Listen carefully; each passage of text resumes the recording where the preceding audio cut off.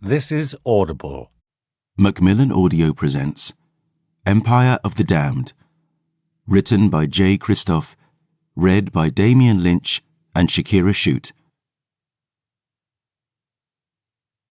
I'd take a leap of faith, but I'd lose my nerve. In the end, I'll get the hell that I deserve. Tom Searle. Dramatis Personae. Long winters have come and gone since last we visited, dear reader, and the years have not been kindest. Memory is a fickle beast, and life too full for the recollection of every name and deed. And so your historian offers a reminder of these, our players. Gabriel de Lyon, the last Silver Saint, the Black Lion of Lawson, and the alleged hero of this history. Born 9 years before the fall of Day's death, when the sun was blotted from the sky across the empire of Eladane, Gabriel's childhood was short and cruel. He is a pale blood, born of a mortal mother and vampire father, inheritor of his sire's power and thirst both. Gabriel was recruited into the Silver Order of Saint-Michel at 15, becoming a champion of that holy brotherhood before falling into disgrace. Over a decade after his excommunication, he was a broken man, dependent on the drug Sanctus to stave off his ever-rising bloodlust. But on a journey toward vengeance, our fallen paragon was introduced to a girl who would change his life forever. Dior Lachance. Daughter of a streetwalker, orphaned at 11, Dior began dressing as a boy to avoid trouble in the alleys and gutters of her youth. Her life of petty thievery was interrupted by the discovery that her blood could heal any wound and cure any sickness. Accused of witchcraft, she was sentenced to death by the Holy Inquisition, but was rescued by Chloe Sauvage, a sister of the Silver Order and friend of Gabriel. The good sister revealed that the power in Dior's blood was no witchery, but a blessing from heaven. Dior is the descendant of a woman named Esan, the daughter of God's own mortal son, the Redeemer. And now it falls to Dior to bring about the end of Day's death and fulfill her destiny as the Holy Grail of Saint-Michel. Selene Castilla, Gabriel's sister, murdered at age 15 when their village was destroyed by the dead. Gabriel had thought Selene long buried, but she returned years later as a vampire, calling herself Laethe and hunting Dior. Initially, the siblings were at odds, but Selene eventually saved Gabriel's life and helped him rescue Dior from betrayal and death. Selene is far more fearsome than other vampires of her age. She was born of the Voss bloodline, but she wields the blood gifts of the Asani, the same mysterious line to which Gabriel's father belonged. She keeps both her face and motives hidden. She and her brother are not on the best of terms. Astrid Renier, a sister of the Silver Order and beloved of Gabriel. Astrid was the bastard daughter of Emperor Alexander III, shuffled off to a monastery when her existence became inconvenient to Alexandra's new wife. Forming a friendship with Gabriel that blossomed into love, she was excommunicated with him when her pregnancy was discovered. Astrid gave birth to a daughter and married Gabriel. The pair retired to the southernmost reaches of the empire, there to live as a famille in quiet happiness. But happiness was not to last. Patience de Lyon, daughter of Gabriel and Astrid. Her father had her name tattooed in silver across his fingers when she was born, a reminder to the former Silver Saint about what was truly important. She was Gabriel's pride and joy, the brightest light in his life. She was murdered with her mama at the hands of the forever king, Fabien Voss. Know no shame, gentle reader. I also cried. Ash Drinker, Gabriel's enchanted sword, who speaks directly to the mind of her wielder. Though the Ash Drinker experiences brief moments of lucidity, she is often confused about where and even when she is. She has never been the same since her blade was broken on the skin of the Forever King. Exactly how Gabriel came to possess her is the topic of much speculation among the minstrels and soothsingers of the Empire. Aaron de Coste, former silver saint of Saint-Michon, Aaron was the son of a baron and a vampire of the blood Elon, kith who can manipulate the emotions of others.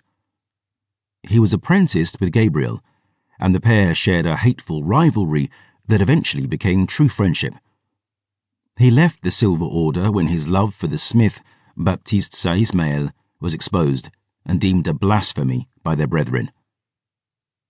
Baptiste Saint-Ismael, a former Black Thumb of the Silver Order and the man who forged Gabriel's first sword, Lionclaw. After the discovery of their relationship, Baptiste left the order with Aaron. The pair settled to the south, restoring the chateau named Aveline. Years later, they were visited by their old friend, who had by then taken Dio La Chance under his wing. Baptiste and Aaron offered Gabriel and Dio sanctuary and helped defend the young Grail against the predations of Danton Voss. Abbot Greyhand, Gabriel's former master, a son of the blood Chastain, kith who can speak to and take the form of animals. Greyhand tried to instill a sense of duty in the young Gabriel, warning him never to succumb to the thirst in his blood. Years later, he was appointed Abbot of the Silver Order and was instrumental in Chloe Sauvage's quest to find the Holy Grail. Chloe Sauvage, sister of the Ordo Argent, childhood friend to both Astrid and Gabriel. Chloe helped Gabriel foil Fabienne Voss's invasion of the Nordland, a feat which saw Gabriel knighted by the Empress at 16 years old. Years later, Chloe came across her old friend once more, recruiting him to help defend Dio La Chance. Chloe intended to bring Dio to the Saint-Michon monastery, where Day's death could be undone through an ancient ritual she'd unearthed in the library. But when Gabriel learned that ritual involved Dio's sacrifice, he was outraged, killing Greyhand, Chloe, and half a dozen other silver saints in the innocent girl's defense. Saoirse Adonsair, a member of the Company of the Grail, those heroes recruited by Chloe Sauvage to protect Dio. Saoirse was a warrior of the Ocean Highlands, wielder of an enchanted axe named Kindness, and companion to the mountain lioness Phoebe. She and Phoebe was slain in battle by Danton Voss at Saint-Guillaume. Père Raffa, another of the Company of the Grail, scholar of the Brotherhood of Saint-Guillaume, and friend to Chloe Sauvage. Raffa accompanied Chloe on her journey to find Dio, often butting heads with Gabriel over matters of faith. He was also killed by Danton during the Saint-Guillaume massacre. Bellamy Bouchette, a soothsinger of the Opus Grande, and a member of the Company of the Grail. He journeyed with Gabriel, Dio, and the others through the wastes of southern Nordland, never shy of sharing a story or song. And, oui, Danton murdered him too. Forge Master Argyle, Chief Smith of the Silver Order. The old Black Thumb fought alongside Gabriel, Aaron, and Baptiste at the Battle of the Twins, where the Forever King's invasion was defeated. He was present for the ritual to murder Dio, but fled Gabriel's attack on the Saint-Michon Cathedral. Talon, a seraph of the Silver Order. Talon was a cruel man, never Gabriel's closest confidant. He succumbed to the sanguire, the red thirst, a hereditary affliction that eventually drives all pale bloods mad with bloodlust. He was killed by Gabriel and Greyhand. Fabienne Voss, the Forever King, Priori of the Blood Voss, and perhaps the oldest kith in existence. Fabienne was the first Priori to weaponize the wretched, a mindless breed of vampire that became abundant after Day's death, mustering them into an army known as the Endless Legion. Despite being delayed by Gabriel's efforts, Fabienne eventually conquered Nordland and swept east, taking over much of the Eledani continent. His brood children, the 7 princes of Forever, were instrumental in his invasion. He took exception to the murder of his youngest daughter, Laure, at Gabriel's hands, and years later exacted bloody revenge against the Silver Saint and his famille. Danton Voss, the Beast of Velen, Fabienne's youngest son. Danton was sent by his father to capture Dior Lachance, though why the Forever King wants the Grail of Saint-Michon alive remains a mystery. He slew most of the company of the Grail at Saint-Guillaume and pursued Dior and Gabriel all the way to Avelaine. He was killed by Dior, wielding the enchanted blade Ash-Drinker, which had been anointed with her holy blood. Laure Voss, the Wraith in Red, and Fabienne's youngest daughter. Laure scouted the Nordland to prepare for her father's invasion, bringing her into conflict with Gabriel, Aaron, and Greyhand. She tore off Greyhand's arm, scarred Aaron's face for life, and was set on fire by Gabriel. In retaliation, she travelled to Lausanne, burning the town of Gabriel's birth to the ground and murdering all therein, including his baby sister, Silene. She was slain by Gabriel at the Battle of the Twins. Valia de Nael, a sister of the Holy Inquisition, who, along with her twin, Talia, pursued Dior for the crime of witchery across the empire. The pair captured Dior and Gabriel in the city of Redwatch, torturing them both brutally. Dior broke loose, murdering Valia's sister Talia and rescuing Gabe from torment. Isabella Augustin, wife to Alexandre III and empress of all Elidain. She was a patron of the Ordo Argent, restoring the order to greatness after centuries in decline. She knighted Gabriel after the Battle of the Twins and used him as her right hand during subsequent years, overseeing his rise to fame and glory. Maximile d'Augustin, a warrior king who began the unification of 5 warring countries into the great Eledani Empire more than 6 centuries ago. Maximile was killed before his dream came to fruition, but his dynasty rules the empire to this day. The Church of the One Faith named Maximile the 7th Holy Martyr as reward for his earthly efforts. Michon, the first martyr, a simple huntress who became a disciple of the Redeemer and carried on his holy war after his execution upon the wheel.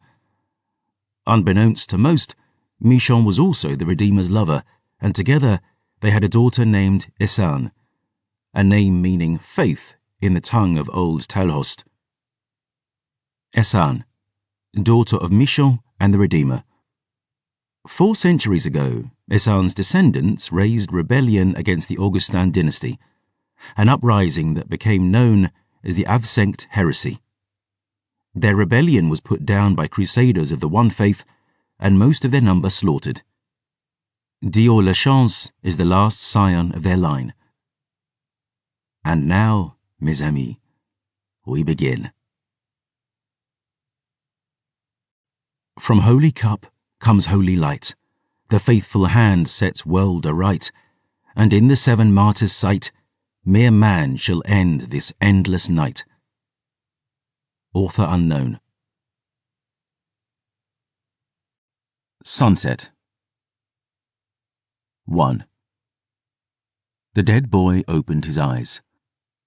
All was still and silent, he among it, and most of all. A statue he was, his only movement in the yawning of his pupils, the soft parting of his bloodless lips. There was no quickening of breath as waking claimed him, no deeping drumbeat beneath his porcelain skin. He lay there in darkness, angelic and bare, staring at the time-worn velvet canopy above and wondering what had woken him. It was not nightfall, to be sure. The day star was yet kissing the horizon, the dark not yet quite sunk to its knees. The mortals who shared his grand 4-poster bed were peaceful as corpses, Motionless, save for the feather-light shift of the bow's arm across his belly, the smooth rhythm of the maid's breath against his chest. There was no hunger in a bed so laden, nor chill amid beauties so ripe. So what, then, had dragged him from slumber? He had not dreamed during the day. Those of the blood never did. But still, he realized sleep had brought him no comfort, frail daylight no rest, and emerging now fully from the death-deep murk of sleep, all at once he understood. What had woken Jean-Francois was the pain. He remembered now, hand drifting up toward his neck as the images danced like corpse flies in his head. Iron-hard fingers sinking into the ashes of his throat, wine-stained fangs bared in a snarl, storm-grey eyes brimming with hatred as Jean-Francois was slammed into the wall, red smoke boiling from his skin.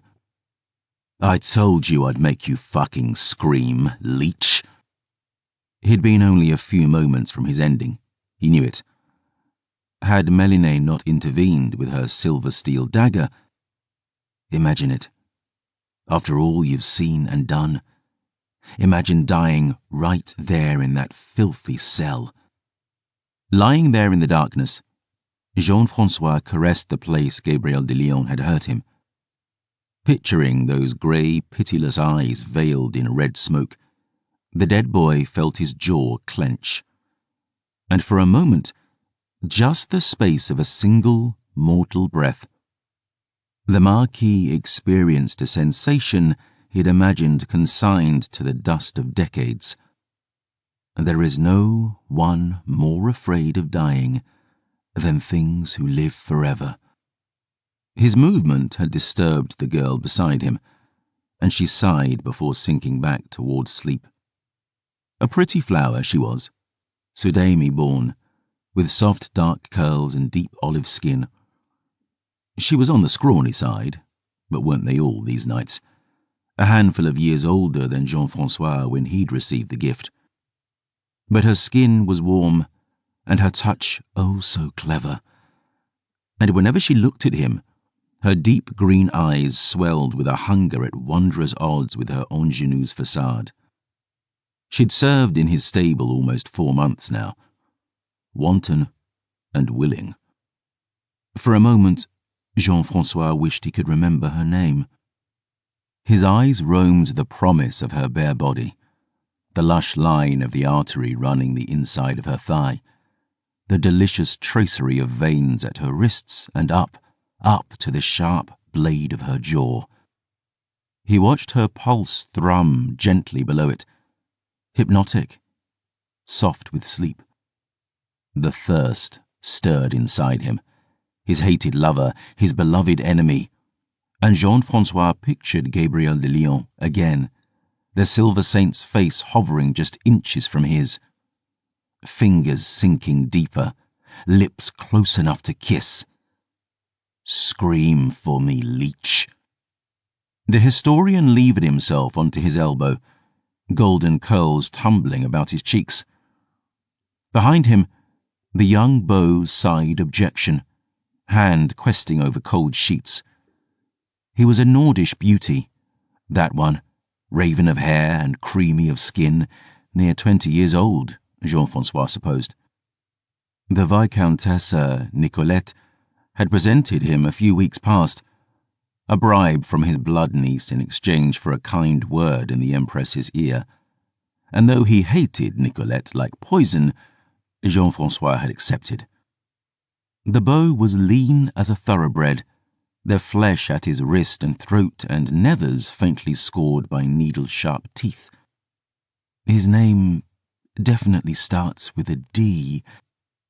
Jean-Francois traced marble fingertips over the maid's skin, gentle as the first breath of spring.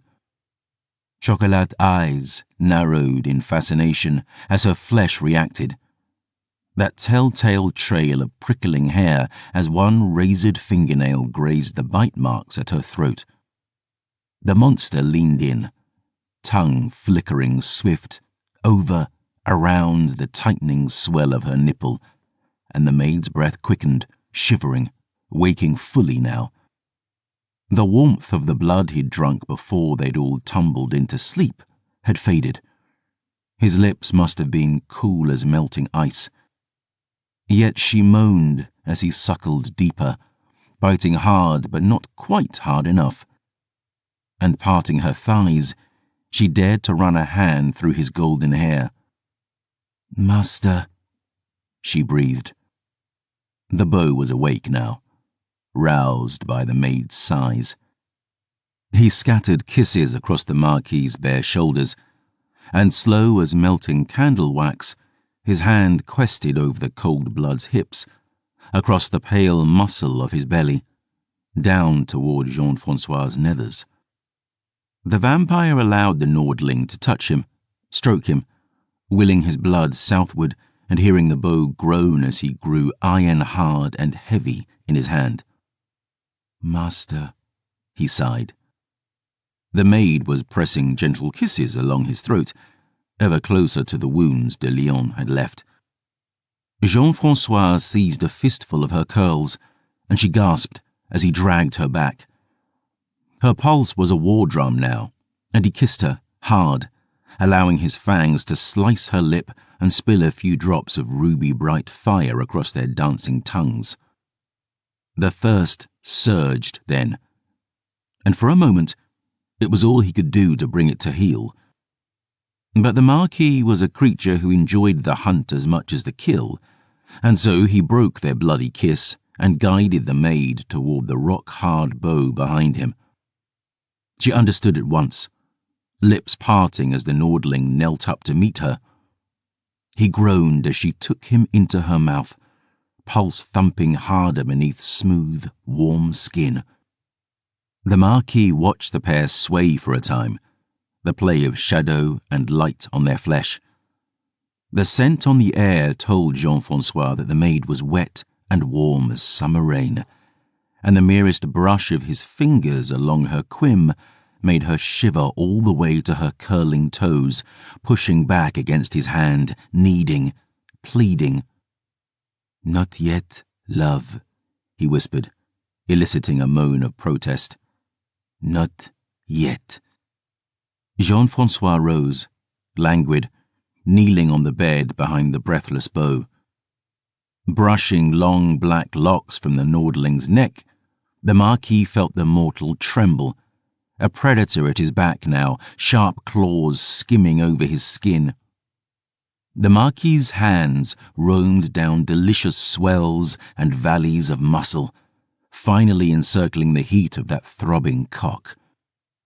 And gazing down over the plain of his prey's heaving belly to the maid, he growled a low, hard command. "Finish him."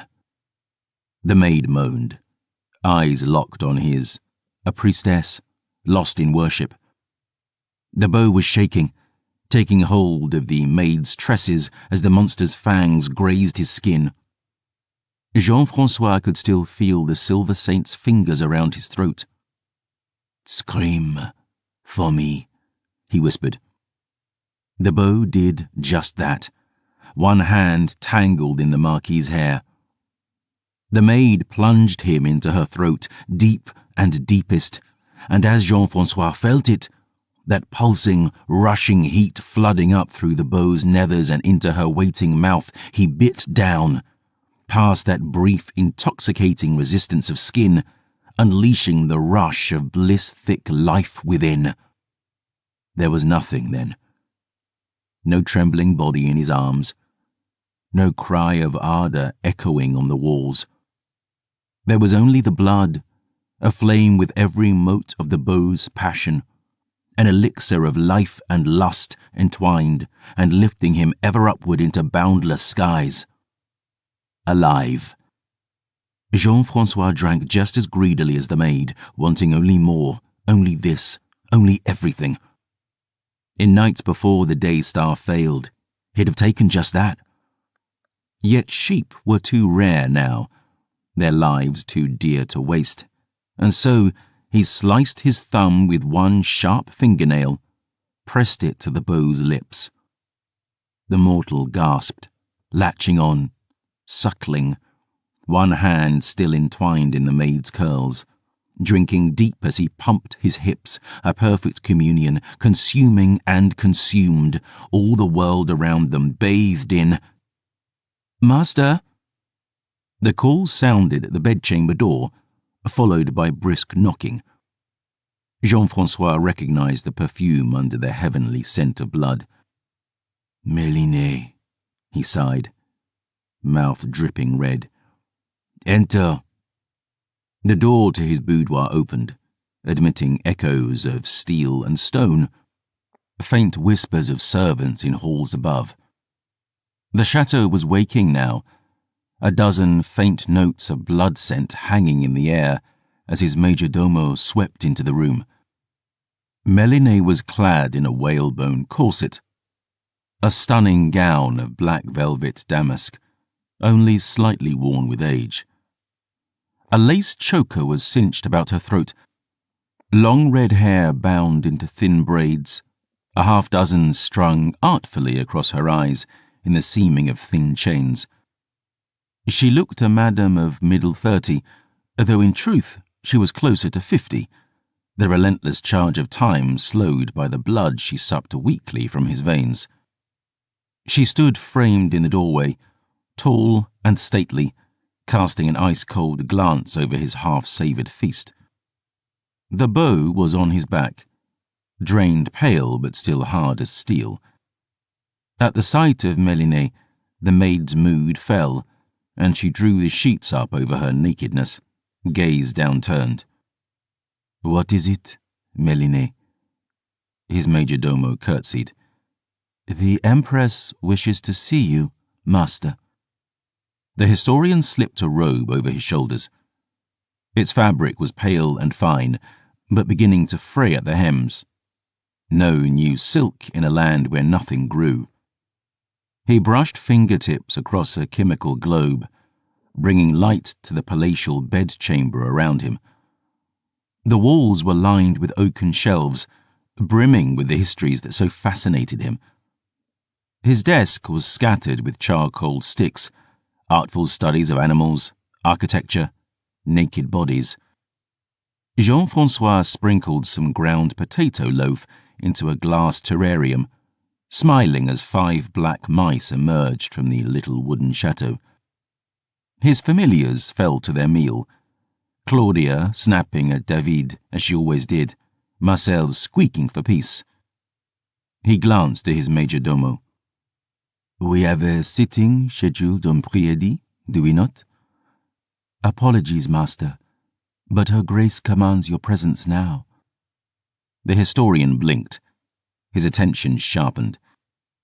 Mélinée was still curtsying, perfectly motionless, perfectly trained. But he caught the discord in her tone, the tension in her shoulders. Padding toward her, silk whispering, he touched her cheek. "Speak, my dove." "A herald has arrived from Dame Kestrel, master." "The Iron Maiden has accepted Her Grace's invitation," the Marquis realized. Mélinée nodded. "As has Lord Karim, master. Envoy arrived late this morning, bearing news of the spiders' intent to attend our Empress's convocation." "The Priory of the Bloodvoss and Ilon?" he breathed, bewildered. "Coming here?" Jean-François turned toward the bed, his voice iron-hard. "Out!" The maid sat up quick, taut with fear. Pulling on a nightdress, she urged the bow to his feet, draping his arm about her shoulder. She avoided Mélinée's cold stare, always a clever little thing, this one, helping her stablemate toward the door. But as they passed, the Nordling met Jean-François' eyes, gaze still burning with the madness of the kiss. "I love you," he whispered. Jean-François pressed one claw to the bow's sticky lips and aimed a pointed stare at the maid. No further warning was needed, and the pair vanished swift out the door. Mélinée watched their exit, bristling. "You do not like them?" Jean-Francois murmured. The woman lowered her gaze. Forgive me, master. They are unworthy of you. Oh, my darling. Jean-Francois caressed the thrall's cheek, lifting her chin so she might look at him again. My dear Mélinée, envy does not become you. They are but wine before the feast. You know it is only you that I trust. You that I adore. The woman dared to cup his hand to her cheek, scattering his knuckles with kisses. Oui, she whispered. You are the blood in my veins, Mélinée. And if I have one fear, my dove, my darling, it is the thought of an eternity without you by my side. You know this, do you not? Oui, she breathed, near weeping. Jean-Francois smiled, trailing his finger down her cheek. He watched her pulse run quicker, her bosom heaving as his hand reached the choker at her throat. Then he hooked one sharp claw beneath her chin, almost hard enough to break the skin. Now, dress me, he commanded. Mélinée shivered, whispering, As it please you. 2. It was once said by the soothsinger Denail Arigon, if a man sought proof that beauty could be born of atrocity, he need look no farther than Sul Adair. Built in the frozen heart of the Muat Mountains in East Sudaim, the city fort was a testament to both the ingenuity and cruelty of mortal men. It was said that Iskander IV, the last Shan of Sudaim, spent the lives of 10,000 chattels to build it. The dark ironstone that gave the chateau its name, Black Tower in the local tongue, was quarried almost 1,000 miles distant, and the route by which it was transported has forevermore been known as Nased Dahasat, the road of nameless graves. Sul Adair sat nestled in the Hawkspire Pass, safeguarding the gold glass mines at Lashame and Ra, the grand city port of Eshev. Those treasures were faded now, but Sul Adair remained, uncorrupted by the hand of fate or the teeth of time. And it was atop these frozen peaks that the Empress Margot Chastain had raised her throne. Jean-Francois strode the halls, footfalls echoing on high-flung ceilings. Mélinée had dressed him in his finest, a frock coat of white velvet, a mantle of pale hawk's feathers. The twin moons and wolves of the blood Chastain were stitched at his breast, and the long hair his empress so adored flowed about his shoulders like molten gold. Mélinée walked 3 steps behind, as was proper for a thrall, the dark damask of her gown whispering. Servants glided the shadowed halls, falling to their knees at the sight of him. Animal familiars, cats and rats and ravens, watched his approach, slinking away as he drew near. He saw other kith, médiers and fledglings of Margot's court of the blood, bowing or curtsying as he passed. But the Marquis breezed by most with barely a glance, gaze fixed on the walls around him, the gables soaring overhead like the boughs of heaven. The chateau's interiors were decorated with the most breathtaking frescoes in all creation. The Grand Master Javion Sa Judael had toiled 30 years in the painting of them. It was said when the Grand Master received word of the birth of his first son, he did not even look up from his toil. When the Sudaimi warlord, Khusru the Fox, launched his ill-fated campaign to wrest the city back from Augustan control, Javion continued to paint even as the armies of the Emperor and would-be Shan clashed upon the battlements. And when his beloved wife, Dahlia, hurled herself from Sul Adair's highest tower in protest at his neglect, the Grand Master did not even take the time to attend her funeral rites. Jean-Francois admired the mortal's passion, but more what he'd created with it. A beauty that would endure long after its creator had fed the worms. The chateau was built in 5 magnificent tiers, and Javion had painted the walls of each level as a step on the ascension to heaven. The first level was dedicated to the natural realm and God's favoured children, humanity. The second was adorned with parables of the saints. The third, a tribute to the 7 holy martyrs. Above them flew the angels of the heavenly host, Eloise, Mane, Raphael, even dear old Gabriel, spreading dove-white wings along the towering walls of Soledaire's 4th tier. Jean-François climbed ever higher, Mélinée breathing soft behind him as finally they ascended the chateau's highest level. Here a grand hallway stretched before them, blood-red carpet swathing dark flagstones.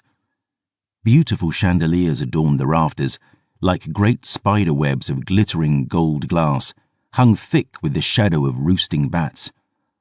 And upon the walls, where Javion Sa Judael had painted his decades-long homage to God Almighty, the sovereign of heaven himself, there was now only featureless black stone. The Grand Master's life work had been sanded completely bare and replaced with dozens of paintings in golden frames. Different portraits of the same subject, over and over again. Striding past steel-clad thrall swords, Jean-François reached the tall doors to his dame's inner sanctum. And there he stopped, studying the portrait above the entrance. She who had obliterated heaven and supplanted its rule on earth. "Enter," came the command. Thrall swords pushed open the mighty doors, unveiling the grand chamber beyond.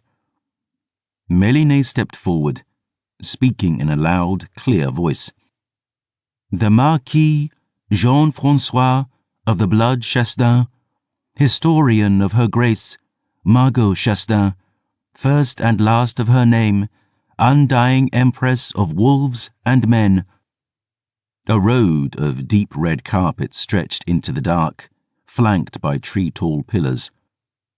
The Marquis felt a chill in the room, banishing the blood-warm passions of his bed. Entering alone, he followed the carpet, hands clasped like a penitent, accompanied by the bright song of a lone castrato somewhere in the shadows. With every step, that chill pressed harder on his skin, along with the swell of a dark, impossible power. A low warning growl rang out ahead. The Marquis stopped immediately and dropped into a bow, deep enough that his beautiful golden curls brushed the floor. "My Empress, you commanded my presence." "I did," came the reply, rich and earth-deep. "Your word is my gospel, Your Grace." "Look upon me, then, Marquis, and pray." Jean-François lifted his gaze. The carpet was a river of blood, flowing down from a magnificent throne. 4 wolves, black and fierce, lounged on a dais about it. To one side, a page in Chastain livery knelt with palms upturned, holding a leather-bound tome almost as big as he. And behind the throne, 20 feet high, loomed another portrait of the Priory of the Blood Chastain, the eldest of the line of the shepherd, dread sovereign of all her kin, the Empress Margot. It was not the best he'd painted. Jean-François had painted all the portraits in his keep, but it was Her Grace's favourite. Margot was depicted sitting upon a golden crescent, clad in a beautiful onyx gown. Twin wolves flanked her feet, twin moons kissed her sky. She was a maid in form, but a goddess in stature, pale as the sun-bleached bones of her foes. The portrait had been replicated countless times, sent to duchies of the blood across Sudaim, a reminder of she to whom they had sworn fealty eternal, The Empress was an infamous recluse. This was the only version that most of her subjects would ever know. And beneath his portrait sat the Empress herself, at least the version Jean-François knew. She was not the towering figure he had painted on the canvas. In reality, Margot was slight in stature, even short, a fool might remark. She was not a buxom youth, nor a perfect blonde beauty. No maid had Margot been when she became, but a woman of middle age. And now, carved of white marble and black majesty though she was, still she bore the marks of a mortal life hard-lived, years unkind, preserved in the forever tale of her flesh. But that was the beauty of it for an artiste like the Marquis, and his path to Margot's favour, because there was no mirror, nor glass, nor pool of moonlit water that would cast a vampire's reflection back to them. And the years since the Empress had seen her own face in anything save the portraits Jean-François flattered her with were nigh uncountable. Margot was so old, she couldn't even remember what she looked like. The Empress of wolves and men fixed Jean-François with eyes as black as heaven. Her shadow stretched out before her, caressing his own, and though not a breath of wind moved in the chamber, the Marquis felt his curls stir in a chill breeze. Her clawed hand stroked the closest wolf, a vicious old dame named Malice, and the Empress spoke with a voice that seemed to come from the air all around him. "Thou art well, Marquis?"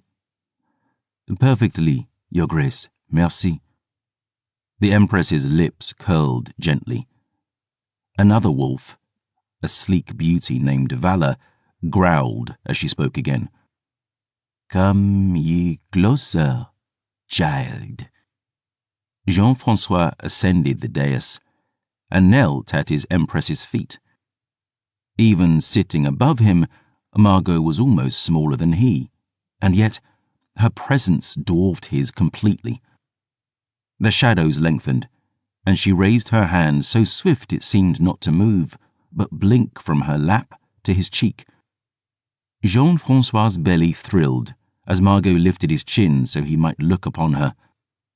It had been 50 years, and he still remembered her murderous passion the night she'd killed him. The dark joy in her eyes as he'd risen from the bloody floor of his studio, aghast with horror and wonder that she'd not destroyed him but gifted him a life undreamed of. "Thou art injured still. Scream for me." "A trifle, Your Grace." 6 nights, and this trifle lingers, yet slowly heals. I assure you, Mother, it is unworthy of your attentions." The Empress smiled. "Who am I, my son?" "You are rightful sovereign of this empire," he replied, voice rich with pride. "Conqueror and sage and soothsayer, ancien of the kith and priori of the blood-chastin. Think thee, then, I am unable to judge what is and is not worthy of my attentions." The Empress's tone was gentle, fingertips brushing his wounded throat. Vampires could not choose which of their victims were granted the gift, and most ended up rotting for days before they turned, arising as that vile breed known as foul-bloods. Jean-François was the last high-blooded vampire Margot had ever created, and he knew many in the Empress's court whispered that she indulged her youngest. But as Margot pressed harder, as he felt just a hint of the monstrous strength inside her, a chill trickled down his spine. "I apologize, Your Grace. It is not for me to say what should not concern you." "Sayest thou this should concern me?" "I say nothing, Your Grace." A thumb strong enough to crush marble ran gently over his larynx. The chill deepened, shadows bending, screaming. Of what use be a historian who doth not speak? Mother, A soft chuckle rang in the chamber, sharp fangs glittering as the dark fell still. I sport with thee, love. Margot cupped his cheek, black eyes gleaming. Thou art so boyish oft times, so young. I would warn thee to wear such weakness if it did not make me adore thee all the more. And adore thee I do, my beauty, with all a mother's heart. Her smile fell from her lips like dead leaves. But thou dost reek of the sheep ye rut with, Jean-Francois. Back now. The third wolf, an elderly dame named Prudence, watched as the Marquis retreated, head low. Jean-Francois kept his face a mask to hide the storm within. Ardor, shame, fear, devotion. His mother always set him off balance, always left him feeling such a... The Empress glanced to the boy beside her. The page had remained motionless all this time, that brass-trimmed tome upon his palms. Though the boy had a thrall's strength, his arms still must have burned with the agony of holding it. That was the point, Jean-Francois supposed. He knew the Empress did not approve of the way he spent his nights. Gifting him this display of casual cruelty was a reminder of what he was, what they were. The wolf frets not for the ills of the worm. I have perused thy chronicle, she said. Does it please her grace? Thy artistry is wondrous as ever. Yet I found the tale somewhat incomplete. It is a work in progress, your grace. Jean-Francois felt a chill breeze, and his Empress simply disappeared. One moment, she sat upon a throne, and the next, that throne sat empty. Brushing his hair back from his face, he saw her now standing at one of the tall windows looking to the north. They run blind who run quick, Margot murmured. Impatience was the end of the forever king, and no intent have I to follow pretty Fabienne into hell. Margot turned pitch-black eyes to her child. But matters grow. Pressed, my love. You speak of the Iron Maiden and the spider. Margot's lips twisted into what a fool might call a smile. They are actually coming here, Jean-Francois breathed, walking to her side. Aye, and word have we upon the winds that the dragon approaches o'er the oceans, our invitation clutched in his beggar's hand. They shall arrive before the feast of Dame's Day. The priorem of 3 bloodlines, Vos, Ilan, Divock, all here within the week. Jean-Francois looked out on the mountains in wonder. Small figures in black steel roamed the battlements below, firepots blazing like stars upon impregnable walls.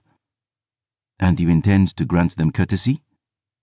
'Twould hardly be polite to refuse, given 'twas I who proposed this convocation. Such a gathering has not occurred once in hundreds of years. We have waged shadow war with the other priorem since time immemorial. How can we trust them? The Empress actually chuckled at that. We cannot, sweet Marquis. But their desire for self-preservation, this can we trust. These wars hath bled this land dry, my child, and every petty fiefdom carved by upstart bloodlords, every mouthful gnawed by rampaging packs of mongrel foul-bloods, the closer we all stumble toward catastrophe. Kestrel knows this. Karim knows this. In the Dragon knows this. Margot shook her head, lip curling. But in drawn here willingly, they shall ne'er bend the knee. We require advantage to achieve that end, and in now it lies screaming in the hole where ye left it. Jean-François clenched his jaw. He is dangerous, mother. Of course he be. How think ye he hath survived the world this cold otherwise? Margot's fingers caressed the hurt beneath his cravat, gentle as whispers. Yet they are the key, my son. This riddle, this weapon, this grail, they alone have the keeping of its fate. The lion loathes our kind, mother. He has told us nothing Why, suppose ye I set thee this task? He frowned, befuddled. I am your historian. There is no one in your Because thou art young, Jean-François, young enough to recall what it is to be a man. There be potency in that. Comfort and comradeship a clever wolf might turn to advantage. Margot waved to the history in the thrall boy's hand. On those pages is the tale of a man whose cup overflows with rage and grief, but above all, pride. Protest he may, but doubt it not, Gabriel de Lyon hath desire for the world to know his story. Such is the profound depth of his vanity, and the key to his undoing. Margot's black gaze flickered to Jean-François' throat. And he feels a kinship with thee, sweet Marquis. The murder of his famille, his bond with Dieu la Chance. Think ye so intimate his confessions would have been to me? Intimate? Jean-François' jaw clenched. He tried to murder my— Thou hast taken thy sport, she snapped. Time have come to swallow wounded pride, little one, and gift the kindness that the wise proffer after cruelty. The Marquis shivered, chill crawling his spine as she caressed his cheek. 'Tis only thee to whom I would vouchsafe this task, Jean-François. Not in thy siblings, nor cousins, nor in any other within our court do I place such faith. Of all the horrors I have wrought, dost thou not see it is only thee I trust, thee I adore? Margot tilted her head, searching Jean-François' eyes. Oui, he whispered. Behind him, on the dais, the fourth of the Empress's wolves, a hulking brute named Fealty, licked his dripping jowls. Margot moved without moving at all, in one blinking, touching his cheek, the next holding out her hand. And upon her upturned palm lay a glass phial filled with blood-red dust and a heavy iron key. Bring me what I need, child. Bring me an empire. Jean-François bowed, murmuring, As it please you. 3. The killer stood watch at a thin window, still waiting for the end to arrive. The room was not as he'd left it when they dragged him down to hell. The flagstones had been scrubbed near clean, an old lamb's wool rug draped over the bloodstains. The hearth was bereft of flame, but not heat. They'd lit a fire a few hours past, banishing the chill.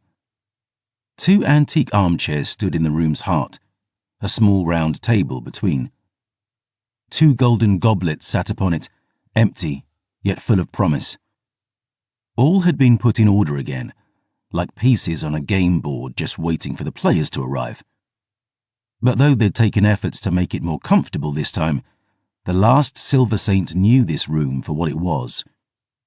Still, better than the prison he'd just left. 6 nights he'd spent, starving at the bottom of an empty well in the tower's belly. his tongue a riverbed of cracking clay, his throat a desert plain. Agony had been his only company, agony and blood-flecked screams and smoke-soft dreams of her. He'd been delirious when they finally hauled him up, gifting him a lungful of Sanctus so sweet he'd actually wept at the taste. A carder of thrall swords had escorted him to a bathhouse in the chateau's heart, where two pretty mortals, a green-eyed Sudami maid and a dark-haired Nordish beau, had sunk him up to his chest in wondrously warm water. They'd bathed him slow, combing the blood and filth from his hair as his lashes fluttered on his scarred cheeks. By the time they were done, Gabriel had almost felt half-human again. And so when he'd felt the beau gifting soft kisses along his shoulder, the maid running slow fingertips up the inside of his thigh, he found himself sighing instead of itching for a sword. "What are you doing?" he'd croaked, throat still cracked from screaming.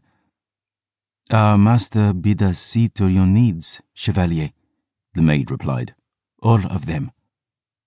"What are your names?" The lass blinked in confusion. "Your name, mademoiselle," Gabriel had insisted. "Jasmine." "Dario," the beau had murmured, teeth tickling Gabriel's ear. He'd pushed them away gently, hands and lips both. "Merci, mes chers, but I'm not that kind of hungry, nor that kind of bastard." They'd dressed him in his old leathers, now washed, boots polished, tunic spotless. And after 3 bowls of rabbit ragout and half a bottle of a wine so rare it might have paid for a chateau in Nordland, Gabriel had been escorted under guard back up the tower stairs, there to await the pleasure of the Marquis Jean-Francois Chastain once again.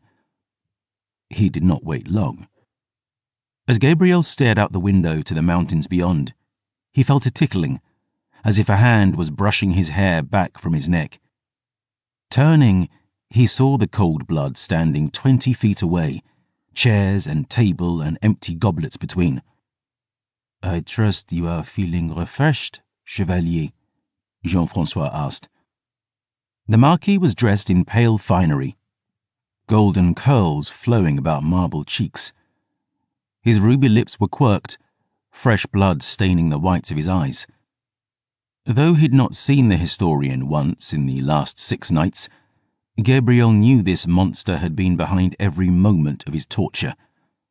Punishment for his assault the last time they'd spoken. "How's the throat?" he asked. "Better. I can remedy that." The cold blood smile became something darker, something that hunted true smiles for sport. For a moment, the air ran thick and dark as heart's blood. "I thought we might try again, de Leon," Jean-Francois declared. "I thought we might talk as gentry, the red ledger between us marked even, and all our hurts forgot." The Marquis gestured to the armchair. "Will you sit?" "What happens if I don't?" "Bloodshed, I'd wager." Jean-Francois reached into his frock coat, unfolding a small blade from a gleaming pearl handle. "And not the pleasant kind." Gabriel glanced at the knife. "A little small, isn't it?" "'Tis not the size of the blade, Chevalier, but one's skill in wielding it." "A song sung by every short man I ever met." The Marquis chuckled and snapped his fingers, the cell door opening. Jean-Francois's faithful thrall, Mélinée, waited on the other side, her black, wasp-waisted bodice tumbling into a waterfall of heavy skirts. Drifting into the room, she placed a golden platter on the table. Gabriel saw a chemical globe, a bowl of steaming water, draped with a strip of muslin. A lump of actual soap rested on a dish beside a small horsehair brush. His eyes drifted back to the monster's little blade. "You're jesting." This flesh was never old enough to cultivate more than a shadow of one, but I am told beards can be rather irritating. Jean-Francois winced. And in all honesty, Chevalier, yours looks less a beard and more a blasphemy. I do have a reputation to maintain in that regard. Consider my service apology. Comfort bestowed after comfort denied. Unless, of course, you do not trust me with a knife at your throat. The monster smiled, the air crackling with sadistic amusement. Gabriel knew the game being played here, the cruel purpose behind it. To suffer 6 nights of agony, then be dragged back to this thing's feet to acknowledge he was still within his power. To bare his throat to this leech and pray it didn't slice him open. To surrender. Tossing his hair off his shoulders, Gabriel eased himself into that ornate leather chair. The monster smiled down at him, relishing his subjugation. And closing his eyes, Gabriel tilted his head back, trusting the scorpion not to sting. The space of 3 long breaths passed before the muslin was draped over his face, warm with sweet water. Gabriel breathed steam, skin prickling as he heard the cold blood's footfalls to his left. Fighting down instincts he'd honed through years of slaughter and war, the primal urges of fight and flight in his head, willing his heart to cease thundering. Patience, a voice inside whispered. Patience. My Empress read your story, Chevalier. The monster's voice was soft behind him now. Your apprenticeship in Saint-Michon, your journey with Dio Le Chance, and your battle with the Odo Argent for the Grail's life. A saga worthy of the ages. Her Grace was pleased. Well, that's a weight off my mind, Gabriel murmured. And mine, I assure you. Frightened of disappointing Mama, cold blood. Terrified, actually. The muslin was removed from his face, and Gabriel felt Jean-Francois whisking the soap to a lather across his jawline. The scent wasn't entirely unpleasant. Fool's honey and wood ash, the faintest notes of bluebark. She did, however, the Marquis mused, offer critique of the tome's length. Jean-Francois was on Gabriel's right now, the Silver Saint's jaw tensing as he felt the first touch of razor to flesh. Fingers pressed light to Gabriel's chin. The monster skimmed the blade down his cheek in one long, smooth stroke. She was eager at the prospect of a continuance.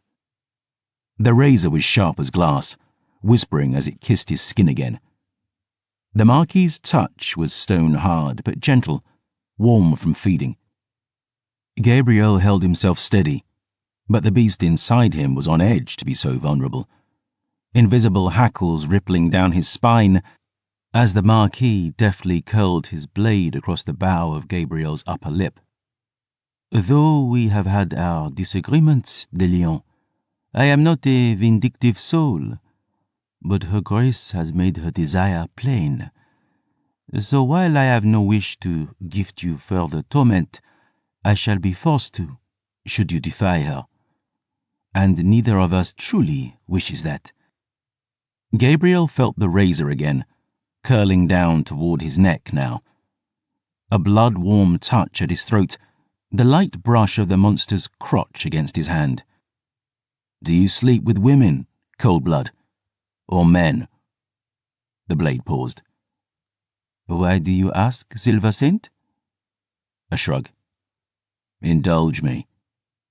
Gabriel felt a rock-hard thumb at his lip then, ever so gently wiping the soap flecks free. Male, female, such matters are trifles to immortals, sinking swift in the ocean of eternity. Beauty may be found across any boundary. So, when you're bedding your beauties, do you warm them up first? Or do you just bend them over and have at it? The razor fell still again. Are you? To put it plainer, Gabriel finally opened his eyes, looking up at the Marquis. "If you're going to try to fuck me, vampire, at least have the decency to buy me a drink first." Jean-Francois's jaw clenched, razor hovering over Gabriel's jugular. The Silver Saint only smiled. Gabriel knew he was in danger here. But tortured and weary, in the end, he was still no fool. Truth was, if these monsters wished him dead, he'd be just that. And though they dragged him to the frayed edge of sanity, they hadn't let him fall. He knew what they wanted. The tale of how Saint-Michon's grail was broken. To know if there was some way they might still turn her to advantage. And so, while trusting a scorpion not to sting might have seemed a fool's wager, Gabriel had known he'd nothing to fear sitting in that chair. Baring his throat to this bastard was no surrender. It was a conquest. And, closing his eyes again, he tilted his head all the way back. "The money, if you have it, chérie." "See to it, Méliné," Jean-Francois commanded. Gabriel heard the door creaking shut, the key twisting. The thrall considered him dangerous enough to lock it behind her now. The sanctus they'd given him to smoke had been barely a thimbleful, but his senses were still sharp, and as the Marquis pressed razor to flesh again, Gabriel counted Méliné's steps down from the tower. He knew now that the heavy iron door below led out into the chateau's western wing. Every step from those stairs to the dining hall had been tallied in his head during his march back up here. Every thrall sword marked. The tall windows a man might leap from, servants' doors a man might slip from, all stowed in the iron-clad vaults of his memory. The Marquis continued shaving him in silence, his smug air of triumph evaporated. The razor skimmed his throat one final time, murder just a whim away. But finally, the monster wiped his blade clean and folded it back inside his coat. After a moment, Jean-Francois pressed his hands to Gabriel's face, cool and wet. The Silver Saint smelled sharp alcohol, and beneath, just the faintest note of flowers. Gabriel opened his eyes again. Jean-Francois was gazing down at him, golden curls swaying as he smoothed the grooming water over his cheeks. "Apologies, de Lion," the monster murmured. "I am afraid Silver Bell is one of the only pleasant fragrances we can still fashion these nights. I am aware it was your wife's favorite bloom, your daughter's also. And if the scent gives rise to memories unpleasant, I ask forgiveness. As I said, I have no wish to see you suffer." Gabriel lost focus, looking back on distant days. That little lighthouse by the sea. The warmth in Patience's smile and Astrid's arms. The song of waves and gulls and distant shore, and 3 knocks falling like hammers upon the door. "Come in," Jean-Francois murmured. Méliné slipped back into the room with a green glass bottle, filled with a delicious red. Gabriel inhaled the wine's perfume, watching the artery pulse beneath Méliné's choker, eyes drifting over the milk-white curves of her bosom as she leaned forward and filled one of the goblets. His blood ran quicker, and he avoided her eyes as she handed him the glass. "Do you desire anything else, master?" Gabriel hadn't even seen the monster move, but Jean-Francois was now seated on the chair opposite. A leather-bound tome rested in the cold blood's lap. "Not for the moment, my dove. Leave us." "Your will be done." The woman glanced at Gabriel. "I shall not stray far." Gabriel winked and raised his glass, and Méliné retired. The Silver Saint tipped back his head, emptying the goblet in one draught. Leathers creaking, he poured another, and with cup filled to trembling brim, he leaned back, grey eyes on the monster opposite. "What the Forever King did to your famille?" Jean-Francois shook his head, eyes to the narrow window. I confess the tale struck me to my heart, Silver Saint. You have no heart, Cold Blood. We both of us know that. I am no stranger to cruelty, but there is a threshold over which only the truly monstrous dare tread, and Fabian Voss was that by any measure. But in ending him, you have authored a calamity. This empire teeters on knife's edge, de Leon. If the courts of the blood are not united, there can be but one ending to this tale. And you think the Grail will help you?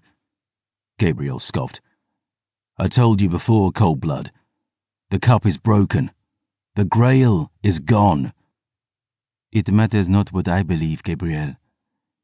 Neither of us wants to see you thrown back down that hole. But that is exactly where my Empress will leave you if you do not give her what she wants. And if I do? Immortality. Perhaps the only sort any of us truly know. The Cold Blood produced a wooden case, carved with wolves and moons. He drew out a long quill, black as the heart in Gabriel's chest, placing a small bottle upon his armrest. Dipping quill to ink, he looked up with dark and expectant eyes. Begin, the vampire said. The last Silver Saint sighed. As it please you. Book 1. Saints and Sinners. For 3 centuries had that noble brotherhood endured. Though condemned by birth and damned by God, they rose above their cursed natures to light a silver flame, burning twixt humanity and the horrors that hunted us. A hope for the hopeless, a light in the night. What cruel fate to know that at the last 'twas not the dark that dealt them their deadliest blow, but the hand of one of their own. Alphonse de Montfort, A Chronicle of the Silver Order. Chapter 1. Nothing but darkness. Where shall we start? Gabriel asked. The place you left off seems wisest, Jean-Francois replied. If it's wisdom you're looking for, Cold Blood, you're talking to the wrong man. Alas, then, that you are the only man in the room. Gabriel scoffed, leaned back in his chair. Story of my fucking life. To continue it, then. The historian plucked an imaginary speck of fluff from his frock coat sleeve, lips pursed. You had journeyed halfway across the empire on a quest for vengeance after the murder of your wife and daughter. Intent upon destroying the forever king, Fabian Voss, instead you had ended up as guardian of the girl Dio La Chance, last scion of the Holy Redeemer's line. Your brethren among the Ordo Argent had tried to murder you, and your old friend Chloe Sauvage had attempted to sacrifice Mademoiselle La Chance in an ancient ritual intended to end Day's death. But with the aid of your sister, now revealed as one of the kith, and calling herself Layafe, here the vampire's lip curled in contempt, you ascended Saint-Michon's heights, butchered your former comrades like holy piggies in a row, and rescued the Grail from certain death. Happy endings for all. Jean-Francois waved his quill, eyebrow raised. Unless you were a member of the Silver Order, of course.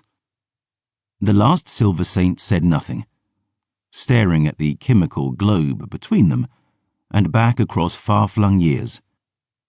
A skull-pale moth had crawled from some nook within the cell and was now flitting about the light. He watched the insect beating in vain against the glass, remembering the flutter of 1,000 tiny wings as he'd plummeted from the monastery's heights after his so-called brothers cut his throat.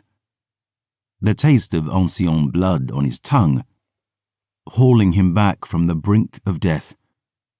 A pale figure in a crimson greatcoat, dragging aside her porcelain mask to reveal the face of the monster, the horror, the sister beneath.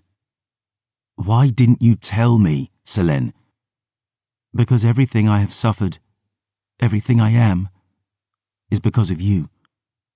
The last Silver Saint took another slow swallow of wine.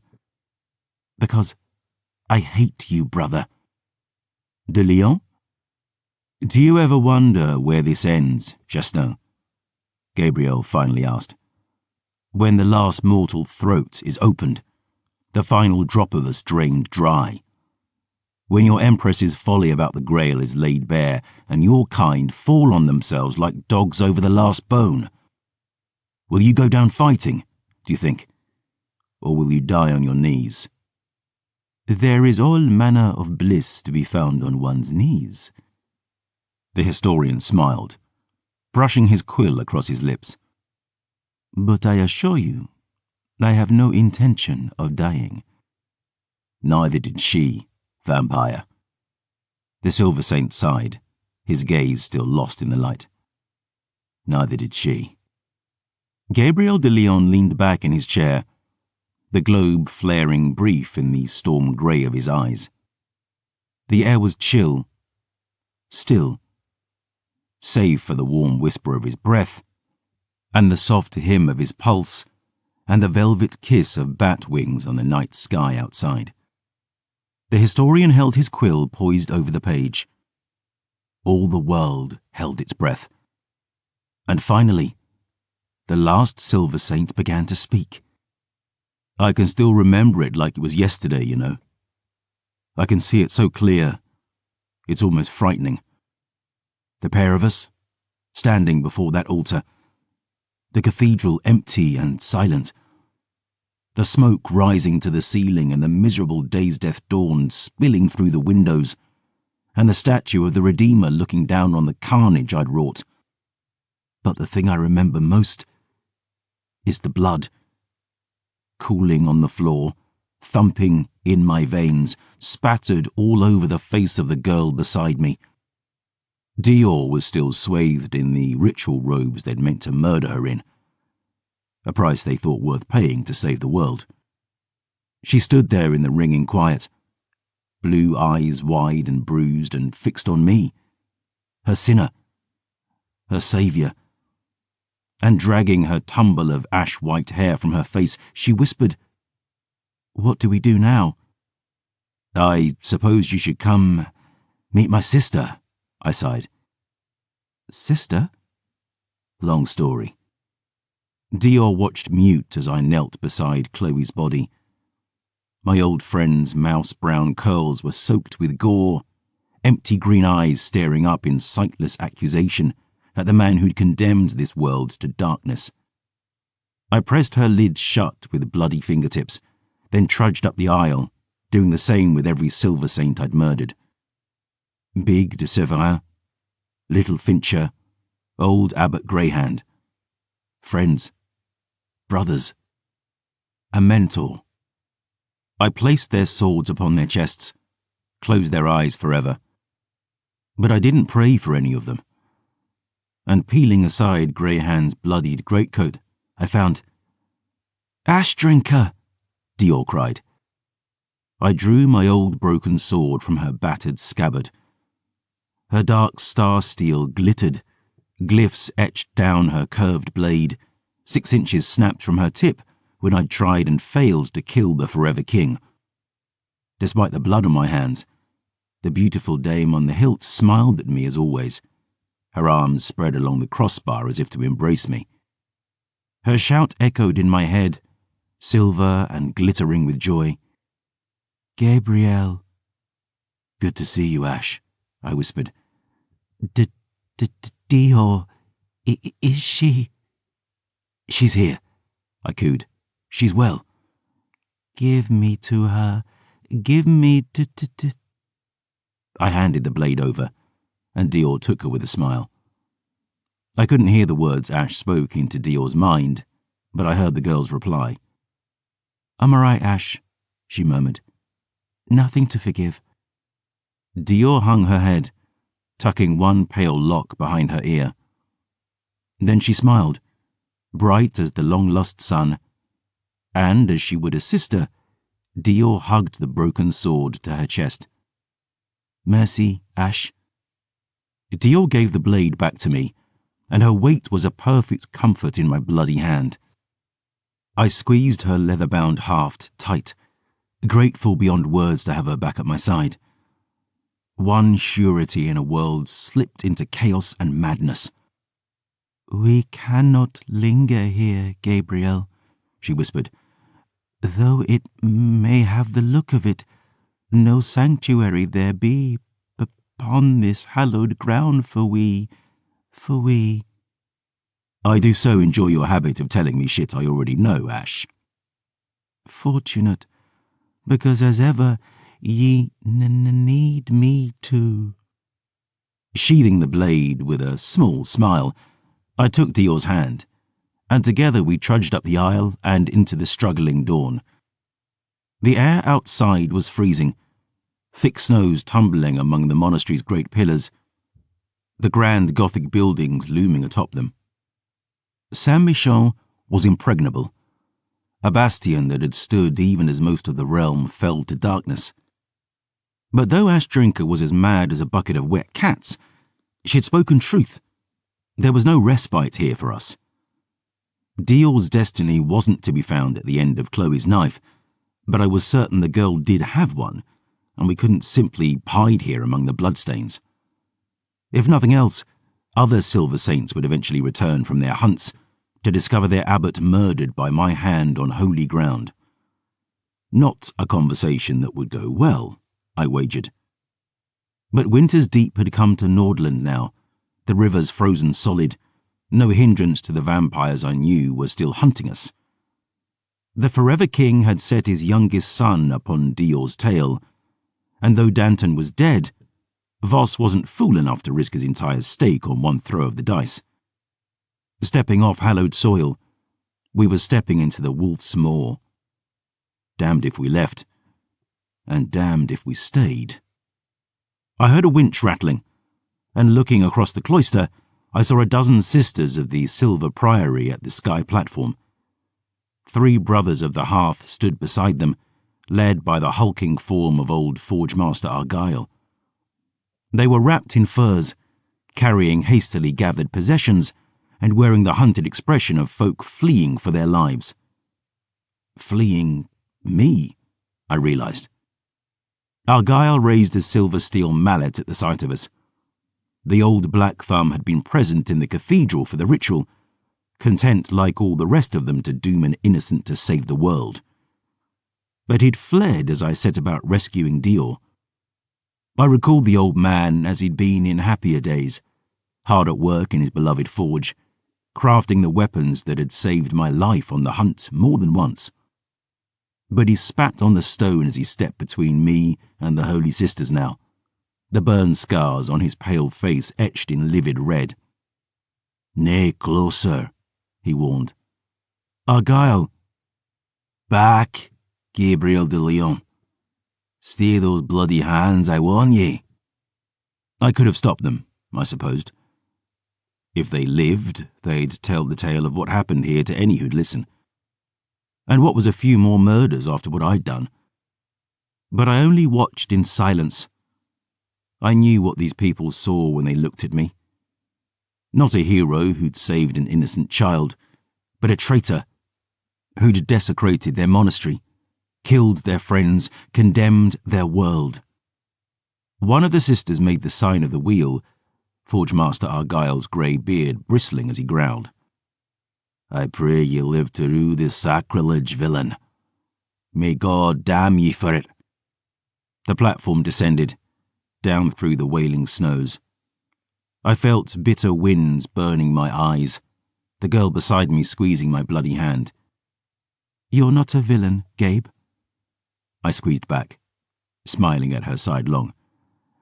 "I'm a villain when I need to be." Arms wrapped about her, we trekked to the priory, our shoulders hunched against the howling gale.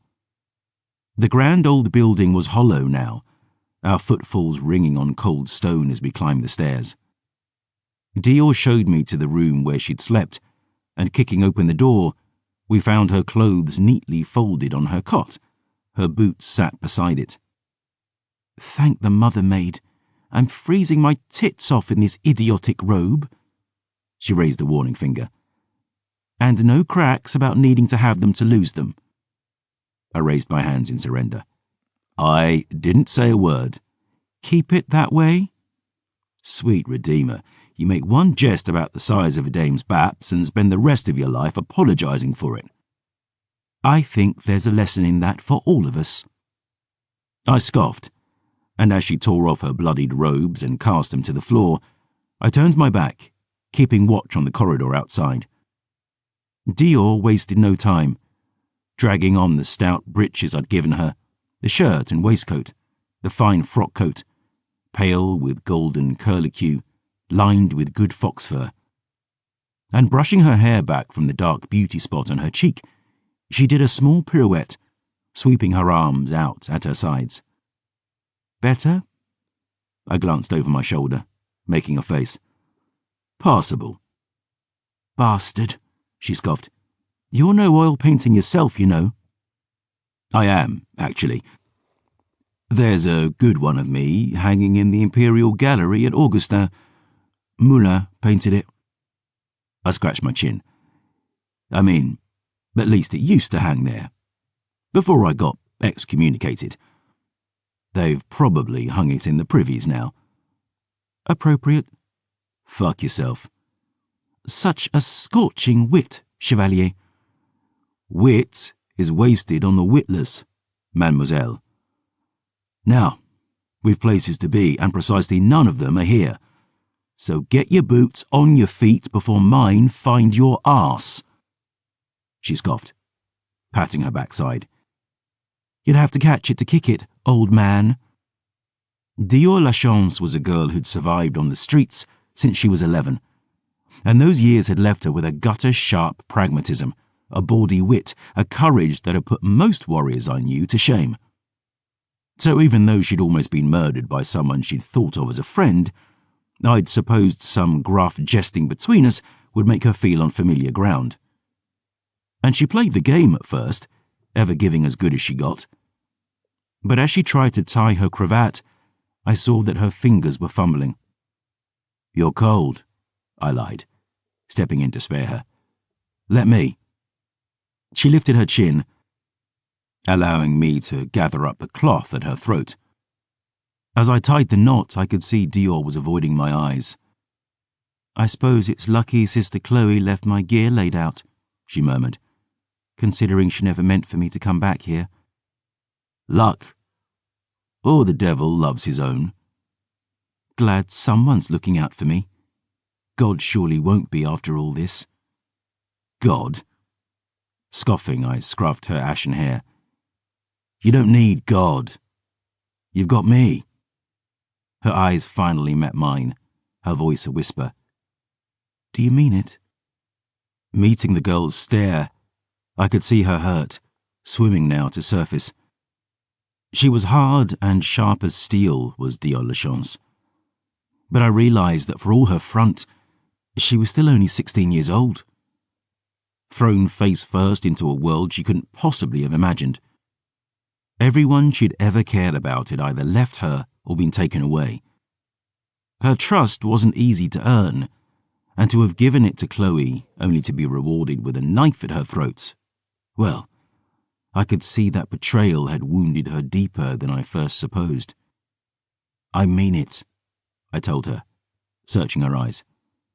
"By the blood I vow it. I know not where this road will lead us, girl, but I'll walk it with you, to whatever fate awaits. And if God himself should tear us asunder, if all the endless legion stood in my path, I would find my way back from the shores of the abyss to fight at your side. I'll not leave you, Dior." Reaching down, I squeezed her hands tight as I dared. "I will never leave you." She fought it a moment longer, dragging her hair down over her eyes, pulling on that armour of bravado she'd learned to wear as a child. A child, 7 martyrs. What the hell did I think she was now? But much as she fought it, it broke loose, the dried blood on her skin cracking as her face crumpled. Tears came then, spilling down her cheeks as she hung her head and snarled. Fucking coward. Sweet mother-made girl, the last thing you are is a coward. I reached out to her, awkward, and as my hand touched her shoulder, she sobbed aloud, throwing her arms around me. I hung still a moment, paralyzed. But finally I gathered her up, holding her as she wept. Her whole body shook with sobs, and I rocked her back and forth as I'd done with my own daughter, what seemed a lifetime ago. The memory was jagged as a broken blade, and the thought of ma famille brought a lump to my throat. Hush now, I murmured. All will be well. I promise. She sniffed hard, crushing her face into my chest as if to smother her question. Did we do the right thing, Gabe? What do you mean? The ritual, she hissed. Day's death. We could have ended it. All of it. My chest ached at that, my bloody deeds in that cathedral weighing heavy. I'd cut my old brethren to pieces to save Dior, and though I couldn't pity folk who'd been willing to murder a child, I was still aware that the rite I'd disrupted might have actually worked. From the moment I'd made that choice, every orphaned child, every murdered mother, every moment of suffering beneath that day's death sky, all of it was now in part my fault, but not hers. Hear me now. I pulled her back to look her over. You put a stopper in that bottle of bullshit. You understand me? The choice was mine alone, and if there's a price to be levied for it, then I'll pay the forfeit. I scoffed, trying to sound more certain than I felt. The writings in this monastery are mostly pig spunk and bullshit anyway. Selene told me if I let the order kill you, all would be undone. Selene? My baby sister. The one you know as Layathi. Dior's tear-stung eyes grew wide. That blood witch in the mask? She's been trying to get her claws in me since we left De Hearth. She also helped us fight Danton and his brood. She's no friend to the Forever King. So the enemy of my enemy is usually just another enemy. I looked to the window then, the dim light beyond. But she saved my life. She helped me save yours. We should hear what she has to say, at least. It's not safe for us to stay here, Dior. You must decide which path we take next. She blinked at that. Me? Why me? Because this is your life, your fate. You're the holy grail of Saint-Michon. I'll stand beside you, ever and always, but your road is your own. You should have the choosing of it. She sniffed and swallowed hard. What if I choose the wrong one? Then we'll get lost together. She looked up into my eyes, and I saw that old spark kindling in hers. The road is black ahead, I told her. And it's hard to keep walking when you can't see the ground beneath your feet. But that's what courage is. The will to keep walking in the darkness. To believe the end is just beyond your outstretched hand, rather than a million miles away. And while some might falter, some might fail, some might curl up like babes rather than walk on through that lonely night, you are not that girl. I squeezed her hand and searched her eyes. You are not that girl. She squared her shoulders in her fine frock coat, stood a little taller, dragging those pale locks from her face.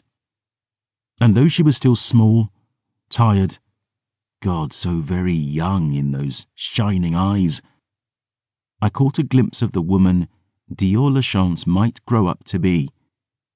And just for a moment, The dark seemed not so dark anymore. "Come on then," she said. "Best not keep Famille waiting."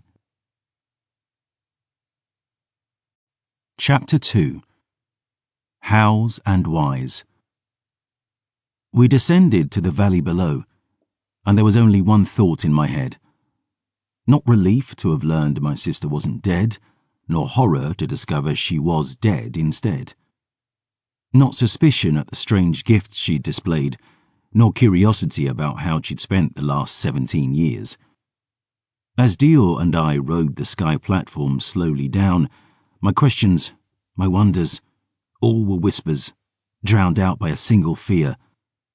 "Selene made me drink her blood." Dior glanced up from chewing her nails, spitting a ragged sliver over the side. "I'm new to all this, admittedly, but don't vampires usually do it the other way around?"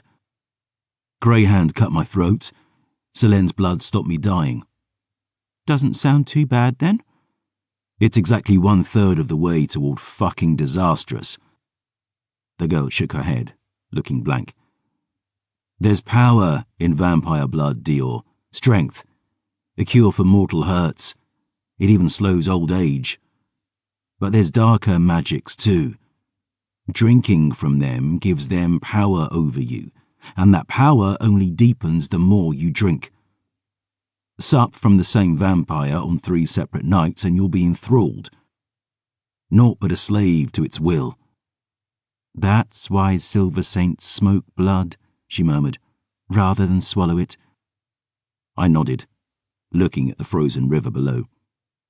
"Greyhand told me a tale once, about a vampire named Liame Voss. He was a fledgling Ironheart, birthed in Medaisa maybe 50 years back. A silver saint named Marco was sent to the city when folks started to go missing. Marco was a wily hunter, and he did what any wily hunter would. He investigated Liame's tomb, spoke to the man's famille and fiancée, a pretty lass named Estelle.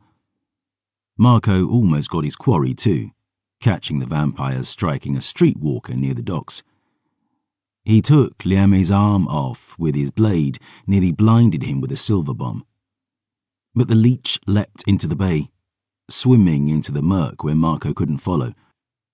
The strange thing was, Liame had been claiming a new victim almost every night. But after Marco nearly killed him, the murder stopped cold. Our good Frere lay low, certain Liame would strike again, but he never did. Not one more victim. Marco supposed the vampire had fled for safer hunting grounds. It wasn't till years later he learned the truth. Dior spoke, her voice hushed. "And that was?" "Well, this was back when the sun still shone bright in the sky.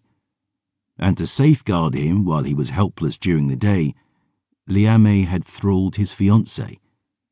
Estelle watched over him as he slept, lured in victims that he might feed off them, even disposed of the bodies sometimes." I shook my head, face grim. "A thrall will kill for her master, Dior, die for her master, commit any atrocity for the one she's bound to. But Estelle genuinely loved Liame, all the ardour of her mortal life compounded by the serfdom of the blood. And so completely terrified was the mademoiselle after her beloved Liame was almost killed by Frere Marco that she fashioned a way to protect him forever. It was 9 years before it all came to light. In the end, Estelle was struck by a runaway carriage, crushed beneath the horse's hooves. And as she lay dying, she told her priest the truth. Not to confess, mind you, but to beg he continue her blessed work. The priest escorted the militia to her home, broke through her cellar wall, and there they found Liame, a starving bag of bones, still comatose as they dragged him up into the sun. Estelle had buried her fiancé while he slept, you see, bricked him up where nobody could hurt him. She'd been feeding him through a drain, stopping her ears with wax so she'd not be able to hear his commands to release him, wanting nothing more in all the world but to keep her beloved master safe. Dior shivered and made the sign of the wheel. Forever. Jean-Francois suddenly scoffed, the historian leaning back in his armchair. What utter nonsense, de Lyon. Gabriel glanced up at the Marquis, sipping his wine. As you like it. I assume this fiction was supposed to frighten the poor girl? Life is stranger than fiction, vampire. But the tale was supposed to teach Dior that blood serfdom is no trifling affair. And in some folk, it gives rise to a devotion that borders madness. Gabriel nodded toward the shadow under the door, Méliné lurking ever outside. You should be wary of that, master. Jean-Francois pursed ruby lips, gifting the silver saint a withering glance. But even if you avoid insanity, Gabriel continued, after 3 drops over 3 nights, you're still naught but a slave. I'd drunk once from Selene already, and I knew her blood would be at work in me now, softening my heart. No matter what she'd become in the night since I'd last seen her, my baby sister and I had been thick as thieves when we were young. Her blood in my veins would only make that love ring deeper. And truth was, I couldn't trust her. Not as far as I could spit the blood she'd forced down my throat. We continued our descent, chains creaking as the wind rocked the platform. The Mare Valley was dressed in its winter gowns, the frozen river gleaming like dark steel. The peaks of the Godsend loomed on the northwest horizon, the Nightstone Mountains to the southwest, shrouded in storms. The land was cloaked in snow, ash-grey and thick. Dior had rolled herself some traproot cigarettes in black tinder paper. Benedict, one of the older brothers who worked the monastery breadbasket, had been a hopeless addict, and the girl had commandeered his stash. She lit one on her stolen flint box now, pale smoke drifting from her lips as she murmured. So, what happened to her? Selene. We? I dragged back my wind-blown hair and stared out at the lands of our birth. Aaron and I fought one of Fabienne's daughters when we were initiates. Her name was Law, the Wraith in Red. I set her ablaze during the battle, and she set fire to the village where I was born, as revenge. Killed everyone. My mama, stepfather, baby sister, everyone. Great Redeemer. Dior squeezed my hand. I'm sorry, Gabe. Selene was barely 15 years old, I sighed. She died because of me. The platform touched down with a heavy thump, and I looked about the freezing valley, seeing no sign of my sister. Trudging to the stables, I noted horses missing, probably taken by Argyle and the others. Selene hadn't seen fit to stop them, but perhaps she... God be praised. I spun toward the soft hiss behind me, hand on Ash Drinker's hilt. Beneath my furs I felt a warmth forgotten, now rekindled. The fire of faith renewed, running through the silver tattoos on my body, my aegis burning in the presence of the dead. A figure stood behind us, tall and graceful and swathed in crimson, like a blood stain in the snow. She was just as I remembered, but my heart still quickened at the sight. Locks of midnight blue running to her waist, long red frock coat, silken shirt parted from her pale chest. She wore that same mask, white porcelain with a bloody handprint over her mouth, red-rimmed lashes. Her irises were pale as her skin, and what should have been the whites of her eyes were black instead. Her stare was a dead thing's, utterly drained of light and life. You live, Selene whispered. We stood there in the chill, so much weight and so many words between us. The air felt harder to breathe. Half my life had passed since I'd thought my baby sister murdered, but to see her again after all those years, my heart felt ripped anew from my chest. And though I'd 1,000 questions to ask, I couldn't think of a single thing to say. Dior la chance, I managed. This was Selene Castilla. Dior nodded, mumbling around her cigarette.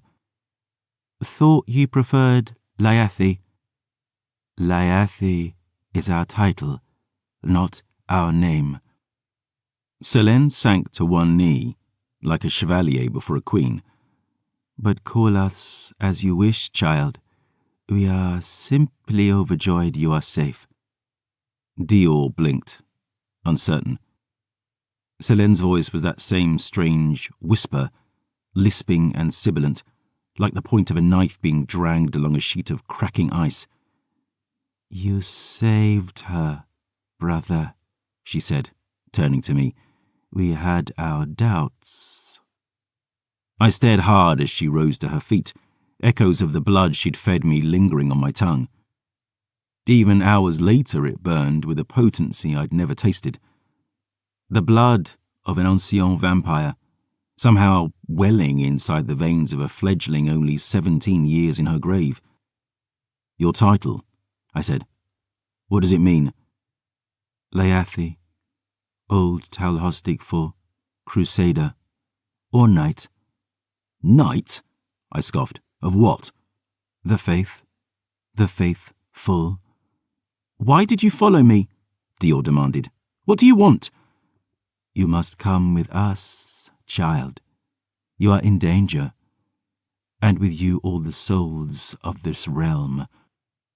It is the Forever King who stalks you now, but it is only a matter of time before the other Priorem seek to bend you to their wills. You cannot fall into their hands. The hell is a Priorem? The girl growled. The most powerful of the kith, I replied. The heads of the 4 great bloodlines. 5, Selene said, gaze shifting to me. There are 5 bloodlines, Gabriel. I stared at my sister, remembering our clash at Saint-Guillaume, the battle on the mare we'd had with Danton. She'd fought like a demon at both, stronger and faster than a fledgling had any right to be. But moreover, she'd wielded a blade made of her own blood, boiled the blood of other kith by touching them, just as I could. I knew almost nothing of the vampire who'd fathered me, but like all pale bloods, I'd been granted a measure of his power, speed, strength, and a hint of blood sorcery named sanguimancy. And it seemed Selene somehow shared that same dark gift. My sister dug a thumbnail into her palm, dark red welling forth. The scent hit me like a fist, and I could feel my tattoos burning hotter on my skin. As Dior's eyes widened, the blood flowed up from Selene's hand like a viper, shaped by her will into a familiar crest, the same unearthed by my beloved Astrid in the library above, half a lifetime ago. Twin skulls, facing each other on a towered shield. Esani, I whispered. That's old Talhostic too, Dior said. Faithless, and my ancestor, the daughter of the Redeemer and Michon, her name was Isan. Faith.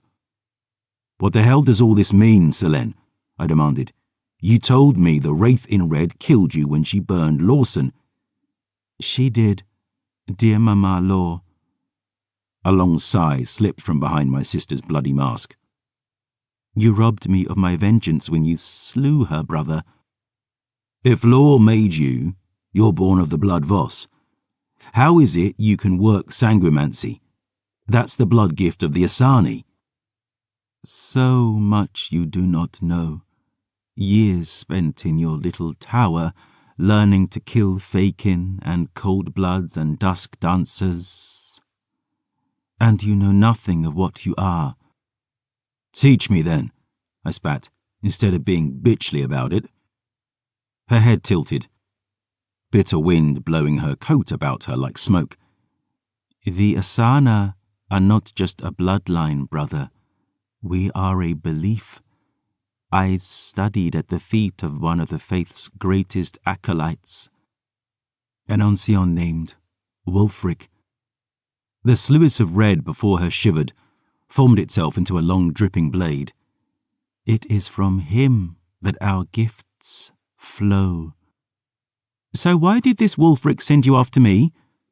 Dior exhaled smoke, eyes fixed on that rippling sword. What is it you want?" "The same thing Gabriel's misguided brethren wanted. The Redeemer's blood will end Day's death, child. You will bring the sun back to the heavens, and an end to this empire of the damned." The air hung heavy with anticipation. The promise of revelation. The butchery I'd committed up in that cathedral was my choice, and I'd have done it all again to save Dior's life. But I'd have been a coward to turn my face from the price the world might now pay for it. I'd stopped the Silver Order from ending Day's death and all the suffering that came with it. So now I'd have to end Day's death myself, and it seemed my sister might know the way to do it. I could feel the weight of the word Dior spoke next. It seemed as if all the world had fallen still, even the wind shushing itself so it might hear her frightened whisper. "How?"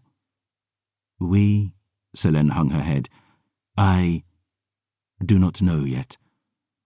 The wind began its wailing again, the world its turning, the stillness shattered by my bark of incredulous, heartbroken laughter. "You... what?" Selene looked up at me, hissing soft behind her mask. "Are you jesting?" I spat. "You dog our asses halfway across the Empire, almost murder me twice trying to snatch Dior away, and you don't even know—" "I said I do not know yet." Selene's roar rang on black stone. "Master Wulfric was murdered before he could teach me. But there are other Isana, Gabriel. Creatures who walked the earth when this empire was not even a dream. The greatest warrior of the faithful abides but a few weeks' journey from here. We will seek the lair of Master Genoa, and within his halls we will learn the truth of all Dior must do to bring back the sun." "A few weeks? In the depths of Winter's Deep? Where the hell is this place?" "Somewhere in the Nightstone Mountains. A citadel known as Cairnheim." "Somewhere you've never been? Have you even met this prick?" "It matters not," she snapped. "In your gentle keeping, the Grail almost lost her life and the world its salvation. You have no understanding of what is at stake here, Gabriel. This is the path the child must walk, and she need not walk it with you." Selene stamped her foot, vicious, and for a moment she seemed not a blood-wrenched monster, but my sister again, a child, a fury, a hellion with a temper I'd both feared and adored. And pale eyes narrowed, she raised one shaking hand to Dior. "Now, come with us." I glanced to the girl beside me, and back to this thing that had been my kin. "You're out of your fucking mind," I said, drawing Ashtrinka. "Oh," my blade whispered. "Pretty coat, red, red, red outside and in pretty "This is no game, brother," Selene spat. "You cannot protect her from what is coming. You have not the first inkling about the answers she needs. The child comes." "The child has a bloody name," Dior snapped. "And perhaps we should all take a breath here? I mean, those of us who breathe, at least." "I warn you, Gabriel," Selene hissed, the air between us now crackling with dark current. "This life is mine because of you. All I am, all I do, is because of you. We are taking Dior to Master Genoa. Stand not in our way." "When it comes to this girl, I'm in the world's way." Selene raised her bloody blade. Her voice sliced through the chill between us. "Then we will make you move." Chapter 3. Bad Blood. Selene flew at me, a red blur across grey snow. I pushed Dior aside before she struck, that bloody sword scything at my throat. My aegis was burning, but I'd no time to unveil it. Barely time enough to parry with Ash. I felt the terrible strength behind Selene's blow, twisting and kicking her in the spine as she overextended. Momentum sent her into the granite pillar behind me, splintering the stone. Dior cried, "Stop!" as Selene turned, her sword painting a crimson ribbon on the air. And crashing blade to blade, heart blood to star steel, my sister and I began to dance. Selene had been a terror as a child, like I said. Our dear mamma used to tear her hair out at my sister's unladylike pursuits and chide me for encouraging them. My Hellion always claimed she'd no desire to wed, speaking constantly of a life of adventure instead.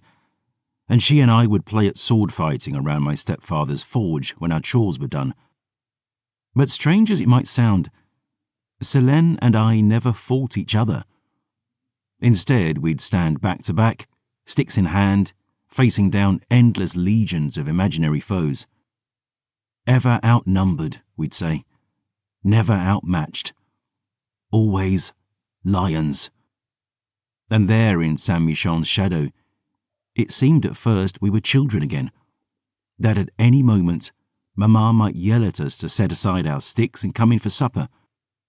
But as I fended off her next assault, blade to blade to blade, I realized Selene played no games here, that my heart-warm memories were just the echoes of her blood in my veins.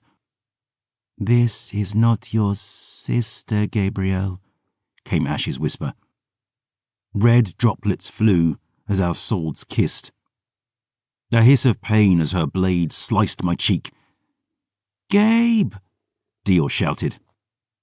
"Damn ye, fight!" Dior charged across the snow towards Selene and me, shouting for us to hold.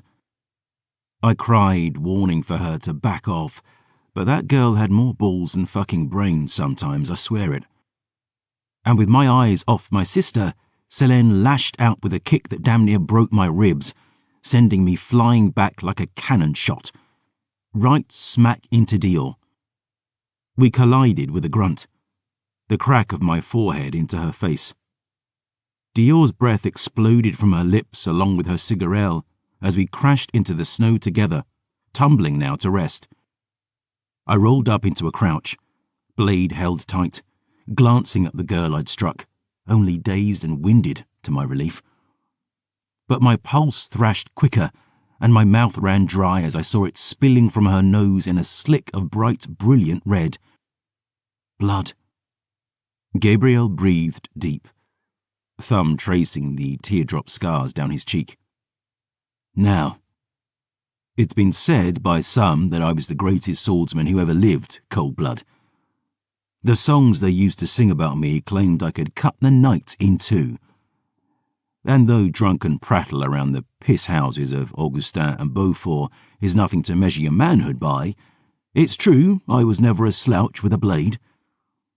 I'd trained at the feet of masters since I was a boy. I was born of Nordish blood, the blood of lions. And looking at that girl bleeding in the snow beside me, I felt that lion in me awaken. "You fucking hurt her," I spat. I sprang at Selene, falling upon her like an avalanche, aegis burning beneath my skin. It was clear now that my sister wanted me dead, Dior in her cold clutches. And glancing to that winded girl, rolling over in the snow and dragging her knuckles across her bleeding nose, I remembered what I'd promised, what I'd already sacrificed to see her safe. The fate of the entire world.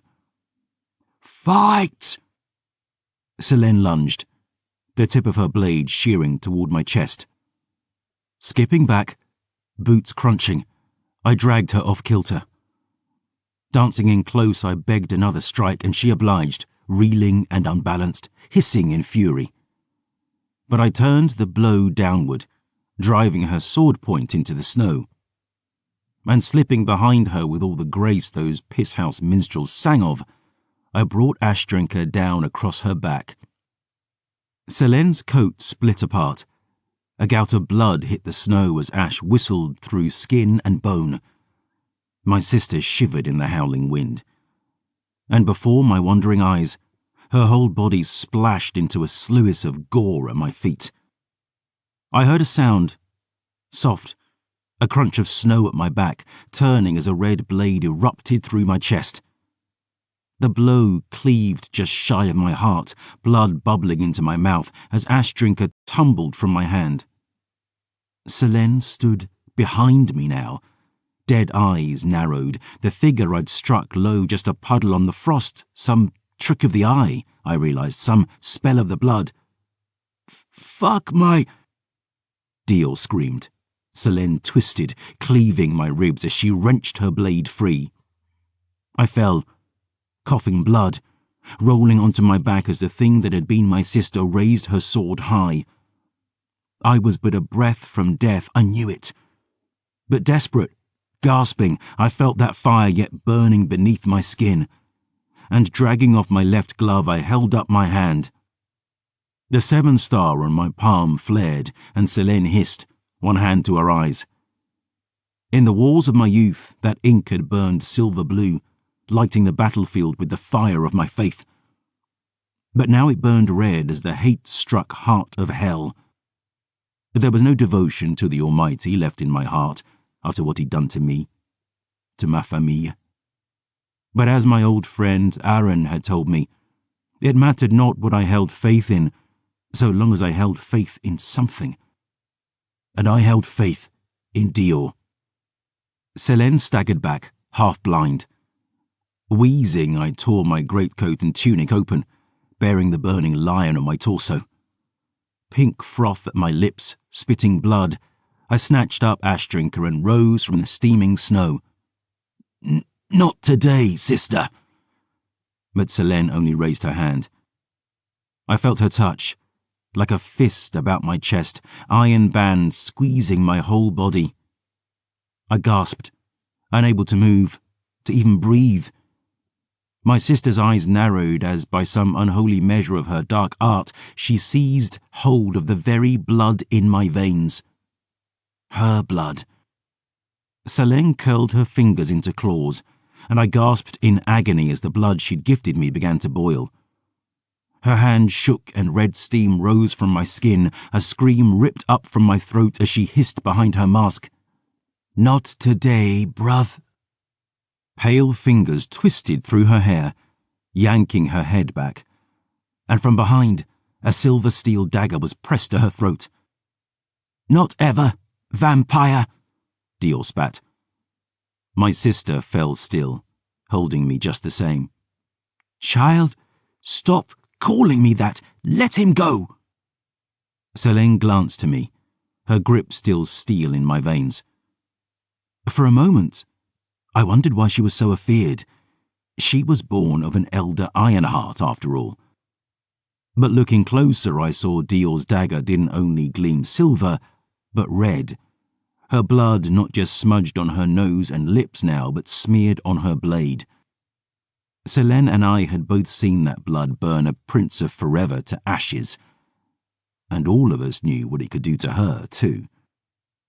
"We mean you no harm, Cherie. You must—" "I must nothing, Cherie. Now let him go." Selene's dead gaze fell on me, fury melting to fear. "He will kill us." "Maybe, but I don't think so." Dior met my eyes, speaking as much to my sister as me. "He's too smart for that. If I am the key to ending this, and you know where the lock is, seems perhaps we all need each other. You're not taking me anywhere. But," she sniffed hard, breathed deep, "we can come with you. We'll seek out this Master Genoa together." The girl spat red into the snow, raised one brow in question. "Unless someone's got a better suggestion?" Her gaze was fixed on me, pale blue eyes glinting with question. I could see distrust in her, trepidation, anger that Selene had hurt me, but still there was curiosity too, about the Asani, about her truth, about how she might actually fix this awful broken world. Though I'd little faith in my sister, Selene seemed to know something of what Dior must do to end all this. which was more than I could say for myself. And so, straining against Selene's grip, my own better judgment, I gave a small nod. "But if you don't let him go right now," Dior whispered, tightening her grip in my sister's hair, "your brother won't have to kill you, Selene. I swear to fucking God." Like I say, Dior had grown up in the gutters of Le Chamet. Only the Almighty knew what she'd done to survive them. Hard times and hard stone breeds hard people, children hardest of all. This girl had killed inquisitors, soldiers. Sweet mother maid, she'd killed the beast of Verlaine himself. When she swore to God, I believed it, and Selene did too. The grip on my veins eased, and I collapsed into the snow. Wisps of red steam seeped from my skin, and I pressed one hand to my punctured chest. The wound slurped and bubbled with every breath, the taste of salt and copper on my tongue. "Gabe!" Selene straightened her silken scarf as Dior skidded into the snow beside me, eyes on the blood pulsing between my fingers. The girl hauled off her glove, lifted the dagger to her scarred palm, ready to cut. The blood of the Redeemer was miraculous. I'd seen it heal wounds that would have put any ordinary man in his grave. But I was no ordinary man. "Don't hurt yourself," I whispered, still glowering at my sister. "But you're bleeding." "Not for long. Pale bloods don't die easy." Glancing down, I saw my wound already beginning to close, sobering testimony to the power in the blood Selene had fed me. While I could boil another's blood by touching them, she'd done so with a gesture. It seemed every drop of herself was hers to command. Her display of sanguimancy had been awe-inspiring, terrifying. Without Dior here, my sister might well have bested me, and I wondered what else she was capable of. Because kneeling there in the chill of Saint-Michan's shadow that morn, staring at my dead sister and down the black road we'd now apparently all be walking together, I had one certainty, sure and true. "You sure you're all right?" Dior asked. "You don't need me to—" "Save your blood, Cherie," I sighed. Selene nodded, whispering, "Where we are headed, you shall need it." Chapter 4. Lost Together. "Son of a rat-fiddling, goat-sucking, pig-fucking whore!" Dior's shout echoed on the ice, teeth bared in a frustrated snarl. "You realise you're only insulting my mama when you call me that," I called. "It's not actually an insult to me at all." "Eat shit, you cack-gargling twat goblin!" "See? That's the spirit," I smiled. "Now pick it up." Dior spat into the snow. "I'm no good at this, Gabriel." "You're shite. But how do you suppose one gets good?" We were stood on the frozen surface of the Mer River, mist hanging thick in the morning gloom. Frost billowed from Dior's lips as she cursed again, dragging the sweaty tumble of hair from her eyes. But stubborn as a wagon load of drunken mules, she sighed, reached down to the ice, and picked up her training sword. "Were you this terrible when you started out?" "Doesn't matter." I took a swig of vodka, tucked my flask inside my greatcoat. "Measure yourself not by where others are, but where you used to be." I raised my sword, eyes on hers. "Once more, with feeling." We'd been trekking downriver 9 days, Saint-Michon lost in the deepening snows behind us.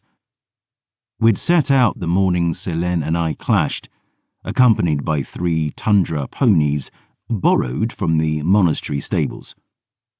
They were a sturdy trio, that hardy Talhost breed known as Susias, and they'd been raised to be unafraid of the dead. Good news, considering the strange new company we were keeping. But my sister was off scouting now, and the beast stood easy in the shelter of twisted trees on the riverbank, watching as Dior and I began trying to dash each other's brains out again. We used wooden swords, filched from the armory along with a stash of silvershot, chemicals, sanctus, and a princely sum of monastery vodka to boot. I hadn't been able to find the sabre Dior had taken from Danton's corpse, so I had armed her with my old silver steel dagger and a new long blade from Argyle's armory. She couldn't swing a sword to save her life yet, but I could recall the sight of the beast of Velenne as he burst into flames from the mere touch of her blood. And I knew this girl was a weapon leeches would learn to fear. "North wind," I commanded. Dior lifted her training blade and took up the offensive stance I'd demonstrated. Her breath was coming quick, cheeks flushed with exertion. "Blood Voss," I demanded. "What are they?" "The Ironhearts, brood of Fabienne. Their creed? All shall kneel." She came at me quick as silvershot, running the pattern I'd shown her: belly, chest, throat, repeat. I parried each blow, our swords cracking against each other as we danced. "Very good," I said, backing away across the ice. "What are their gifts?" "They shrug off hurts that'd end other cold bloods. Silver, fire, and the older ones can read people's mind." I dodged a clumsy thrust, poked her ribs as she stumbled past. "You're giving your game away with your eyes. Don't look where you're set to hit. Feel your way. Now, what's the proper term for older vampires?" She turned on me, breath hissing. "Ancien." "Good. Southwind stance." Dior shifted to the defensive at my command, turning a blow that I threw at her face. "Blood Elon next. Name and creed." "The whispers," Dior said, backing off. "Sharper than blades." "Their gifts?" Dior winced as I struck, barely fending off my assault, panting for breath. "They play with emotion, twist you madder or happier, tumble your passions all around, make you act in ways you wouldn't, say things you shouldn't, feel things that aren't real." "The push," I nodded. "Not quite as flashy as breaking swords on your skin or punching down walls, but when you can't trust your own heart, you can't trust anything." We fell into another flurry, Dior gasping as she parried my next few strikes. Her hair was damp with sweat, her breath coming hard and chill. "Excellent," I nodded. "Now, Blood Divok. Name their creed." "Deeds, not words." "Who are they? What can they do?" "The Untamed. Their anciens are so strong they can crush steel in their fists, smash down castle walls with their bare hands. Even the young ones are—" I fainted low, then tapped her shoulder. "What do we call newborn vampires?" "Fledglings," she wheezed. I struck at her chest and head. "And the gifts of Ancien Divok?"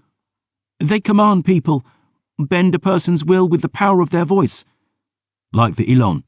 "No." She shook her head, chest now heaving like a bellows. "The Elon are subtler. They whisper and people agree. Divok roar and people obey." "They call it the whip. Subtle as a sledgehammer, but just as effective." I renewed my attack, quicker than before. Chest, belly, throat, belly. Dior turned each blow aside, and I caught myself smiling when she read my feint. But as she danced away, she slipped on a treacherous stretch of ice, and I smacked her wrist hard enough to leave a bruise. Dropping her sword, she bent double and spun on the spot. "God damn it!" "Fighting is dancing. Always mind your footing, La Chance." "That fucking hurt, Gabriel." "If this blade was steel, you'd have no fucking hand. You think that'd tickle?" "I tried to move." "Trying isn't doing." "Right, but there's no need to be a prick about it." "You're the one who asked me to teach you this," I growled. "A blade and half a clue are twice as dangerous as no blade or clue at all. So if you insist on swinging one, There's every reason under heaven to be a prick about teaching you to do it proper. This world won't give you what you want just because you ask nicely, girl. Not respect, not love, not peace. You get what you earn. You eat what you kill. I took another burning swig of vodka, pointed to her fallen blade. So kill, damn you. She scowled. She swore.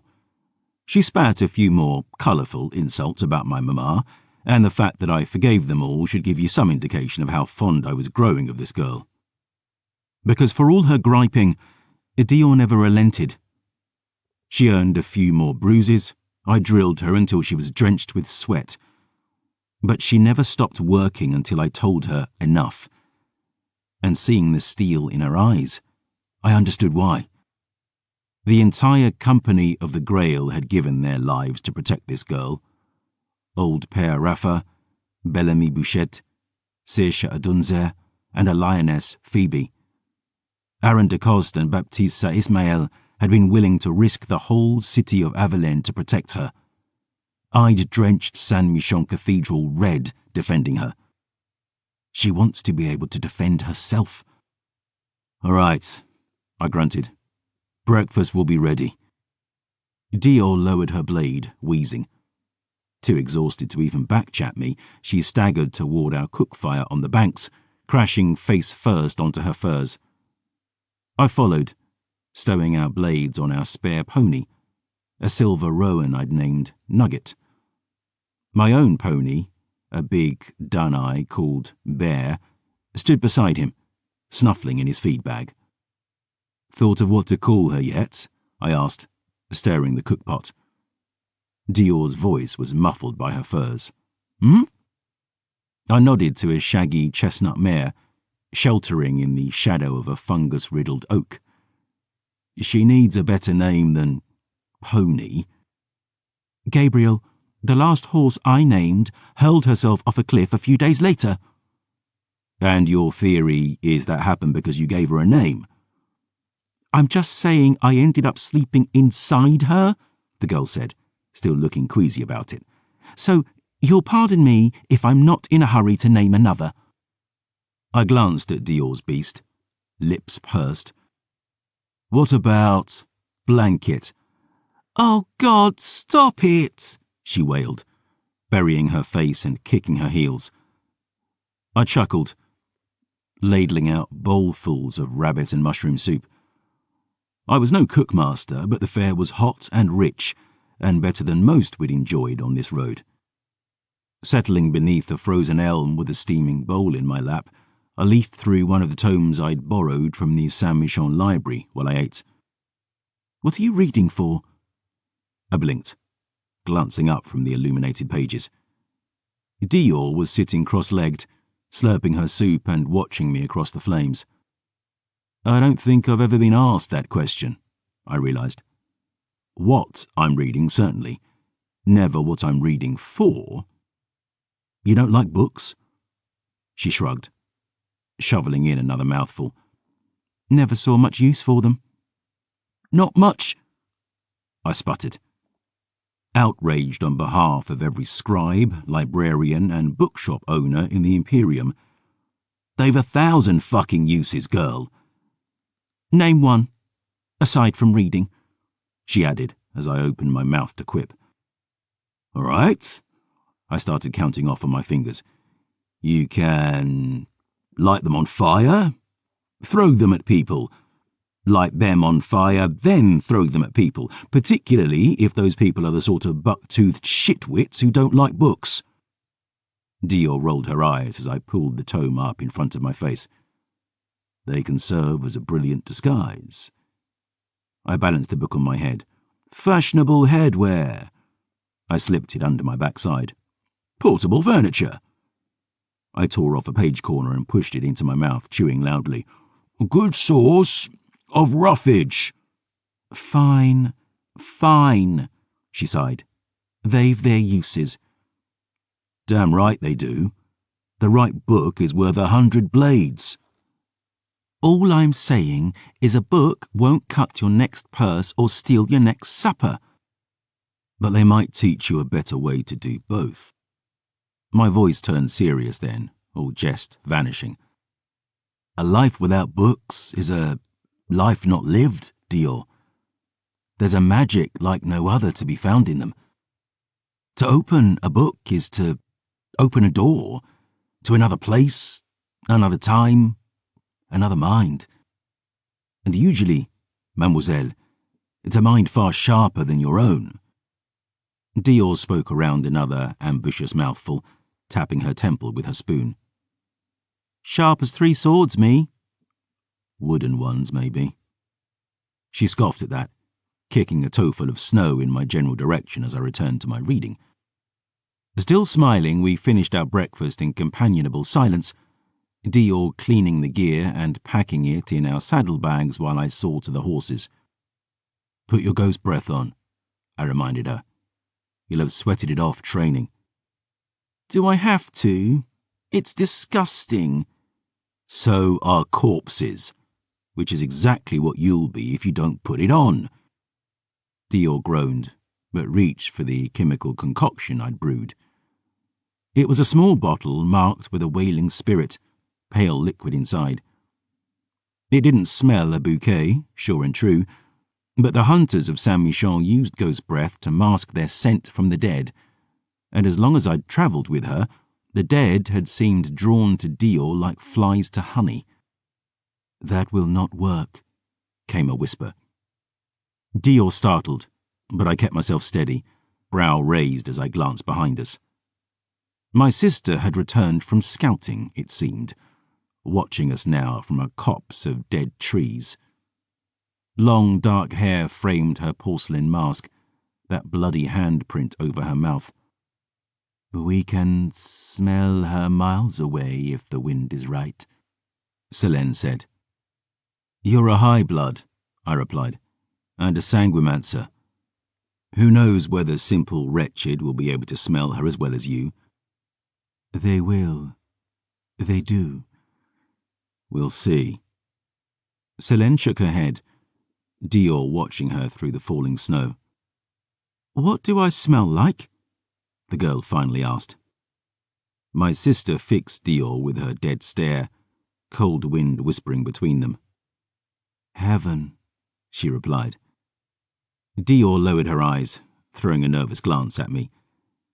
It had been the girl's idea for us to travel this road together, and she'd spoken truth, pointing out we'd no better prospects than to seek this mysterious master Genoa. But it seemed none of us were too comfortable with the arrangement. My sister had been journeying with us 9 days, although truly, she kept our company only half that time. The rest spent scouting for the nameless danger she insisted was coming. Selene moved like a knife, swift and cold, keeping her distance even when we walked together. She told us she'd no wish to spook the horses, but honestly, I think she was as uncomfortable in my company as I in hers. My sister was a vampire. I was a man who'd spent his life killing vampires. And we were all still coming to grips with those truths. But beyond the strangeness of her presence, the inexplicable power she wielded despite her age, another unease had been gnawing me for days now. I'd never seen her feed. Depending on her age, a vampire can go days, perhaps a week, without blood, before her thirst becomes unbearable. But I'd not seen Selene drink a drop, not once in all the time we'd travelled together. And while I supposed my baby sister might have been hunting in her long treks away from our side, I was acutely aware of how little I truly knew of her. How much farther? Dior asked. Selene glanced down the curve of the mare. The grey ice, the black trees encrusted with frozen blooms of shadespine and beggar-belly fungus. To the southwest, the shadow of the grim and frozen Nightstone peaks could be seen rising above the deadwood. Perhaps a fortnight, moving swift. It's getting bloody cold out here, Dior said, blowing into her hands. It'll be worse in the mountains, I warned. The winds up there can freeze the very blood in your veins. We might consider sheltering somewhere warm a while. Avelen's not far from here." "No," my sister snapped. "Avelen takes us from our path. Every day the sun fails to shine, more lives are squandered, more souls lost. We are heading to the Nightstone." A scowl darkened my brow. "We owe Aaron de Coste and Baptista Ismail a debt, Selene. Without their help, Dior would be in Danton's clutches right now." "All the more reason never to darken their door," Selene replied. "The beast of Velen is dead, but Danton was not Fabienne's only child. If the forever king had not already set more dogs on Dior's tail, he will be unleashing them now. You cannot protect her from her destiny, Gabriel. She must be prepared. She must face what—" "I am fucking sick," Dior sighed, "of you two talking about me like I'm not here." "You must face what you are," Selene said, not skipping a beat. "What you must do to end the death of days. Those secrets lie in Master Genoa's lair, not some river hovel. Have faith in yourself, chérie, in the path you have chosen. Avelaine is a fool's errand." I scoffed. "And visiting someone who refers to his home as a lair sounds a perfectly fucking sensible course of action." "This is a dangerous road," Selene nodded, still watching Dior. "We do not deny it. And there are other elders of the faith we might seek, but they are far-flung or deep in the territory of our enemies. We cannot promise the journey to Master Genoa will be without peril, Dior, but we can promise he will show you truth at the end of it." Dior looked between us, clearly torn. We were taking an awful risk trusting Selene, and a warm hearth and hot meal in Avelaine was a tempting prospect. But this girl carried the fate of the world on her shoulders now, and despite my reassurances, I knew some part of her still felt the weight of that red dawn in Saint-Michel. Questioning if I'd been right to save her. Guilty that she lived while so many others suffered beneath our blackened sun. "Selene's right, Gabe," she finally sighed. "I have to learn how to end all this." I pursed my lips, nodded slow. "Lost together, then." Our strange trio set off, Dior and I plodding along on horseback while Selene skulked in the distance. We left the river, cutting into a long stretch of deadwood crusted with glittering fungal snarls. Riding into danger as we were, I determined to do everything I could to prepare Dior, and as we travelled, I shared wisdom from a lifetime fighting the dark. Mostly talk about cold bloods, though I dispelled some mistruths about Fakin and dusk dancers just to break the monotony. Our shoulders were hunched, the gale howling through the trees, our tricorns filling slowly with snow. Dior was puffing on those cigarettes like they were paying her for the privilege, and I was drinking steadily, a constant scowl at my brow. I knew Selene was right, despite my fears. I couldn't keep this girl sheltered forever. And it was a relief to think that there might yet be a way to end Day's death. But what price was I actually prepared to pay for it? I looked about for my sister, but again she'd disappeared among the snow. Taking another swig, I pondered the question of where she'd been all these years. I wondered about this Genoa we were heading for, how Selene had fallen in with the faithless after she died. And in quietest moments, I wondered if she knew something of my own father, the vampire who'd seeded our mother and started our famille down this road to hell. "Gabe?" Dior's voice dragged me from my musings. She was sat tall atop Pony now, cigarette dangling from her lips as she pointed south. "Gabe, look!" Peering through the tangled woods, I spied a dark figure in the distance, stumbling in our direction. He was a tall, Osean fellow, his skin ghost pale, square jaw dusted with blood and stubble. Sandy blonde hair was brushed into a whip of short spikes and shaved in an undercut, and he wore a dark greatcoat, its hem rippling behind him as he hobbled onward. He was clearly wounded, right arm hanging limp, and a crimson trail spattered on the snow in his wake. Pausing to draw one of 5 wheel-lock pistols strapped across his chest, he fired behind him with his good hand, and squinting through the falling snow, I spied his targets. A pack, loping on all 4s through the icy scrub, dashing swift among the trees. Dead-eyed, half-rotten, all hunger. "Vampires," Dior whispered. Chapter 5. Old Times. They wore the clothes they were murdered in. Peasant smocks and gentry coats, soldiers' kits and dirty rags. They were a filthy band, wretched all, but at least 24 in number. Tricky odds in the open, even for... "A silver saint," Dior whispered, finally spotting the 7-star at his breast. "Shit," I breathed. "Do you know him?" I made no reply, watching the man limping through the wood. "Gabe, we have to help him," Dior declared, hand to her blade's hilt. I was struck by those words, looking now to the girl beside me. The Silver Order had tried to murder this child not a fortnight back, and yet here she was, ready to defend one of their number with a sword she barely knew how to swing. For all the wounds she'd been dealt in her life, underneath her scars, she still had a golden soul, did Dior Lachance. Eyes that saw the hurts of the world, and a heart that wanted to fix them. She reminded me so much of my own daughter, it made my chest ache. "We don't have to anything," I pointed out. "I help, you applaud. Gabe..." Slipping down off Bear, I looked around for Selene, but could still see no sign of her through the frozen trees. I tipped a dose of Sanctus into my pipe, tamping down the sticky powder before lighting it with my flint box. Boiling red smoke filled my lungs, the familiar bliss of the blood hymn flooding all the way to my fingertips, fangs stirring in my gums. I glanced to Dior.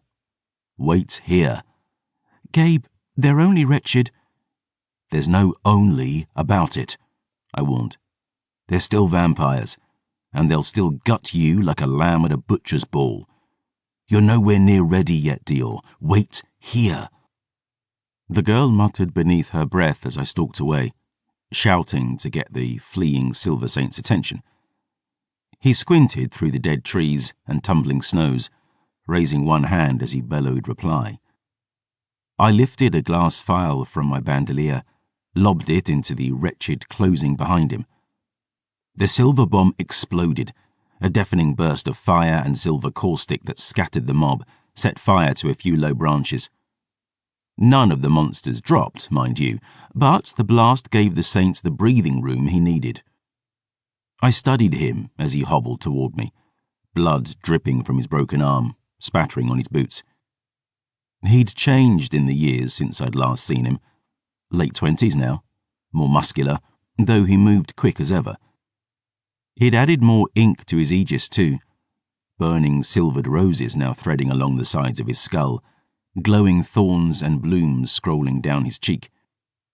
His wounded hand was gloveless, the letters WILL etched in silver below his knuckles. Emerald eyes were edged with kohl, but the whites showed no trace of red, looked like he'd been caught in the open with no sanctus in his veins. And glancing to his waist, I saw no scabbard or sword. Disarmed. Literally and figuratively. "Sloppy work, young blood," I whispered. "You were taught better than that." The wretched gave chase, deathly silent and deadly swift.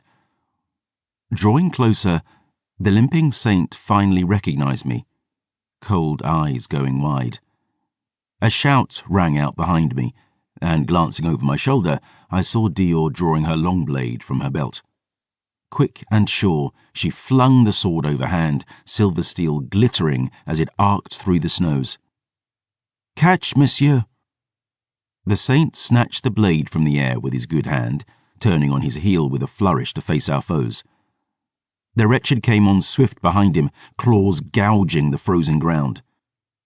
Tossing sandy hair from his eyes, my new comrade tore open his tunic to reveal the roaring bear of the Divok, inked in glowing silver across his chest. And back to back, swords raised, we stood our ground as the vampires washed over us in a flood.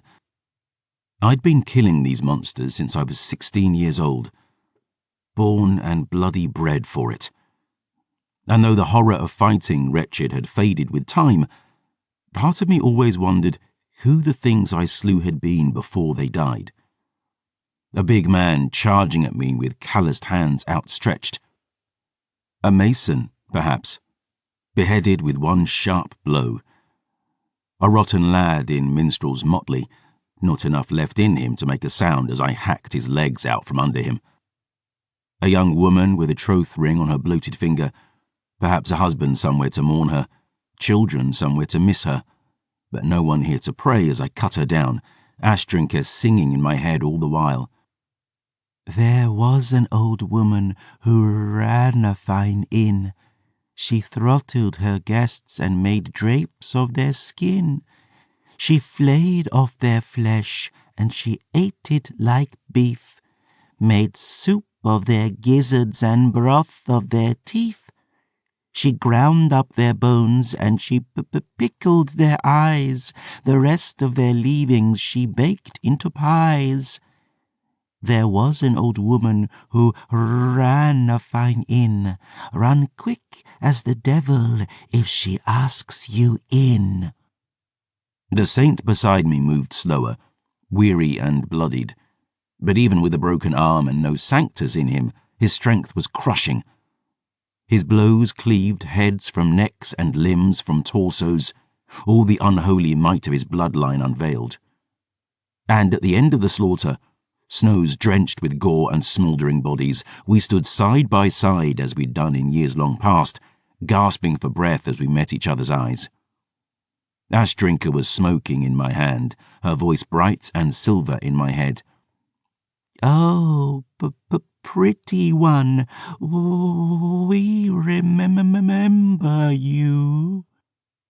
Bonjour, Lachlan, I said, raising my broken blade between us. He scowled, his voice a soft Ossian brogue. Been a long time, Gabriel. You look good, I said, eyeing him bonce to bloody boots. All things considered. Course I do. He lifted his chin, jaw clenched.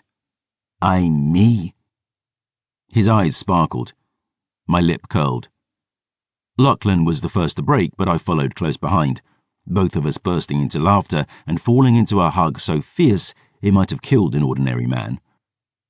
Even wounded, one-handed, he picked me up like I was made of feathers, his roar ringing through the deadwood. Gabriel de Leon! Careful, pup, you'll break my fucking ribs, I groaned. Damn your ribs. Bring me those cherry lips, you beautiful old bastard. I'm 33, you little prick. He kissed my cheeks loudly, one apiece, then planted another square on my mouth. Laughing, I fended him off, and after another breathtaking hug, he put me down with clear reluctance, squeezing my shoulder tight enough to make the bones creak. Good God Almighty be praised! I never thought to see you again, Master. Master, I scoffed. You're not an initiate any more, young blood. Old habits die hard, apparently, just like old heroes. He dragged tattooed knuckles across his bloody grin, looking me over with shining eyes. God's truth, I thought you did, Gabe. What in the mother's maid name are you doing up here? Gabe, came a soft voice behind. Dior stood close at my back now, her pale blue eyes drifting from the butchery on the snow around us to her sword still dripping in Lachlan's fearsome grip. Wiping my hand clean on my greatcoat, I gave the girls a swift squeeze. Frère Lachlan Craig, I declared. This is Monsieur Dior Lachance. High in the black tower of Sul Adair, Jean-Francois noisily cleared his throat. Gabriel glanced up from his goblet of wine, annoyed at the interruption. The historian was working on one of his artful illustrations, a beautiful piece depicting the Silver Saint, his sister, and the Grail together. But his eyebrow was raised in question. "What is it, vampire?" Gabriel sighed. "I am wondering why you continued Lachance's pretense of being a boy." The last Silver Saint stared a long moment, then slowly shrugged. "Because she wanted me to, I suppose. Dressing as a lad was a ruse that had kept Dior out of harm's way for much of her life. Like she'd told me, the gutter doesn't fuck boys the same way it fucks girls. I knew it wasn't a ploy that had served forever either. Thin as she was growing older, and I could see it was getting harder for her to hide the truth.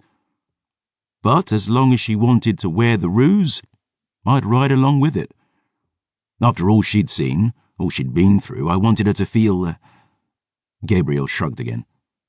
"Safe."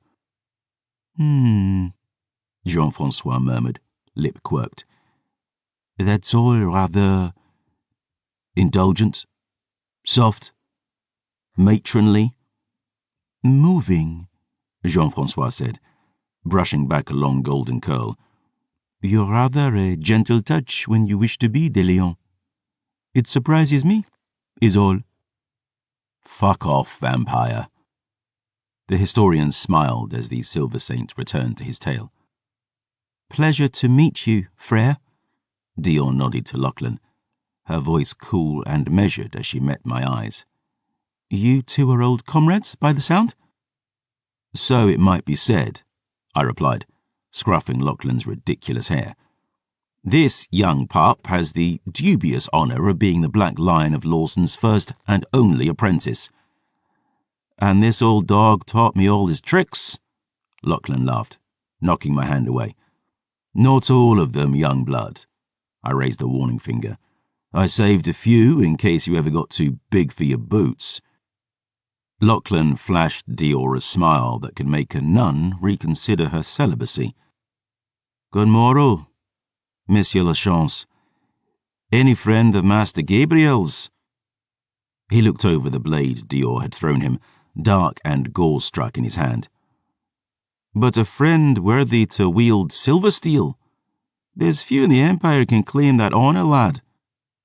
"I'll take it back now, if it please you," Dior said. "I earned that blade." I saw a sliver of trepidation in the girl's eyes now, question rising in Lachlan's. In truth, I couldn't fault either of them. The Silver Order had tried to murder Dior after all, and for Lachlan's part it must have been 7 kinds of strange to find a boy carrying a brand new silver steel sword and wearing gear clearly taken from Saint-Michel. "You're come from the monastery?" He looked at me, lips twisting. "I'd have wagered on bloodshed between Gabriel de Leon and the man who chucked him out of the Ordre d'Argent. But from the look of ye, Abbot Greyhand gave you welcome." I was overjoyed at this unexpected meeting, my mind momentarily afire with memory. But Lachlan's question brought me down hard, and one glance at the 7-star on his greatcoat weighed my rising heart with sorrow. I pictured the Cathedral of Saint-Michel then, the bloody massacre I'd committed before that silent altar. In my mind's eye, I could see my fingers closing around Greyhand's throat, my old mentor's blood boiling as I hissed the last words he'd ever hear on this earth. "Who the fuck told you I was a hero?" "Hell with me," I replied. "What are you doing out here with a busted arm, no blade, and a pack of wretched chewing at your clumsy arse?" "I've a sensational ass, and envy doesn't become ye." "Good thing you remembered to pack your wit when you left your sword behind." With a wince, Lachlan sank to his haunches in the bloody snow, there to gather himself. He'd taken worse beatings in his life, sure and true, but I could see he'd still been dealt a serve. Without thinking, I reached for my pipe and Sanctus. "I've been in Osway at Greyhand's command." Lachlan glanced southwest, his handsome face gone grim. "Helping refugees over the border, like." "Strange work for a Silver Saint." "It's bloody business, brother. Whole country's gone to shite in the last few months. Worse than it was back in the day." He winced, pawing at his bleeding arm as his voice grew dark as pitch. "The Black Heart has taken Dunmirgain. 7 fucking martyrs." I glanced at Dior, all a wonder. "We came across some refugees on the road a few months back. They told us that Divock had razed Dunquin to the ground. But now they've got the capital too." "Aye. Bastards tore the place 6 new assholes, I hear it." I packed my pipe with a goodly dose, handed it over. My old prentice nodded thanks, breathing deep as I cupped the bowl and struck my flint box. "Well, that still doesn't explain what you're doing here without a sword, Lucky." The young saint held his breath a long moment, letting the sacrament wash over and through him, his eyes flooding crimson as he finally exhaled. "I got word from the abbot on the winds about 6 weeks back," he told me, "recalling all Silver Saints to the monastery. Every brother, no matter their task, was to return to San Michon with all haste. I was following the mare north when I saw the smoke yesterday." "Smoke?" "Aye." He dragged in another lungful, breathing red. "From Aveline." Dior tensed then, stepping forward as my heart skipped 2 beats. "Why was there smoke coming from Aveline?" she demanded. Lachlan shrugged, spitting blood on the frost. "Because it was a fire, lad." "Sweet mother maid," I breathed. "What the hell's happened?" "Never got near enough to see much." Lachlan finished the pipe, shivering as the Sanctus did its work on his wounds. 2 high bloods hit me out of the dark. Cut my Susius clean in half. Lost my sword and most of my gear." Here he patted the 5 wheel locks on his chest. "I gave them a few new holes to ponder, but they were more wretched than I'd shots to spare. I had to leg it afore I could end them proper. But from what I saw, Aveline was in the worst way. The keep on the hill had been smashed like glass." My blood ran chill as Dior met my eyes. "Aaron," she whispered. "Baptiste." My stomach was a knot of oily ice, my breath too cold to catch. Trudging up a small rise, I lifted my spyglass southward. The snow was tumbling thick, and I could see no sign of Chateau Aveline through the veil of rotten trees. But now that Lachlan had mentioned it, high and faint on the wind, I swore I smelled smoke. Dior walked to my side and dragged the wind-swept hair from her face, an unspoken question in her stare. But I met it square, shaking my head. "We can't." "But, Aaron, and Baptiste." "I know." "You were all set to visit them this morning. I'd be dead if not for them." "I know, but it's too dangerous now." I clenched my jaw, heart aching. Every word I spoke next weighed a fucking ton. "It's better to be a bastard than a fool." "Gabe, we can't just leave the—" "We can't risk it," I snapped, lowering my voice to a whisper so that Lachlan might not hear. "We can't risk you. Not after all we've risked already. This is war, Dior, and Aaron and Baptiste are soldiers. Believe me, they'd understand." She pursed her lips, glancing downriver. "Well, I'm no soldier, and I don't." Boots crunching in the frost, Dior stormed up to Lachlan and snatched back her bloody sword. Stomping over to the Susius, she slung herself up into Pony's saddle. "Where the fuck do you think you're going?" I sighed. "Your papa's house," she spat. "To rump your mama while he watches." "My mother's dead, as was the man who rumped her on the regular." I walked across the snow and grabbed Pony's reins. And you're not going anywhere, Dior. She pursed her lips, aflame with anger. You said this road was mine to choose. That was before you chose to jam your head up your ass. Oh, very droll. You want to help me or mock me? Fancied I'd mock you, actually, I snapped. Because, not that I'm an expert on vampires. Oh, wait, I fucking am. But you've not the first clue about the unholy shitstorm you're charging toward. The strength Lucky is describing, to cut a horse in half, to crush castles like chalk. That's the strength of the Divok, Dior, the untamed, strong as demons all, blooded by 2 decades of all-out butchery in the Ocean campaigns. If they're still at Avalane, they're a war we can't hope to win. And if they've already departed, you've no wish to see what's left in their wake. Gabe speaks truth, lad, Lachlan said, dragging back his blood-crusted hair. Trust me, there's few under heaven who know the cruelty of the untamed better than I. I glanced at my old pupil as he spoke. I could still remember the day I'd found him, barely more than a bairn, fangs bared in a snarl, fighting for his life on the walls of Baisita. God, to think where he'd started, what a man he'd become. Dior spoke beside me then, her voice soft yet sharp as knives. I know it's dangerous, Gabe. I know it takes us from our road. But we can't just ride on without at least learning what happened to Aaron and Baptiste. They love you. You love them. Your friends are the hill you die on. Remember? I looked up into her face, breathing deep. It's not my dying that has me afeared, Dior. I know. She smiled, eyes shining as she squeezed my hand. But we have to stay true to the ones we care about. We have to try. Or what the hell is all this for? Glancing southward, I felt torn all the way to my bones. I could have forced Dior to leave, hog-tied her to a saddle and dragged her away, but she'd never forgive me for that. I could have gone to the chateau alone, but there was no way in hell I could leave Dior here with Lachlan after my comrades had tried to kill her in Saint-Michon. I sighed, heavy with sorrow. The years my old prentice and I had spent apart were but moments now.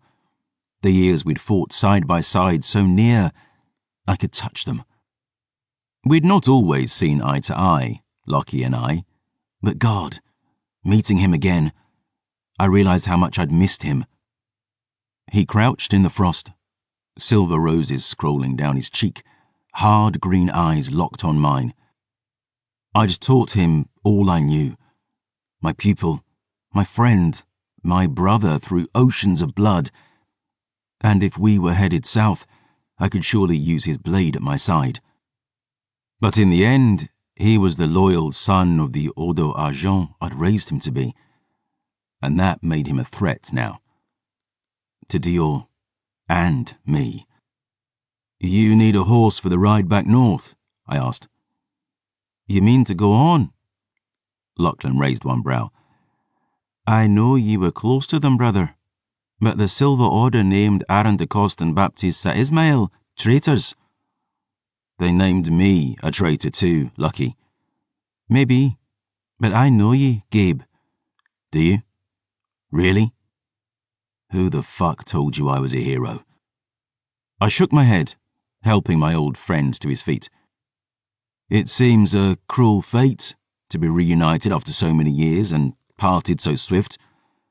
But I fear this is adieu. You're out of your skull? Lachlan rolled his shoulder, wincing in pain. There's only one reason the Untamed would have struck a fortress like Avalane, and we both know it. But if you're set to start a scrap with the Blackheart's brood, there's no way I'll let you do it alone. I thought the abbot had recalled you to Saint-Michon. All respect to Greyhand. I love the grumpy old bugger, but he can wait a sunset or two. Lachlan clenched his now healed hand, squeezed my arm fondly. I've not seen you in 10 years, brother. This'll be just as it was in yesterdays. The Black Lion of Lorson could ever count upon the blade of Lachlan a Craig.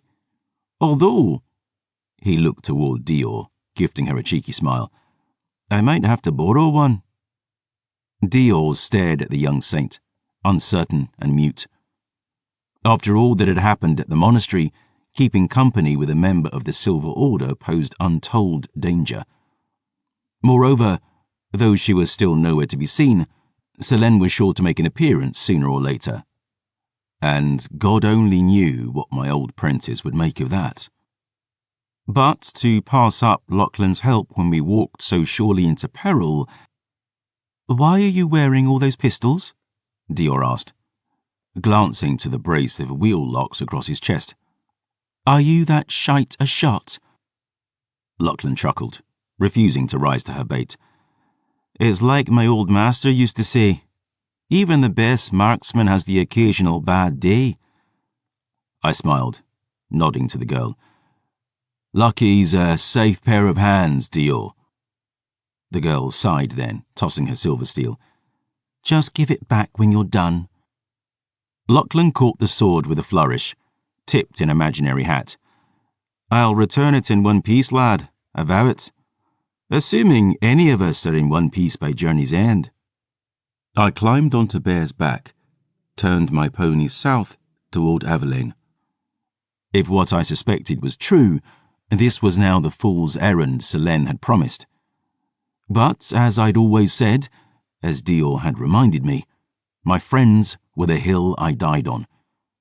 And though this took us from our path, to abandon them without even looking— I glanced at Dior from the corner of my eye. The girl was right. And the girl was wrong. And I knew not what else to do save trust the only faith I had left. "I swear, sometimes you are enough to give my arsehole a headache," I muttered. She pulled her tricorn down against the wind, smirking. "That's a good one." "Been working on it since I met you." "Well, they say the brain does slow down as a man gets older." "Could you try a little harder to be a bitch about this?" "Oui," she shrugged. "Right now, I'm not trying at all. This is just raw talent."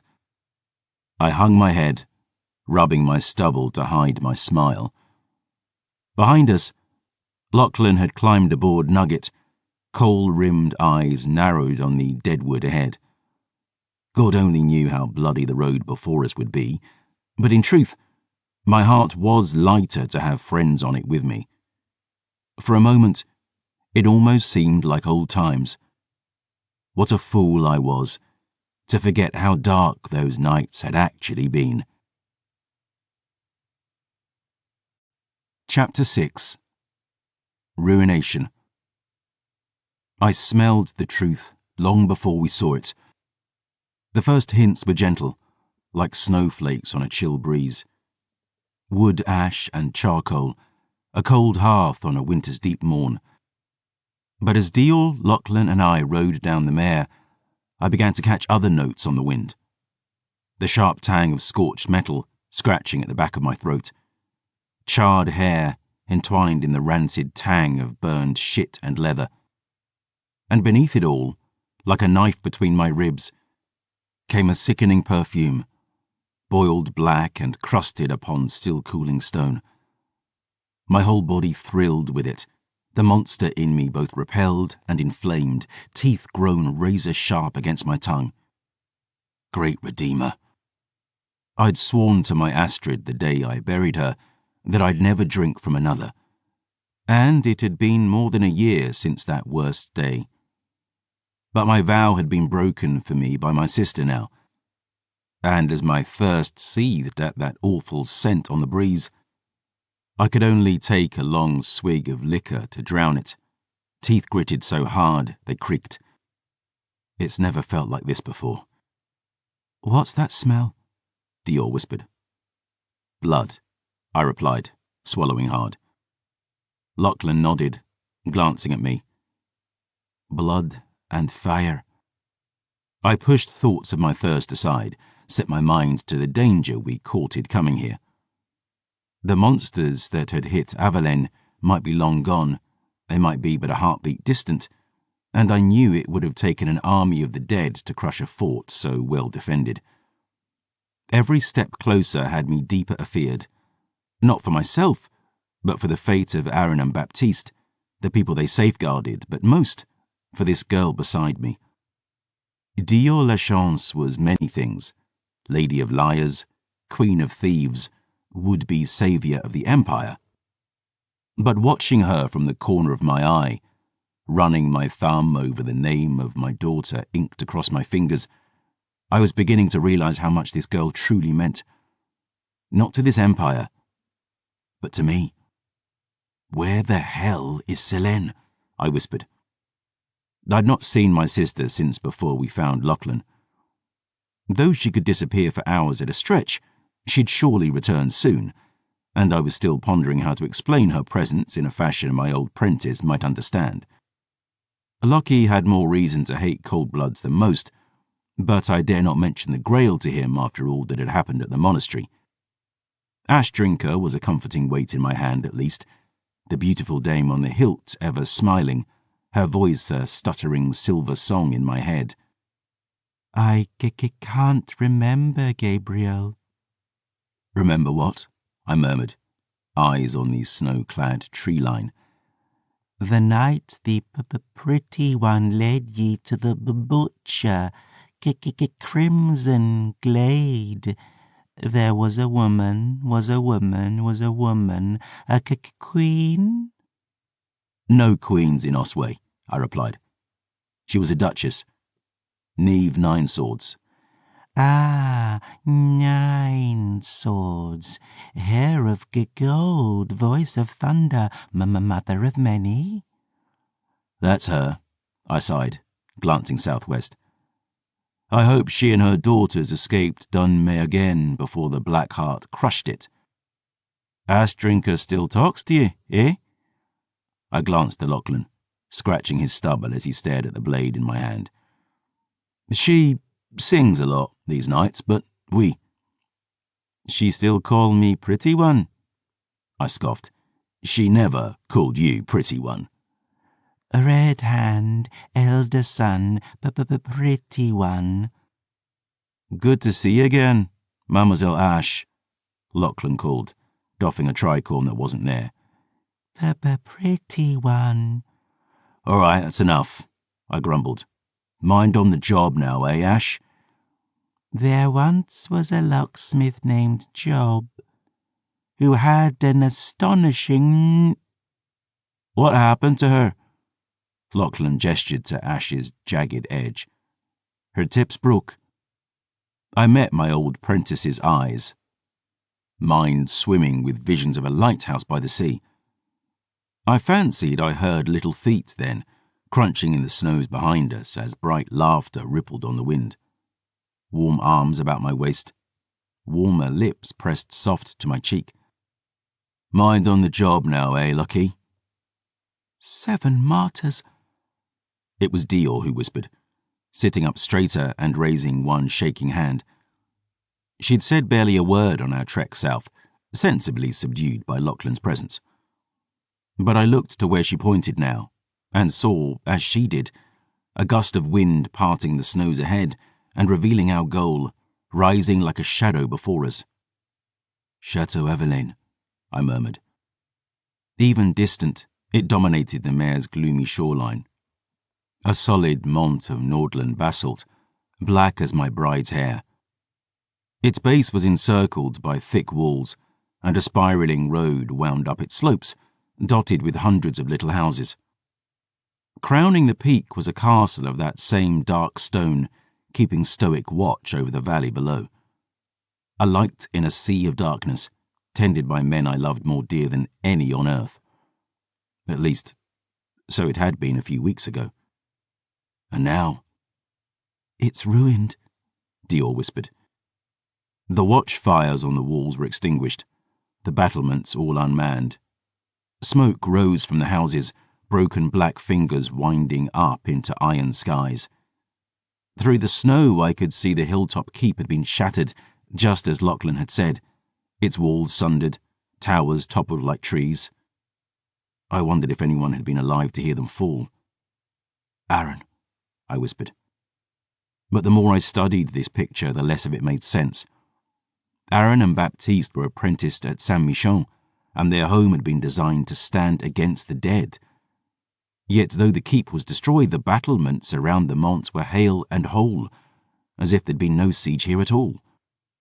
I could still hear the crowd gathered on those ramparts the day I set out to save Dior, their eyes alight with hope. "The lion rides! The black lion rides!" But now the only sound was a soul-sick wind and the croaks of glutted crows. "Hello?" Dior cried, sitting up in her saddle. "Hell—" "Will you kindly shut your flapping trap, La Chance?" I hissed, grabbing her arm. "If anyone is alive—" "If anyone is alive down there, Lockie and I will go find them. Ideally without alerting every cold blood from Valenne to Echev our cocks are on the block." "I'm coming too," Dior declared. "It's not safe. We've no idea what's still in there." "You're telling me waiting here alone with my arse in the wind is safer than sticking like a fly on shite to the most famous vampire slayer who ever lived?" I glanced at Lachlan, the young saint's lips twisting in a wry smile. "Seems your new apprentice is as sharp as your old one, brother." "Oui," I admitted. "Good point, well made." Dior tipped her tricorn. "Merci, messieurs." The girl lifted a black cigarette to her mouth and lit it. I leaned over and flicked it right off her lips, sparks spraying into the biting wind. "Oi! The fuck was that for?" "Comparing me to shit, you little shit." "Good point. Well made." Lachlan drew one of the 5 wheel locks from the bandolier across his chest, sharp green eyes scanning the snows ahead. Looking downriver to the remains of Avelaine, I was torn which way to tread. We were upwind at least, so the dead wouldn't smell us coming. Rushing in blind here was madness, but it was a couple of hours to nightfall, and if we were heading into trouble, we should do it with dim daylight on our side. "Why burn the houses?" Dior murmured. "I thought vampires hated fire." "They loathe it," I replied, loading my pipe. "Cold bloods can't enter a home uninvited, lad," Lachlan told her. "So when they take a city, they have their thrall swords set fire to the roofs. Gives the people inside a choice, eh? Leave shelter and risk slaughter, or stay inside and burn." Dior blinked. "Thrall swords?" "It's what we called them in the Order," I replied. "Mortal soldiers of the kith. Grim as it might sound, there are some folk who fight for the dead rather than against them." Dior looked aghast. "God's sakes, why?" "Some join willingly, out of lust for power or darkness of heart. Others are just fools who think they'll live forever if given the bite. But most are simple captives, offered the choice between becoming a slave or a meal." She shook her head, bewildered. "I'd die before I served these bastards." "Most would say the same," I sighed. "But truth is, nobody really knows what they're made of till they get offered that choice. Get on your knees and swallow, or get in the cage and be fucked with the rest of them. It took a while, but the cold bloods have got very good at what they do. Fear is their blade, despair their cloak, and there's no shortage of folk who'd feed their kin to the wolves if it'd spare themselves the teeth." Dior gritted her teeth, hissing frost. "I'd rather die." "But that's the thing of it, lad." Lachlan met Dior's eyes, a shadow darkening that emerald green.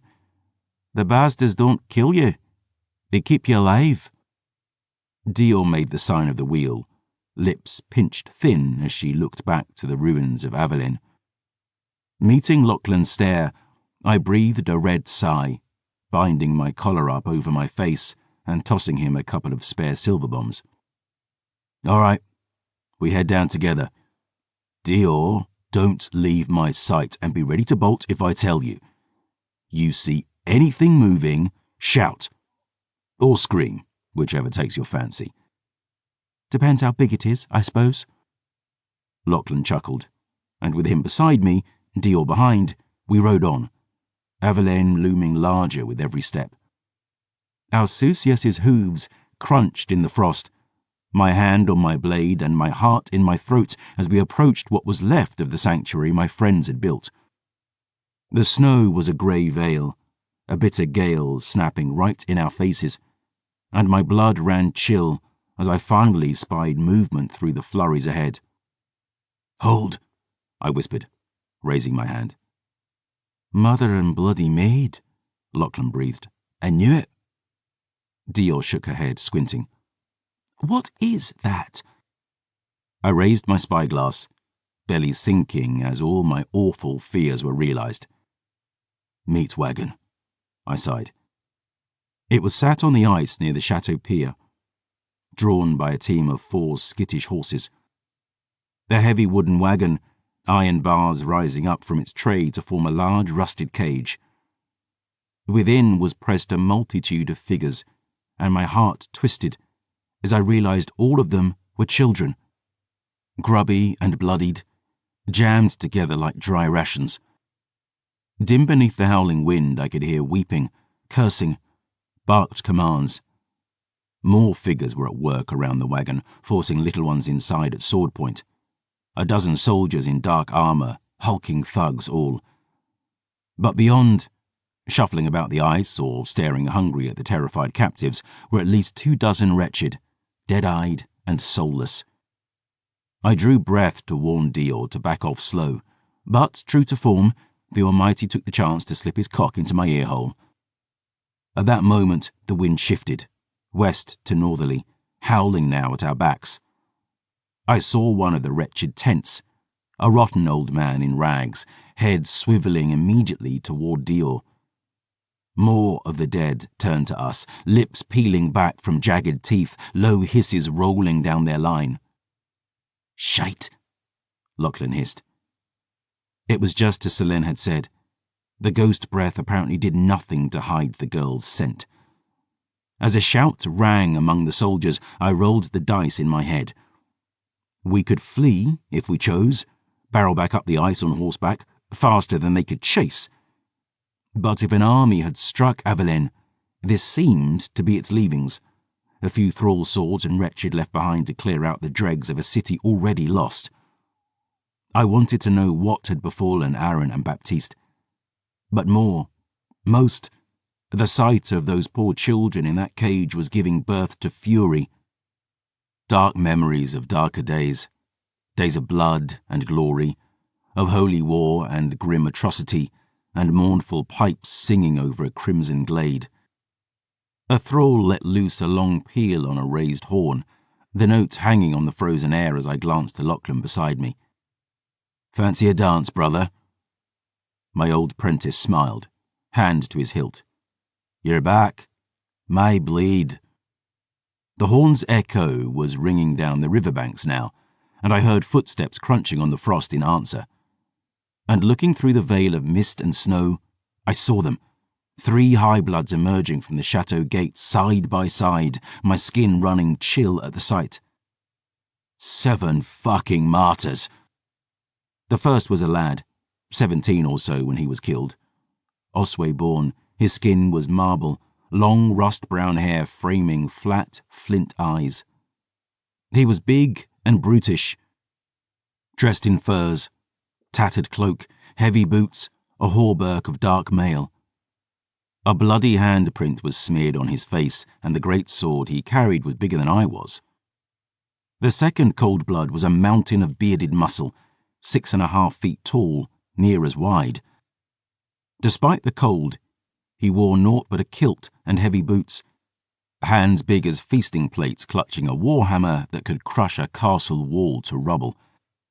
His head was shaved and strangely bereft of ears, only 2 nubs of flesh remaining on either side of his skull.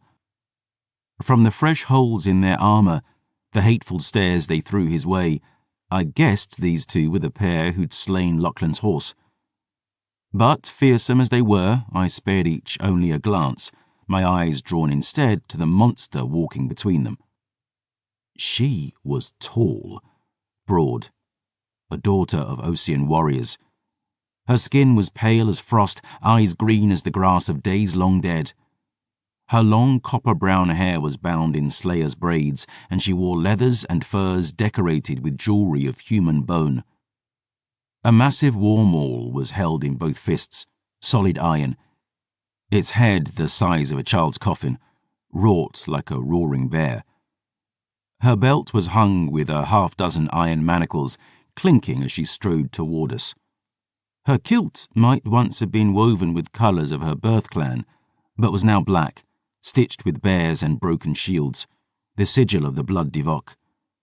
She trudged from the ruined chateau with heavy tread, flanked by the brute boy and the earless mountain, and at the sight of her, my fury gave way to a cold and perfect rage. "I thought we killed you, bitch," I whispered. "You know them?" Dior asked. "Never met those two," I nodded to the pair at her sides. "But the woman is Kiara Divok, the Wolf Mother. She ran stock raids for the farms at Trio Baila." Dior blinked in question as I unbuttoned my greatcoat. "Slaughter farms," Lachlan explained, stripping himself shirtless. "The Untamed built them when they launched their first invasion of Oswey 15 years back. They kept their captives there, men, women, children." "Why would—" "For food, Dior." I saw her eyes widen as she took my meaning. People kept like cattle to sate the thirsts of the Divok armies. The Silver Order liberated Trio Baile when I was 19 years old. The leeches were feeding the bodies of the dead to their captives to keep them alive. Hundreds of cages, thousands of people. I can still smell the fucking stench when I close my eyes. I glowered downriver at Kiara, fangs growing long in my gums. And that hell bitch helped fill them. Dior looked sickened to her stomach, swallowing hard. Again I glanced around for Selene, but I could see no sign through the wind-swept snows. Slipping down off Bear, I stowed my gear, tightening my bandolier about my bare chest as I glanced to the girl. "Back off. 300 or 400 feet downriver. Things go bad, keep running." "Gabe, I don't need you to—" "I know you've a mind to prove yourself. But Kiara Divok is a monster with a century of slaughter under her belt. You don't even have a sword. Pick your battles, Dior." I turned Pony about over the girl's protest, smacked the Susia's rump. Pony bolted, Dior yelping and hanging on for dear life as Lachlan and I turned toward the enemy. The dozen thrall swords had formed up alongside Kiara, but after sensing Dior, the wretched had just come charging upriver toward us. The wind was freezing on my naked skin, yet my aegis burned brighter as the dead drew closer. That long-forgotten warmth brought a surprising comfort, blood-red light smouldering through the lion on my chest, my daughter's name on my hands, mingling with the silver flame of Lachlan's dauntless faith. At the sight of that glow, Kiara held up her hand, roared at the charging wretched to halt. Yet only about half the monsters obeyed, the rest not breaking stride as they dashed toward us. I raised Ash Drinker in grim salute, my aegis now burning with bloody heat as Lachlan started firing, shot after shot from his brace of trusty wheel locks. And as the dead ploughed into us, eyes narrowed against their blinding glow, my blade and I danced like in days of glory. Limbs were hacked from rotten torsos and heads tumbled from gushing necks as Ash hummed an old song in my head, the tune bittersweet, a nursery rhyme I'd sing to Patience back when she was a little girl, woken by terrors in the dark. "Sleep now, my lovely, sleep now, my dear. Dark dreams will fade now your papa is near. Fear not the monsters, fear not the night. Papa is here now and all shall be right. Close your eyes, darling, and know this be true. Morning will come and your papa loves you." At the end of the slaughter, Corpses were scattered across the ice at our feet, smouldering and sundered. Lachlan was spattered head to foot in red, Dior's sword dripping in his fist, bodies cleaved like meat on the butcher's block all around him. Ashdrinker was smoking in my grip, her blade dusted grey, dipped red. The light of forge fire blazed on my skin, bloody eyes now falling on the wolf mother. We know her. That we do. We hate her. That we do. Chiara stood 50 feet downriver in the chateau's shadow, the bones she wore clinking in the wind. A dozen wretched were held poised before her, trembling with animal desire for the kill, the 2 high-bloods beside her glowering at the lion burning upon my chest. A child in the wagon cried out to me as a thrall sword slammed the cage door, the horses whinnying in fear of the dead around them. Lachlan reloaded his pistols. But I stared only at Chiara, mind filled with images of the day we liberated Triobeile. Dead bodies hung and butchered, the remains of the lucky used to keep the lesso alive. Stick-thin fingers reaching toward me through rusting bars. Charnel pits full of bones. The Black Lion, she snarled, and his traitor cub. The wolf mother's voice was a thick West Ocean growl, the wretched hissing in reply. The brute beside her slid that terrible greatsword off his shoulder. The earless one hefted his warhammer, but I paid them little mind, just staring as Chiara reached to a small golden vial about her throat and took a long swallow. I tipped my tricorn. Been a while since Crimson Glade. How do, Chiara? Baring red teeth, she raised her double-handed maul in marble fists. I heard you were dead, deadlier. Heaven was full, and the devil was afraid to open the door. Then the devil is a coward. Speaking of, I looked her over, eyes narrowed. Rumour had it you got ended the night I took Toliev's head. Looks like you saved your own skin instead. The wolf mother glowered as Lachlan fixed his eyes on the brutes beside her. What are your names, cold-bloods? He called. Cain de Vok. The younger vampire lifted a golden vial around his neck, similar to the one Chiara wore, taking a swig. Though most folk call me the headsman. Well, ye murdered my cinder, headsman. I've had that horse since I was a bairn, so I think I'll just call ye cunt. Lachlan flicked a sluice of dark blood off his blade, glancing to the largest of the trio. What about ye, big boy? What name do they call you by? The bearded one quaffed from his own vial, snarled with blood-red fangs. Rickard de Vok. Nay, that won't do at all. Lockie pursed his lips thoughtful. What about Dick, for short? Childish, I know, but you've the look, what with a bald head and nae ears like. Lachlan looked back and forth between the vampires, smiling. Dick and cunt. Nice symmetry, eh?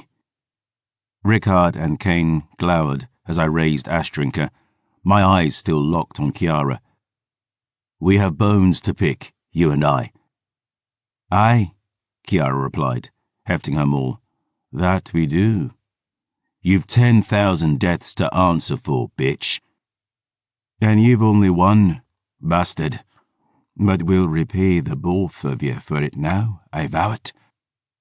Chiara looked to the wretched and thrall swords about her, weighing the odds against the hate in her heart. The sun was yet up, and, as I'd guessed, whatever force had struck Avelaine, this seemed to be the dregs of it. But still, she had the numbers, and lips peeling back from her fangs, the wolf mother spat as if she'd a mouthful of venom. Kill!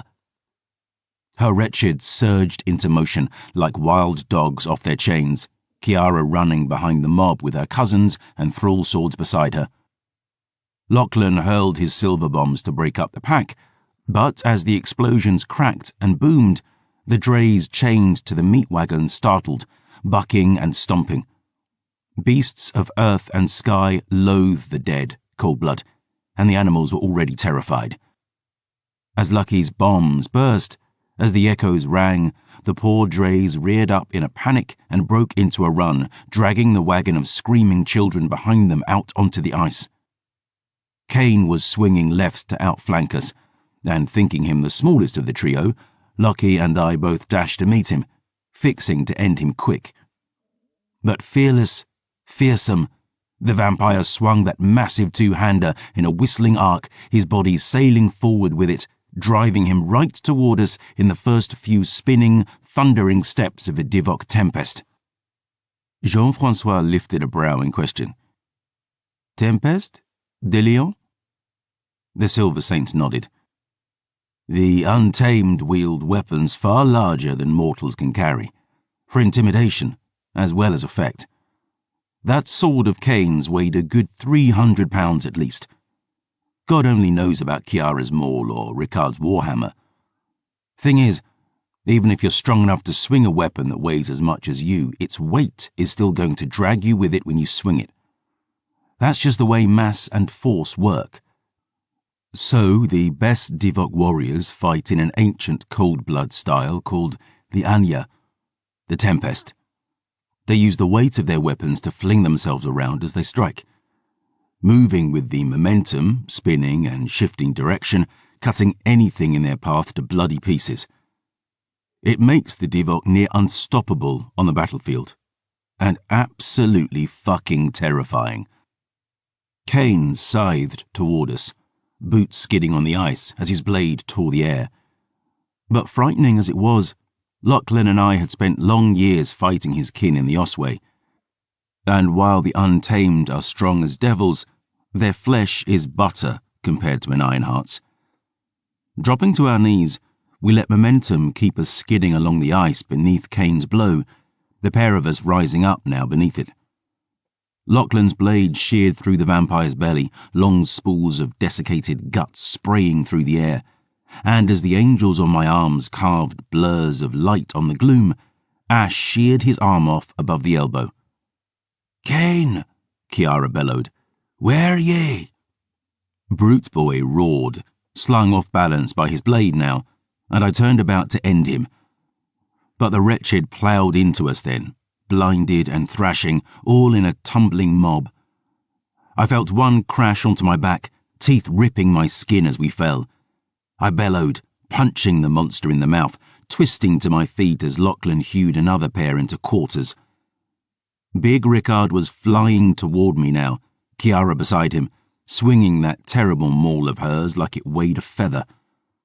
Her steel moved so swift the air fairly boomed behind it, and I was forced into a desperate parry. Never a good idea when the weapon being swung at you weighs more than a man. Even turned aside, the force of her blows sent me sailing down the river and smashing onto my back, black stars bursting in my eyes. I heard someone scream, thumping footsteps and panicked horses, spitting blood as Ash sang in my head. "Gabriel, are you well? Didn't need those ribs anyway." A wretched loomed over me, lunging with a voiceless hiss. I managed to roll aside, taking off its legs with a swipe from Ash Drinker's blade. But Ricard was thundering toward me again, flanked by Chiara, her eyes alight with hatred. And looking past the wolf mother through the driving snows, I felt my heart drop like a stone in my chest. "Allow me to guess," Jean-Francois murmured. "La Chance had returned." "Like a case of the scratch," Gabriel nodded. That bleeding heart of hers had started gushing at the sight of those little ones in that wagon, and she was chasing them out onto the ice now, compassion bidding adieu to common sense. She couldn't ride worth a damn either, almost spilling from her saddle, crying out as she made a desperate leap into the driver's chair. But she managed to snatch up the reins, dragging the panicked beasts to a slow and slipping halt in the middle of the river. Dior was out of the chair in a blinking, crawling over the cage's roof to its door. But with a curse, she found it locked, the wailing captives sealed inside. Cain had scooped up his fallen greatsword, he and Lachlan now carving their way across the ice in a brutal, spectacular brawl. My old prentice was born of the Divok clan and of deeper pedigree than most. But he was still only a pale blood, and Cain's strength was terrifying. Even one-handed, the headsman was somehow giving as good as he was getting. Kiara was stalking toward me, maul dripping with my blood, Rickard beside her. But with sinking heart, I saw her thrall swords had now turned on Dior. And, stubborn fool that she was, the girl turns to face them, drawing her silver steel dagger in one pale fist. "No, Dior! Go!" I roared. She glanced at me, back over her shoulder to the helpless children in that cage. Outmatched as she was, I could see she was determined to defend them. The thrall swords were closing, the wolf mother and Rickard between me and her rescue. "Damn you, girl, run!" I cut down another wretched, reeling back as Kiara's maul ripped the air. Half blinded by my aegis, the wolf mother's next blow sailed wide, the weight of her weapon sending her skidding past me. Rickard bellowed as he swung his massive warhammer, the river beneath us crackling as I slipped aside the blow. Kicking the bastard's knee with my silvered heels, I struck at Kiara's back, a smoking gash carved through her flesh as she roared and dropped her maul onto the ice. I could boil their veins dry if I managed to get my hands about their necks, but though the sun was in the sky, the pair were undaunted, and one solid strike from their fists would smash my bones like glass. Behind my foes, Dior raised her knife, lashing out at the thrall swords with a ragged cry. Her strike missed by a mile, but the soldiers backed off, circling and wary. Kiara lunged at me barehanded, my belly rolling as she seized a fistful of my hair and ripped it out at the root. Snarling, I reached for her throat, catching only that golden vial about her neck. The chain snapped, vial sent flying as a blow from Rickard's warhammer hit me like a runaway carriage. I felt my ribs splinter, blood and spit exploding from my lips as I flew, weightless, senseless, tumbling through the air as all the world ran to grey. I must have landed another 50 feet upriver, too stunned to even feel the impact as I crashed onto the ice. Rolling onto my belly, I coughed red and struggled to rise, to breathe. I could hear Dior shouting over the ringing in my ears, groping about on the ice for my sword. "I'm starting to suspect the Almighty might be genuinely annoyed with me. Ye committed mass murder on sanctified ground not 2 weeks ago." "They were bastards, Ash." "So are ye, Gabriel." "Touché." Kiara and Rickard were charging toward me, Lachlan still brawling with Cain. I had to get up, had to move, blood in my eyes, head tolling like funeral bells as my fingers closed around Ash's hilt. Spitting red, I leaned on her and tried to rise, failing, slipping back to one knee, too hurt to even meet my death on my own 2 fucking feet.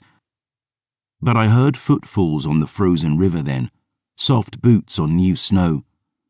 Kiara and Rickard slowed their charge, boots skidding on the frost, eyes narrowed to paper cuts. Drooling blood, I looked up to find a slender figure standing now beside me, clad all in red. The light spilling off my skin glinted on the porcelain of her mask, threw a long shadow onto the ice between us and the Untamed.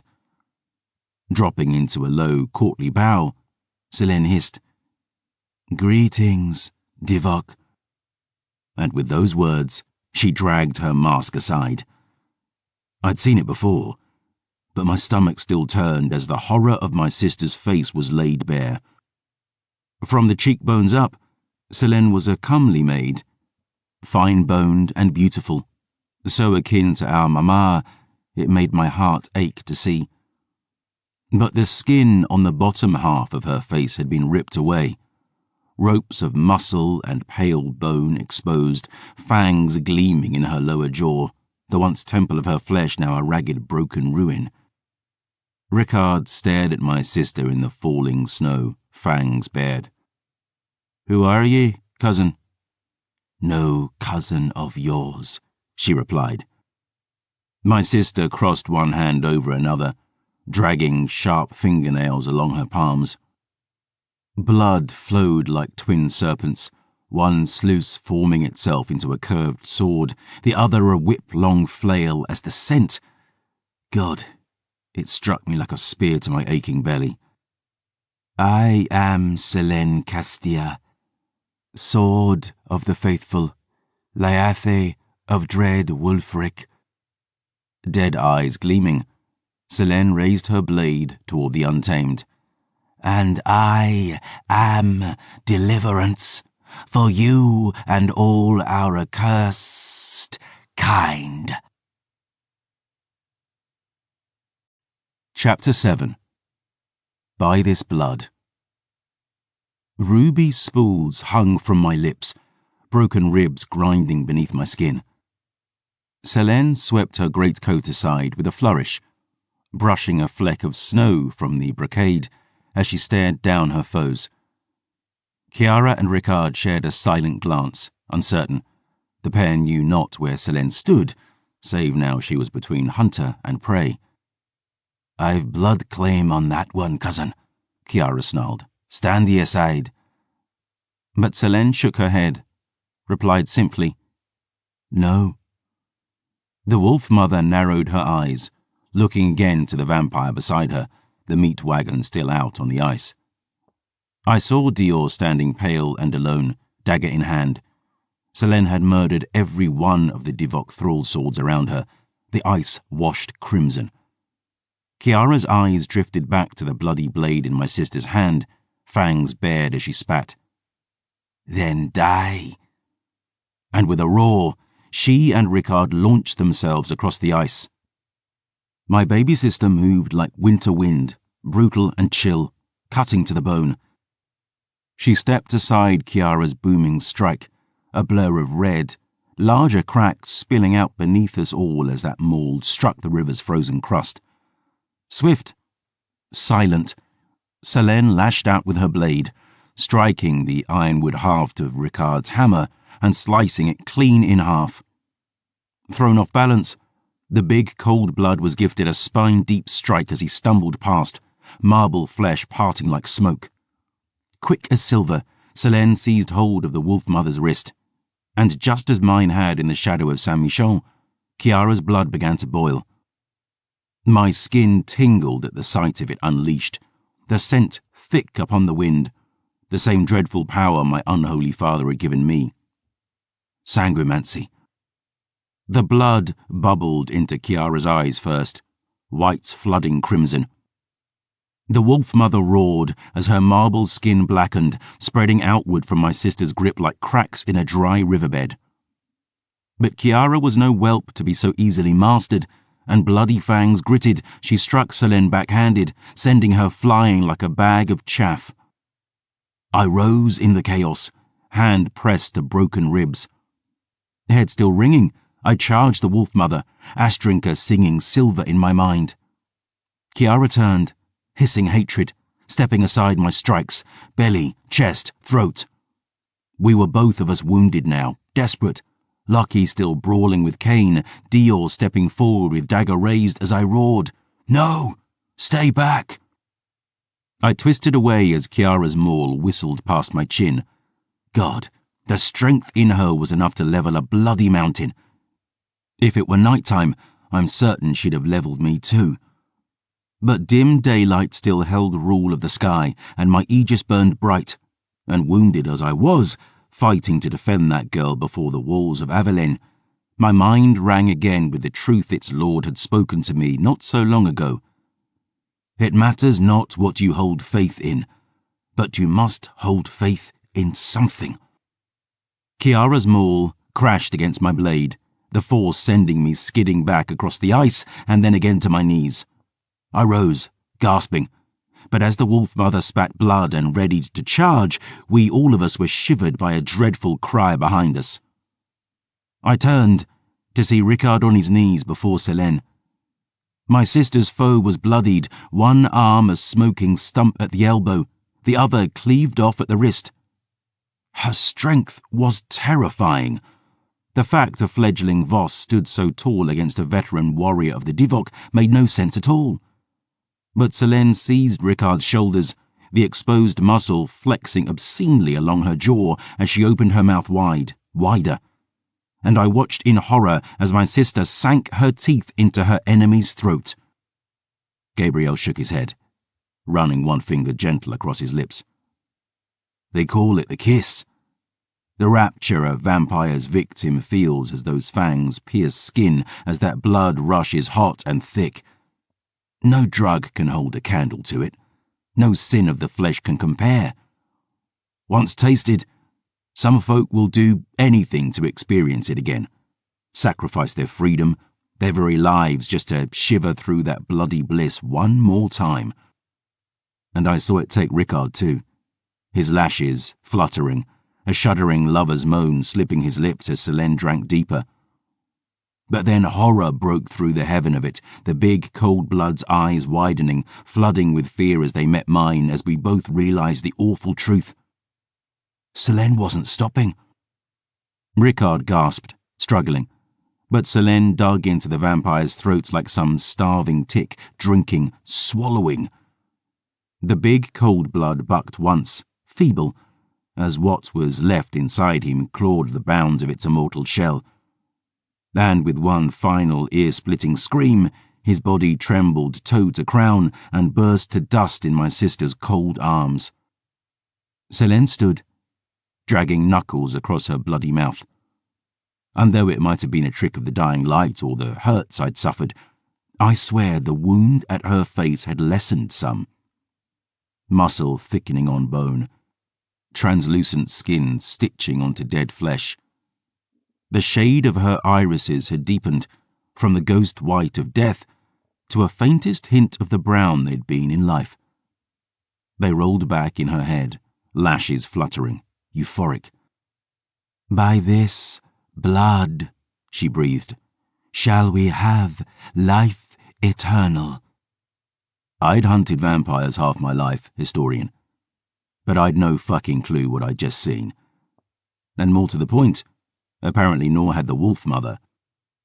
Chiara was Medie, a vampire with a century or more under her belt, not as wily as an ancien with hundreds of years to her name, but no fledgling either. And despite the murder of her kinsman, her vendetta against me, I saw the wolf mother was at a loss now. Cain was still brawling with Lachlan out on the river's heart. He'd be no help to her at all. Fury burned in Chiara's eyes as she glanced to the captives, to Selene, boiling over into hatred as her gaze fell back on me. But you don't live forever by being a fool, and I could see her jaw clenching as the tally in her head now came up wanting. "Another night, lion," she spat. The wolf mother lifted her maul high over her head. All the world seemed to spin in slow motion, my heart falling still as that hammer fell. I turned and roared warning to Dior. Chiara slammed her maul into the ice, and the surface of the mare exploded. Chapter 8. Talon and Tooth. The frozen river split asunder, foot-thick ice shattering as if it were glass.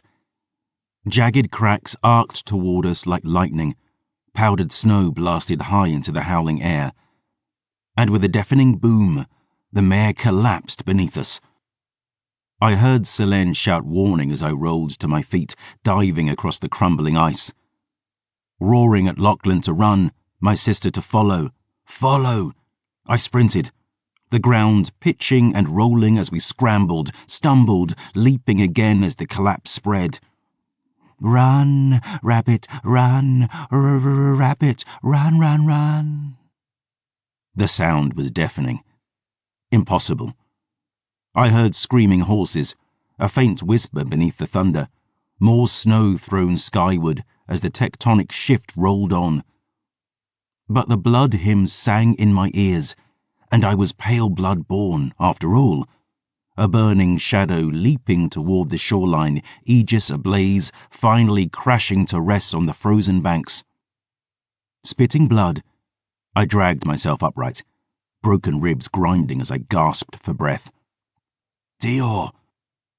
Looking about, I saw the devastation was terrifying, the wolf mother's strength beyond anything I'd expected. There was no sign of her, nor the headsman, nor my old prentice either, but the mare was smashed bank to bloody bank, fissures stretching near 1,000 feet down her length. The air was tumbling snow and raw chill, echoing with the cracking of tortured ice. And stomach twisting, I heard a scream amid the chaos. Gabe! I squinted through the howling snows, and with sinking heart, I saw Dior was still out on the river.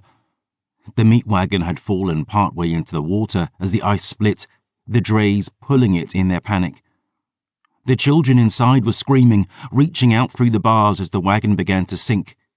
And refusing to let them die, Dior was crushed atop it. Gabriel! Fuck my face. You must save her. I turned to Selene.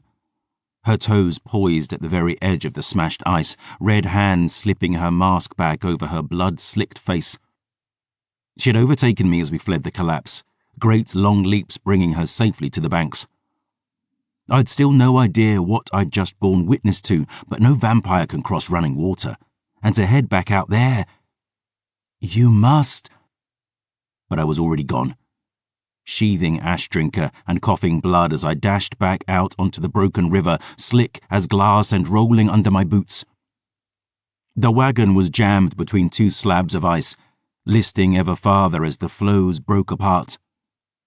The horses were in the water already, screaming and dragging at its weight.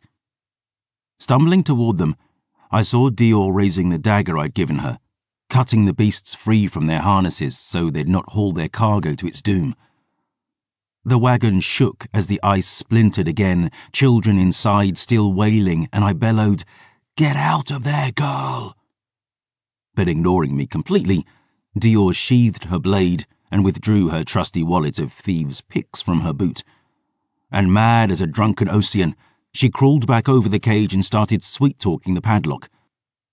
I leapt from one frozen chunk to another, wind screeching, snow blinding, almost falling 6 times into the freezing depths. Casting desperate eyes around for Lachlan, I could still see no trace of him. But with one final leap, I crashed against the bars of the cage. Dior grabbed my hand to steady me, blue eyes bright and wild. "I told you to get the hell out of here!" "You're honestly lecturing me now," she shouted. "I'm trying to pick this With a snarl, I seized the cage door and tore it off its rusted hinges, hurling it into the river behind me. Dior blinked in utter astonishment. "Right, that works too." The wagon shuddered, dropping 2 feet, the current churning as I reached in for the first child I saw. "Run!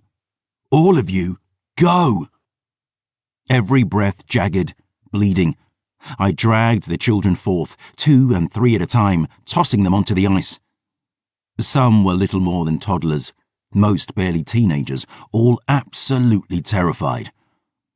The slab buckled beneath us, splitting, tilting, freezing water rushing up over the wagon's wheels as it continued to sink. The young ones still inside wailed in horror, clawing each other in their panic to get free as Dior roared from the doorway. "Gabe, are you—" "I'm fine. Go! Go!" The girl leapt down, snatching up a tiny blonde lass and throwing the child over her shoulder as she cried, "Follow me!" The other children obeyed, olders grabbing youngers as they fled, cracks spreading wider, deeper. Freezing water flooded up to my thighs. I waded into the cage and dragged out the remainder, fingers and lips already turning blue. The last child I grabbed was Ocean-born by the look, an older girl with reddish-brown hair who'd stubbornly refused to leave till the last captive was freed. "Go!" I roared at her. "Are you? Go!" I bellowed, throwing her out the door. I bent double, broken ribs stabbing my lungs as the water swirled up over my waist. The chill was shocking, bone-deep and numbing, and for a moment it was all I could do just to breathe. Grabbing the bars, I hurled myself out, red drool spraying from my lips as I hit the splintering ice and the wagon disappeared into the depths behind me. I was up and stumbling, leaping slab to crumbling slab. My every breath was a war, the river's surface seething like a herd of thundering horses. Blood in my mouth, knowing one mistake would send me down into that freezing current, I staggered on. The shoreline was in sight, 20 or 30 feet to go now, but leaping long and landing heavy. I felt my luck finally fail, the ice splitting beneath me. Shit, not again. Down into that hell-forged cold I fell, cursing as I reached out for something, anything to grab onto. Water closed over my head, dark and freezing, and I felt my lungs empty at the shock. But I'd still breath enough to scream, bloody bubbles spilling from between my fangs as something razor-sharp and crushing closed around my wrist.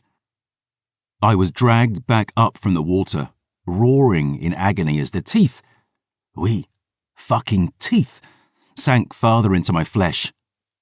Something had me in its mouth, a beast, a monster, my forearm splintering like kindling in its jaws. Its shape was a rust-red blur through the snow and pain, all gleaming golden eyes and pearl-white fangs, and I bellowed, slamming my fist into its skull as it hauled me out of the river. I punched it again, and it let me loose. But Dior was at my side now, screaming my name. Lachlan was beside her, cursing aloud, his leathers drenched in freezing water and his bare chest splashed with blood, helping the girl drag me back to the shoreline, where the ice stretched all the way to the river's bed. Safe at last. 7 bloody martyrs, the young saint wheezed, collapsing onto his backside. "Gabe, are you all right?" Dior cried. I rolled onto my back, coughing, freezing, gasping. "Fucking marvelous." The girl squeezed my shoulder, whispering a prayer of thanks. Blinking hard, gazing about, I spied a huddle of frightened little ones on the riverbank, gazing at Dior with wonder and me with awe. Spitting blood off my tongue, I looked to a gasping Lachlan. "Kiara," I croaked. "Kane?" The saint answered with a shake of his head, a shrug toward the broken river and its roiling flows. Hauling myself off the ice, my right forearm torn to the bone, I drew Ash Drinker with my left. And squinting through the swirling snow, Lachlan rising up beside me, I turned at last toward my mysterious saviour. A cat. Well, a fucking lion, if I'm being honest. The beast sat on its haunches at the shoreline, licking my blood from its snout with a flat, pink tongue. Its fur was russet red, eyes speckled gold. An old scar cut down its right cheek, and another was sliced fresher into its shoulder and chest.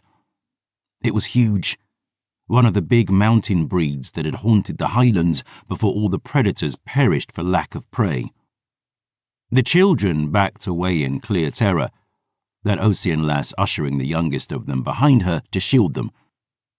But the little blonde girl Dior had saved pointed one finger, absolutely delighted. "Kit Kat!" "My God," Dior whispered, rising to her feet. "Gabriel." The lioness held us in her golden stare, tail switching side to side, and I felt my breath leave my lungs as I finally recognized her. I couldn't quite believe what I was seeing, wondered if I'd gone mad. But there she was, big as life and twice as bloody. A ghost, an impossibility. I heard a whisper then, a razor on the wind. A figure flew from between the dead trees, a whip of long black hair streaming behind her, bloody sword raised. "No, Selene, don't!" My sister struck the snow without a sound, swinging her blade toward the she-lion's back. But the beast moved, swift as silver, red as rust, twisting aside from the blow with a furious snarl. Ears pressed back to her skull, the lioness bared fangs long as knives, spitting a bellowing roar at my sister. Lachlan was a sudden blur, hissing, "Cold blood," as he drew his silver steel, wide eyes locked on Selene as I dragged in a breath to, "Stop it!" Dior's shout brought sudden quiet to the riverbank. The lioness and vampire and silver saint all frozen still. The children we'd rescued looked on in silent fear, and I placed a hand on Lachlan's shoulder, shaking my head in warning as Dior stepped forward. The girl shot a hard glance to Selene, the young saint beside me, hands raised to placate the beast. Her voice was soft with wonder as she spoke a name I'd never thought to hear again. "Phoebe?" It was her, sure as I breathed. The lioness who travelled with Saoirse Adunzer and the company of the Grail. Phoebe had fought beside us at the Battle of Windfale, seen us safe through the Forest of Sorrows, been our guide in dark nights and darker places. But Danton Voss had murdered the big cat and her mistress both at Saint-Guillaume. He'd split Phoebe's chest clean open with Saoirse's own axe, then smashed the lioness to pulp on the monastery's flagstones. I'd seen it with my own fucking eyes. "You were dead."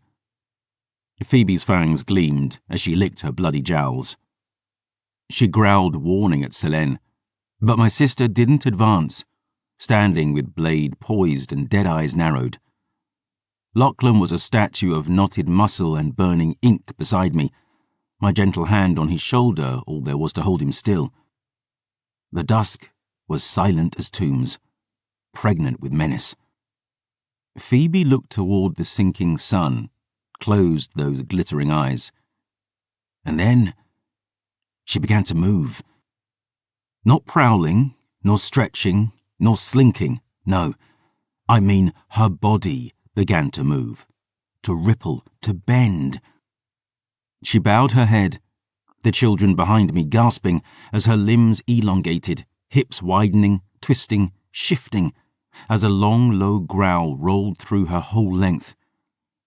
I'd never witnessed the like of it, but from my years in Saint-Michel, I knew full well what I was seeing, understood at last what Phoebe actually was. Lachlan cursed in wonder as the change continued, while I could only stand gobsmacked. Phoebe's fur receded, and on the pale and freckled skin beneath I saw inkwork, same as Saoirse had worn. Naeth, the warrior tattoos of the Osway Highlanders. Blood-red spirals trailed up her right arm, beneath her breasts, wending over her hips and down her left leg to her ankle. She arched her back, growling, feline, the scar cutting through brow and cheek, twisting her lips into a lopsided snarl. And where once a lioness had sat, a beautiful woman with fierce emerald eyes now crouched on the riverbank, naked as her saint's day save for the collar of leather everknots about her throat. But no, on second glance, not a beautiful woman, not quite. Her fingertips were black, cruel, curled like talons. Her ears were pointed like a cat's, protruding from her mane of thick auburn curls. And strangest of all, looking to the snow beneath her, I saw the shadow Phoebe threw in the glow of my aegis was still that of a lioness. She stared at me, dragging knuckles across her bloody nose, the scent of her thrilling me from aching head to trembling toes, and everywhere in between. "Fine hook, silver boy." "Night save us," Selene hissed.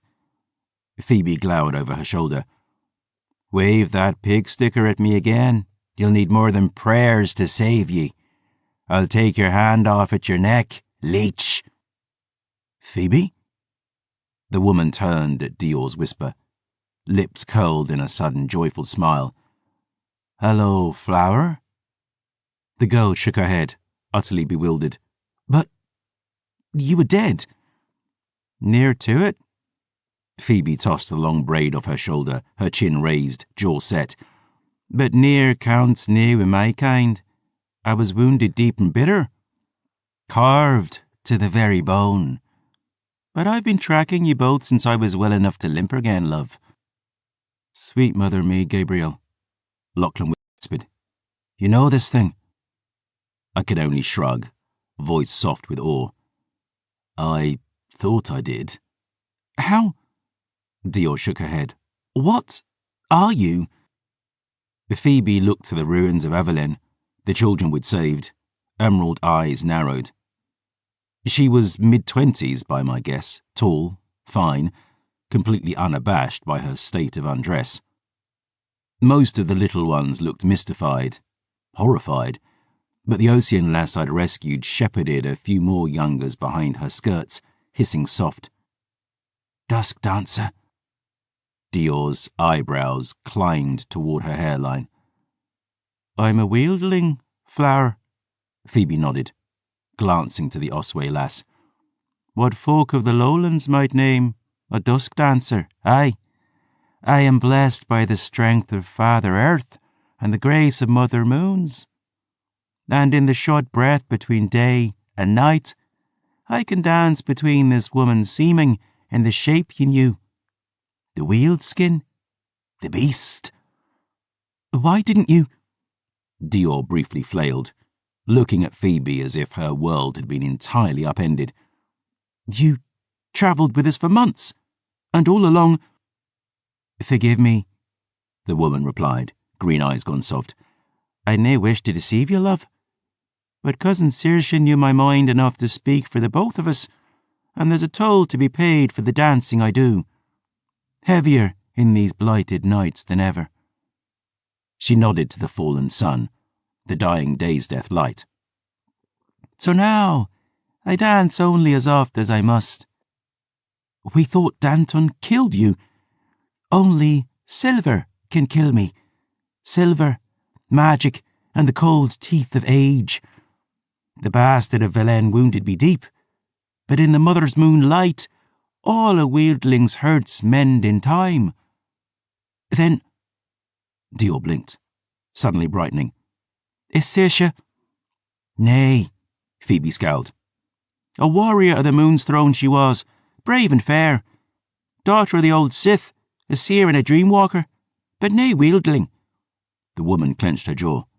My cousin is dead. The words hung heavy, and Dior looked crestfallen. Though they'd known each other only a few months, the girl had been fond of Saoirse. Hell, more than fond, if the kiss I'd caught them in was anything to go by. Condolences for your kinswoman, I murmured. Saoirse was a brave. I've nae need of condolence, Silver Saint, Phoebe spat. I need 5 seconds alone with Danton Voss. I swear by Fionn, I will eat his godless heart. I will breathe his bloody ashes. Danton's dead, I nodded to the lass beside me. Dior killed him. The children murmured, yet more wonder in their eyes as they gazed at Dior. Lachlan looked incredulous at my claim, but Phoebe only lifted her chin, lip curling. The dusk dancer wasn't as broad as her cousin, nor as brawny. Saoirse had been an axe, heavy and sharp. But Phoebe was a sword, sleek and swift. I could see a dangerous shadow prowling behind her eyes as she rose to her feet. And I knew then that while her cousin had been a warrior, Phoebe was a predator. The dusk dancer stalked toward Dior, black talons curled. The girl shrank back to my side, and my hand went to Astrinka's hilt, Selene bristling with threat, Lachlan's grip tightening on his blade so hard that the very metal groaned. But Phoebe came to a halt a few feet away, lowered herself to one knee on the ice. Curtains of flaming hair tumbled about her scarred and freckled cheeks as she bowed her head. Then were I not bound to ye already by augur of my kin, I would still be bound to ye now. The woman lifted her eyes to the bewildered girl. Dior, la chance, by the heart of Fian, and in sight of father and mothers, my fate is fixed to yours. If by my blood or boon or breath might ye be kept safe, I do here vow to give them all in your service. Phoebe drew her claws down her breast, opening scarlet ribbons in ghost-pale skin, and God in heaven, the scent of it struck me like a sword blow, dizzying and feral, blazing a flaming trail from my brain all the way down to my aching nevers. Swallowing hard, cursing it, I pulled my thirst into check, my jaw clenched tight as Phoebe spoke. Dead shall rise, and stars shall fall, weald shall rot to ruin of all. Lions roar and angels weep, sinners' hands our secrets keep, till godlings' heart bright's hen's eye, from reddest blood comes bluest sky. Holding out her hand, Phoebe let crimson droplets fall to the snow. I am your talon and tooth flower. By my heart's blood spilled, I vow it. Dior looked to me, mystified. I could only shake my head, just as baffled. The little ones gazed on in wonder, Selene folding her arms and glowering, Lachlan bristling beside me. The air was thick with the stink of death, danger, and distrust. And across the frozen breadth of Nordland, dusk gave way to night. Chapter 9. Much a Monster. The sun had tumbled to sleep, skies as dark as the shadow on my shoulders. My leathers were sodden and my feet freezing, blood dripping from the ragged bite wounds in my arm. Phoebe was wrangling the children we'd rescued. Selene was off skulking, Lachlan scouting downriver to ensure the Divok didn't creep back and fuck us in the dark. And Dior was walking beside me, torches in our hands and hearts in our throats, as we wandered the ruins of the city my brothers had built. The stench of blood was so thick, it made my stomach growl. A tale of horror and sorrow awaited us inside Avelin's walls, but we'd soon discovered a mystery also. The gatehouse soldiers had been dispatched with such force it chilled the blood. Necks twisted, faces pulped. But the portcullis and gates were intact, open as if to invite the world inside. There had been no siege here, no bloody defence of these mighty battlements. As I looked across the ruins, my mind was a storm of hows and whys. And my God, I was so thirsty. Poor souls, a soft voice murmured. Almighty God, gather them in your arms. I glanced up from the wreckage of the gate guards, looking at the lass beside me. I fear he doesn't take requests lately, mademoiselle.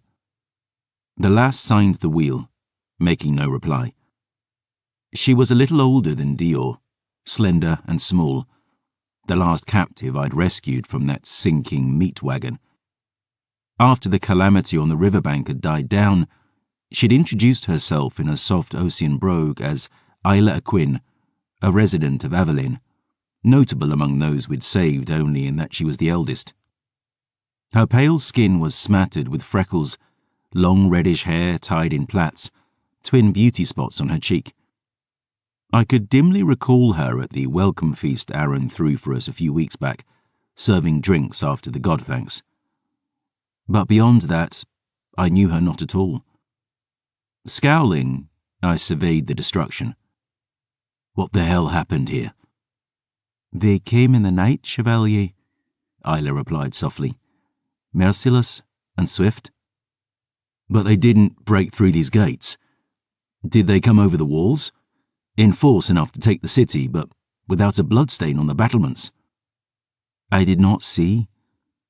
The lass shivered, arms wrapped about herself in the rising chill.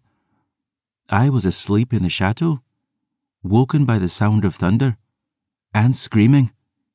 Great rocks were being flung at the keep from the city streets below, falling in the courtyard like hail.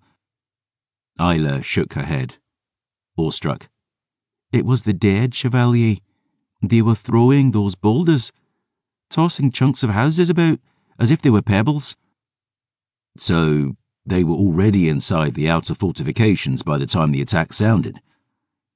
I clenched my jaw, eyes narrowed. That makes no fucking sense. The lass only shook her head, mute and trembling.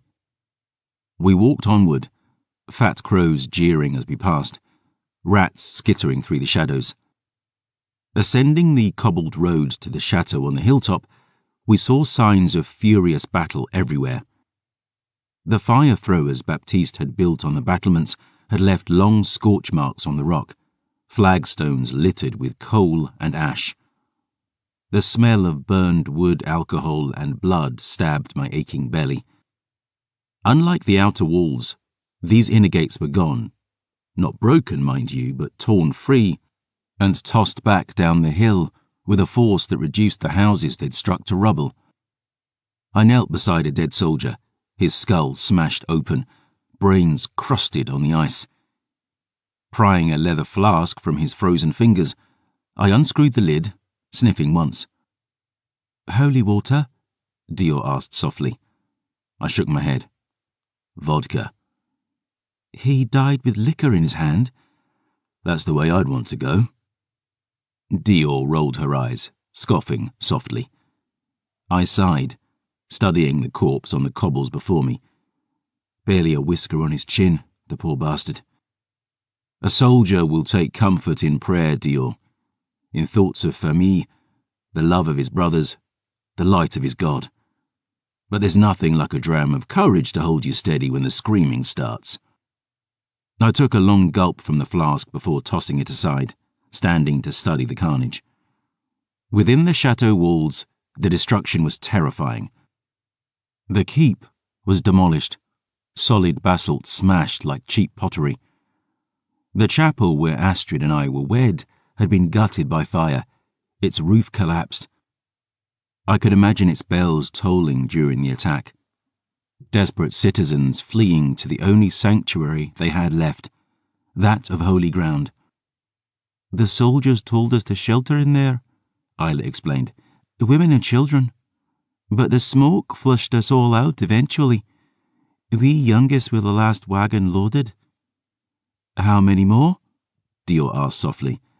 I know not, Isla murmured, fragile as glass. But many. We must away, brother. The Ocean lass startled at the soft hiss, and I glanced upward, jaw clenched. Selene was crouched like a crow on the broken battlements above, long hair and coat blowing in the bitter wind. Her hands were now lily-white, but her shirt was spattered red, the leavings of that unholy feast I'd witnessed on the river. She nodded southward, the way we supposed Chiara and her cousin had fled. Dark has fallen. If the Divok return in force, they will crush us. Lachlan is a watch, I told her. He'll sing if he sees them. Ah, the wisest of plans. Except the man who would gladly see half of us dead, standing guard over all our lives. My sister shook her head, dead eyes glinting like broken glass. Why is he here, Gabriel? What were you thinking, letting him I fought alongside Lachlan and Craig through 2 years of hell, Selene. Right now, I trust him more than I trust you. Now unknot your fucking pantaloons. I'm not fixing to build a house up here. But we've a moment to figure out what happened to our friends. Selene hissed disapproval, and Isla signed the wheel, glancing between us with wide eyes. My sister had helped save the children of Avelaine from the dead who'd captured them. That was plain. Yet plainer still was the fact she was dead herself. This poor lass had no idea what kind of shite she'd waded into, only that she wanted to be out of it. What happened to Baptiste? Dior asked. I did not see, Isla replied, wringing her hands. But he'd have tried to stand beside Capitaine de Coste, I'm sure. Their love burned brighter than silver, and no evil could part them. But whether he fell in battle or was taken by the dead, I know not. And Baron? I murmured. I saw the Capitaine. Isla shivered as she pointed. There, atop the walls, glowing like silver flame in the night. He was battling one of the High Bloods, both fighting like demons. But then, he was hit. A rock the size of a wagon. Oh God, Dior whispered. I gritted my teeth, not wanting to believe as I studied the high walk where my brother had fought. It was smashed by some colossal impact, dozens of tons, horrifying to see. A massive chunk of masonry sat across the courtyard, a huge runnel torn through the flagstones in its wake, stained dark with blood. I walked like a man to the gallows, images of Aaron shining in my mind's eye. I recalled our youth, our hatred forged by hellfire into a friendship I cherished above all others. I saw him standing beside me the day Astrid and I were wed here, trading the rings Baptiste had forged with his own 2 hands. I remembered them both sharing my tears the day Patience was born, embracing me as I set off after Dior, aching that they couldn't ride at my side one more time into darkness. My gorge rose at the sight of an awful smear, a blood-drenched boot crushed under the masonry, and wedged in the splintered rock. Gabe, Dior whispered. I knelt to retrieve the object, but found it stuck fast. I felt my fury rising, fangs grown long and sharp as I tried to drag it loose. My muscles stretched taut. Dior touched my shoulder, but I only cursed and leaned back into it, gasping as I finally wrenched it free. I stood there in the night, the falling snow, a scream building inside my chest. The thing in my hand was heavier than a lifetime unloved. Its crossbar was bent, but I could see the raven's wings, the grinning skull, the long flowing robes of silver. Mane, angel of death. Dior whispered, Is that Aaron's sword? Oh God. Oh, Gabe. I hung my head, the shattered hilt tumbling from my hand, fighting that scream inside me. I closed my eyes against the sight. I wouldn't believe it, couldn't believe it, telling myself over and over it might not be him. It might be another man, another soldier who somehow took up Aaron's beloved blade, who somehow... Gabriel. I looked up at that hateful whisper, into hateful eyes. We must away from here, Selene hissed. Kenheim awaits. But what about the children? Dior asked. A whisper, cold as ice. What about them? We're just supposed to leave them. We are. Selene took in the wreckage of Aveline with a wave of her thin hand. This is only a taste, Dior. The entire world will look thus if we do not find Master Genoa. Every moment you tarry from your path, you waste time, you waste hope. You waste breath, I snapped, repeating what you've already said. We have no breath to waste, brother. Thanks to you. My heart sank at her jab, but I refused to bite back. Dior chewed her lip, watching me as I gazed about the sanctuary my brothers had built, listening to the lonely calls of twice-glutted crows among the ruins, the echoes of another dream destroyed. Whatever we do, I finally sighed, we can't stay here. We trudged back down the hill to the children below. They were 200 in number, boys and girls, most near Dior's age, but a handful far younger. They'd scavenged what food and clothing they could from the ruins, wearied and heartsick from their ordeal. But a few of the older ones stood taller as they saw Dior, looking at her with numb gratitude and quiet awe. Phoebe had scrounged clothes in the burned houses, breeches, a stout jerkin, a winter cloak, all stained with soot. But a pair of boots had apparently eluded her. She gifted a warm smile to Dior, a cold glance to me. But Selene she fairly glowered at. This was going to be trouble. Speaking of, I heard crunching footsteps behind, turning to find Lachlan stalking through the gates, shoulders kissed with new snow. Our eyes met, and I could see anger, distrust, barely held in check. He was disciplined enough not to voice the questions I could see roiling behind his fangs, but I knew a difficult conversation loomed on our horizon. "No sign of Chiara or her kinsman," he reported. "But dark is deeping, and the dead run quick. We should off afore they're up us. Where is the question?" "We keep to the path," Selene said. "West to the Nightstones." Phoebe waved to the frightened children. "With them in tow? Fine plan, leech." "No one asked your opinion, flesh witch." "No one asked me to save your brother's hide, neither. And call me—" "Enough," I snapped. "First things last, we need to get the hell away from here. If the Untamed return, we're fucked harder than a bishop at a cardinal's convocation. We head back north, away from their tracks. All of us," I added, glowering at my sister. "Get some miles under our feet and sleep in our pockets."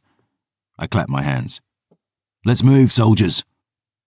At my barking, the young ones formed up, making ready to leave the only home most had known. The air was heavy with sorrow and chill, and Dior gave my hand a squeeze, lips pressed thin. I squeezed back, throwing off the cloak of my own grief, turning thought to simple survival. And sighing, I looked to Phoebe, patting Bear's saddle. "Mesdames before messieurs." The woman raised one eyebrow. "Shove your chivalry up your arse, man." "My chivalry fell on its own sword a long time ago. But if I've the right of it, you're stuck in that shape at least until dusk tomorrow. So, unless you've a burning desire to walk for the rest of the night through freezing snow in bare feet—" Phoebe looked me up and down, hands on hips. I rolled my eyes. "Don't make me beg, mademoiselle." "I like it when you kind beg." "My kind." Tossing her hair, Phoebe turned and lifted a young girl onto Pony's saddle. Hefting two older lads up behind the lass, she gave Dior's fingers a squeeze as she handed over the Susias's reins. The girls stiffened slightly at the dusk dancer's familiar touch, but Phoebe seemed unconcerned, taking up watch at Dior's shoulder like a guardian at the gates. I helped a gangly young lad into Bear's saddle instead, lifting another child behind him before stooping to pick up a third. She was the blonde lass Dior had carried from the river, I realized, maybe 6 or 7 years old. Her dress was grubby and spotted with blood, a hand-woven moppet doll clutched in one dirty hand. And about her neck, I saw a prize that had once adorned a wolf mother's throat. A golden file on a broken chain. "What's your name, Cherie?" I asked softly, crouching before her. She looked to her feet, frightened, replying with a tiny voice. "Mila, monsieur." "And where did you get that, Mademoiselle Mila?" I asked, pointing to the vial. "Found it." She risked a glance. "After Kit Kat lady bit you, and you said a bad word." "I said a very bad word," I nodded, solemn. She risked a shy smile, clutching the moppet to her chest. "You did." "May I see it?" She looked up at me, blood-flecked skin and dirty blonde hair and big brown eyes that had already seen far too much of this world. And though she'd just lost everything, that little girl slipped the chain off her neck and placed it in my open hand. "Keep it." "Truly?" Mila nodded. "You said a bad word, but you're a good man." I slipped the vial into my bandolier and kissed her forehead, lifting her up behind the others. Looking about, I caught Dior smiling at me, waving her off with a scoff and a scowl. Lachlan raised a young boy onto his shoulders, another youngster riding him piggyback. And eyes narrowed against the bitter winds, collar dragged high and tricorn low, I led our little company out of Avelin's gates and into the frozen night beyond. The children walked mostly in silence, a few murmuring prayers, others sobbing softly. Lachlan was a point, casting wary glances to the trees about us, behind for the Divok who might be stalking us. Selene strode far out on our flank as always, stealing glances at Phoebe all the while. Monster though she was, my sister was clearly unsettled to have another monster riding with us, and, God's truth, I shared her concerns. The brethren of Saint-Michon had raised me, and Lockie, on stories of dusk dancer savagery, taught us they were accursed by God and twisted by heretical magics. A foe to be both fought and feared. Phoebe walked beside Dior like a second shadow. Barefoot, she left no tracks in the snow and seemed completely unbothered by its chill. But strange as she was, her talons were draped around the girl's shoulder, protective. She'd helped us on our journey through Osway, saved my arse out on that ice today. And she was no friend to the dead. Apart from the sharpness of her tongue, she didn't seem much a monster. After a few hours' ride upriver, Lachlan spied the ruins of a fisher hovel in a shallow dell, walls and roof crawling with shade spine and mould weave. Following a brief search, he emerged with a small nod, and I ushered our young charges inside. The little ones were exhausted, collapsing onto the hovel's floor. Most were settling into shock now, too numb for tears. My heart was bleeding for Aaron and Baptiste, but there was enough misery in this company already. And so, while Lachlan went out to keep watch, Selene to scout for the untamed, I set my boots by the fire and cooked a passable supper with stores I'd scrounged from a tavern in Avalon. Fucking potatoes, sadly, but enough for all. I set the pot boiling, chopped the fare, pausing to take a hit of Sanctus from my pipe or a swig from a bottle I'd filched with the spuds. For all my troubles, the thirst shouldn't have been one of them.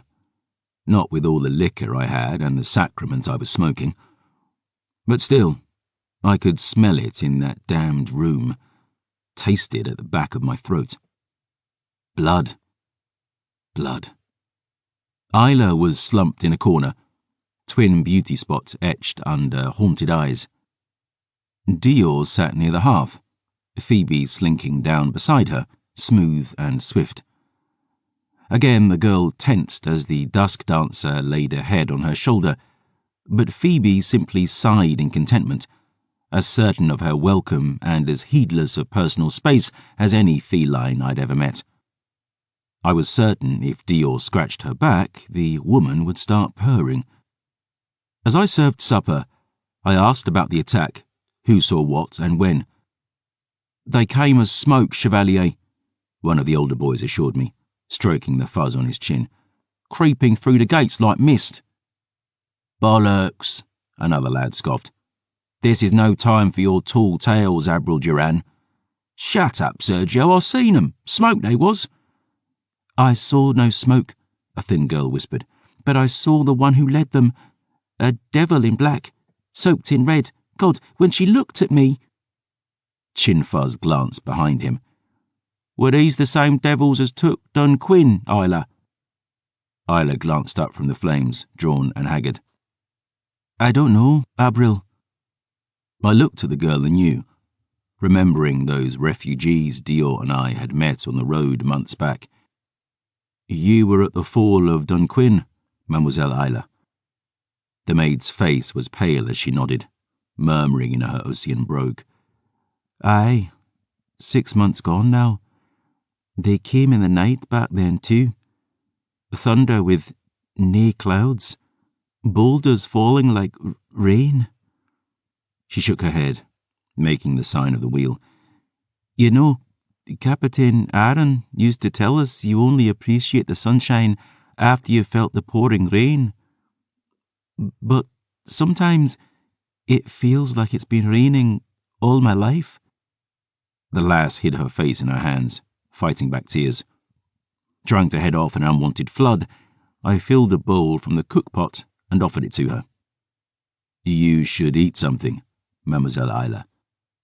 She glanced up, frail and trembling. What's the point? Of potatoes? I risked a smile. I wondered the same, miss. Of eating, she snapped, slapping the bowl from my hand. It's all gone to hell. Can't you see that? You think some half-cooked slop will make any of this better? The older children around the room hung their heads. A few of the little ones began crying. But Dior looked up from oiling her dagger, pale blue eyes shining. You fight harder on a full stomach, Isla. Keep heart now. Dior glanced about, her voice rising. Keep heart, all of you. I know the road looks dark ahead, but the... Dark, Isla cried. Dark isn't the half of it. I had someone who loved me. Even in all this I found my ever after, and now... She glared at Dior, rising to her feet as her tears began falling. God, I wish you'd never unlocked that cage. Why couldn't you leave me be to... Don't, I warned, temper flashing. Feeling heartsick is one thing, mademoiselle, but wishing yourself dead is insult to every man and woman who died defending that keep. Hell with them, she glared at me, pawing her cheeks. Hell with all of you. The lass stormed from the hovel, sad whispers and sobbing children in her wake. I stared at the fallen bowl, the meals spattered all over the floor. And I thought I hated potatoes. Mother and maid, Dior scoffed, shaking her head as she looked at me. You are a heartless prick sometimes, Gabriel de Leon. I've heart aplenty, more's the pity. I stooped to lift a crying child, grubby red hair and blood-stained dress. But woe is me, theatrics at a time like this helps no one, Dior. Dior slipped her dagger back into the sheath at her wrist, staring after Isla. She's only a girl, Gabe. There's nae only to it. Dior and I glanced toward Phoebe as she spoke. The dusk dancer was nursing little Mila in her arms, dirty face and tear-filled eyes. Hate to admit it, but your Silver Saint's right, Flower. Damn right I'm right, I muttered. Don't let it go to your head, man. Every dog has his day. Dogs eat cats, last time I checked, mademoiselle. Mother moons, she scoffed. I wouldn't let you eat me if you paid me for it. Fortunate, then, that I wasn't offering to. Phoebe shifted the little girl in her arms, fixing Dior with her emerald stare. There's a time and place for tears, Flower, and there's a solace to be found in sadness. It's easier falling downhill than climbing up. It hurts to punch on with broken hands.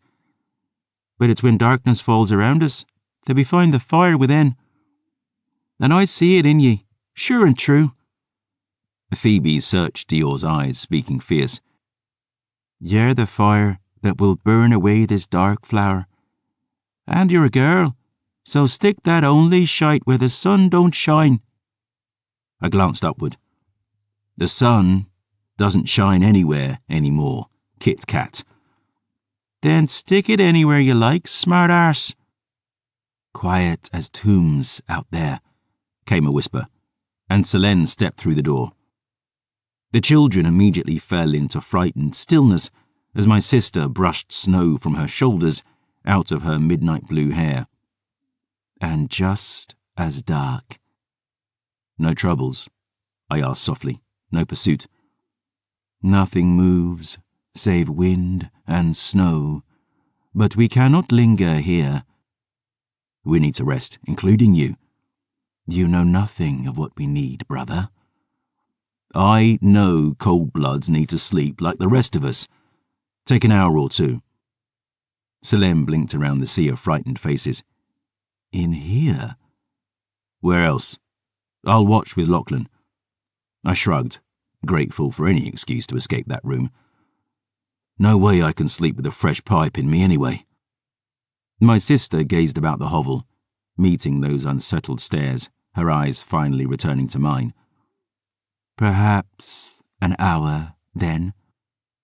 I nodded, rocking the child in my arms. Selene sank down in the corner, as far from the fireplace as could be. But still, those closest shuffled farther away. Despite what I'd seen on the river that day, the memory of her fangs locked on Ricard's throat, the sight still struck a sad chord in me. Even here, in our refuge, my sister was forced to keep herself apart, and the air was thick with fear. Hers of the flames, the children of her.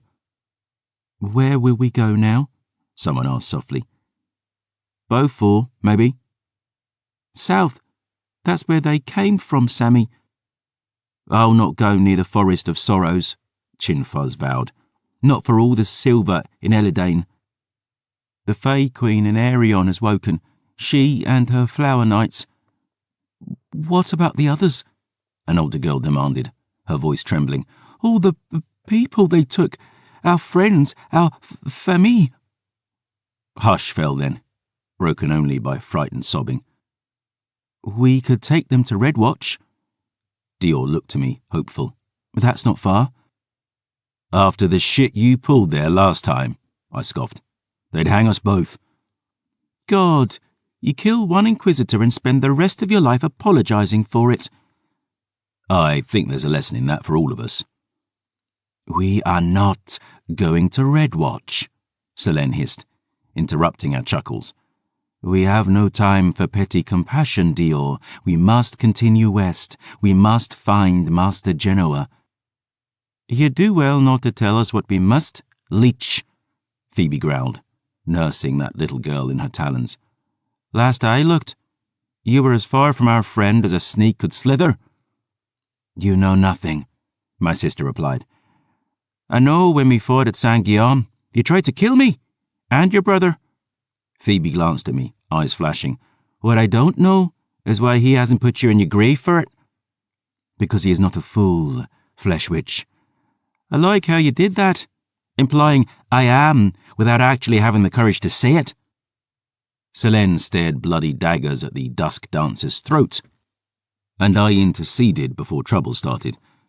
Do you have another suggestion, Mademoiselle Phoebe, or are you just stirring shite for the sake of it? Where do you propose we go? I give nae a single whisker of my sweet cunny where that goes. Phoebe glared at Selene, then looked to Dior. But we should head to the Highlands, Flower. Selene scoffed. Madness. Every leech we've met on this road has tried to end Dior. What's mad is following a leech's advice about which road to take now. Phoebe glowered at me. Last I heard, your kind hunted the dead, not clung to them like a babe to tit. You don't know me, mademoiselle. I know silver saints have hunted night things for generations. Our greatest queen perished at the hands of one of your kind. But now you're happy to follow a corpse about? I've never hunted a dusk dancer in my life. Never even seen one till I met you. And the Ordo Argent aren't my kind. I met the woman's stare. You don't know me. The pair of us glared at each other, neither blinking, neither flinching. Logs crackled in the fire, and Dior spoke into the uncomfortable silence. What's in the Highlands? Phoebe broke our staring contest, meeting the girl's eyes. Sanctuary. As much as can be found in this time of blighted blood anyway. Your coming was augured among the all-mothers of my kin, and long have the folk of the moon's throne awaited your birth. You'll find sisterhood there, Flower, sanctity, magics, old and true. Dior. The girl looked to my sister as she hissed. Your truth lies with Genoa, Selene said. The fate of every soul under heaven depends upon you reaching the night stones. Dior scruffed her fingers through her hair, glancing to the frightened faces around her. What about the souls in this room? Don't fret on it for now, I told her. There's no call to be made tonight that won't keep till the morrow. And you'll see clearer come morning light. The little girl in my arms was calmed at last, and as I tucked her in on a blanket near the fire, I gazed about the common room. The children were pale and frightened, bloodied and weeping and numb. I'd seen this story before. 100 towns, 1,000 lives, all destroyed by cold-blood hungers. But it's just as I learned when I was a boy, vampire. When your whole world is going to hell, sometimes all you need is someone who sounds like he knows the way. Sleep now, all of you, I told them, hand at rest on my sword. No dead shall trouble your dreams. All songs cease, little ones. All cities fall. But so too must end darkness. And I will watch over all of you until the breaking of the dawn. The children hushed. The last of the sobbing ceased. And grabbing up my bottle, matching Dior's small smile with my own, I headed out to the cold night, alone. Chapter 10. The Hate of You. I climbed the rise above our hovel, breathing deep of the blessedly fresh air. All around was cold and lightless, the heavens above a silent void. But as dark as the world had become, I had a full dose of Sanctus in me, and the night itself was alive. The howling song of winter's deep wind, the scurryings of night things about their business, uncaring of any man's sorrows, the promise of peaceful dreams. When I was a boy, the night had been a time for fear, the place where monsters dwelled. But for all its horror, all its mystery, the night can be radiant sometimes, vampire. The night can be beautiful, Jean-Francois murmured. The last silver saint looked up from the chemical globe, gaze falling on the historian's latest illustration, a picture of Gabriel at watch in the dark.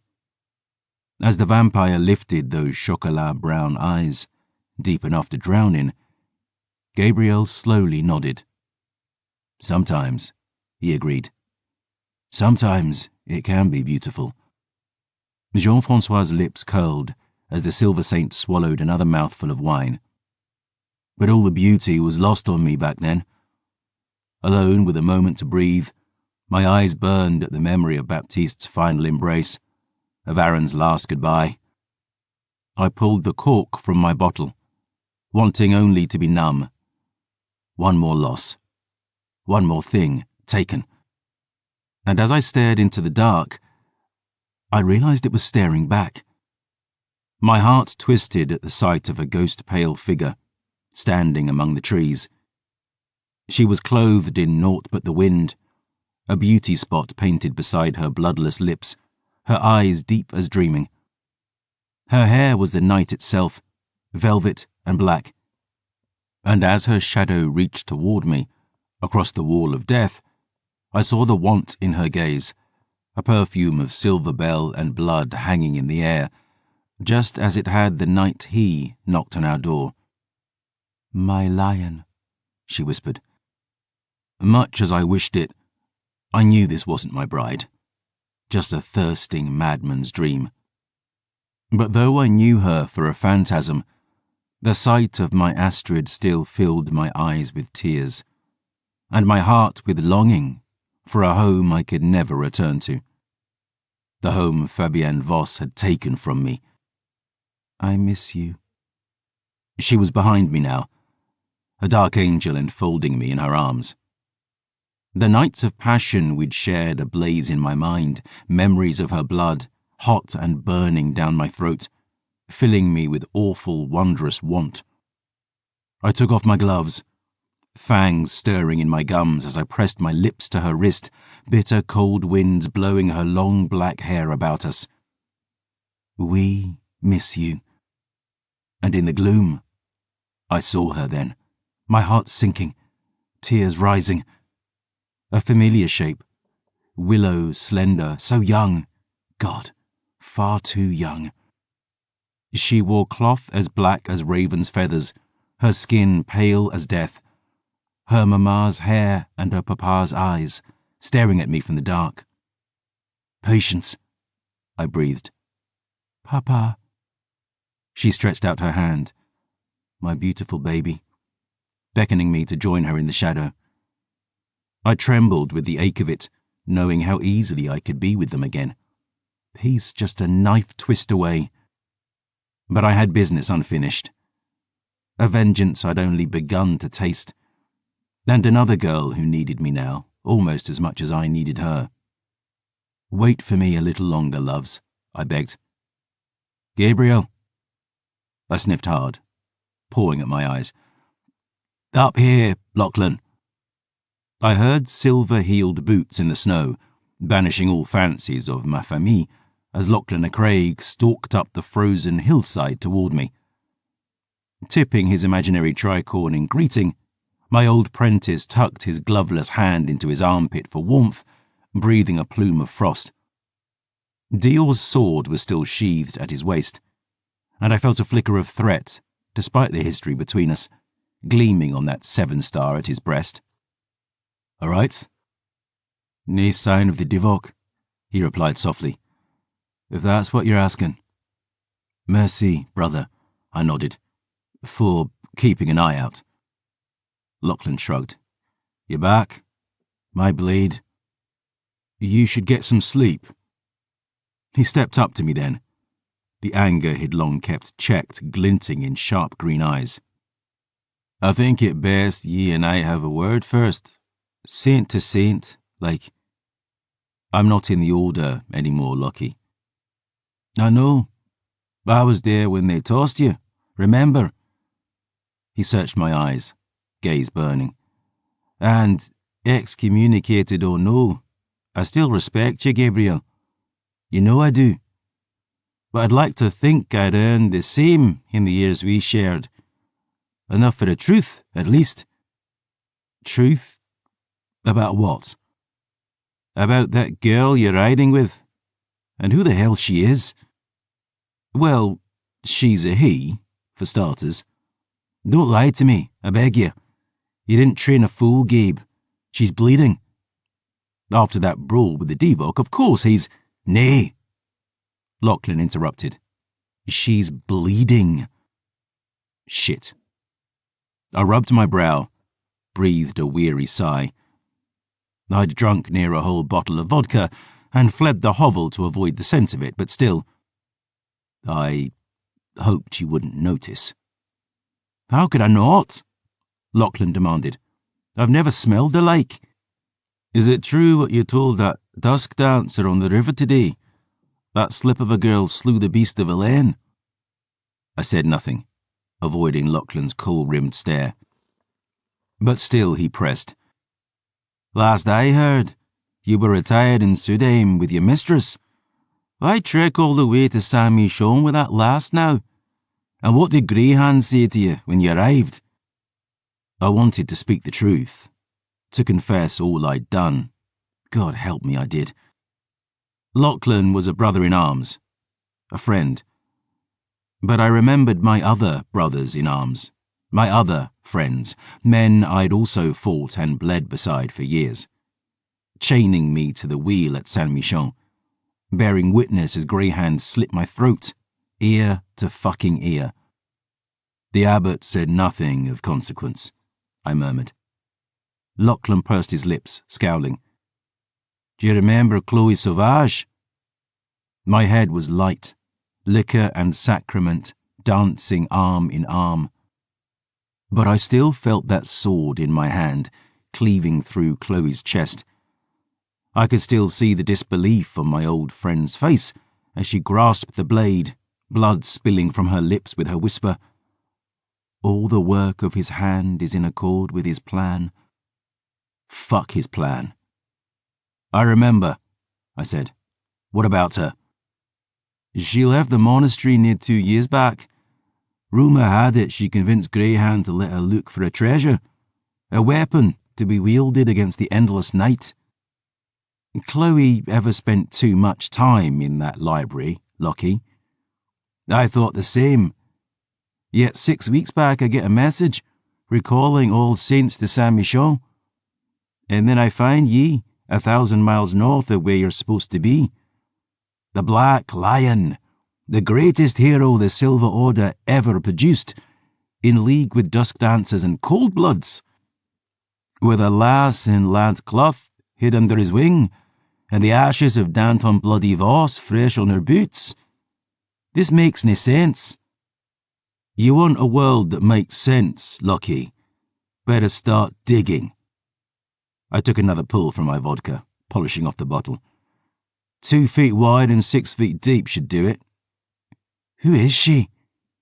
None of your concern. Lachlan's hands curled into fists. But she is the concern of that bloody skin thief down there, that fucking leech. Sweet mother maid, Gabe. Have you lost your... In case you missed it, that skin thief saved my life today, Lockie.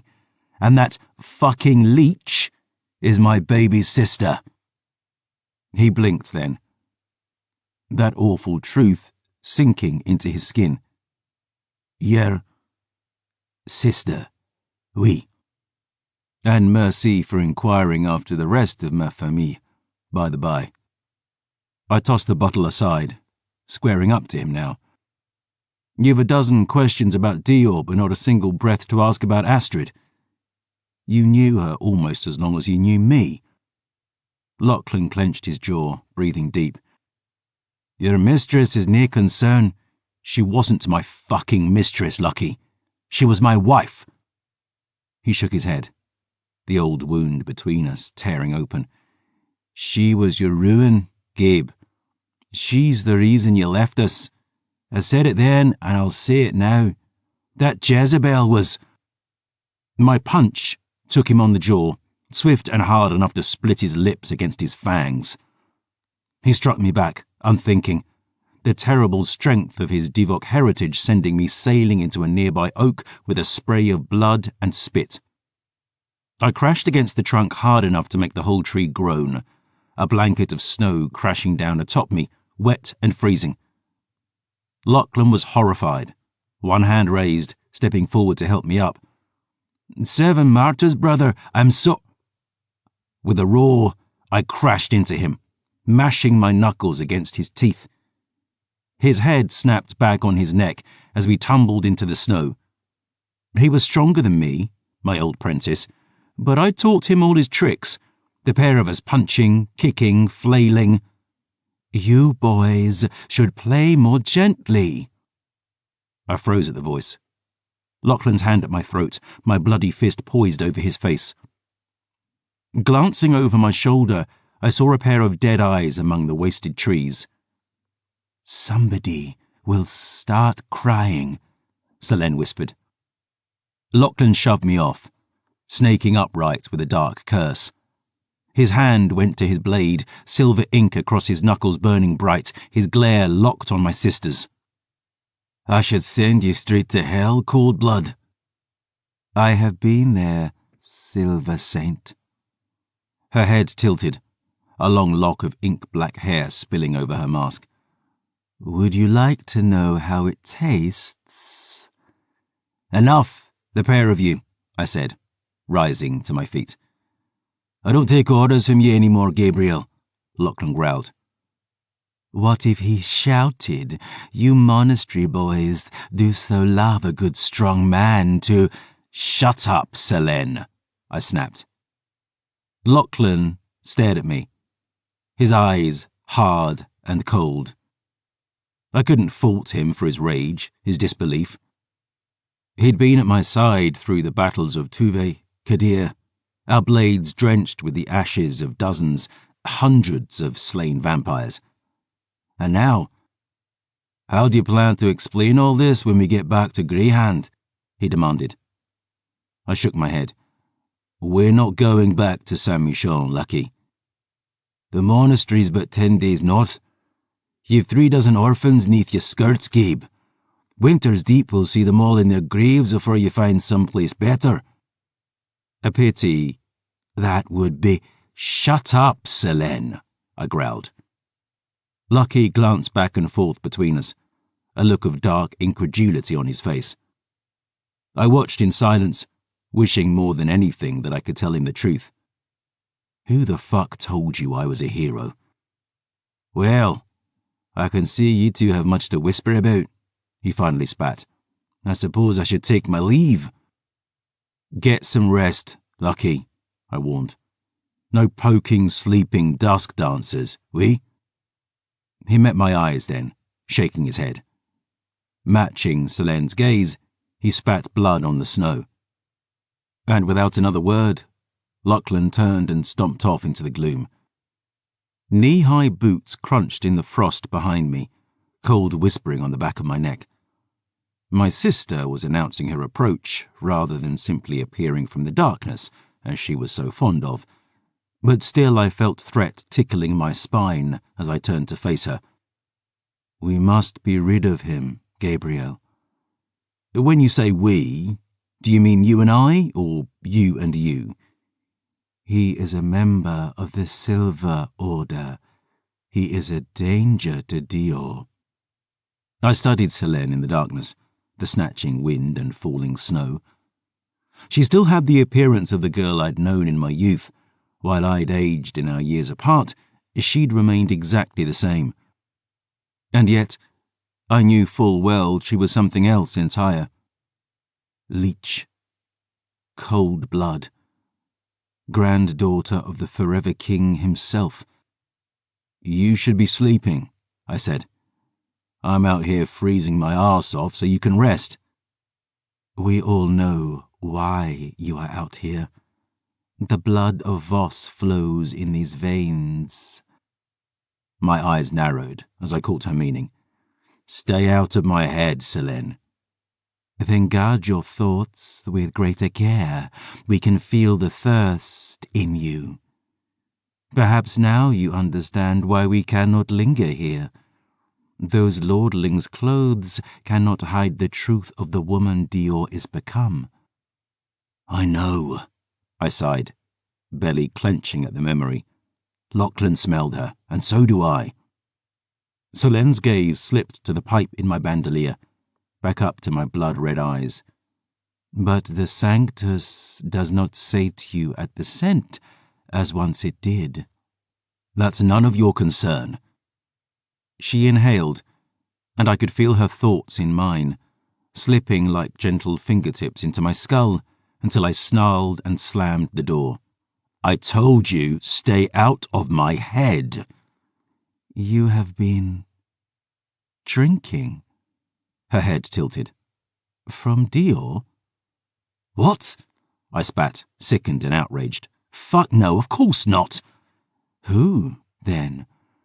How long? Cold eyes roamed my body, down to the troth ring on my left hand. A wife? Tell me you are not foolish enough to drink from her. You are on thin fucking ice, Selene. God help you when it breaks. She stared a moment longer, the gulf between us wide and deep as graves. My hands were balled fists. Lachlan's blood still smudged across my knuckles, and for one terrible, endless moment, I had the near irresistible urge to lick it off my skin. But my pulse slowed, my want eased, and finally, Selene raised her hands in surrender. We did not come here to quarrel, brother. I breathed deep, pushing anger and thirst down to the silvered soles of my boots. I nodded. We should talk. Sister. We must be rid of this silver saint, Selene began. Those accursed children and that skin witch, too. Dior heeds your counsel, Gabriel, and we have wasted time in— Stop, I snapped. Selene blinked, standing in the falling snow as if she were carved of stone. I realized I could hear no heartbeat in her breast, feel no warmth in her veins. We, I said, gesturing back and forth between us, should talk. She sighed. And what would you have us talk about? Oh shit, I don't know. The price of a foot job in San Maximile. What do you fucking think? How about you start with what I saw on the river today? You drank that Divok to ashes. Or maybe you explain where you've been the last 17 years. What are the Asani? How do you wield their blood gifts if you're born of the Voss? Maybe explain how you're caught up in any of this shit. And if I do not? Then how about I finish what you began when you tried to murder me at Saint-Guillaume? Suppose you are that foolish. How will you find Genoa? Who the hell says I need to? The Highlanders apparently speak legends of Day's death too, and Phoebe can take flesh witches and skin thieves, Selene spat. Dior is the descendant of heaven's sovereign. It is through his servants this world shall find salvation. Not some sty of inbred heathens rotting in filth and howling at the mother moons. And no member of the Silver Order can set foot in the moon's throne mountains and live, excommunicated or no. Selene shook her head, looking me up and down. If you go to the Highlands, you will die. She spoke true, I knew it. But more it struck me, to hear my sister speak of heaven and salvation, when all knew that vampires were children of the damned. Even now I could feel my aegis burning beneath my skin in her unholy presence. But Selene spoke like a believer, I realized. Dior listens to you, Gabriel. And though you've turned your back on the Almighty, he has not turned his back on you. Master Genoa will teach Dior what she must do to save this empire and all the souls within, including my own, if you give a damn about it. Sighing, I dragged one hand back through my hair. Of course I do, I said softly. You were my baby sister, Selene. And one night, I might muster courage to beg forgiveness at my part in what happened to you. But if you'll not tell me of what you are and became, after what I saw today, how in God's name can I trust you at all? I owe you no explanation, brother. We have saved your life twice now, by our counting. But if still you need proof of my fidelity, consider this. Selene stepped forward, and my hand slipped instinctively toward Ashdrinker's hilt at the rage burning in those dead eyes. All I have suffered, all I have seen, is due to you. I look upon you and feel the blood in my veins boil for the hate of you. But you are bound to the Grail, and she to you. That much is plain for any with eyes to see. So I swallow my hatred. I drink the poison of your name. I endure your presence as the Redeemer endured his tortures upon the wheel. Because the fate of every soul under heaven hangs in the balance of this. Selene smoothed her hair from her mask again, calm returning. So if you trust not in my word, trust in my hate. And understand how important this all must be for me to suffer another second of your company. My heart bled to hear her speak so. I knew it truth, I knew it just. But she'd been my little sister once. Selene stared a moment longer, just a shadow of what she'd been. Then without another word, she turned to leave. You were an aunt. She froze. I let those words hang in the dark, watching her reaction. Selene remained motionless, only her coat and hair rippling in the howling wind. But as she glanced over her shoulder, I caught a small flash across the pale arc of her eyes. "Were," she repeated. I nodded, running my thumb over the name inked across my knuckles. I searched the night around us for those ghost-pale figures again, but of course they weren't there. They'd never been there. Words weighing upon my shoulders like broken wings.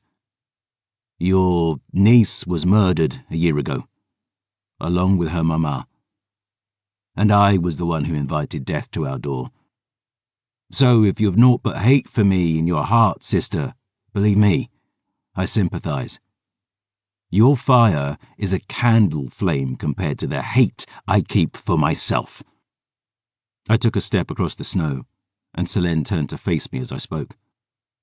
"So that girl down there is my world now.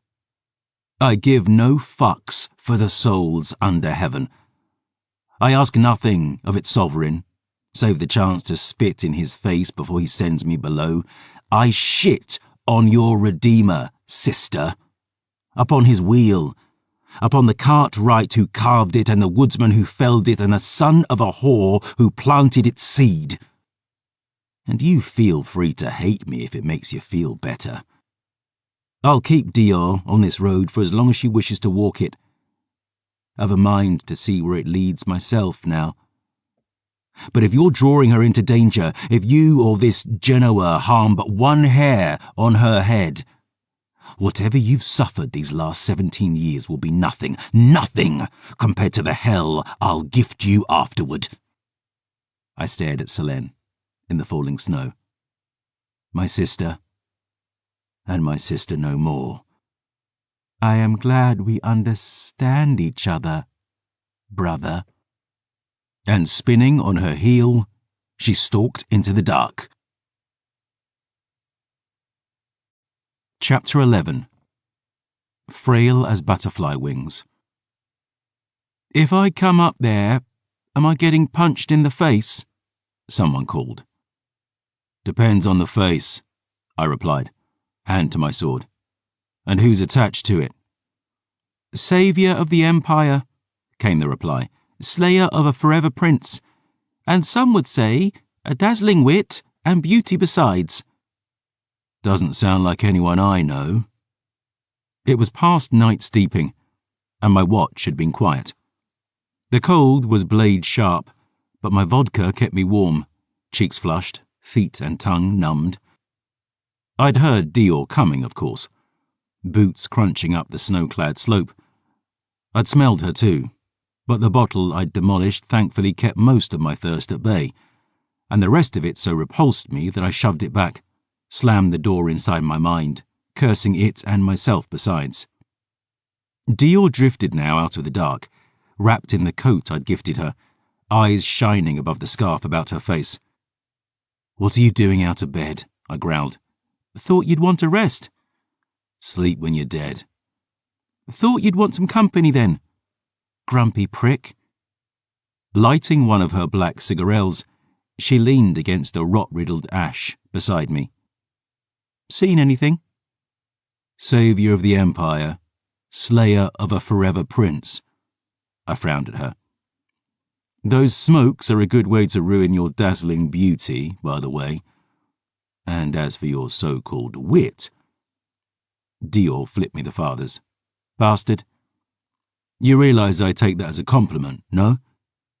The girl gave a weak chuckle, and I a weak smile in kind. And settling into thoughtful silence, she sighed a lungful of pale grey smoke. I could tell she was searching for words, some magical combination of consonants and vowels that would set this aright. She might as well have been searching for rain in a cloudless sky. "I'm sorry, Gabe," she finally sighed, "about Aaron and Baptiste. I know you loved them. I know you'd give anything to..." She hung her head, and again my heart sank at the thought of my brother's fates. But it wasn't her shoulders that deserved the weight of them. "It's not your fault, Dior." "Of course it is. Please don't pretend you're an idiot, Gabriel." "I never pretend I'm an idiot. Those days I sound like I know what I'm on about. That's when I'm pretending." The girl refused to smile, jaw clenched. "Saviour of the Empire. My arse." "O ye of little faith." "You're one to talk." "Touché. But I'm not totally bereft since I met you." "Not sure why." She scowled, breathing smoke like some dragon from a child's tale. "You say I'm supposed to save this place, but it's worse than ever. And each night, more—" "Have you noticed the way they look at you yet?" She blinked. "Who?" "The little ones you saved from that cage." I nodded to the hovel below. "Those children just lost everything, Dior. But when they look at you, the one who risked all to save them, I see a spark in their eyes. It's a tiny thing, frail as butterfly wings. But it's the foundation of everything to come. It's the gift you're going to give back to this empire." "What gift?" I shrugged. "Hope." She squinted at me long and hard. "How much have you had to drink?" "A skinful," I grinned. "Still not enough to lie to you, though." Turning to the howling black, the girl dragged on her cigarette. I could see the tension in her frame, the weight of the dark around her, the road before her, the blood inside her. "Where the hell are we going to go, Gabe? We can't just abandon these children." "Way I see it, we have two options." "All ears. You may consider me." I breathed deep, looking into the wailing night. To the north I felt the shadows of the godsend, and south, the ravaged wastelands of Osway. Eastward, the bitter bleak tundras of Nordland awaited. But northwest I could feel it, a tiny flame in this dark. "First option," I sighed, "we all seek sanctuary in the barony of Leon." Dior raised an eyebrow, whistling smoke. "Still can't believe your grandfather's a baron. Some folk just get born with Angel Fortuna's lips on their cocks, don't they?" "Anytime you want to trade boots, LaChance, you just sing." "He's still alive?" "Far as I know." I scowled, shoulders hunched against the chill. "I've never spoken to the old prick. He cast my mama out when she fell pregnant with me. But our young charges will be safe in the House of Lions. She's a city fort on the coast. Good limestone walls. Garrison of 1,000 men. Harder to get inside than an Ocean princess's chastity belt." "I need to meet an Ocean princess." Dior smirked. "Always up for a challenge, me." "Not many left these nights, by the sound of things." She nodded then, smile fading. "And our second option?" "Lachlan takes the children, and we continue on to the Nightstone with Selene." "You think he's in the mood to do you favours, after the chat you had?" Dior's gaze turned sour. "That was a very handsome face you just tried to kick in, you know." I scowled, pawing at the blood in my stubble. "He's had worse."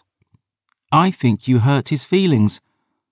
"Lachlan's feelings aren't exactly top of my list of priorities right now, Dior. His blade at your fucking throat is." "I'm not sure he'd do that. I mean, he doesn't seem the type." "And Chloe did." Her face fell at that, looking to her feet as she breathed grey.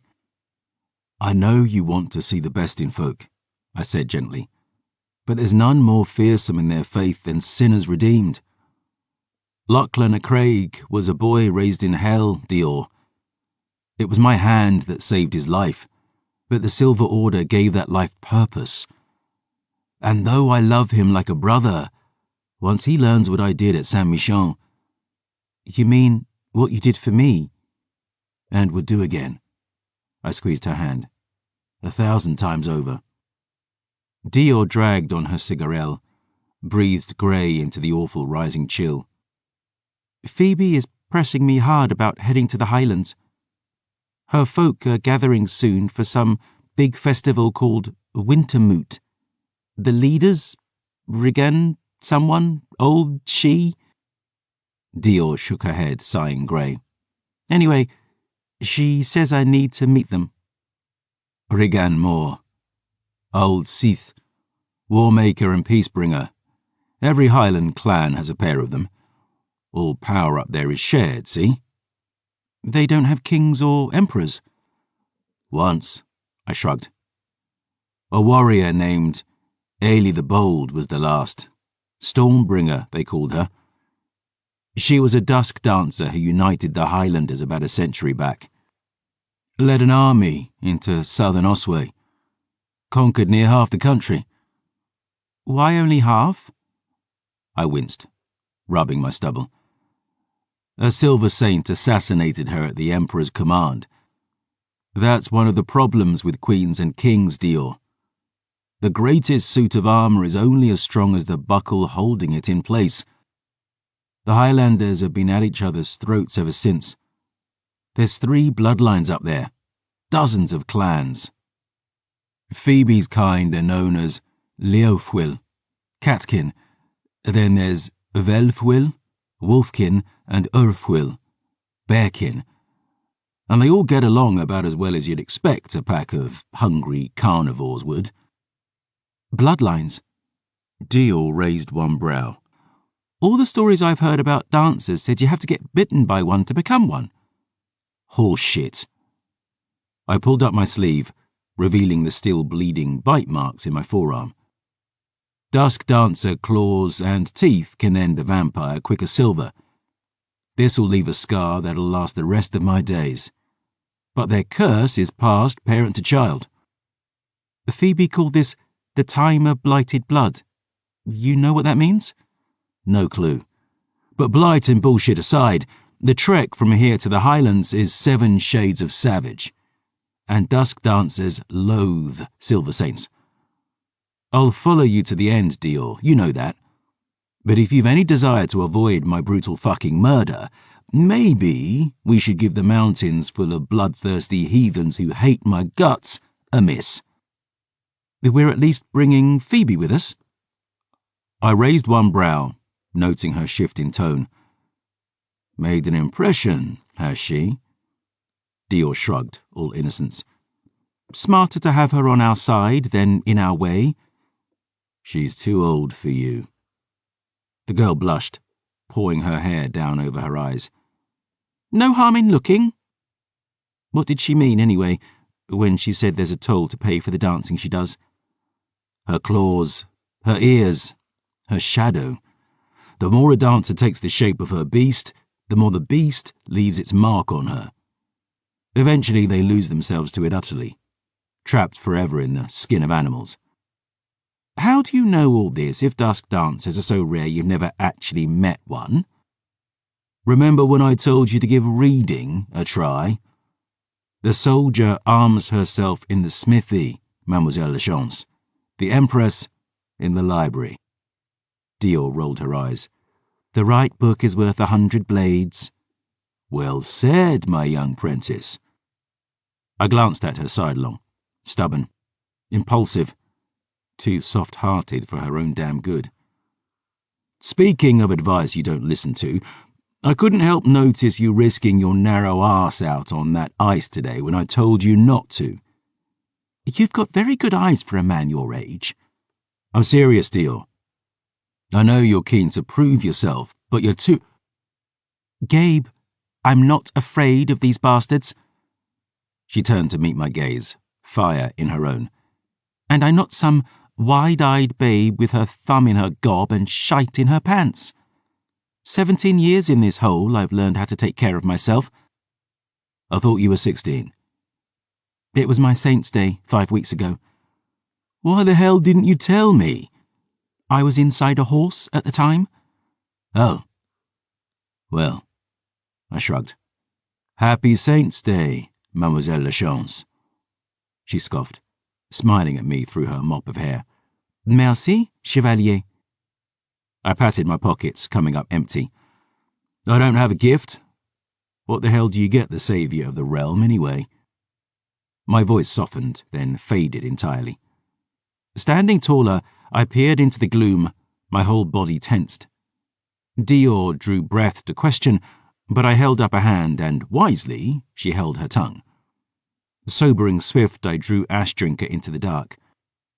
I was dreaming about the flowers, roses of red and bells of silver. Do you remember why they could call violets violets, Gabriel? Weren't they blue? Wake up, Ash, I whispered. We're company. Invited? The other kind. Oh, delightful.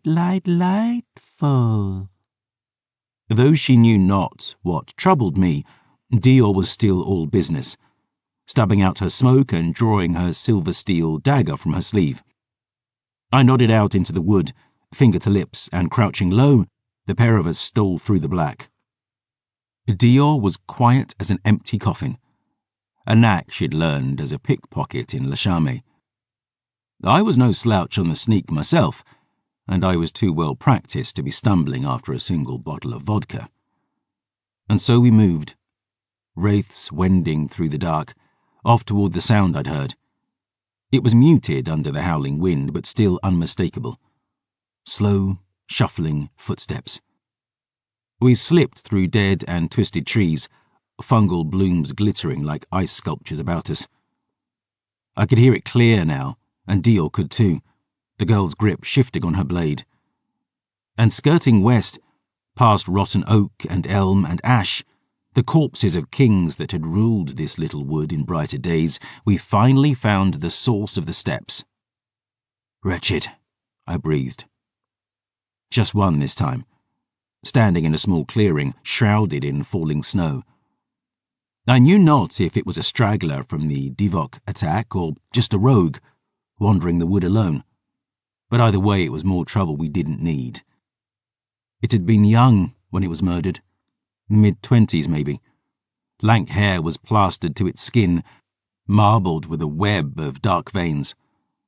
It was naked as its first Saint's Day, right arm hacked off at the elbow, probably a soldier in life.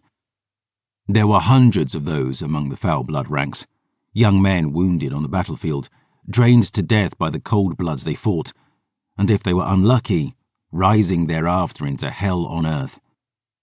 We were upwind, side by side, safe as castles. Dior shot me a hopeful look, pointing to herself and making a stabbing motion. But I was hardly going to let the Grail of Saint-Michon get into it with a cold blood after only 2 weeks of sword practice. I gave no shit if it was armless, toothless, and chained to an iron post with the target painted on its arse. I shook my head. No. Dior held up a single finger, disbelieving. There's only one. I glowered harder, putting my 3 years as a commander of the legions of Emperor Alexander III, not to mention my decade as a father, to work in my scowl. No, young lady. Dior scowled right back. You're not my papa, old man.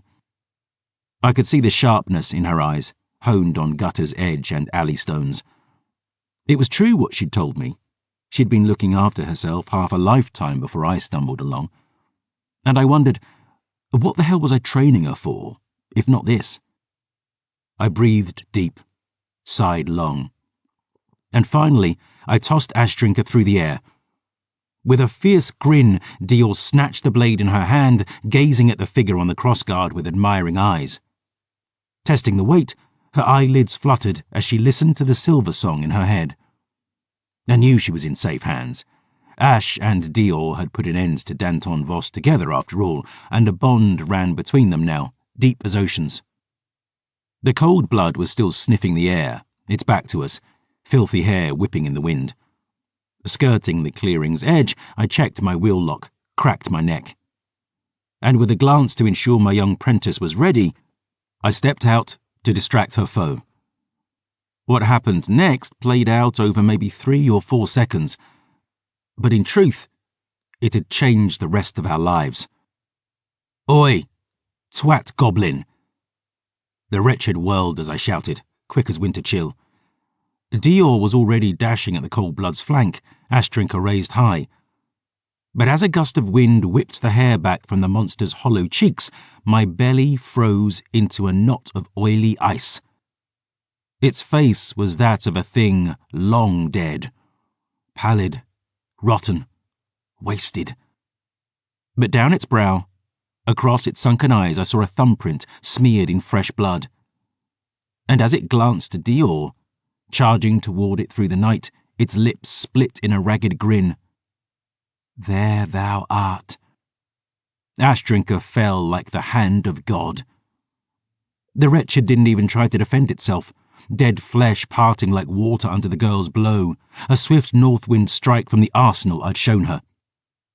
As it toppled in two pieces, smoking and scorched, Dior skidded to a halt in the bloody snow, gawping at the sword in her hands in near disbelief. And glancing up at me, she grinned in triumph, squeaking loud as she dared, "Sweet bloody mother maid, did you see that?" The girl danced on the spot, twirling ash in her hand as she leaned down to crow at the sundered corpse. "Eat every inch of my shapely arse, you ugly 7 martyrs," I hissed. Dior paused her victory celebrations, glancing up at me. "Eh?" My heart sank down into my boots, guts crawling up into my throat. I knew we'd be setting foot into the wolf's den as soon as we left the bounds of Saint-Michon, yet a foolish part of me had hoped the wolves might not track us so swift. But looking to the dead woods about us, then back to Dior's wandering eyes, I drew one shaking breath and spoke with the fury and fear of a man who had the fate of the entire world cupped in his shaking hands. "Fuck." I glowered about the darkness. I stared down at the corpse. "Face!" Chapter 12. Nothing lasts forever. "We need to move," I snarled. "Move? What do—" Dior yelped as I began dragging her down the slope, away from the foul blood she'd butchered. "We need to move now." "Gabe, I killed it. Why are you bleating like a sheep on the rag?" But I paid her no mind, kicking in the door to the Fisher hovel with a bang. "Where? Up now, all of you!" Selene snaked upright, Lachlan springing to his feet, hand to his borrowed blade. The children were a mixed bag, some crying out in alarm, others pawing at the sleep in their eyes. But I saw that Isla had returned after her little outburst, and the Ocean lass took one look at my face and started dragging the younger ones to their feet. Confused, but apparently still a pragmatist, Phoebe was already snatching up armfuls of possessions. "Gabe," Lachlan called. "All right?" "No," I snapped, hefting tackle and knapsack. "Move your asses, soldiers." "Gabe, what the hell has got into you?" Dior demanded from the doorway. "They saw us.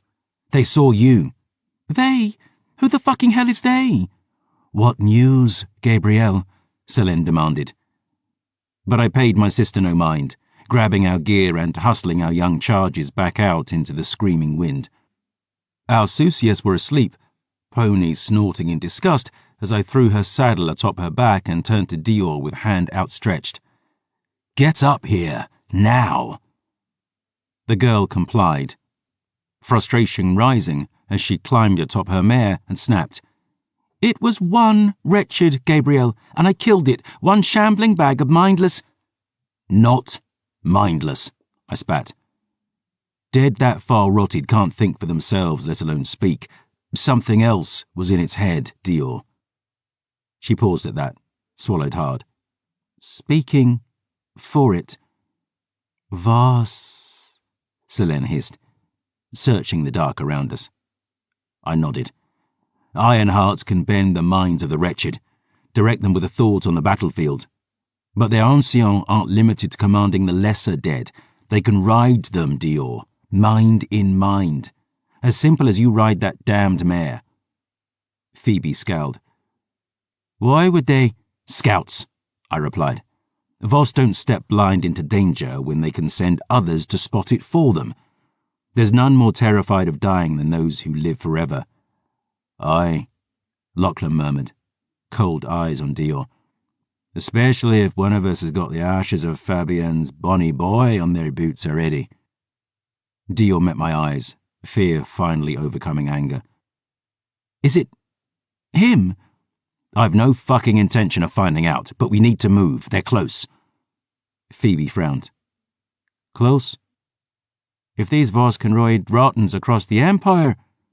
Not the Empire, flesh witch, Selene said. Even the strongest Ironheart can only ride a puppet 40, perhaps 50 miles. 40 miles? Isla breathed, glancing over her shoulder. Oh, God! Lachlan stepped to my side, our quarrel forgot, murmuring so the children wouldn't hear. We could head back to Aveline. Defend there. The walls are intact, at least. There's still the Divock to fear. And there's no we here, lucky. My old prentice met my eyes, his own narrowing to knife cuts. You don't mean... That's exactly what I mean. You're taking these children with you to Saint-Michon. You're out of your mind, Gabe. I'm not a band... Whatever's on our tails will be coming hard, brother. We're not horses enough for the little ones, and they sure as hell can't make the trek alone. Leave us to it. There could be a fucking army coming for all you know. You'll need my... Dead armies travel on foot, Lucky. If anything catches us, it'll be high bloods on thralled horses. I mustered a smile for my old friend's benefit. This isn't my first grand ball, brother. I taught you all the steps. Trust me. What's the worst that could happen? They ignore you completely and just ride after us? All right, what's the second worst that could happen? They butcher ye like a firstman's hog and ride us down anyway. I scratched my chin. That's probably worse than the first thing. This is no bloody jest, Gabe. I took his arm, leading him out of earshot, gesturing at our little band. Look at them, Lucky. They won't last a heartbeat against a pack of hungry Ironhearts. But you can run for safety while I lead the dead away. The Voss are after us, not a passel of children. Aye. His gaze flickered to Dior back to me. And why might that be? Fuck's sakes. Why doesn't matter. What matters is they've a better chance breaking for Saint-Michon with you. God's truth, I wish it otherwise. You know damn well there's no one under heaven I'd rather have with me in a scrap. Here I glanced to Selene, to Phoebe, lowering my voice further. But you're the only one here I trust to lead these children to safety. Lachlan clenched his jaw, gazing around the riverbank at the now terrified children. I searched his eyes then, offered my hand, the same hand that had dragged him up from the abyss I'd found him in all those years ago. Have faith in me now, Lachlan, as you did back then. My old prentice breathed a heavy sigh. He glanced once more to Dior, sharp green eyes burning with question, suspicion, uncertainty. But reluctantly, he nodded. All right, for ye, brother. And as I sighed with relief, he finally shook my hand. Bravo, Silver Saint. Gabriel glanced up as the historian spoke, his brow darkening. The scratching of Jean-Francois's pen had momentarily ceased, the vampire offering a polite smatter of applause. For what, exactly? The historian raised his hand as if to placate a guest for insult not yet given. Understand I've no desire to offend. Oh, heaven forbid. But even you must admit that you are hardly the subtlest of protagonists, de Lyon. Yet every now and then you wield a deftness of touch even the Elon might envy. The fuck are you on about? Jean-Francois lowered his voice, doing a passable impression of Gabriel's. There's no one under heaven I'd rather have with me in a scrap, but you're the only one here I trust to lead these children to safety. The vampire scoffed. Ruby lips curled. A performance worthy of the Théâtre d'Or in Augustin. It was not that you trusted your old apprentice to protect those children from peril. You simply didn't trust him around Dior. And in order to untangle your silver cub's eager little paws from your pretty hair, you lied right to his face. A man you called brother. A man who still thought of you as a hero, despite it all. The last silver saint crossed his legs, fingertips drumming on his boot. Better to be a bastard than a fool. Jean-Francois smiled. You are not a bastard, de Lyon. You are a cunt. Well, you are what you eat, vampire. Charming. My wife certainly thought so. The vampire chuckled and dipped his quill, turning to a fresh page. Led by the older children, Gabriel continued, the little ones began trudging upriver, silent and sad but clearly grateful to be gone. Chin Fuzz shook my hand as he departed. Isla nodded to me and mumbled apology. Others gifted Dior sad smiles or solemn bows. Little Mila hugged my leg tight, lifting her doll's hand to wave at Phoebe. Bye, Kit Kat. Au revoir, Mademoiselle Mila, I said, kissing her brow. Look after Lachlan for me, eh? The aforementioned lifted the girl up onto Nugget's back, storm clouds above his head.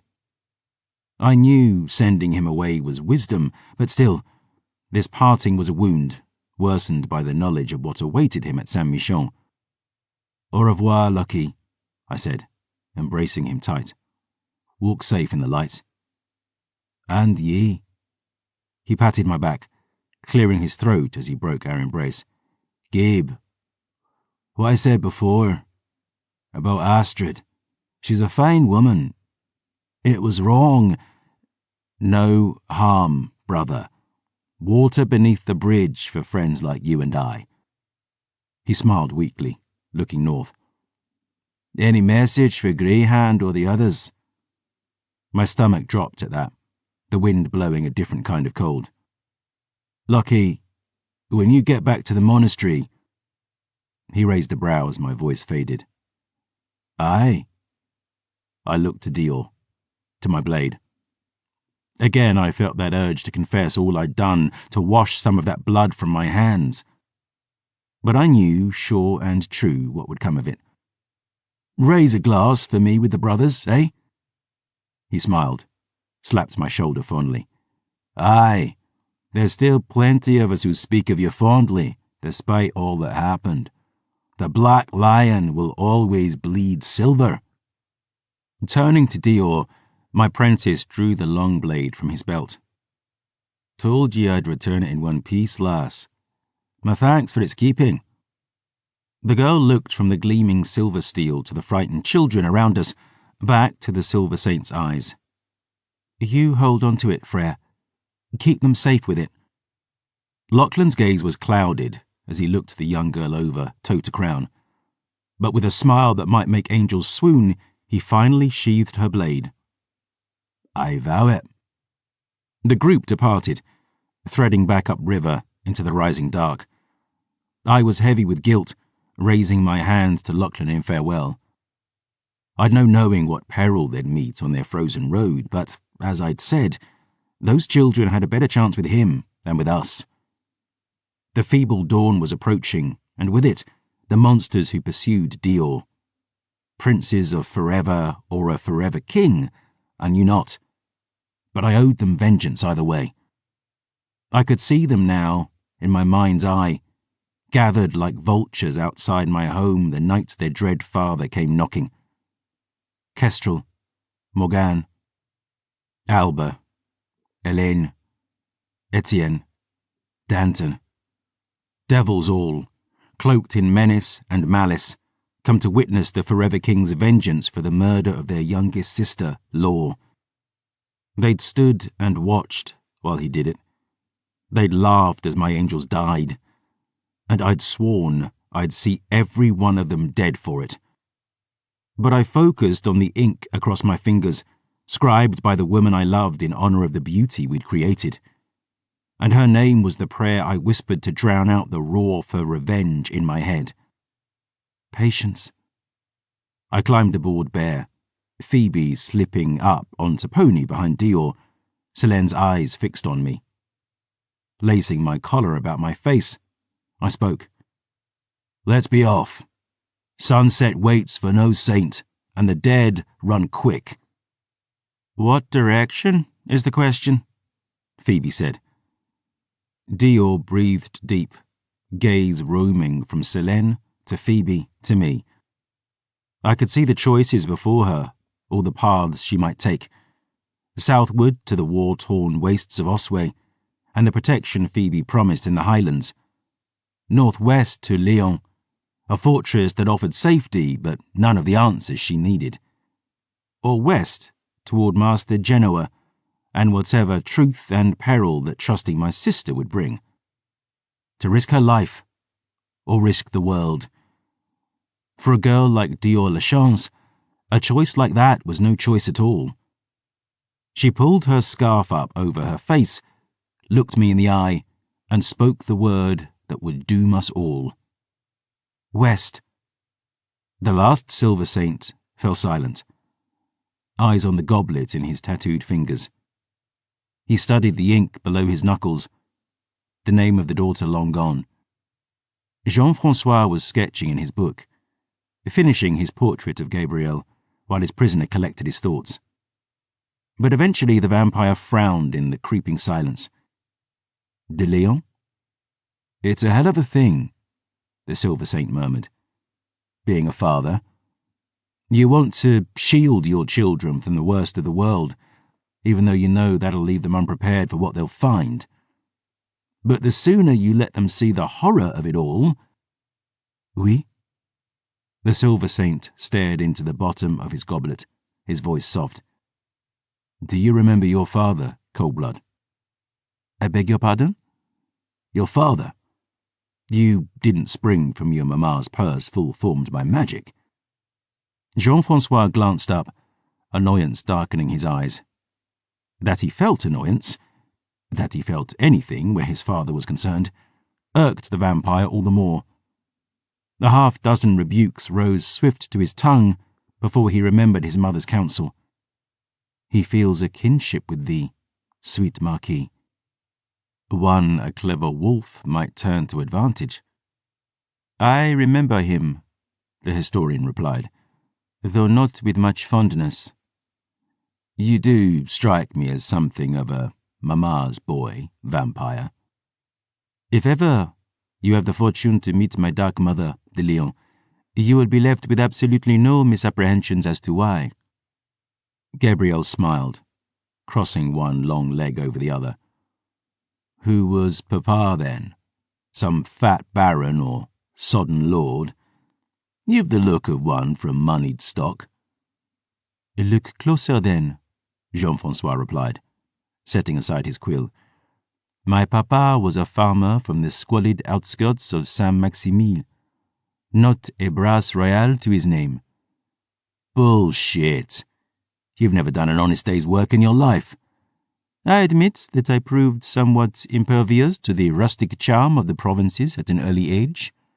The Marquis smiled. Papa was enthusiastic with his remonstrations. He beat you? Some would say beat, some tortured. It is a complicated thing, is it not? The struggle between fathers and sons. Try fathers and daughters, Gabrielle scoffed. From what you have told me of your life, de Lyon, I would rather not.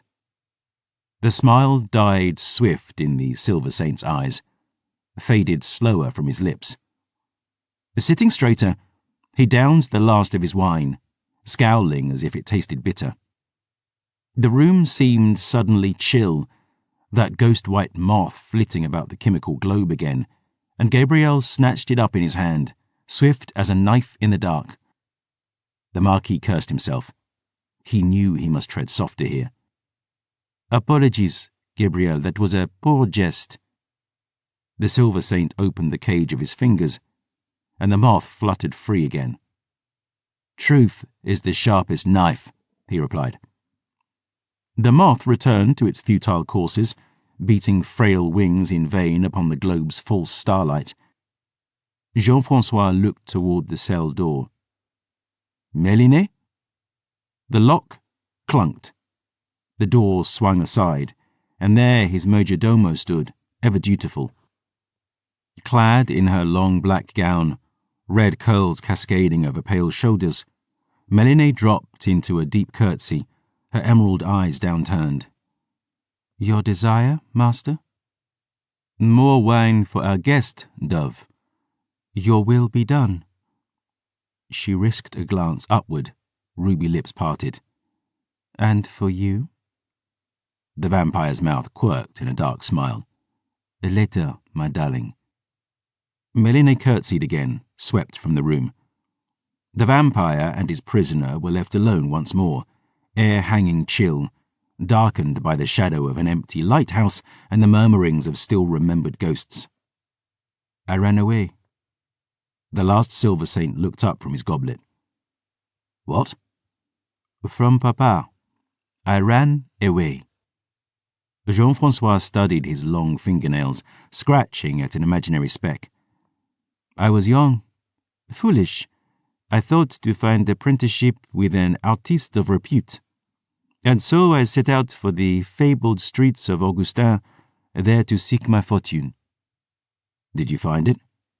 She found me, Gabriel. A knock rang on the cell door. Come, love, Jean-Francois called. His majordomo slipped back into the room with a fresh bottle. Jean-Francois watched Gabriel watching Méliné as she leaned forward to fill his goblet. The silver saint's storm-grey eyes roamed the treasures swelling, abundant above her corset, the curve of her collarbone and the artery thudding at her throat. Jean-Francois could tell his prisoner was inflamed at the sight. Shifting in his chair now, pulse thumping ever harder. The vampire's eyes drifted from these straining buttons at the silver saint's crotch to those strong, calloused hands, the memory of them around his neck slipping unbidden into his mind. Scream for me. Will there be anything else, master? His majordomo asked. Not yet, love, he smiled. Not yet. Méliné curtsied, departing in silence. Gabriel downed his glass, met the Marquis's eyes over the goblet's edge, heartbeat thick in the air with whispers of what might be. Why did you run? The vampire blinked. I beg pardon? Why did you run away from your father, Chastain? I think not, de Leon. Jean-Francois smiled, patting the tome in his lap. My empress already knows my story, after all. Call it the will of the Almighty or the vagaries of cruel chance. The fate of this empire undying rested not upon the shoulders of a humble farmer's son, but a baron's bastard from the spires of Saint-Michon and the whore's daughter from the gutters of La Chamée. And a dreamer from the Highland snows. Gabriel drummed his fingers on his leathers, leaned back in his chair. A princess, never meant for a throne, a conspiracy of holy fools, and a king who wanted an empire that lasted forever. Gabriel smiled. Except nothing lasts forever. Your tattered company made it safe to the Nightstone, then? Dusk Dancer and Vampire, Fallen Chevalier, and Holy Grail.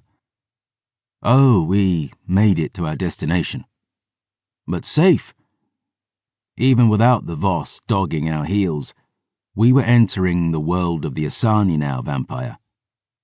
The lies at the heart of it all. The Avsankt heresy. The Red Crusades. The Wars of the Blood. The last Silver Saint shook his head. None of us would ever be safe again. Book 2. Shadow of the Sun. A broken line of sorcerers and cannibals, damned even among the damned. Spit their name from thy tongue as thou wouldst the blood of pigs, and guard thine own blood, lest they wrest it from thy veins. Asani, the faithless. Lutzil the tongueless. Nightfall in Eladane, a bestiary. Chapter 1. Cairnheim. "Oh, look," I roared. "Another impassable chasm. How lovely." We stood on the crest of a frozen rise, looking into the ink-dark drop below. Chill wind snapped and bit at our skin, howling up the treacherous mountain pass behind. From her seat on the saddle behind me, Selene snarled into the howling gale. "Cease your wretched whining, brother." "I'm not whining. I'm belly aching. There's a difference." I dragged my coat tighter about myself and scowled. "You want to hear me whine? Just wait till my vodka runs out." "We await the day with bated breath." "The Voss must be right on our asses by now. Where the hell is this place?" "We seek a creature old as centuries, a being whose name is a whisper among a cabal who call the shadows home, and you complain he is difficult to find." "Damn right I do. I'm freezing my jollies off." "Would that your tongue shared their fate." Dior wailed, head bowed against the blinding snow. "I can't feel my bloody feet." I shook my head, teeth chattering as we turned about. "I can't feel my anything." Such had been our lot for a fortnight. After parting with Lachlan, we'd set off at a gallop, stabbing westward, desperate to stay ahead of the Ironhearts at our backs. The cold was blistering, but our beasts were Talhosti stock, and more, over 3 nights, Selene had fed both her blood. I was wary of thralling our beasts to my sister, but, God's truth, we needed the pace, and, bolstered by her strength, bear and pony carried us across the cold tundra of Nordland, through the frozen skarmoors, and into the Nightstone Mountains. The path up those grim peaks was rough from the outset. Miles of snow-capped rubble and jagged, deathly chill. Ever since Day's death, the snows of Elidane had fallen grey, not white as in winters of my youth. The noon skies were dark as dusk, and the whole mountain range seemed shrouded in freezing ash, reeking of brimstone. I tried to keep the mood light, griping with Dior as we climbed ever higher, horses forging shoulder deep through the frozen grey. But the dread of not knowing what awaited us, coupled with the threat of the high bloods behind us, had me wound tight. We'd eluded the Voss thus far, but I knew it wouldn't be long before they ran us to ground. As we fled higher into clawing winds and deepening snow, our supplies were dwindling, along with our spirits. We were running out of time. "And liquor," Jean-Francois smiled. "Oui," Gabriel sighed, topping up his goblet. "Fucking nightmare." "Why is this bastard hiding all the way up here anyway?" Dior shouted. Selene answered behind me, her long dark hair whipping about my face. "The faithful have ever been creatures of the shadows, chérie. But have no fear. Our Master Wulfric told us the markers by which Master Genoa might be found." "I thought he was a damn vampire." "By Master Wulfric's accounts, Genoa was the vampire, second only to Mother Marin among the warriors of the Asana." Selene shook her head, looking up the broken black slopes. "It is said he was a blood-drenched horror in his youth, a peerless swordsman and terror of the night, undefeated in 1,000 battles. His name was whispered in terror by his foes and in awe by the faithful." "Well, then, doesn't he need blood to survive?"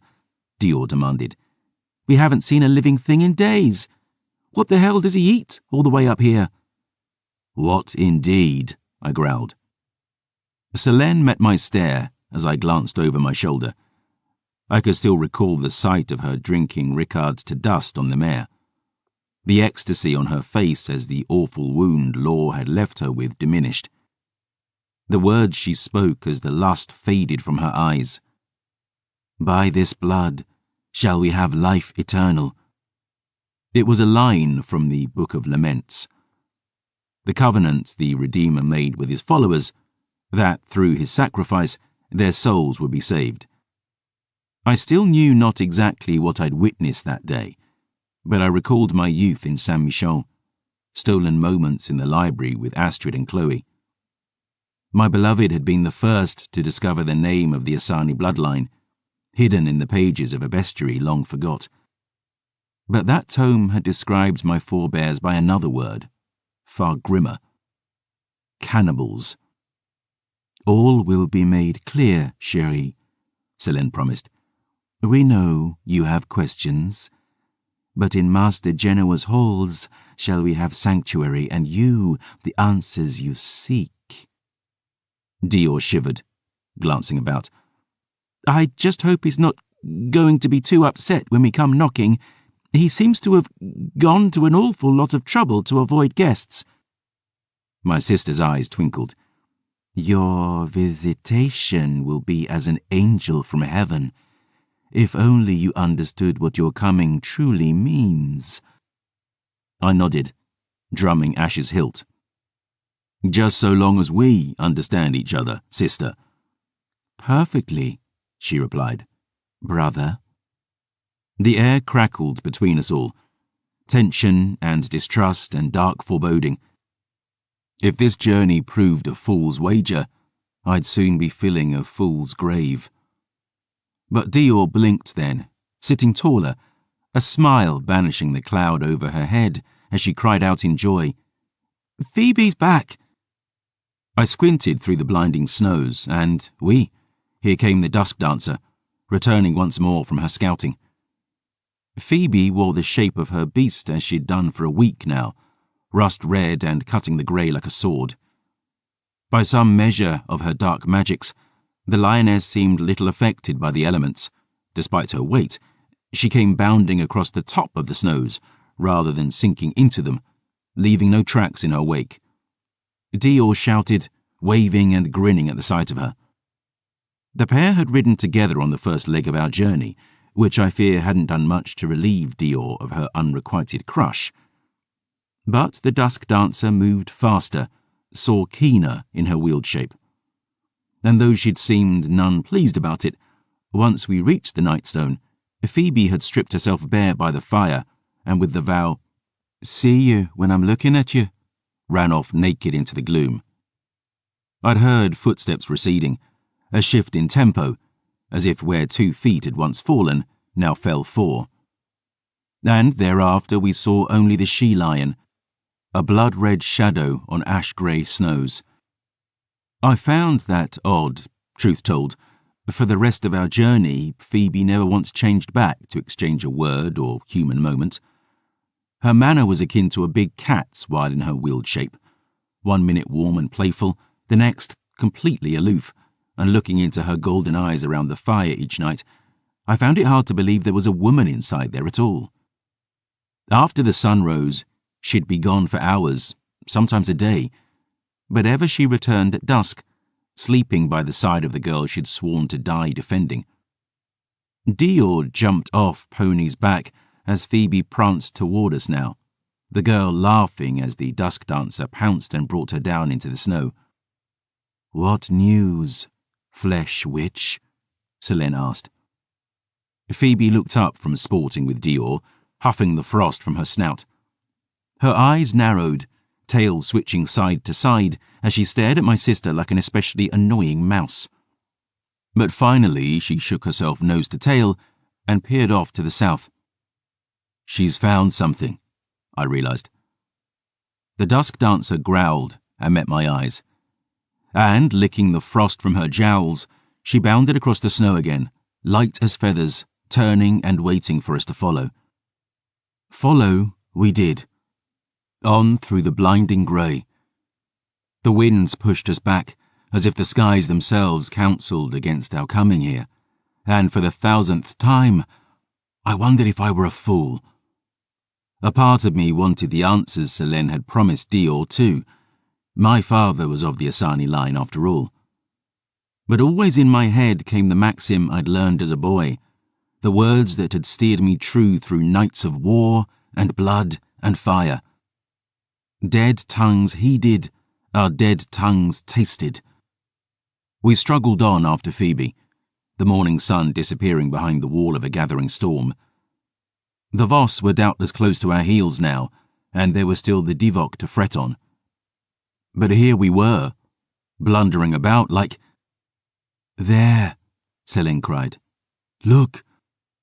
I squinted into the gloom, one hand shielding my eyes from the wind's claws.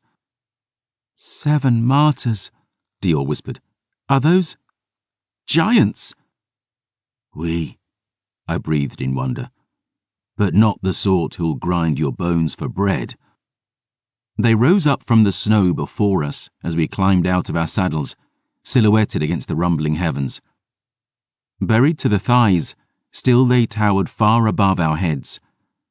God knew how long ago they'd been carved, hewn by impossible hands from the very bones of the nightstone itself. Ageless and beautiful, caked in frost, statues of cold, dark granite. The first was an elderly man, his beard long and his hair flowing free. He wore a robe, carved with such skill it seemed almost to ripple in the shrieking winds. His right hand was pressed to his heart, and his left was outstretched, palm upturned and empty. "The Father," Selene whispered, head bowed in reverence. The second was a young man, alike in features to his elder but crueler of expression. His beard was trim, his eyes fierce and fearless. He wore archaic armor, held a sword and a helm, encircled with a crown. It was strange to see him such. Most oft he was depicted upon the wheel in the moment of his death. But this statue showed him not as he'd died, but as he'd lived. A warrior, a leader, a would-be conqueror. "The Son," Dior breathed, frost at her lips. "Almighty and Redeemer, Father and child, the God who made this world and the Saviour who'd founded his church upon it." The statues were beautiful, awful, and I wondered what manner of thing had carved them. Dior was staring up at the younger, questions in her eyes. She was of his line, after all, bearer of his holy blood.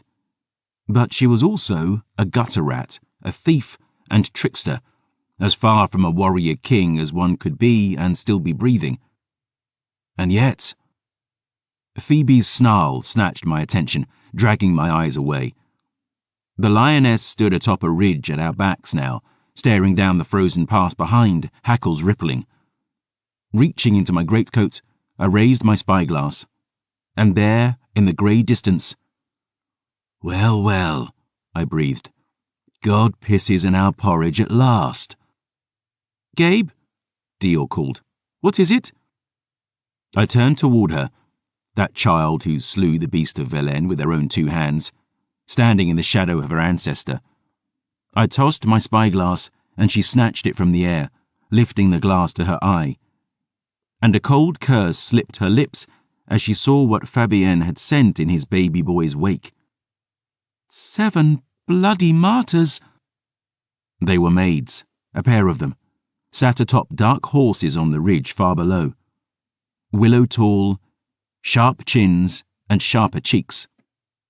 Their hair was long and straight as swords, cut in severe fringes above their lashes, and though the storm winds howled about them, not a single strand of it moved in that rising gale. They wore jodhpurs, knee-length boots, and both carried riding crops in hand. Elegant coats were cut in a feminine style, and each wore a slash of crimson paint on her lips, like knife wounds in those beautiful, terrible faces. They raised their hands in unison toward us, though where one pointed with right hand, the other pointed with left. It was as if each was a reflection of the other, not only in movement, but seeming. For the first had black hair, ebony skin, a daughter of the Sudaimi plains. The second's hair was ash blonde, her skin marble, a child of the Eladani mountains. Their cloth they wore for contrast, light on dark, dark on light. But the eyes of both were bottomless pools, flooded utterly black by the uncounted centuries they'd walked this earth with deathless feet. "God help us," Selene whispered behind me. White-hot rage coursed my veins as I shook my head. "He's not listening, sister." Alba and Elaine Voss. The Terrors. The Forever King's eldest children.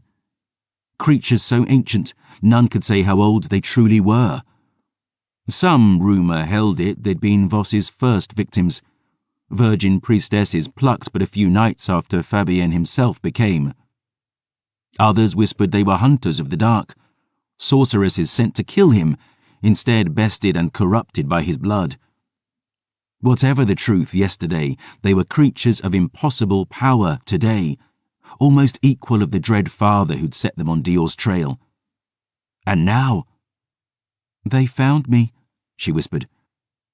The Terrors spurred their horses, coats flowing behind them as they sped like arrows across the snows toward us. With a curse, I watched Dior bound forward onto Pony's back, my heart pounding like a war drum. "We are close," Selene called. "We will be safe once we reach Cairnheim.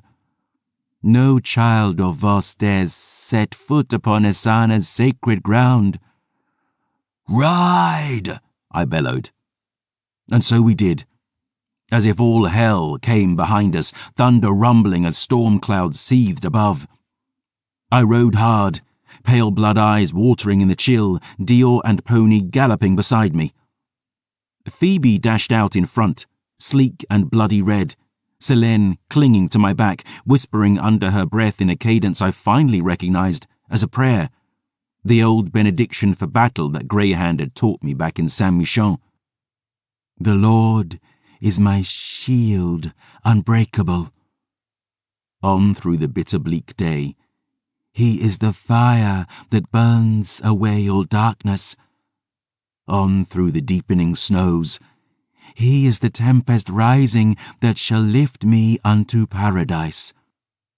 On through the wind, the chill, the fear we rode. Our beasts were terrified, and I could feel it also. A weight hung in the very air now. It seemed as if the storm above were alive, yet a stillness gripped my heart, a wrongness as we galloped onward, thunder cracking above and the black wind screaming ahead like the voices of the damned. "Go back," it cried, "back while ye may. The living are not welcome here."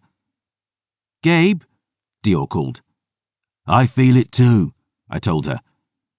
I reached out toward her, brushing the tips of her fingers. "I've got you," I promised. Dior smiled, thin and frail. "I've got you." Lightning struck the sky, a blade of blinding white slicing the gloom to ribbons. And in that brief flash of brilliance, my sister raised one bloodless hand and called, "There!" Breathless, we pulled up our bone-weary horses. A cliff edge waited before us, begging a drop into a howling dark. A tower rose up from that gulf, a sheer granite spire, joined to the cliff's edge by a thin stone bridge. Below the span's arch hung iron gibbets, suspended on long chains over the wailing chasm below. Statuary lined the railings. Saints and angels so lifelike, I fancied they'd not been carved but cursed, bewitched by some fey trickery, turned from warm flesh into cold stone. And across that bridge... "Cairnheim," Selene cried, leaping down into the snow. In truth, it looked less a lair and more a cathedral. Gothic towers stabbing the sky, windows of stained glass so beautiful they almost hurt the heart to see. Cairnheim's design struck me hard. Cold-bloods were monsters spat straight from the belly of hell, and yet this place wore the facade of holy ground. Its scale was awe-inspiring. It seemed not a church built for men, but gods, and I boggled at the genius, the will, The fucking time it must have taken to carve all this out of nothing. How did this get here? Dior breathed. How can this be? One can accomplish great things, chérie, Selene replied, when one has faith. Great things, I muttered, all terrible ones. I cast a wary glance over my shoulder, and though I could see no trace of the terrors, I could feel them, coming on through the snarling snows. Yet, riding across that bridge toward the safety Selene promised, my sense of unwelcome, that weight of dread, only intensified. My hand was on Ashtrinka's hilt the whole time, half expecting the stone saints to spring to life, to tear us to pieces and cast us from the bridge into the gulf below. Breathless, frozen, we reached the span's end. Vast stairs led up to a pair of enormous doors, wrought bronze, corroded green with countless years. Above them, 2 massive discs were set in the stone, rimed with frost, ornate and beautiful. Clocks, I realized. Yet as I climbed off bare, I saw they tracked no hours nor minutes, but the movement of moons and stars, and the slow passage of centuries. The doors were slightly ajar, as if we were expected. An inscription was visible through the frost above them, a snatch of scripture from the Book of Vows.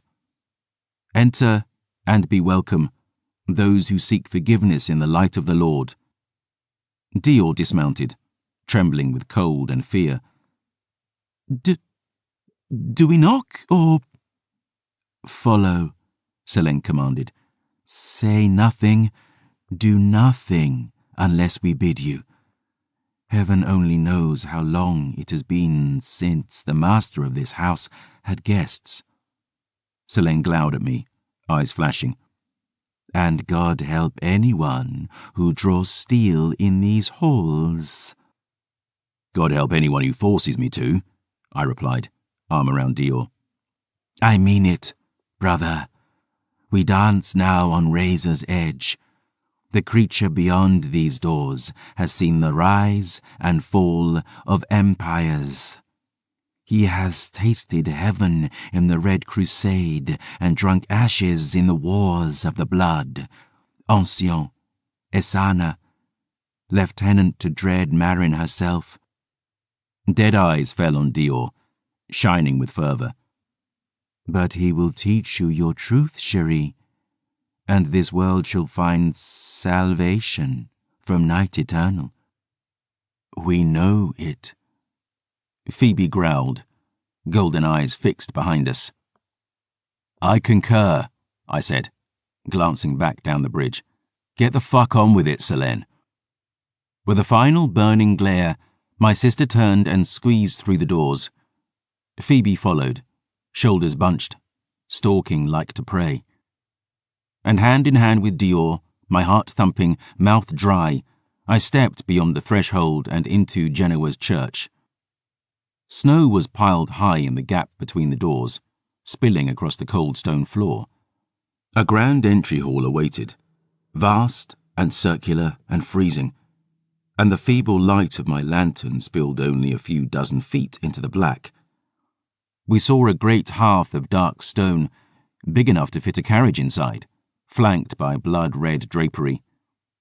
Twin staircases arched about it like a pair of open arms, leading to the floor above.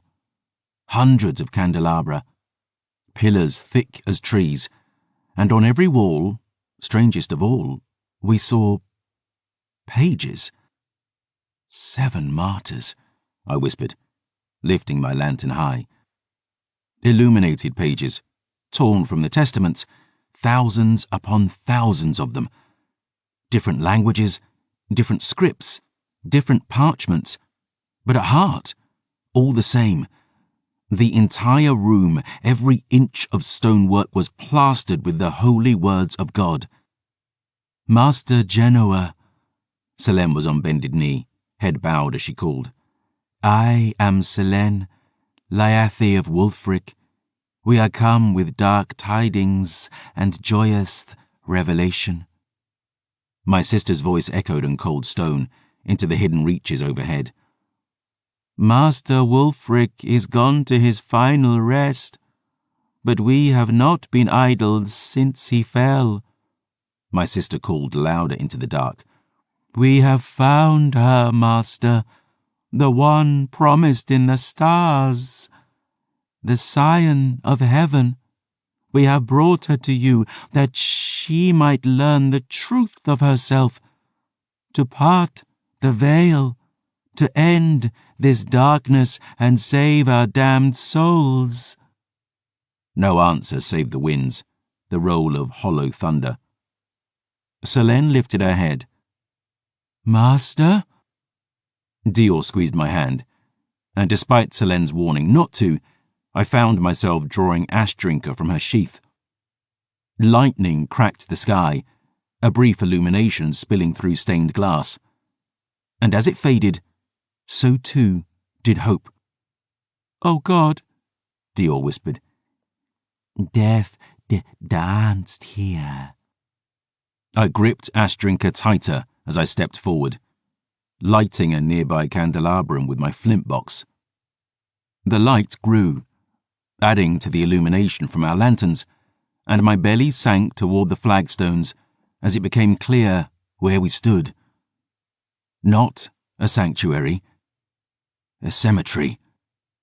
Burn scars scorched the floors, the walls, charring the testament's pages back to bare stone beneath. Old bloodstains were splashed across the walls. The dust of decades covered all, but worse, I now saw evening gowns and frock coats, even a suit of ancient armour scattered across the foyer, all empty save for handfuls of cold, grey powder.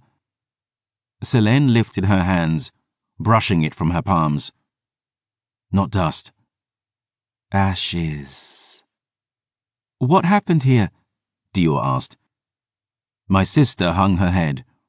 Her fingers curled closed, her whole body trembling. She slammed a clenched fist into the floor, shattering the marble flagstone into 100 pieces, and my heart ran chill as I truly understood the depth of our failure. Dior gazed about, crestfallen, and, looking into her eyes, I saw the truth now dawning. After so much risked, after so much promised, he's fucking dead, isn't he? Chapter 2. The Fire Burns. Hello? Hello? Hello? Dior called again, hands to her mouth. Oi! Oi! Oi! Came the reply, off in the dark. We stood in the quiet of Cairnheim, naught to break that dreadful still but the thunder outside and our own echoes within. Selene had stalked off alone, obviously in no mood for company. Phoebe and I were still well aware of the Ironhearts who pursued us, and with a nod to me, the lioness had slunk back out into the storm, silent as smoke. And so Dior and I roamed the chateau together, looking for answers in that quiet dark. Ashdrinker gleamed in the light of Dior's candelabrum as we searched those vast halls, but in my aegis, no light burned at all. We found an armory, ancient suits of plate and beautiful weapons arrayed in racks, all spackled with rust. A set of graven doors revealed a huge room with a checkered floor and statues carved in the likeness of great chess pieces. Every surface was covered in dust and ashes, every wall plastered with the word of God. Yet of the truths we sought in coming here, we'd found no word at all. We stood on the mezzanine of a grand library now, looking out on a sea of beautiful shelves and tomes, untouched for uncounted years. Hello? Dior called again. Hello? Came the echo in the gloom. Hello? The girl stood on tiptoe, drew breath to shout again. Is anybody... Lower your voice, for fuck's sakes, I growled, grabbing her arm. Dior blinked. How will they hear me if I lower my voice? Sweet mother-made girl. Look around us.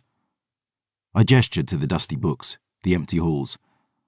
There's no one been in here for fucking years. Well, if there's no one to hear me, why would I lower my voice?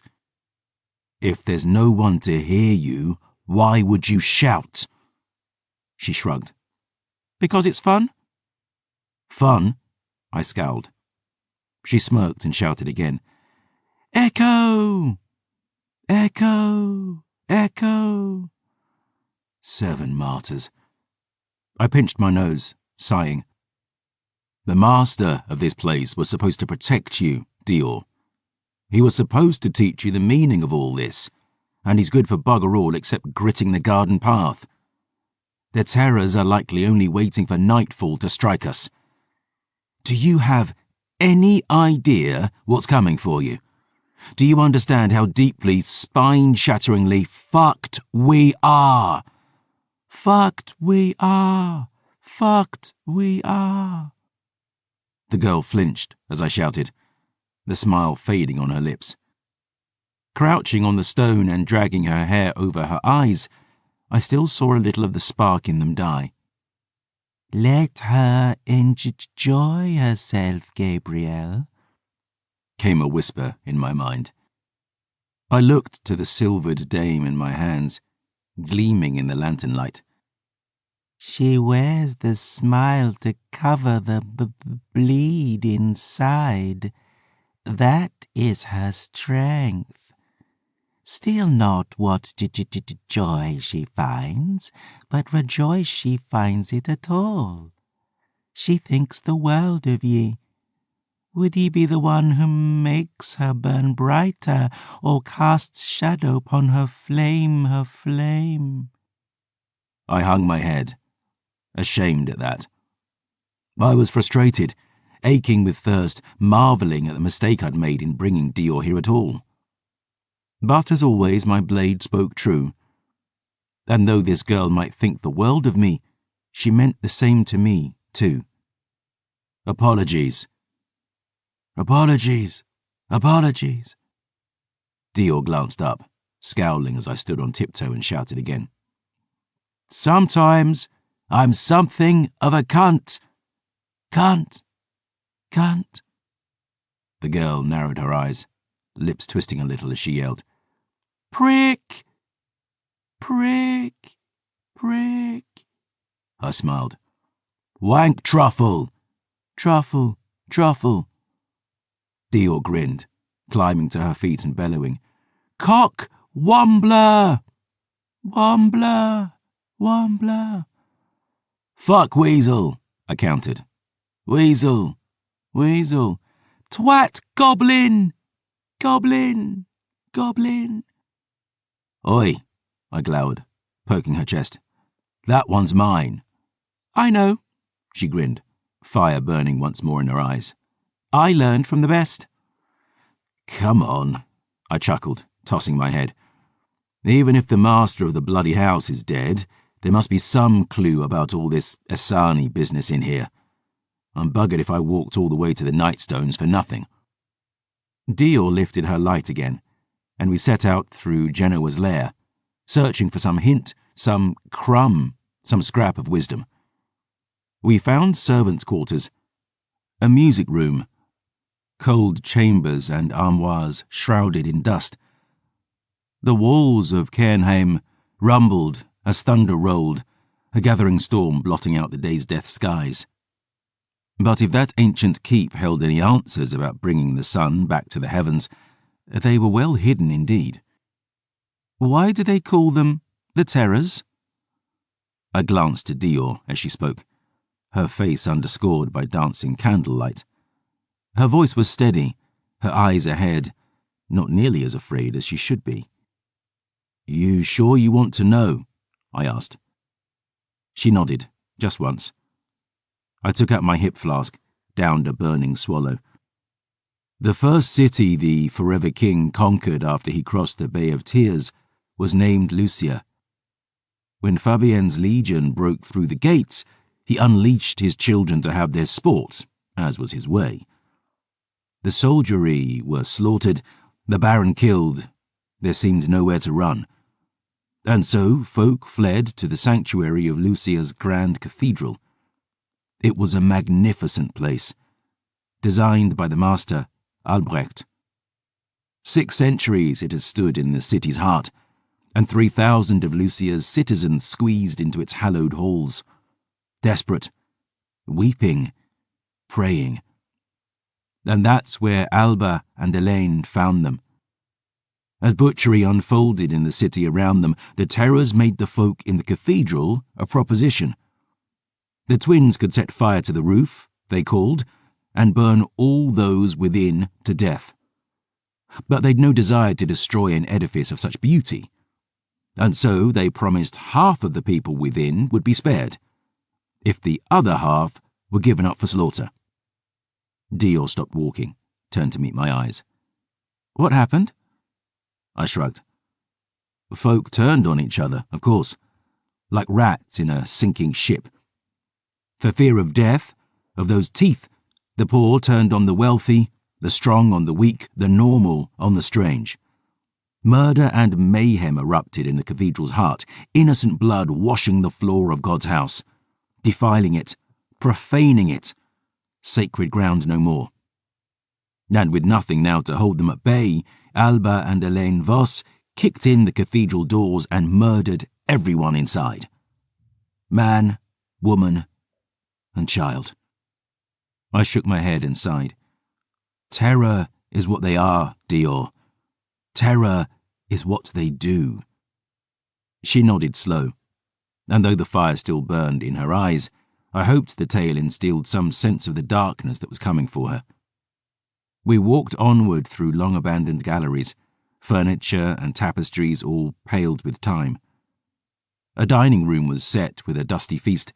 The desiccated bodies of dozens of servants sat about it, all poisoned by the look.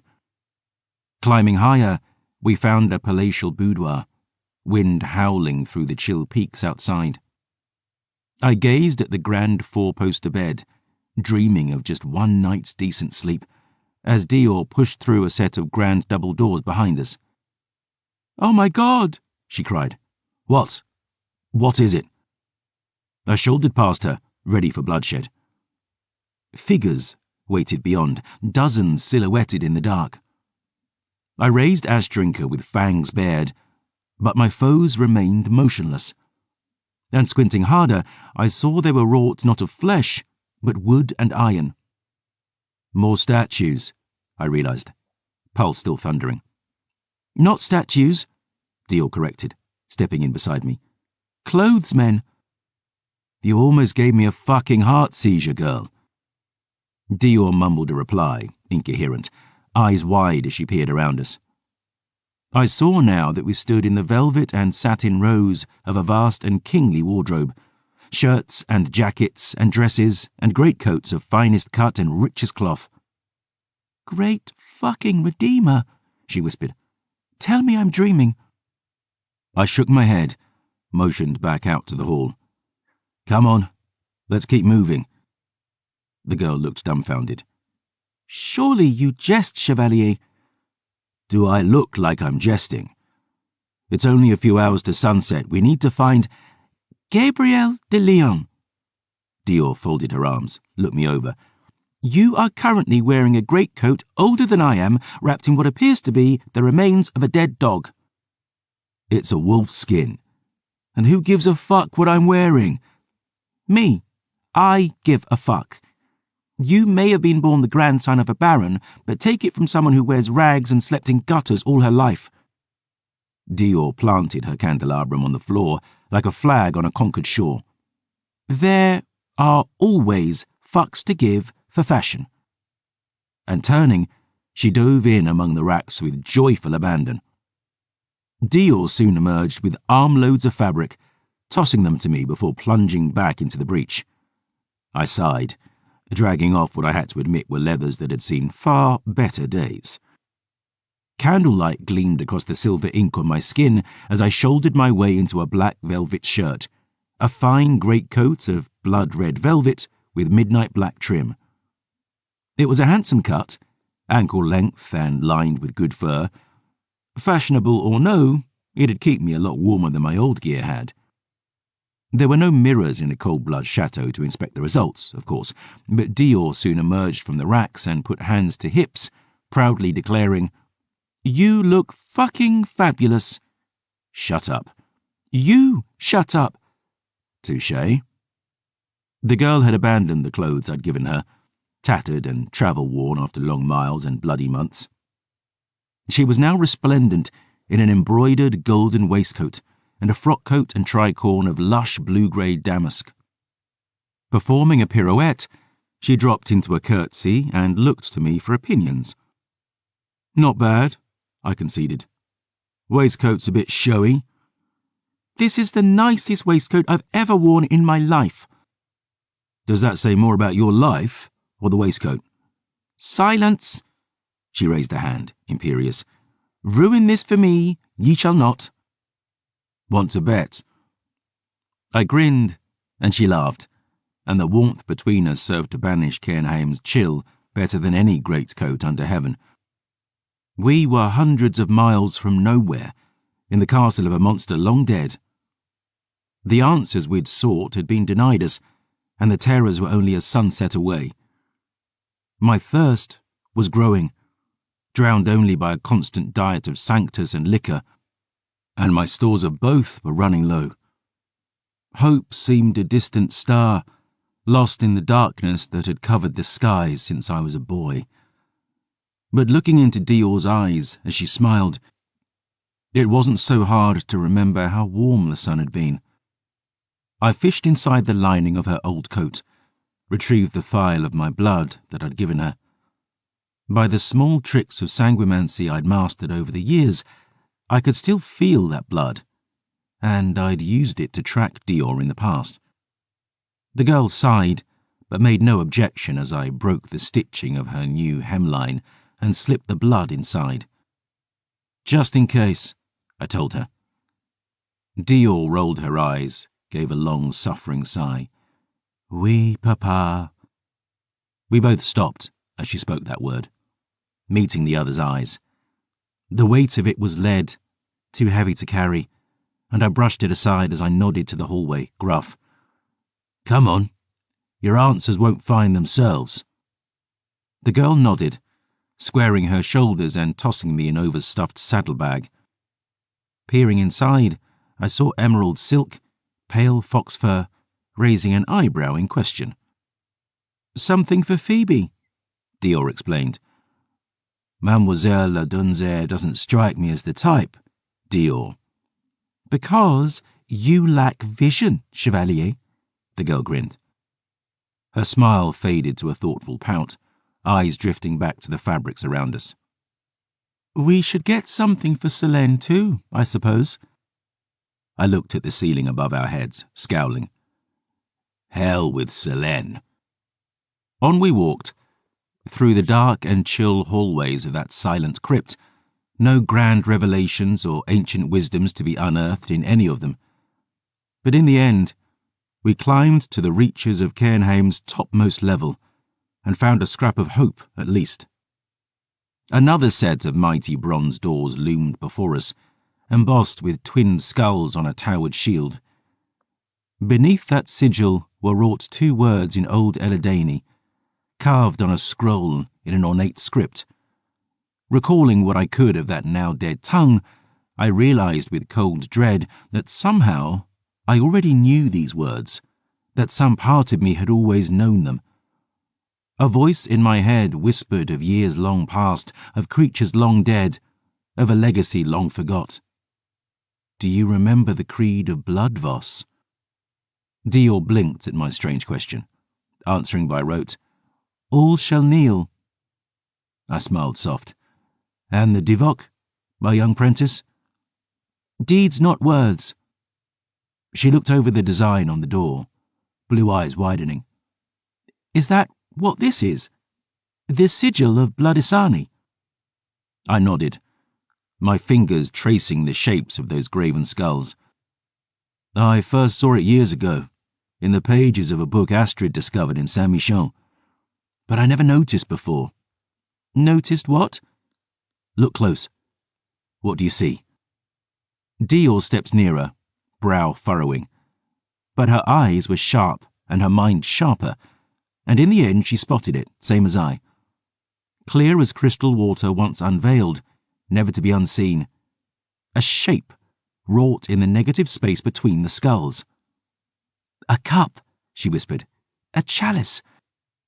"No chalice," I said, meeting her eyes. "The Grail." 7 martyrs. She breathed deep, lips parted in wonder. "What are the words?" I ran my fingers over the letters, their weight now thrumming in my veins. "Judgment comes." We pushed through the doorway, dead skulls seeming to stare at us as we passed, the image of the Holy Grail burning between them. And beyond the threshold awaited the strangest room we'd yet discovered in that silent tomb. It was huge, freezing. The last thing a sane man might have expected to find in the lair of one of the damned. "A chapel," I breathed. But no chapel I'd seen like of. A great circular room, echoing with the song of the rising storm. In its heart rested a round granite altar, ringed with stone pews. Above it hung a statue of the Redeemer, strung upon his wheel, and before it, like a penitent, knelt my sister, hands splayed upon cold stone. Unlike the rest of Cairnheim, the walls of the chapel were not decorated with scripture, but a great bas-relief circling the entire room. Gazing about us, I saw hundreds of figures, clad in archaic armour and carrying standards of the one faith. They were embroiled in some vast battle, fighting and killing and dying. "Gabriel," Dior whispered, "their teeth." Looking closer, I felt a chill run through me. For while they'd seemed as men and women at a glance, I saw now the canines of those warriors were long and sharp as knives. Not teeth, I realized. Fangs. Before the altar I saw a stain on the ground, etched in black.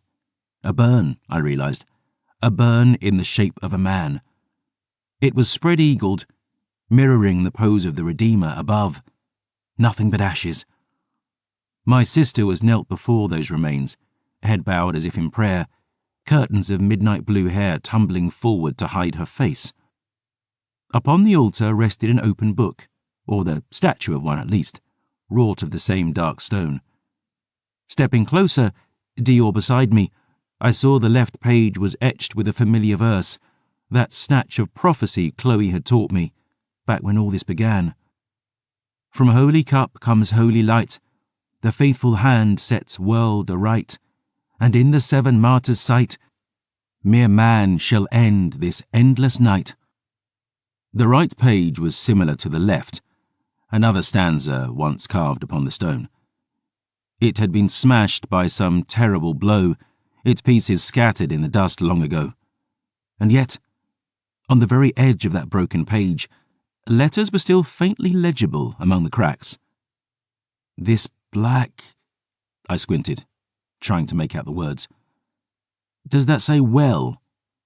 "Veil," Dior whispered. She ran her fingers over the letters, trembling as she spoke. "This blackened veil shall be undone." The girl looked up into my eyes, her own gone bright and wide. "The right book is worth 100 blades." This was it then. The clue we'd come here seeking. It seemed there was another half to the prophecy, perhaps the answer to the riddle of all Dior must do. But the one who knew the whole of it lay in ashes on the floor, and the verse itself was shattered, our answers just beyond our reach. Dior sank to her knees, trying to piece together the tiny fragments to make some sense of all this. I gazed around the bas-relief, those warring kith, armies of vampires slaying each other. I looked up to the statue of the Redeemer, so similar to the one in Saint-Michel. All I'd done, all I'd risked coming here now ringing in my head. "What the hell is this, Selene?" I demanded. My sister was still knelt before those ashes, her voice hissing, hateful. "A sin too monstrous to forgive." Dior looked up from the broken pieces of the page, jaw clenched. Look here, I know it's what you do, but the cryptic dead girl shite is wearing awfully thin, Selene. My sister murmured, bowing her head deeper before the statue of the Almighty Sun, making the sign of the wheel.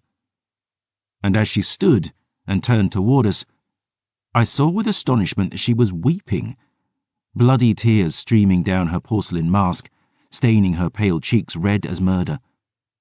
He killed them, Dior. Selene's whisper trembled with impossible rage as she gestured to the floor. And there, beside the ashes where she'd knelt, I saw words daubed in old, black blood. This weight, too long. This weight, too heavy. Father, forgive me. Master Genoa, Selene hissed. He took the lives of his servants and Laethe, and then he took his own, committing the greatest sin, consigning himself to the fires of hell and the 1,000 shriven souls along with him. Dior shook her head. I don't understand. He could not bear it. The years, the burden. Selene lifted her chin, resolute. She began pacing then, wringing her hands as she spoke her tumbling thoughts aloud, a voice fraying at the edges. But fear not, chérie. Genoa was not the only Isana remaining, as I said. Mother Marin herself resides beneath Dunmay again, but a month's march from here. The journey will doubtless be perilous, but I don't understand any of it, Dior roared, rising to her feet and gesturing to the carvings around us. What the hell is all this? What does it mean? Selene stopped her pacing, lifting her eyes to Dior. We do not have all the answers, chérie. At this point, I'll settle for one. I am only Laethe. I was not shown the path to your destiny. I do not... Oh, enough bullshit, the girl shouted, her temper finally breaking loose. You've dragged us to the arse end of nowhere, and all we have to show for it are dust and ashes.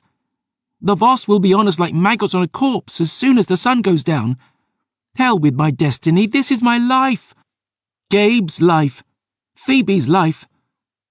Dior stepped forward, pale blue eyes burning now in fury. I don't give a shit about the pieces that are missing. I want the pieces you have, right fucking now.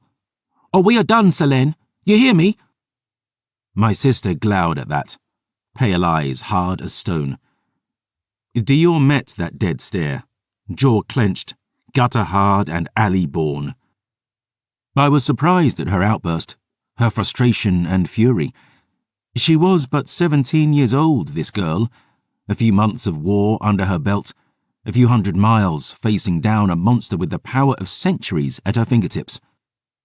But in the end, for all that strength, it was Selene who lowered her gaze. My sister stared down at her empty hands, hung her head and sighed.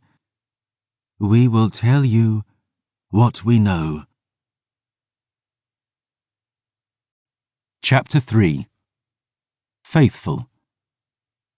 The last Silver Saint leaned back in his chair, crossing one long leg over the other as he brushed a lock of black hair from his eyes. Jean-François could feel the man watching as he drew smooth lines across a blank page. A portrait of grim Cairnheim, its mighty towers wreathed in snow and mystery. Are you ready for this, vampire? Ready for what, de Lion? The Marquis asked, not looking up. Hard truths. The vampire scoffed. I was not aware there was any other kind. I knew a man once. Père Douglas Amergen. The last Silver Saint lifted the bottle of Monet, topped up his goblet as he spoke. He was a brother of the Order of Our Lady of Miracles, accompanied the 9 Swords armies in the Ocean campaigns. Young fellow, about my age. I was barely more than a boy back then. And while I fancied myself a true believer, Père Douglas put my devotion to shame. He didn't even fight with a sword, the mad cunt. The only thing he carried into battle against the dead and their minions was the silver wheel around his neck. And, I tell you, that thing shone brighter than the aegis of most silver saints I've known. He was a beacon, a flame of faith. I asked him once how he managed it, how he could run at a wall of thrall swords bare-handed without fear.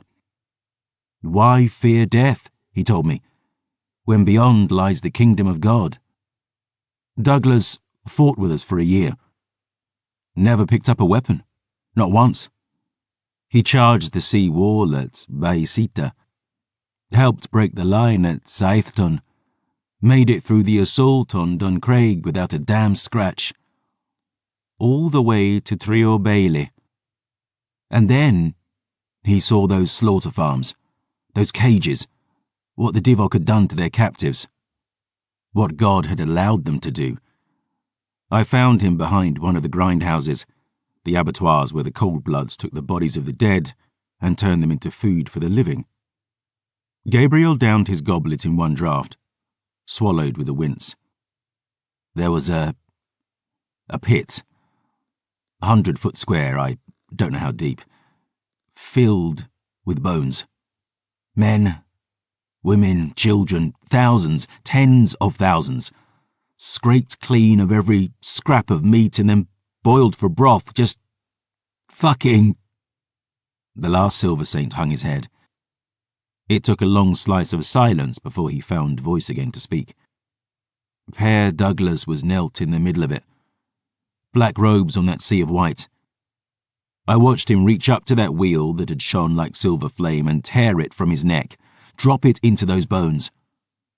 I called his name as he walked away. He met my eyes, and the look in his... Sweet Mother Maid, I'll never forget it. Not rage, not sorrow, heartbreak. We found him next day, out in the deadwoods. He'd taken some soldier's sword, the only weapon he'd ever picked up, put out his own eyes, and then fell on it. I take it there is a point to this tale of woe, Jean-Francois asked, other than to showcase the savagery of the untamed. Kith are not all alike, de Leon. We are not... Point is, Gabriel interrupted, it's a difficult thing to have your faith shattered. And you think you will shatter mine? The Marquis chuckled, bloodless and cold. To paraphrase your young Mademoiselle Lachance in regard to her, Jean-Francois waved at his chest, feminine accoutrements. One must have a thing to lose a thing, Gabriel. The last silver saint poured himself another glass with steady hands, drawing a deep breath as if before the plunge. Have it your way, Coldblood. So, Dior and I stood in Genoa's chapel, the storm raging outside, the shadow of the terrors growing longer all the while. Lightning arced across stained glass, painting all in blood red and shades of long-lost blue.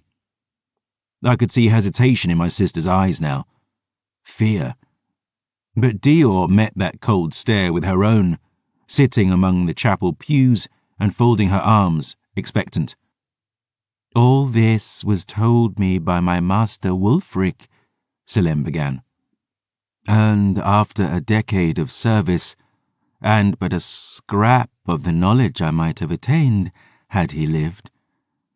By sharing these truths I break a covenant, a sacred trust from master to Laiath. Get on with it, Selene, Dior spat. My sister breathed deep. Thunder rolled above. The first kith to walk this earth numbered not 4, but 5. Selene stared down at her open palms, a voice soft as velvet.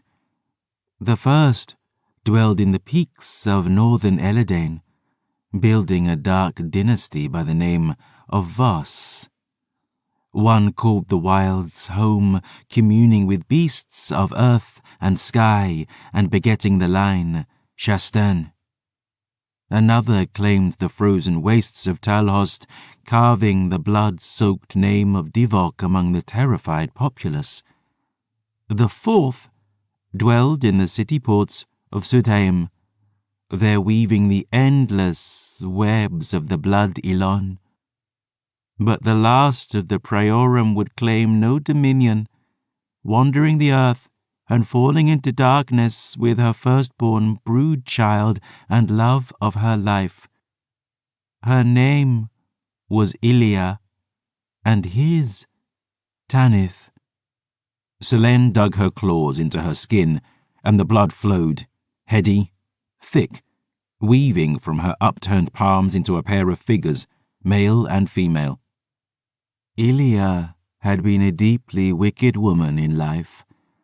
Some rumors even held it she was an acolyte of the fallen, her nights devoted to bloody sin and bloodier idolatry. After they became, she and Tanith lived as betrothed, wandering the realm and glutting themselves upon the blood of the living. Their devotion to each other was the single spark of humanity in a life of ever-deepening brutality and decadence. The figures in Selene's hands wove together, locked in a lover's embrace. But after centuries of darkness, Ilia came to see unlife as an abomination, and herself a prisoner, locked in purgatory unending. Rather than depravity, she sought meaning in eternity. She nodded to the statue above the altar, the Son of God upon his wheel, and she found it among the teachings of the one faith, now spreading across the realm in the wake of the Redeemer's martyrdom. Ilia reasoned eternal life might not be a curse, but a gift, to be spent in search for the salvation of her damned soul. The female figure slipped from her lover's arms and sank to her knees on Selene's palm, praying. She consulted prophets, priests, the pages of the testaments, seeking a salve for the emptiness in her heart, and finally, deciding that her thirst was a testing from God, she declared she would no longer sate it on the blood of innocents. Her brood children pleaded that she feed. Even her beloved Tanith came to her, begging that she see reason. And haunted by visions, tormented by the memory of her countless past misdeeds, and driven to blind frenzy by her rising thirst, Ilia murdered her beloved, drinking him to ashes. The figure rose and struck at her lover like a viper, latching onto his throat. And as Dior and I watched, the male form was drawn into the female until nothing remained. Selene met my eyes with hers, cold and lifeless. The priori was stricken with grief, but soon after the murder, Ilia realized if she listened, she could hear Tanith's voice in her head. And even though Kith do not dream, her beloved would visit Ilia in her sleep, whispering she had not destroyed, but saved him.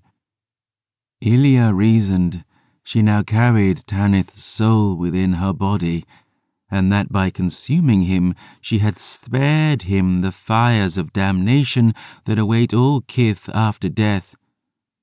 Naming her deed communion, Ilia believed God had shown her the purpose of her existence just as she'd prayed for, and she declared it the duty of all her line to redeem those other poor souls fallen to the vampiric curse, consuming their bodies and carrying their spirits safe within until the day of judgment promised in the testaments. Some of her brood came to see as Ilia did, devoted to the salvation of their eternal souls. Those who refused, Ilia simply slew and consumed.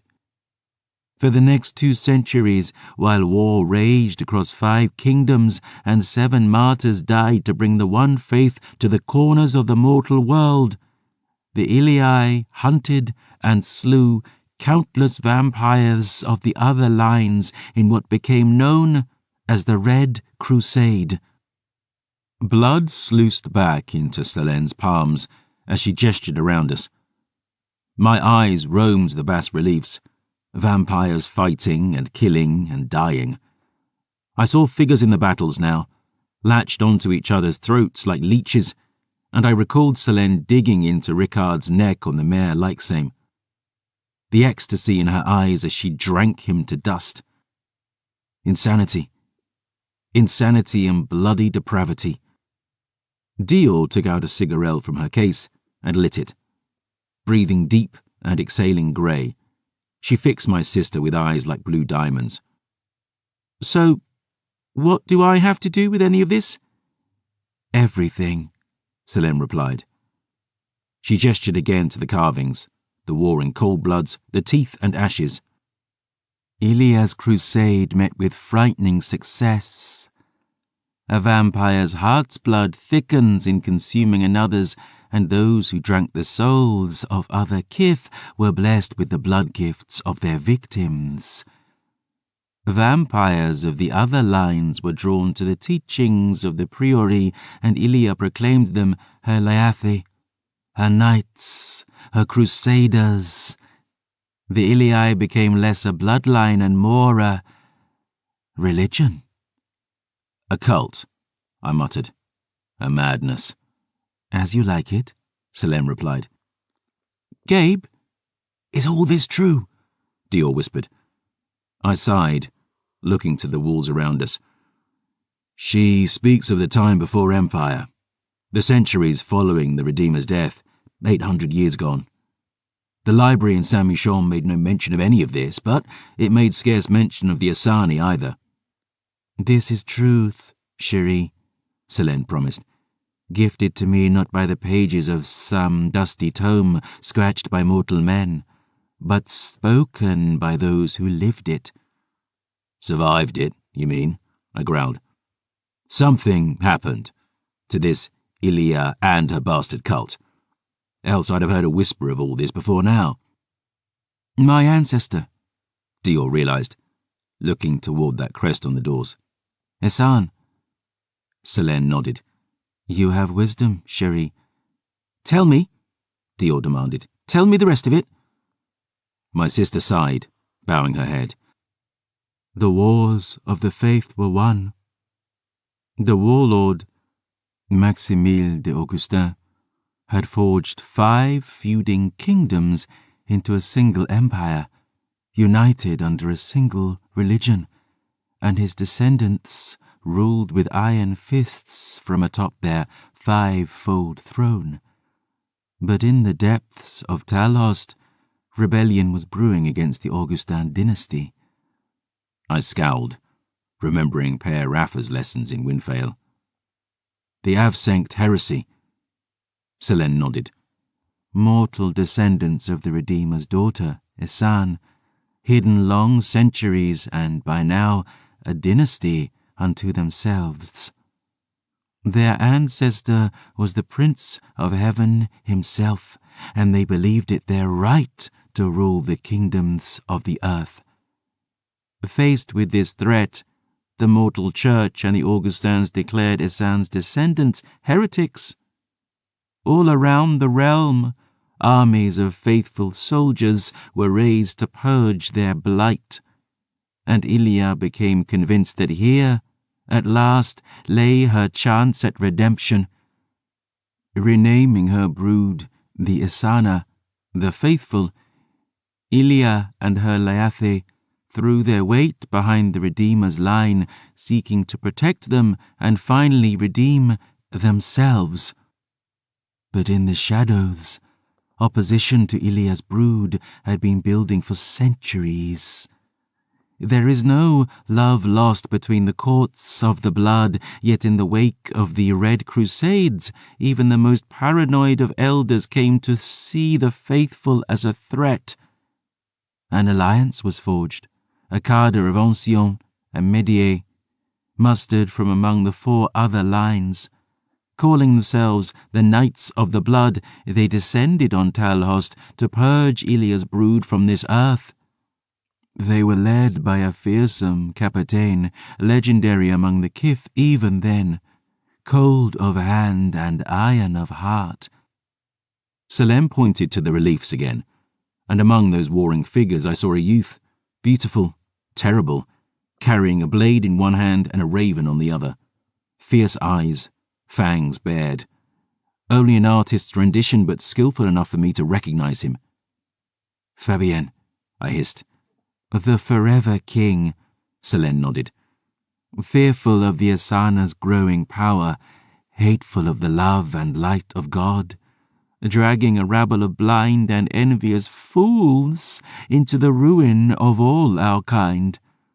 And this conflict, mortal against mortal, vampire against vampire, would be known in the pages of Kith history as the Wars of the Blood."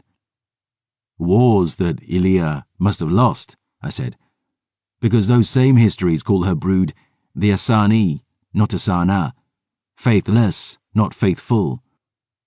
"Is that why Voss wants me?" Dior gazed about, bewildered. "Some holdover from a heresy that ended centuries ago?" "We know not why the Forever King hunts you, and Master Genoa took any wisdom he held about it to his grave." Selene looked to those ashes, the fragments of that verse crushed upon the floor, and she sighed. "There are no answers to ending day's death here. Nothing of truth remains in these halls." Kneeling before Dior, Selene squeezed her hand. "But have faith, Cherie. These trials are sent by God to test us, and we will not fail him. There is one other of the Asana within our reach, the eldest of us, Priori of the Faithful, mother of monsters and brood-child of Ilia herself. If any on this earth know the truth of what you must do to bring back the sun, it is she. We must find her, Dior. We have no choice now. We must seek Mistress Marin and Dunmay again." I scowled, bristling at the sight of Selene's hand on Dior's. "Dunmagan has fallen, Selene. The Black Heart and his brood took it months back. And why the hell would we try—" My sister tensed, snaking to her feet just as my own ears pricked up. I heard it too now, clawed and padded feet thumping swift on the floors. I turned to see Phoebe barrel through the chapel doors at full sprint, talons scratching on slick stone as she brought herself to a halt at Dior's feet. The lioness was damp with snow, flanks steaming from what had obviously been a flat sprint for God knew how many miles. Dior crushed out her smoke, knelt at the dusk dancer's side. "Phoebe?" Sunset was still a few hours away. The dusk dancer would be trapped in her wheeled shape, until then, unable to talk. Instead, the lioness unsheathed her claws and raked furrows into the stone floor. 2 long scores, meeting at a point. The letter V. "The Voss," Dior whispered, looking to me. "They found us." "Only a matter of time." I breathed deep, stood taller, trying to buoy her spirits. "But no fear. We've good defensive position here, ancient blades and cold blood magics and dancer claws. And old as Alba and Elaine are, at least there's only 2 of them." Phoebe met my eyes then, glittering gold.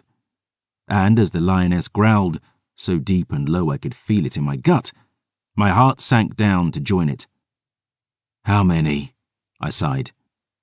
In reply, Phoebe tore at the floor with her talons once more, dozens of knuckle-deep scores ripped into ancient stone, over and over and over again. Thunder rocked the walls. Dior met my eyes. "Too many." Chapter 4. What Matters Most. "How do you do that?" the vampire asked.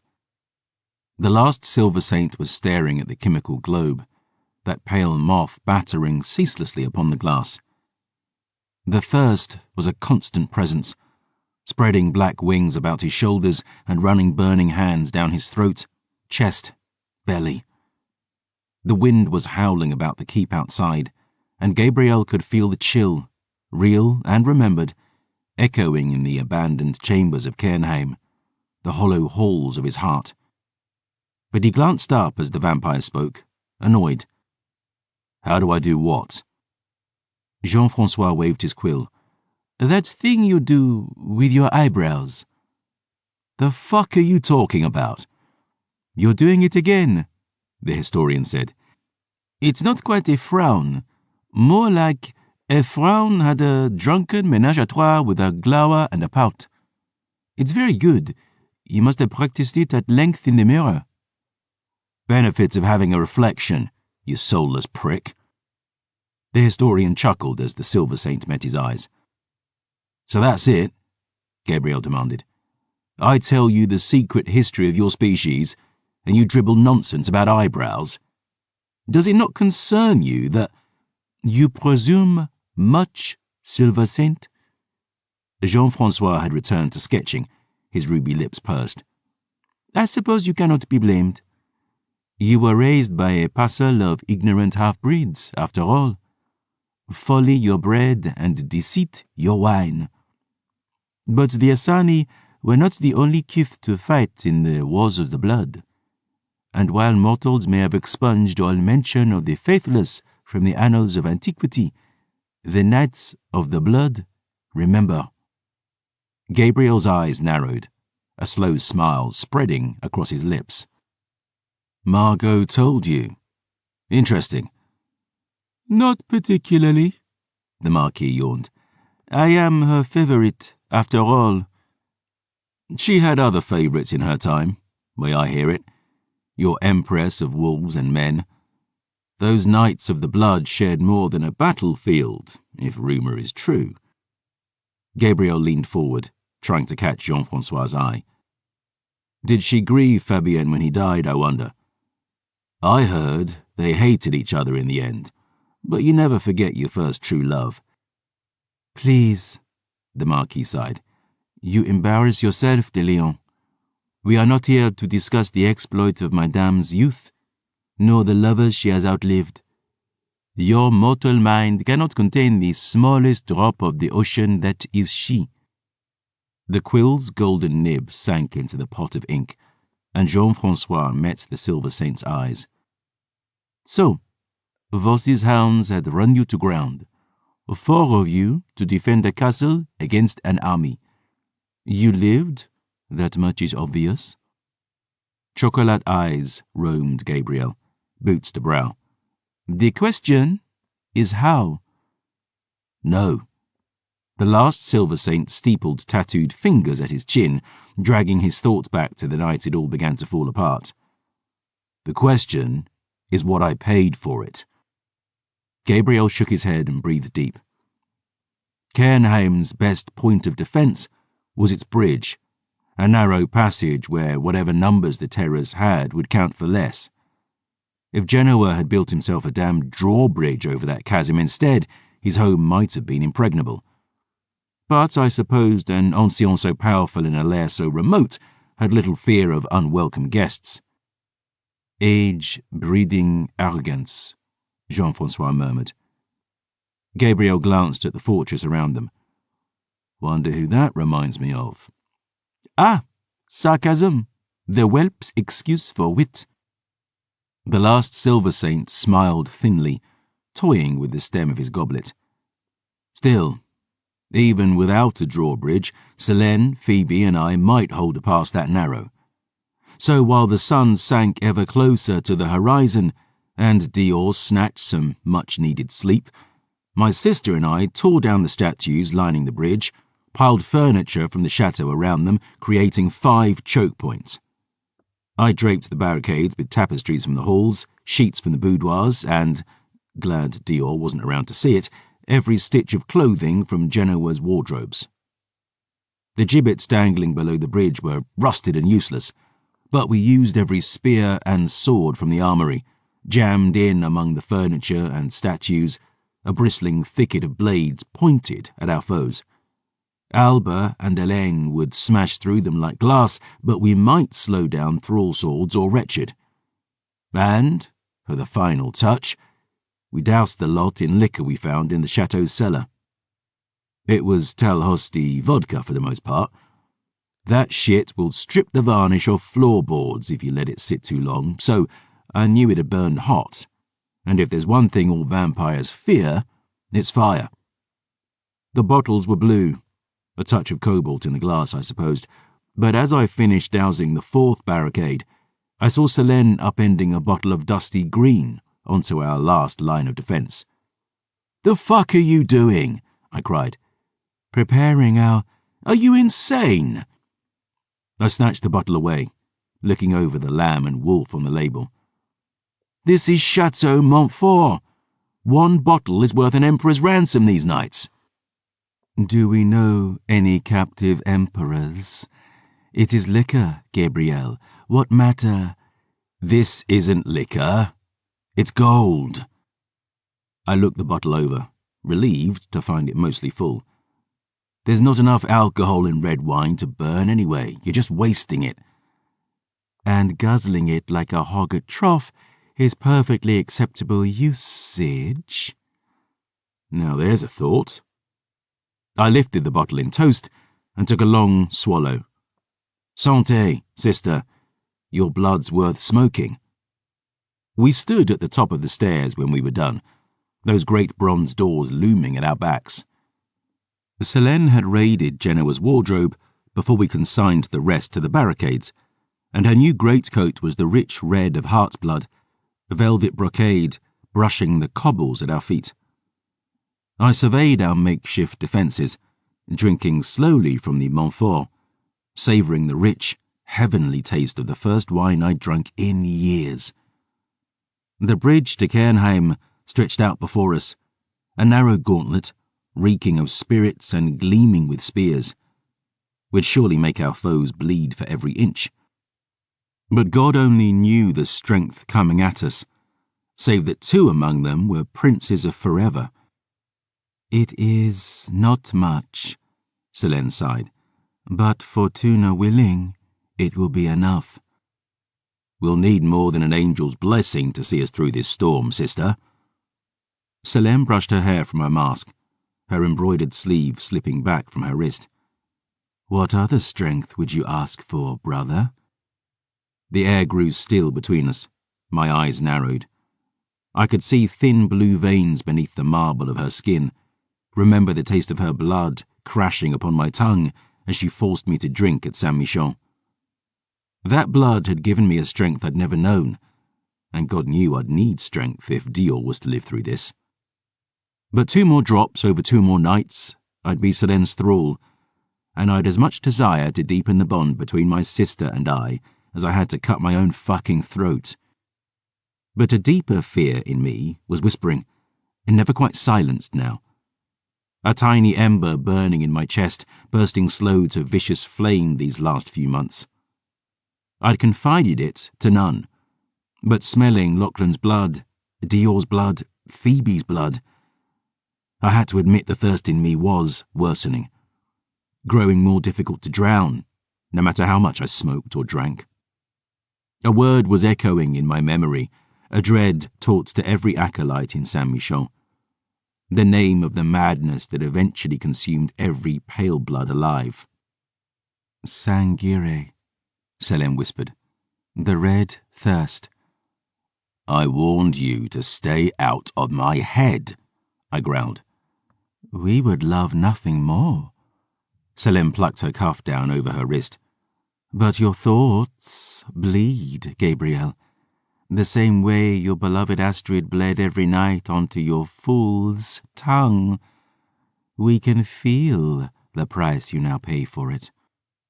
Anger flared at the mention of my bride's name, bitter and broken bottle sharp. "Spare me the preaching, Selene, and mind your own fucking business." "This is our business. The Grail is our only hope of salvation. We must do all we can to protect her from her enemies without and within." My eyes narrowed at that. "What do you mean, within?" "God Almighty," she sighed, rounding on me. "Do you not see? You are a danger to Dio, Gabriel. We all know it. Stumbling drunkenness aside, it is only a matter of time before the bloody madness budding in you comes to bloom. We know you care for the girl. We know why. But when this night's butchery is done, you would do well to leave her to the only one who can truly protect her." I squared up to Selene then, hissing through clenched teeth. "Hear me now. If the legions of heaven stood between me and that girl, I would slay every angel in the host to get back to her side. She and I have walked through hell together. I will never leave her. You hear me? And I would never hurt her." "Not tonight. Perhaps not tomorrow. But we see your thirst growing every day. How long until it consumes you utterly, and the ones you claim to care for?" Selene tilted her head, hissing behind that hateful mask.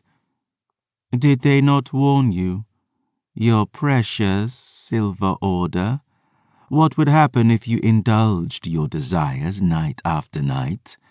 Or were you simply too drunk with lust of the flesh to give a damn about your immortal soul?" "You dare lecture me about souls when you're part of a cult that consumes them?" "You have no idea what we are part of. Communion is a holy task given unto—" "Holy?" I crowed, incredulous. "I saw the look in your eyes when you drank Rickard Divok to ashes, and there was nothing holy about it. This is about hunger, Selene, and power, and deeds so dark a monster like Fabian fucking Voss convinced a legion of hate-filled leeches to work together to wipe it from the earth." "You know nothing. Nothing of what I have seen. Nothing of—" "I know after tonight, you and I are done. Damn your fables, damn your masters. You promised answers and delivered ashes, and I'll not play the fool for you twice over. We win through the hell that's coming for us tonight. I'm taking Dior to the Highlands tomorrow." "There are no answers for you in the Highlands, only death. Dior must go to Dunmergen. Mother Marin awaits her there in eventide, and we can—" "The hell is eventide?" I held up a hand as she began to answer. "On second thought, spare me. I won't be able to hear you over the deafening roar of the fucks I don't give." "You cannot do this, brother." "You can't stop me, sister. Dior listens to my counsel, not yours. Remember." Selene's eyes narrowed as the winds of our homeland clawed the gulf between us. I stood a head taller, glowering down at her, just as unyielding as she. We were both our mama's children in that moment, stubborn, prideful, the blood of lions roaring in our veins. I recalled Selene as she'd been, my Hellion, my baby sister, but she was only a shadow of herself now. And though in parts the fault of that was mine, I knew I'd been an idiot to trust her. Perhaps it had been guilt that drove me to the spires of Cairnheim. Perhaps it was her blood lingering in my veins, or the desperate hope my actions at Saint-Michel hadn't doomed the world. But I saw this all now for the folly it had been. "You're right, Selene. I don't know what you've seen nor done, but I've spent my whole life hunting monsters, and I know one when I see one. And I see one in you." And spinning on my silvered heel, I strode into the keep. I cursed as I slammed the mighty doors behind me. I knew damn well it was foolish to push my sister, that I'd need her strength tonight if any of us were to make it out alive. But the thirst in me was roiling, pounding like a fucking hammer on my skull as I pictured that faint blue scrawl upon her wrist. That fear was growing, that word echoing now in my head as I took another long gulp of wine to drown it. I remembered the red rites I'd seen in Saint-Michel as a boy. Those silver saints who gave up their lives before they succumbed to the madness in our blood. Better to die a man than live a monster, they used to tell us. And though I'd levelled the charge at Selene, I could feel that same monster now in me. "Why did you do it?" Jean-Francois asked. "Do what?" Gabriel replied. "You had been cautioned by the Order. You knew the insanity that all pale blood succumbed to, and that indulging your thirst would only hasten its onset." The historian's dark eyes fixed upon the Silver Saint's wine-stained lips. "So, why drink from your wife night after night, de Leon? Your family's blood runs hot, oui? But are you such a slave to passion?" Gabriel drank down the last of his goblet, staring down at the monster opposite. All the light in the room seemed to coalesce in the dark pools of its eyes, shining like stars. His skin prickled as he thought back on those long, slow nights of blood and fire and sin. Smooth curves beneath his roaming hands, thumping pulse beneath his flickering tongue. He sat forward, elbows to knees, beckoning Jean-Francois with one finger. The vampire stared a long and breathless moment, silence thick in the air, finally leaning close. Gabriel smoothed back a golden curl from the monster's ear as he whispered, "Because she always said, please." The vampire turned his head, meeting the Silver Saint's eyes. "I shall remember that."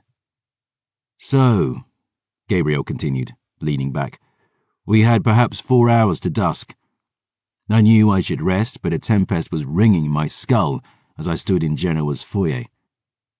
Dior had drawn back the faded draperies from that massive hearth, lit a tiny fire in its vast hollow.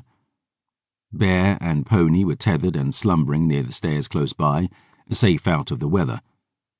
Dior herself lay on a chaise longue near the flames, Phoebe curled up beside her, both sleeping. And content the dusk dancer would keep the girls safe, I trudged up the arc of the eastern stair with my wine in hand, searching for some measure of salvation. It's a strange thing, that silence before the storm. I've stood on the eve of 100 battles cold-blood. I've seen every way a person deals with that fear. Some drink and carouse, desperate to wring one last drop out of life before they dance with death. Some seek solace in another's arms, a moment of living in those warm, soft places where nothing else matters. Nearly everyone prays. People say the test of a man's mettle is on the battlefield, but that's not the truth. You want to know a man, look into his eyes the night before the shouting and screams drown out the voice inside his head, before he gets drunk enough to think himself brave, when it's just him and the things he's done and the things he might never do. That's when you'll see us as we truly are. I let my feet lead me, and rather than taking me to the chapel, I found myself in Genoa's chess room.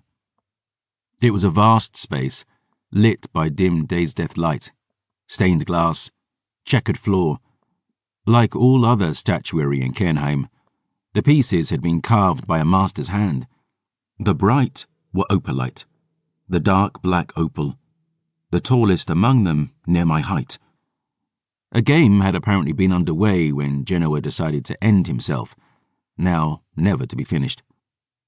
Wandering among the figures, pondering the battle to come, I found my lips twisting as I noted the light side was running the Rousseau gambit. "Rousseau?" Jean-Francois asked. Gabriel blinked. "You don't know chess?" "Not yet," the vampire smiled. "I was planning to master it in a century or so." "It's a feigned technique. Feign weakness to draw your opponent out of position in his haste to finish you. Then you strike, high risk, high reward." Looking around, I could see the bright player had been using it to claw back control of a losing game. I circled the Dark Emperor, watching rainbow veins glitter in his stone. The storm outside put me in mind of the tempests we used to get on the coast back home, a lighthouse burning now in my smoke and wine-addled mind.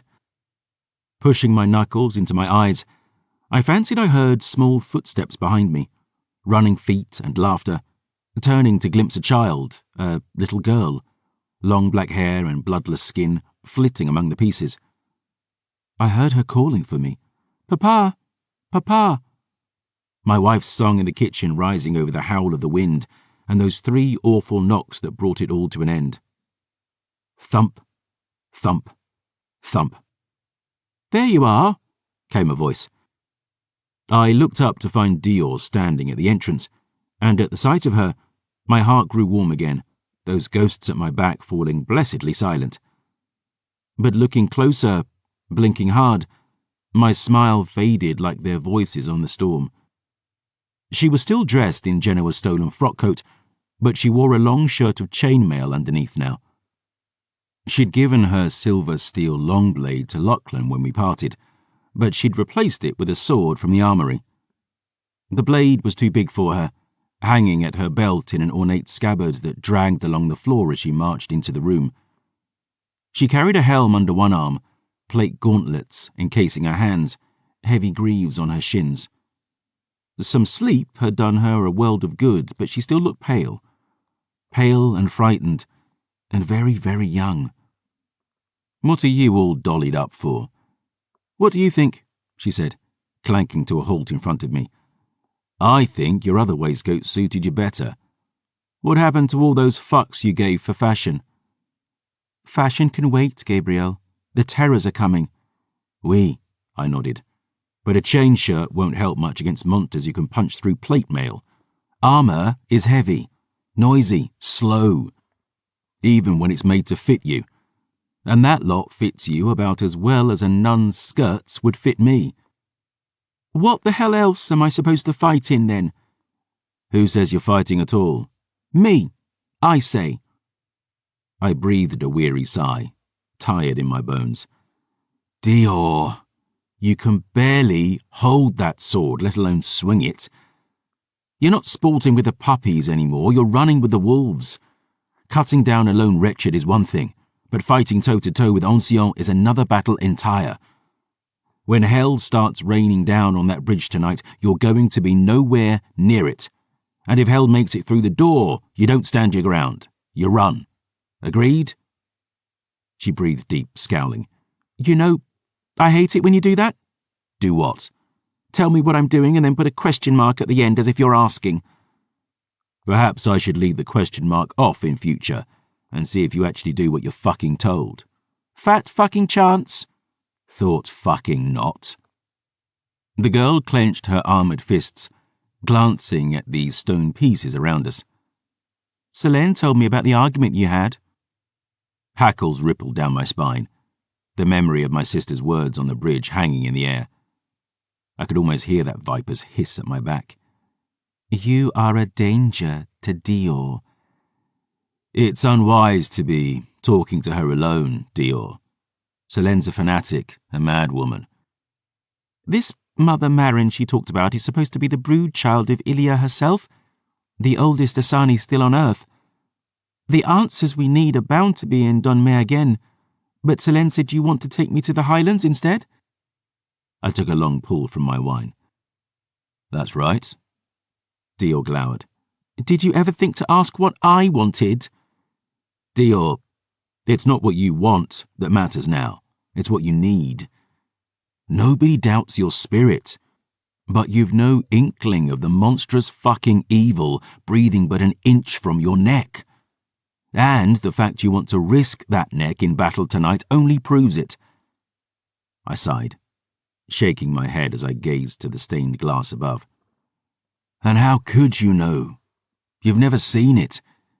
You're a child, for fuck's sake." "Oh, merci," she spat. "Papa."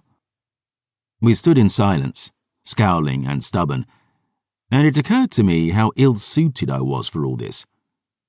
Patience had only been 11 years old when she was taken from me. Dior had raised herself from the time she was my daughter's age, and God only knew the things she'd done and had done to her in kind. She loathed being told what to do, and yet she desperately needed to be. But who the fuck was I to tell her anything at all? She was right. I wasn't her father. Sometimes I barely managed to be her friend. Dior had turned away from me, scowling, wandering among the chess pieces to search for calm. I took a gulp of wine, waved at the board with my bottle. You want to play? She glanced over her shoulder, ice blue eyes dark with danger. I don't know how. You want to play for money, then? She chuckled despite herself, hanging her head to hide her smile in the tumble of her hair. I laughed aloud to see that smile, and at the sound, Dior laughed too, her eyes sparkling. The tension between us melted a little, like dew on a springtime morn. You're drunk, she said, only half scolding. I'm merry. I motioned to the other side of the board. Over there, I'll school you. I'd rather you school me in Northwind stance again, truth told. This game is older than Empire. There's lessons in it well worth learning. Dior pouted, sceptical but relented nonetheless, clanking over to stand behind the bright army. She withdrew a black cigarette from her case as I waved toward her new suit.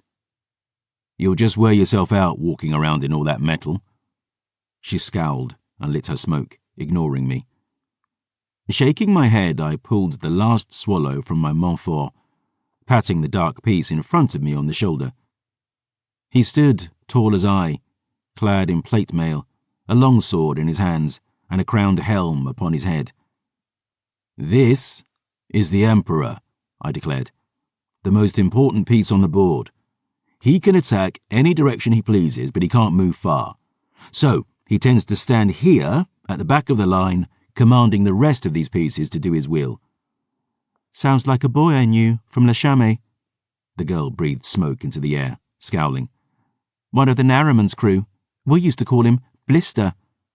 Blister? I lifted one brow. Why? He only ever showed up after the hard work was done. There are privileges to wearing the crown, Dior scoffed. I wouldn't know. Perhaps these little bastards will be more familiar to one of your colourful upbringing then. I nudged a smaller piece with my boot. A row of them, waist height, fashioned like infantry in archaic armour. The peon. They're the front line of your army. Cheap, expendable. They open the board up for the rest of your pieces to really play. This here is Chateau. This one is Chevalier. And this is Pontifex.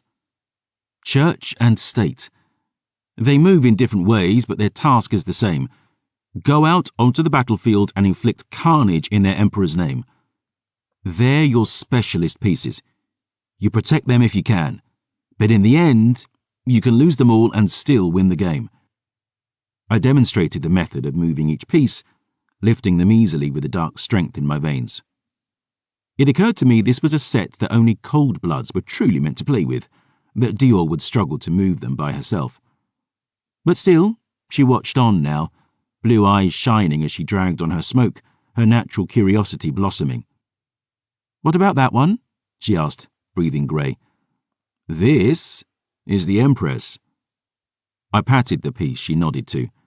The power behind your throne. She moves as far as she pleases, in any direction she likes. She's your executioner, your red right hand, swift, versatile, deadly. Dior smiled. I like her. Don't get too attached. In the end, she's just as expendable as the rest. The girl frowned. Why? She sounds the strongest piece on the board. She's not. I tapped the Dark Emperor's shoulder again. He is. The object of the game is to capture your opponent's emperor. In the end, nothing else matters. That's foolish. He can't do half of what these other pieces do. He does what none of them can do. He wins you the game. That's not fair. Fair is for dead men and losers, Dior. But it makes no sense. she scowled, breathing grey from her nostrils. How can the coward who doesn't fight be the difference between winning and losing? The Emperor does fight, if he's forced to. And when he does, like any good leader, he can swing battle's tide. But you don't risk your most valuable piece on the front line. Not when all these other pieces are willing to fight for him. Not when losing him means losing the game. That's not just foolish. That's suicide. Dior folded her arms and stared across the board. I'm beginning to see why you wanted to teach me this game. Oui? Your metaphor is showing, Chevalier de Lyon. Why, Emperor Lachance, whatever do you mean? I'm not a piece on a board, and my life isn't a game. You're right, it's not, and yet you continue to treat it like one. She dragged on her cigarette, breathing fire. Another lecture, just what I needed. You do need it, I scowled. You're a 17-year-old girl. And is it the fact I'm 17, or that I'm a girl that brings out the bitch in you? Don't give me that shit. I've never treated you less for what's between you. I don't need you to fight my wars for me, she snapped. You were younger than I am when you won the Battle of the Twins, when you ended Lord Voss, and I killed the Prince of Forever too, in case you missed it, and saved your sorry ass in the process. Dior, listen to me. You are the most important person in this empire. The scion of Saint-Michon, the end to day's death, the hope of the realm. Without you, all is lost. I lowered my voice, knowing I was stepping onto thin ice. I know you still feel guilty about Chloe's ritual. I know a part of you wonders if perhaps all this might have ended if she'd but ended you. And so you put yourself at risk, time and time again, ignoring me on the mare, ignoring me at Avelaine, ignoring me now. Enough people have died on my account already, she shouted. Aaron, Baptiste, Rafa, Saoirse, Belle. I'm not just going to sit by while you give your life for me too, Gabriel. I know you won't, and that's my point. He doesn't matter. With unholy strength, I hurled the Chevalier across the room, Dior flinching as it shattered against the wall. These don't matter. One by one, I lifted the beautiful pieces, dark and bright, Peon and Chateau and Empress, smashing and hurling them aside. None of them! Until only 2 pieces remained. And chest-heaving, I lifted the Dark Emperor over my head and with a roar brought it down at the bright Emperor's feet with all my strength. The flagstones shattered like glass. A hollow boom echoed among the gables.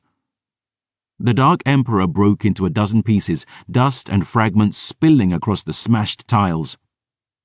The room was deathly silent as I turned to Dior, chest heaving, fangs bared. And in that quiet, again I heard the sound of little feet and laughter. My wife's lonely song on the ocean winds. Victory, I hissed, over the darkness, over him. That's what matters, Dior. She held my stare a moment, then looked to the floor. The once beautiful pieces were scattered, fallen on their sides, splintered and broken. The girl shook her head, pale blue gaze drifting over the bright Emperor, standing alone on the ruined and broken field. Gabriel, if this is victory, what the hell does defeat look like? God damn you, girl. Taking one last drag on her cigarette, she dropped it onto the tile, crushing it under her boot. You're drinking too much. I'm really worried about you. And turning on her heel, she clanked out the door. Chapter 5. The Bastard and the Fool. The sun had slunk to sleep beyond the mountains. Genoa's church was caught in the storm's quiet eye, and in the brief and starless lull between one tempest and the next, the dead had come to Cairnheim. That delightful expression of yours, Selene murmured. Remind me. I dragged my hand through my hair and sighed. Fuck my face. We stood behind the first of our 5 barricades across the chateau bridge. I'd stowed my greatcoat and shirt in my saddlebags, my old wolfskin wrapped about me like a cloak, ash drinker glittering in my hands. Lightning pulsed in the distance, illuminating the frozen slopes above. The things watching us. I'd wondered why the terrors had taken so long to run us down after tracking us to Awaken. But in the weeks we'd wasted searching for Genoa's tomb, it seemed Alba and Hélène had gathered all the hell to their sides. Tell me what you see, I demanded. Beside me, Dior peered through my spyglass, breath steaming in the deeping chill. A shadow hung between us now, anger and misgiving, resentment and fear. Despite it, the girl had still marched out to see what was coming for her, dressed in her stolen armor, a cowl of padded mail and iron helm dragged down over her hair.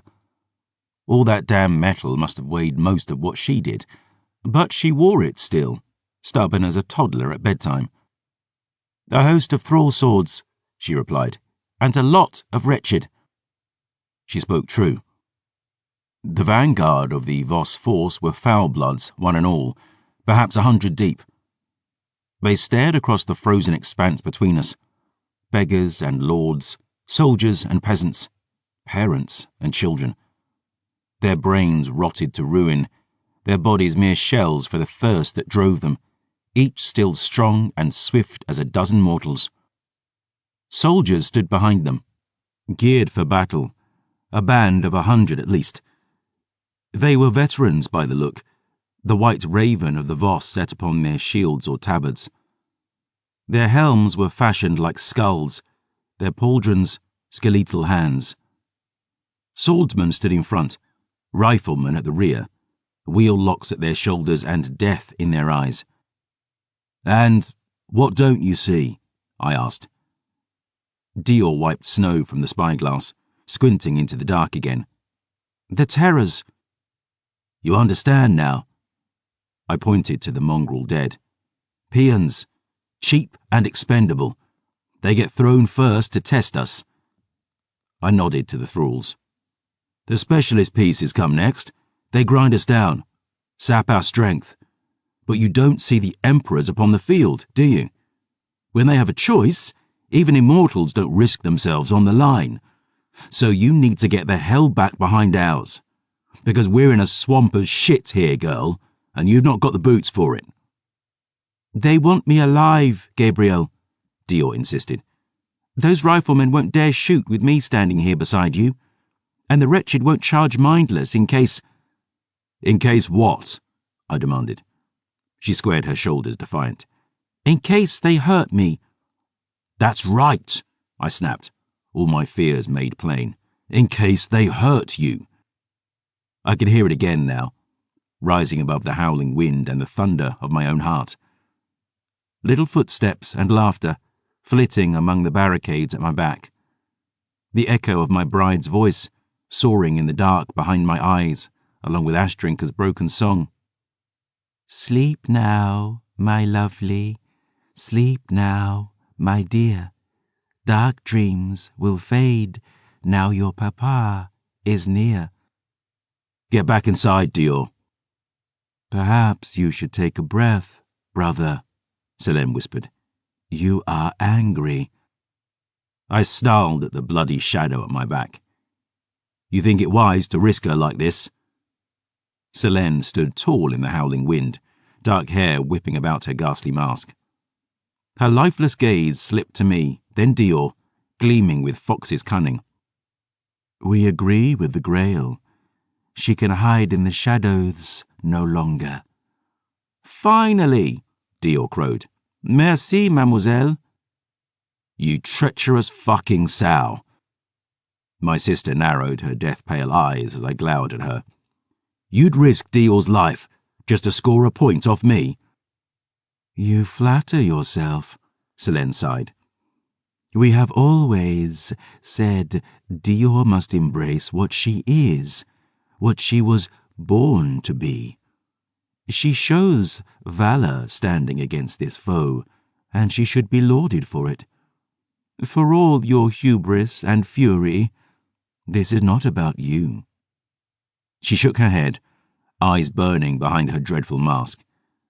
"But they were always the Black Lion's favorite sins, no? You are damned by pride, Gabriel. You are ruled by wrath." Fury darkened my heart further, my teeth grinding. My frustration was rising, my temper, my fear, the echoes of that accursed song in my head.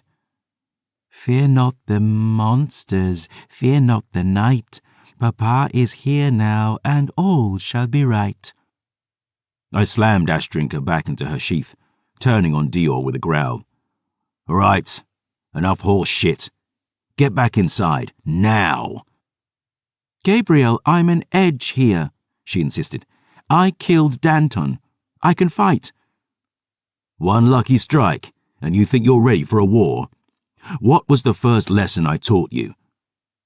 I grabbed her by the belt, metal singing as I ripped the blade from her scabbard. And with fangs bared, I hurled Dior's sword over the railing, down into the chasm below. "A blade and half a clue are twice as dangerous as no blade or clue at all." "Calm yourself, brother," Selene whispered. "Your anger deepens." "Damn right it does. And if you knew what these fucking monsters were capable of, there is no way in hell you'd be pitting a child against—" "I'm not a child!" Dior's cry cut me off, but it was the look on her face that held me still. So much pity, so much grief, so much love in her gaze it near broke my raging heart to pieces. "But that's what this is about, isn't it?" she said. Her voice fell then, just a whisper. "God, what it's always been about." Tears shone in Dior's eyes as she reached for my hand, squeezing it tight.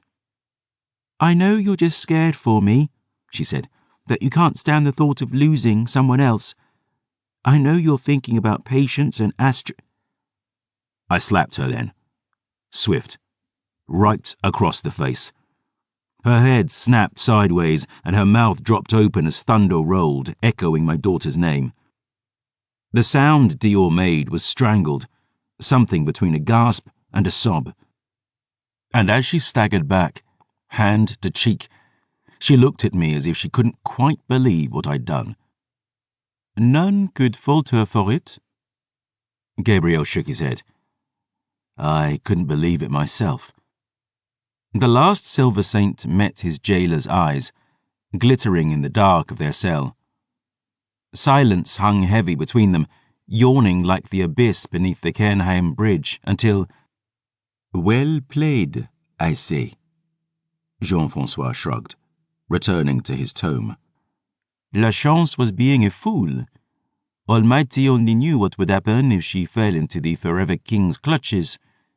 You were the master, she the pupil. You did well to remind her of her place." "No," Gabriel replied, staring down at his open palm. "It's the lowest kind of man who raises a hand to his child and calls it love." "She was not your child. Famille is not always blood. And love is not always simple. But you did love her. You knew what it might cost. Yet you decided to risk bruising the girl's heart rather than see it torn from her chest. You are not a bad man, Gabriel de Lyon. Sometimes you simply do bad things." The last Silver Saint drank deep from his goblet, wiped his eyes. "Coming from you, vampire, that means absolutely nothing." The historian pursed his lips as Gabriel slipped back into the darkness. That slap's echo was like a wheel-lock shot.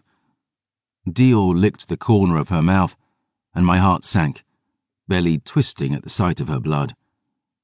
I felt the dead host stirring behind me, a ripple rolling among the wretched as that red scent kissed the air. And as the thirst rose inside me, hateful and bleak and furious. God help me, I raised my hand for another. Get inside. You prick, Dior hissed. You fucking bastard. Better to be a bastard than a fool, I growled. Because God Almighty knows you're being fool enough for the both of us, LaChance. Get the fuck inside, now. Her lower lip trembled. Her eyes welled with tears. I could see such awful hurt in them. It might have cleaved me to my heart, if that heart weren't already overflowing with rage. But she didn't let them fall. Instead, she snarled with a fury to match my own. And with one last burning glance to Selene, she turned and ran, off through the thickets of spears, back across the bridge and squeezing through the crack in Cairnheim's massive doors. My pulse was hammering, mind a tempest, half disbelieving what I'd done. I fumbled for my pipe with shaking hands, eyes blurred with the sting. Loading a full day's dose, I lit it swift, dragging down the bowlful in one burning breath. Selene watched me sidelong, pale eyes gleaming as the storm's eye closed, winds howling between us. You are crying, she whispered. De Leon, came the cry. I sniffed, hard, spat into the brink beside me, turned my eyes to the foe. Etched in black on the slopes above, I saw two silhouettes now, maids both. Once fair and fine, twisted to horrors by the dread hands of time. Their twinned voices rang as much in my mind as upon the winds, a duet of bloody centuries and bleak majesty. Good eve to thee, lion! Thou art in finer form than when last we laid eyes upon thee. Our dread father bids us give thee greetings. His assurance that he still awaits thee in the east, and condolence upon the feast he made of thy daughter and bride. Selene glanced to me, grim understanding in her eyes. My teeth ached as I clenched my jaw, hand closing around Ashtrinker's hilt, leather creaking as I squeezed. Shall we parley? The terrors called. Shall we offer concord? Or shall we presume poor brother Danton hath already played that song to deaf and foolish ears? We shall allow thee safe passage if you beg it, De Leon. Gift us the girl, and we shall gift thee thy life. I felt a hammer blow on my thoughts then, clawed fingers trying to push through my eyes and into the secrets beyond.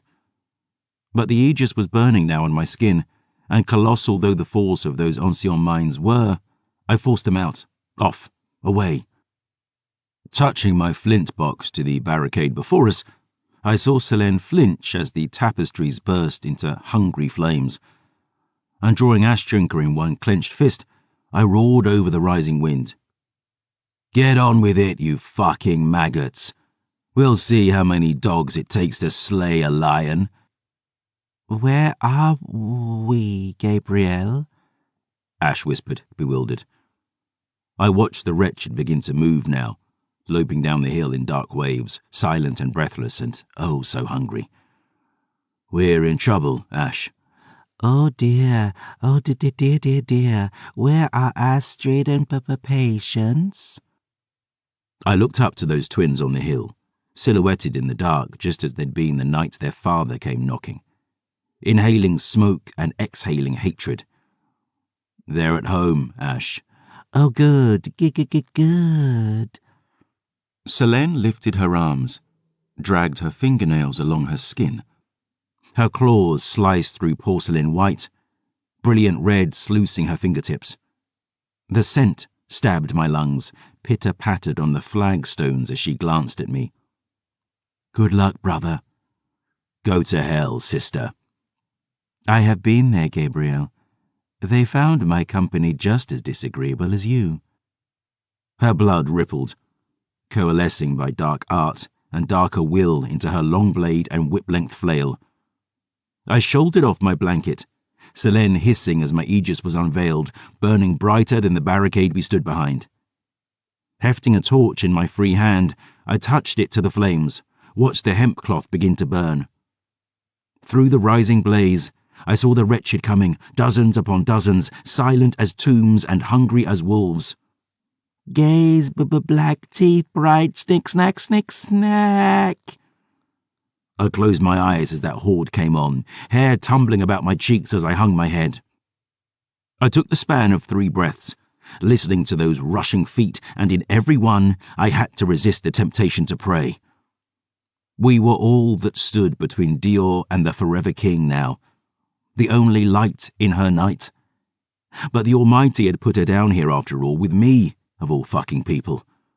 I just hoped he knew what the hell he was doing. You remember when we were young, I murmured, playing around the forge? Selene nodded.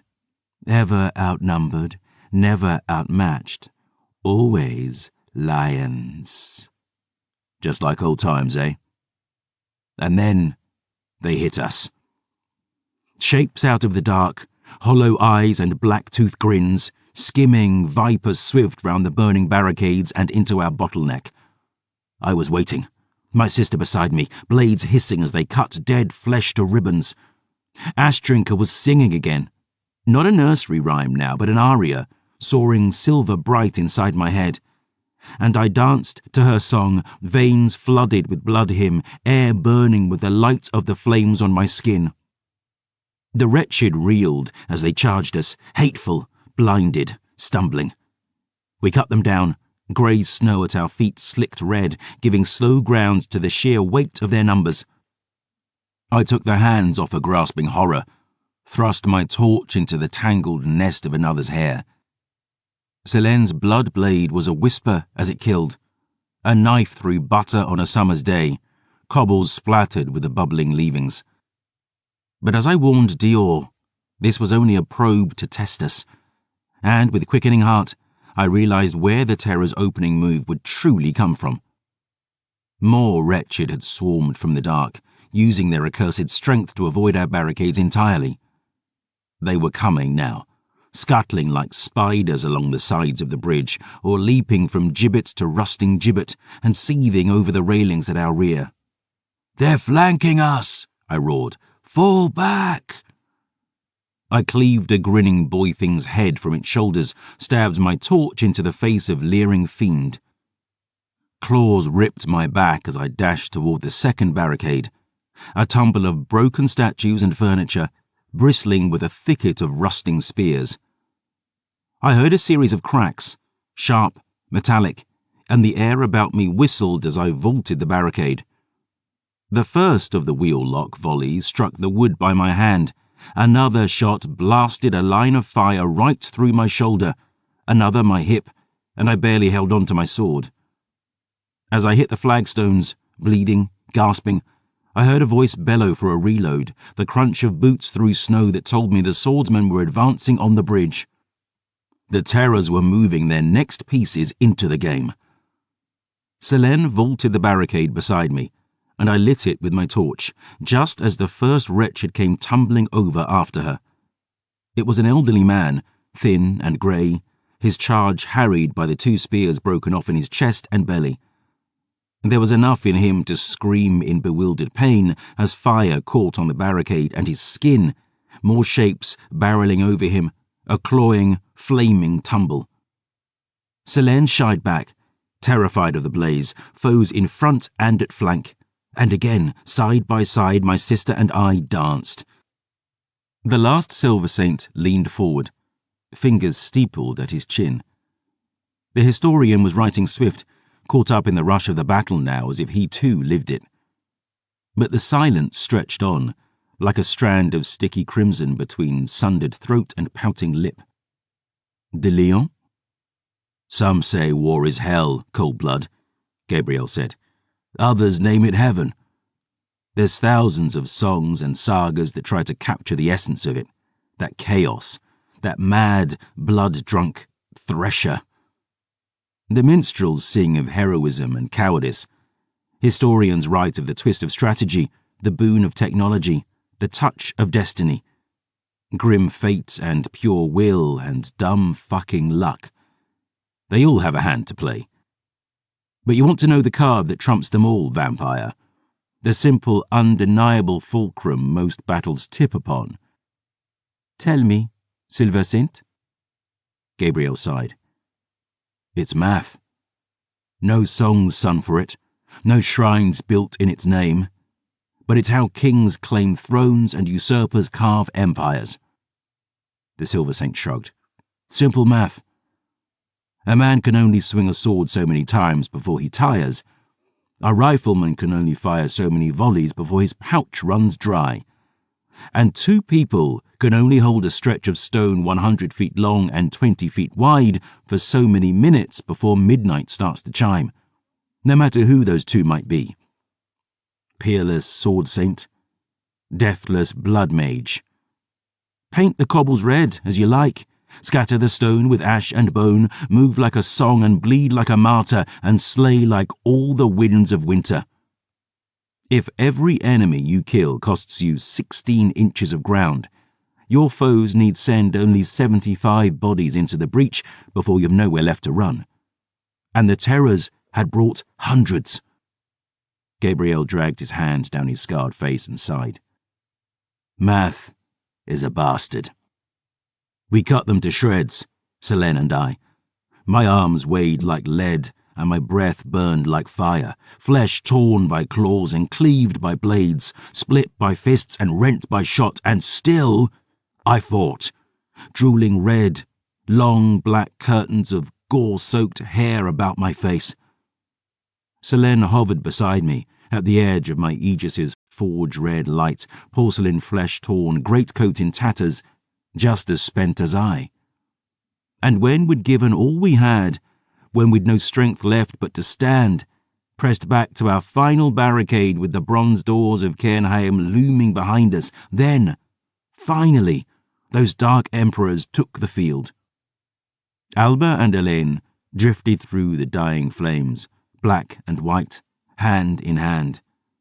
They were surrounded by a fresh company of swordsmen, slaved brutes all, clad in Voss livery and armed to their crooked teeth.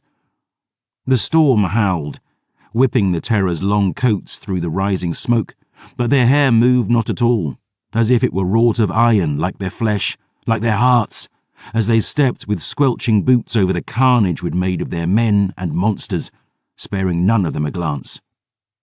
They stopped 20 feet away, behind their wall of thralled meat and swords. Neither of them had yet suffered a scratch, but my muscles were burning, breath ragged, ashes half slippery with gore in my trembling fists. We might be in shite here, Hellion. Alba and Elaine's eyes flickered to the clocks above the door, the motion of stars and track of centuries. They blinked in unison, and I saw each had bloody eyes painted upon their lids, giving the uncanny impression they could still see, even with those eyes closed. I reached out and lit our final barricade, hoping to see them step back from the flames. But the terrors didn't flinch. Leech flesh burns like tinder, and even ancien cold-bloods fear fire. But in a contemptuous display, Alba and Elaine removed their riding gloves, one finger at a time, stepping forward to hold their hands in the flames between us, as if to warm them. They stared at me as they did so, eyes black and unblinking, completely unafeared. After a moment, they withdrew, standing with fingers entwined among their minions once more. And though the flesh of any other leech would have been charged to fucking cinders, I saw the marble of Alba's skin had been merely singed, from bone white to pale grey. I nodded, swallowing hard. We're in shite. Kneel, they said. The command rang in my head, in my heart, and exhausted as I was, bleeding and breathless, I almost succumbed. I could feel their minds smashing against my own, trying to breach my walls.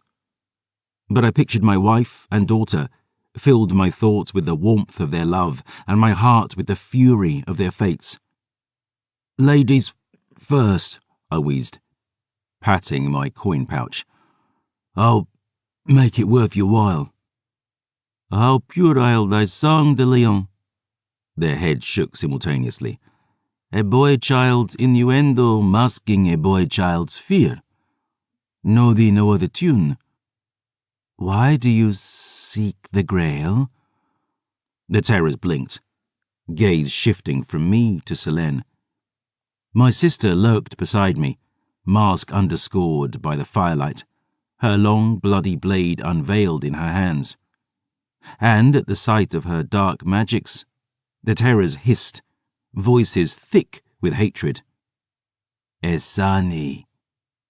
What does Fabienne want with Dio? Selene demanded.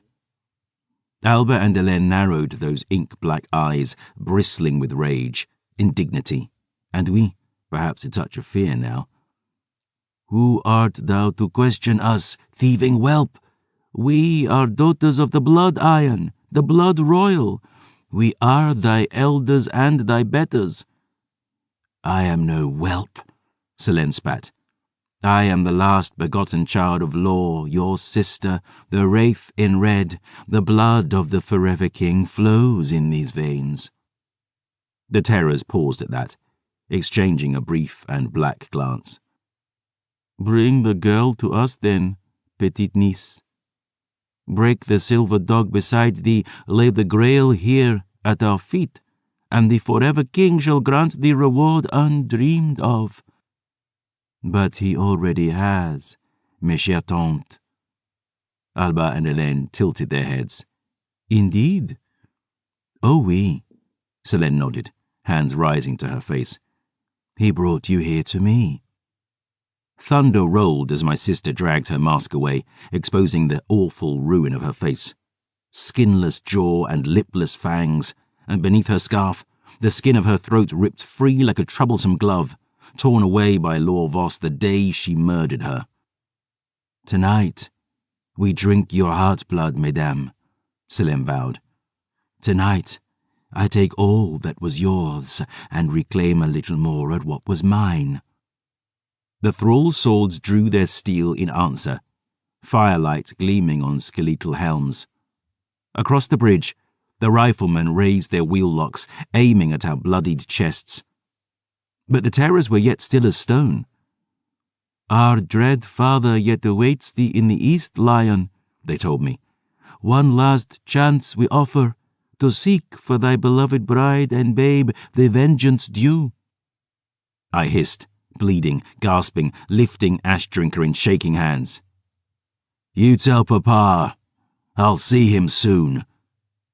And looking over their shoulders, I bellowed into the thunder. Now, Phoebe! A shape blurred from the shadows across the bridge, striking from behind the wheel-lock line. The lioness moved among the riflemen quick as lies, ripping bellies and throats to tatters. She had struck so fast, 4 were dead before the screaming began. The remainder tried to recover, but it's hard to bring a long arm to bear at close range. Harder still to reload when those golden eyes fall on you, and that roar shakes your bones, and she charges across the blood-soaked snow, quick as the shot you missed her with. But she didn't miss. Phoebe never missed. With the guns silenced, Selene and I retreated up the steps, tore the mighty doors wide between us, and fled inside. Enraged, the terrors sent their thralls flooding after us, spilling into the vast hollow of Cairnheim's foyer.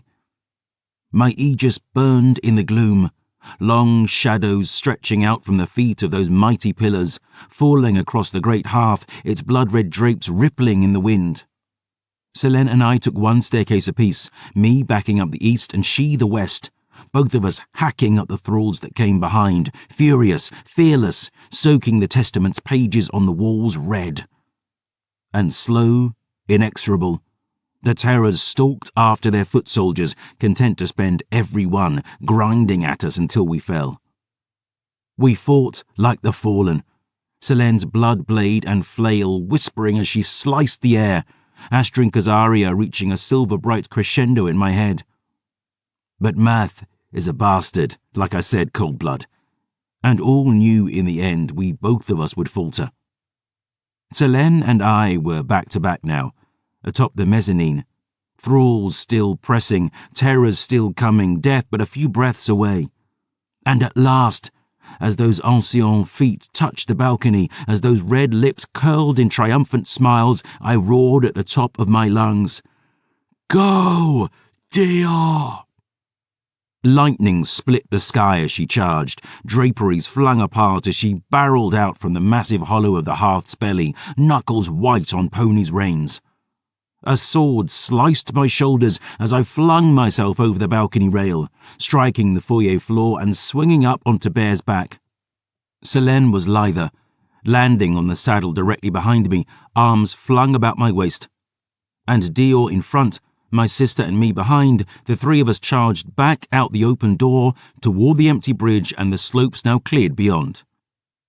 "Feign weakness," Jean-François murmured. "Draw your foes out of position in their haste to finish you. Then strike." Gabrielle smiled. "Rousseau." The vampire gave an appreciative nod.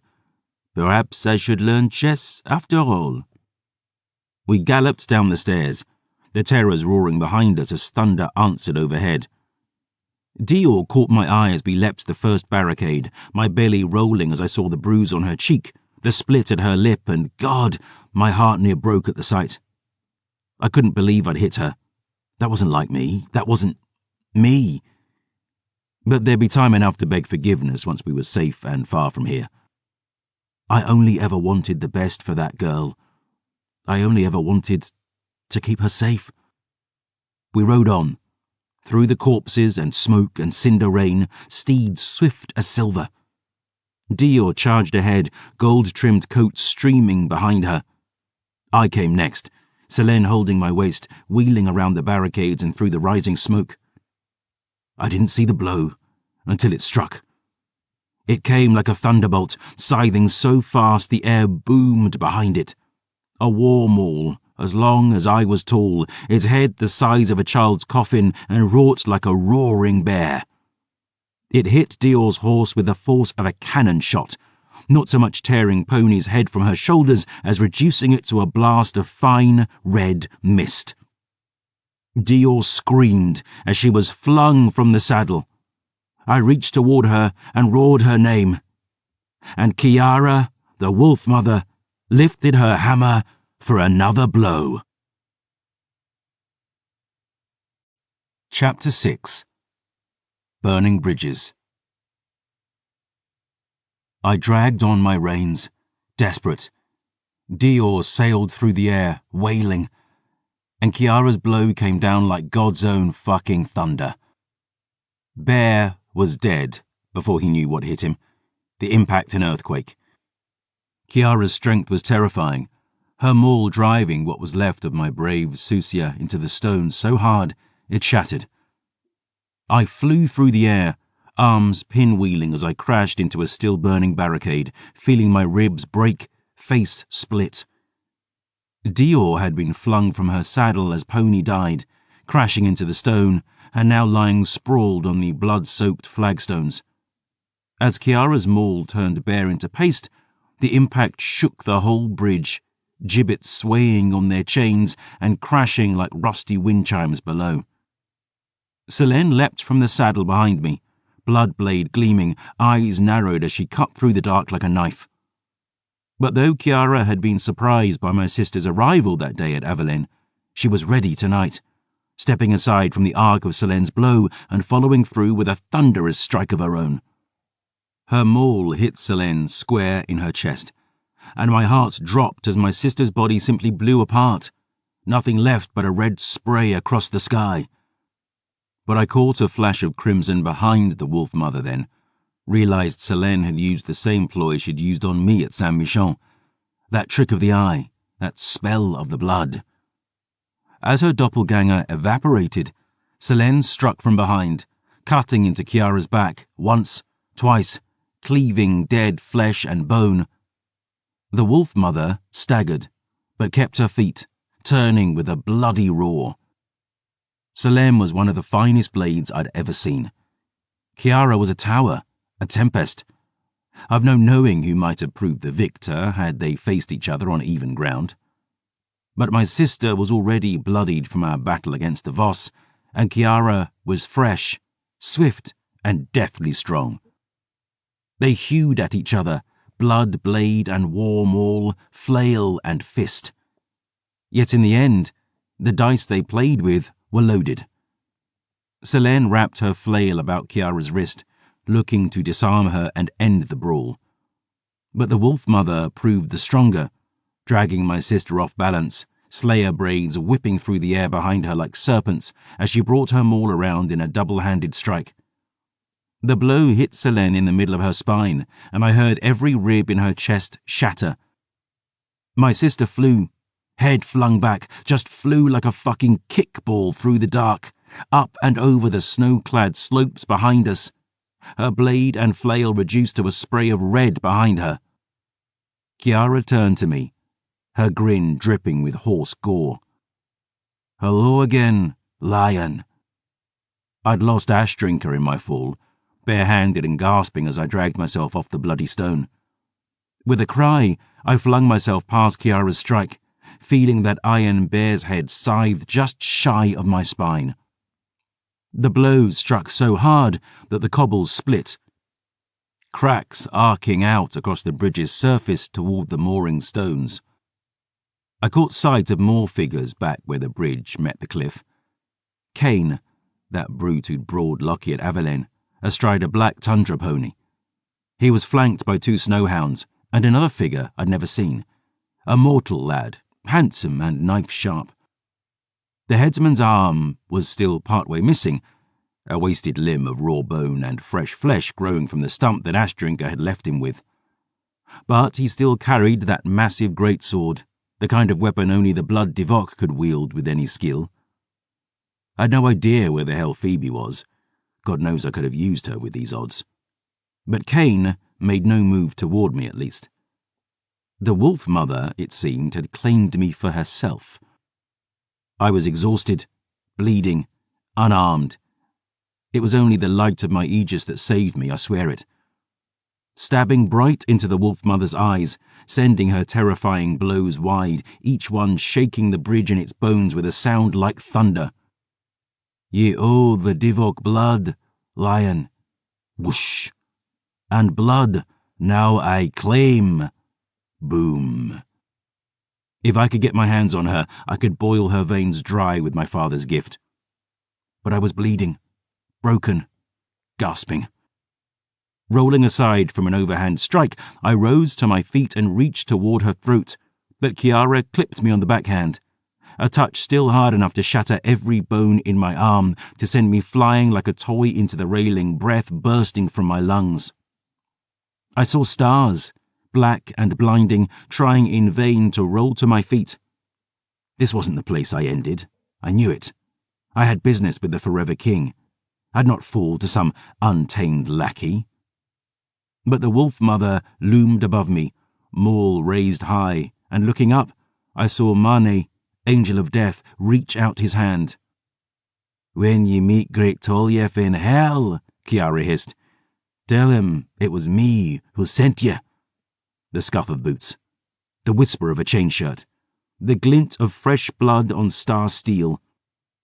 Dior rose up behind the wolf mother, Ash Drinker in hand, smeared in the girl's own blood. Teeth bared in fury, she plunged the blade toward Kiara's back. And for a moment, my fool's heart thought it would end just as it had when she killed Danton on the mare. But now, unlike then, she wore metal armor, heavy, noisy, slow. Now, unlike then, Kane cried warning as she struck, and now, unlike then, Dior got caught red-handed.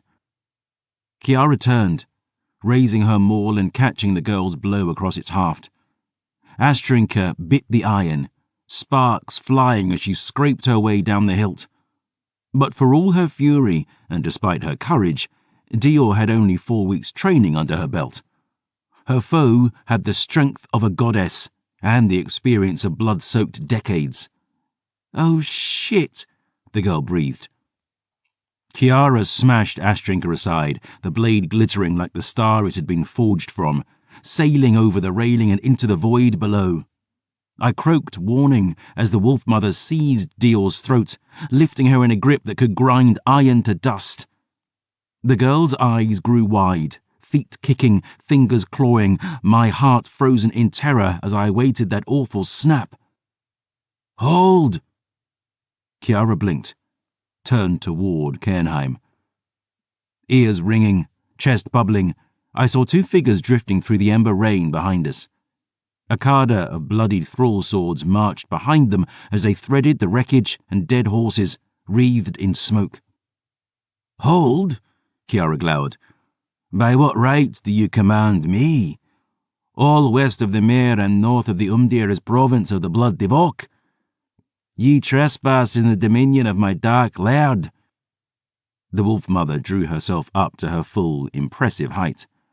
"I'll have ye names, cousins, and mistake nae demand for a quest."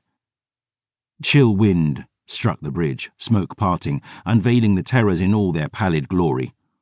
The white and black of their brocade was spattered now with red. Their dark eyes burned with fire and, perhaps a touch of dread at the sight of the girl in that monstrous grip. They regarded Chiara a long moment, heads tilted at precisely the same angle. "We are daughters of the king of his kingdom eternal, iron of heart and royal of blood. Have ye but one drop of merit in thy veins? Knowest our names, dost thou?" Chiara seemed to shrink a little as recognition sank in.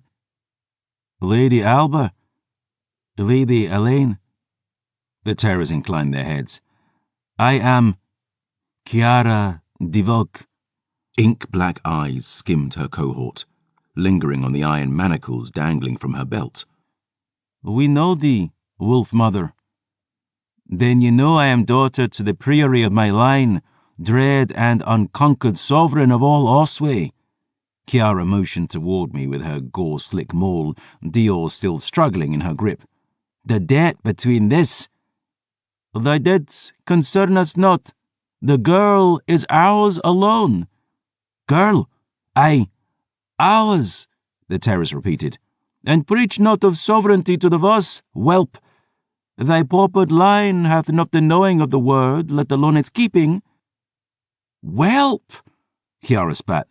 "I am third-born of Nikita the Blackheart, brood son of Tolyev the Butcher himself.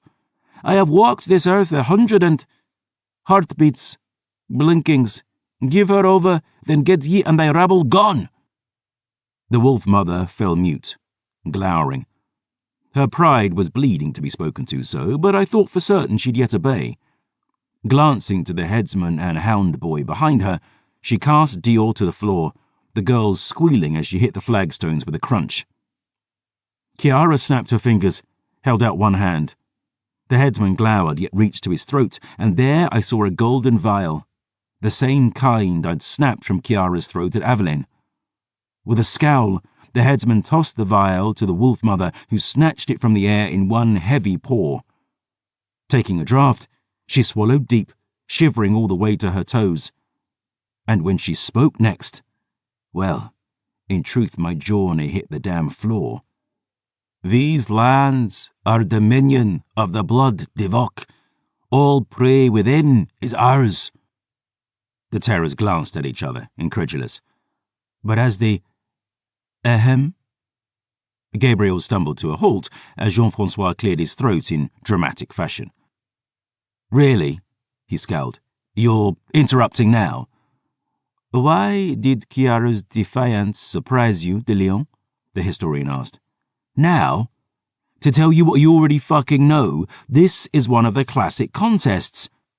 Ironheart versus Untamed. That's like wine versus whiskey or blonde versus brunette. You can't just—" The historian began tapping his quill on the page, eyebrow raised. Tap, tap, tap, tap, tap, tap, tap. Gabriel hung his head, dragging one hand down his face, brow to chin. "Look," he sighed. "Cold bloods hate each other like poison. Throw two lions into a cage together, one ends up shitting out the other's bones. There's only 3 chains holding your so-called society together, and without at least 2, the whole shit show would have gone up in flames centuries ago." Gabriel held up his hand, counting on his fingers. "Sauvage, famille, soumission. Explain, Jean-Francois demanded. Gabriel rolled his eyes. Sauvage is blood slavery. Leeches forcing other leeches to drink from their wrists. Once, twice, even 3 times. Famille is self-explanatory. So long as they don't fuck with each other's food, leeches of the same brood tend to tolerate each other's presence. Last, and most important, is soumission. The longer a vampire has lived, the more powerful it becomes. So if you're a fresh-faced cub who wants to be a lion one night, you'd best pay the lions around you respect. Or, like I say, shit and bones. The last Silver Saint sipped his wine, shaking his head. It was no real surprise Chiara had been dismissed by the terrors. Even with 100 years under her belt, she'd have seemed an infant to creatures as ancient as Alba and Hélène. But hearing a médier giving lip to a pair of monsters who predated Empire, well, let's just say you're more likely to hear me turn down another bottle of this fine Monet. Gabriel threw a meaningful glance at the almost empty wine on the table. That was a hint, Justin. And one possessed of your usual featherlight subtlety, the historian murmured, still writing in his tome. But please, continue. Gabriel swirled his goblet and took a mouthful. So, despite all common sense, Chiara stood tall. Dior was crumpled on the stone at her feet. I lay in a puddle of my own blood, my left arm shattered, face broken, trying to breathe through punctured lungs. Cain Divock and that hound boy lurked at the edge of the bridge, their dogs watching with blood-red eyes. The Voss thralls stood with weapons raised and jaws clenched, and the eldest daughters of the forever king stared at the wolf-mother, as if truly noticing her for the first time. "Taken leave of thy senses, hast thou?" they demanded. "Queens we were, when thy wretched forebears were but beggars in the mire. Ancient we were, when thy ancestors did slither from betwixt their mothers' thighs. And were we not thy elders, still we would be thy betters. We are Ironheart. Our line ruled the dark, when yours still cowered in their tombs for fear of moon's light, Divock. And when our dread father sits upon the 5 throne of this empire, thou shalt cower again." Chiara scowled. "All shall kneel." The terror smiled. "All shall kneel. Know ye what we Divock say to that?" The wolf-mother lifted her war maul above her head.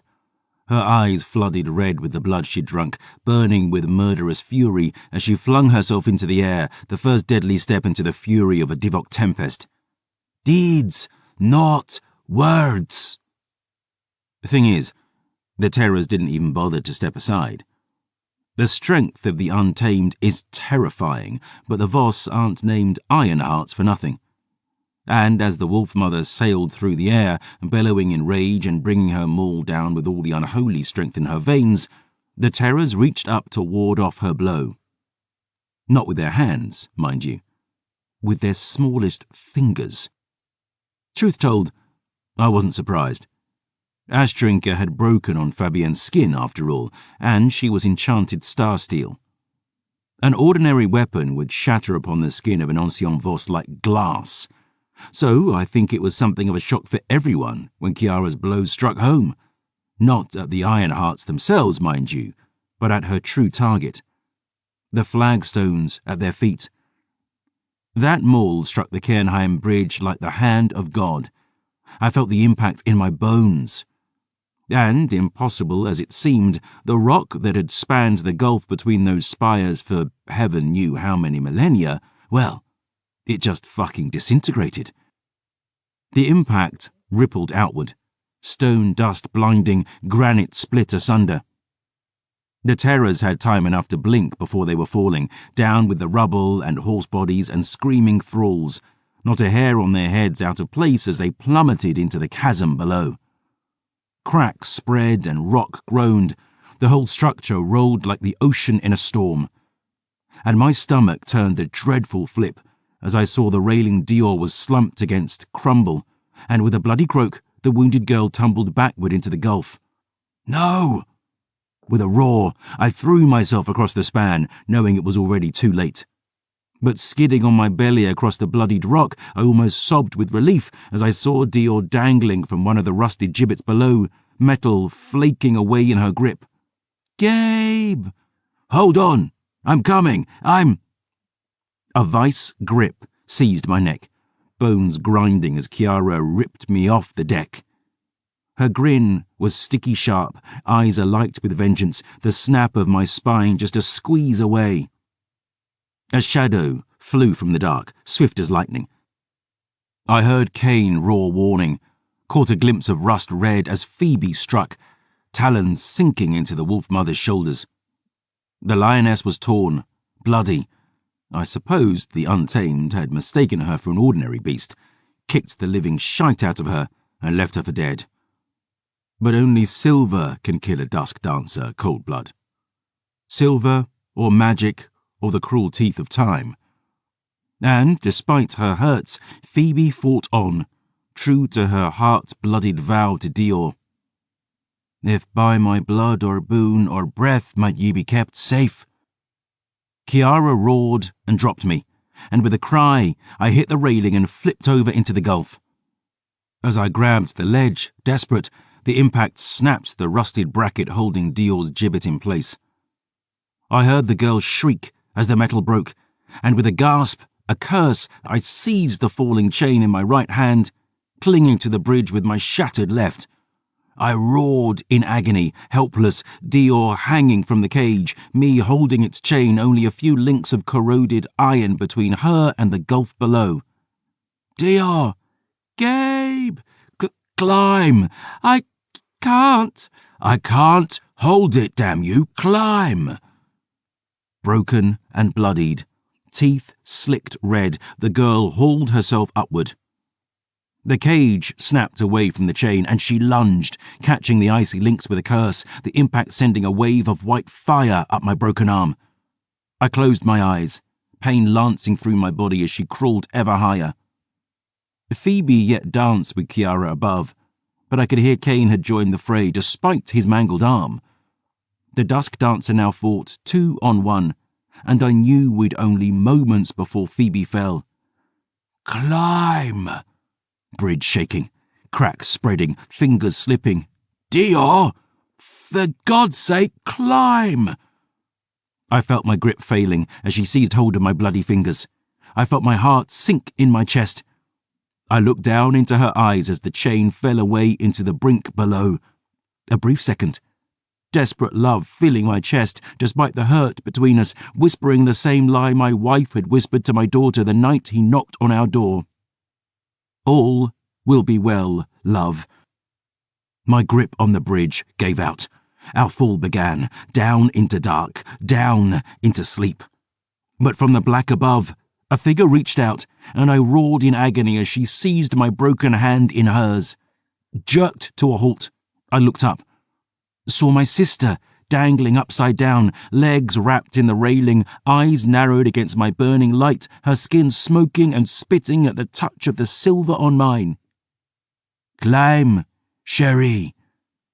Dior scuttled up my body like a bleeding, gasping spider.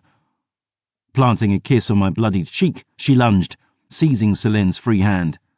My sister pulled the girl upward, scrambling, safe from the fall. But not the doom above. Phoebe yet fought the Untamed, fleet as the wind. The headsman had caught the worst of her fury, on his knees, clutching his bloodied face with his one good hand. But at last, Angel Fortuna turned her back on us, just as she always did. As the dusk dancer lunged at the fallen Coldblood, Chiara seized a fistful of russet red with one bloodied fist, and with a strength beyond any Mediae had seen, she swung the dusk dancer by her own tail, smashing her back and forth with force enough to shatter the flagstones. "Filthy!" Crunch. "Fucking!" Crunch. "Whore!" With a final roar, Chiara flung Phoebe off the shattered bridge, the lioness's body spinning limp and broken, out through the black. Dior screamed Phoebe's name, thunder rocking the skies above. Breath burning, arms screaming, I looked up into Selene's eyes. My sister dangled yet upside down, one hand holding the minced remains of mine, my blood oozing through her fingers. We were all that remained now. The last two pieces on the board, enemies closing in around our emperor above. Just like when we were children, fighting back to back around our papa's forge. Ever outnumbered, never outmatched. I grinned with bloody teeth. Just like old times. No. Selene met my eyes, gleaming with hatred. Nothing like old times. And she let me go. I saw her scissor upward, arm flung out as she summoned her blood blade again. I felt thunder split the sky as she flew back over that railing toward Chiara's back. I heard Dior scream at the top of her lungs, and then the descent was all that remained. Rushing wind in my ears, breaking heart in my chest, and down, down into the dark I fell. Chapter 7. Belly of the Beast. The last Silver Saint tilted his head back, drinking deep. The historian watched from the armchair opposite, one blonde eyebrow arched. Gabriel finished his wine, sighing as he reached for the monnaie, and, despite all hopes to the contrary, found it finished. No song so sad as an empty bottle, he murmured. She let you fall, Jean-Francois mused. Your sister. Well, for the sake of historical accuracy, it's probably safer to say she dropped me. That was rather mean-spirited of her? Gabriel nodded, rueful. Selene was a behemothhic cunt. Jean-Francois chuckled. Still, it seems a fool's gambit to toss you aside before the battle was won. Dread Sanguiman says she might have been, but she was wounded, spent. Your Hellion had little chance against two high-blooded Devoc alone. Phoebe had already cut them to ribbons. Wounded and unarmed, I'd not have been much help in the fight anyway, and Selene knew if I somehow made it off that bridge alive, I'd make good on my promise and take the Grail to the Highlands. If she ended me face to face, Dior would never trust her again. But if I simply slipped from her grip in the heat of battle... Gabriel shrugged. My sister played the cards she'd been dealt. And what cards did the Wolf Mother play in response? Well, that's the problem, Cold Blood. The Silver Saint stroked his smooth chin. I've no fucking idea. I was rather preoccupied, gravity being what it is. You survived the fall. That much is obvious. Gabriel nodded. Pale bloods don't die easy. But the roads I found myself on afterward led me places I'd not imagined. It'd be months before I heard word of Dior again. So, the historian sighed, looking to the thin window, we come to it at last. Come to what, Chastain? My dove? The Marquis called. The cell door opened swiftly, hinges creaking. Mélinée awaited on the other side, head bowed and dutiful, adoration in her eyes. Master? Bring the good chevalier another bottle, my love. We must keep our guest amused in our absence. Jean-Francois glanced to the Silver Saint. Unless I could tempt you with something stronger. Mélinée could entertain you, if you wish. Gabriel glanced to the woman, and for a moment, Jean-Francois saw she met his gaze. The Marquis knew his major domo hated the Silver Saint.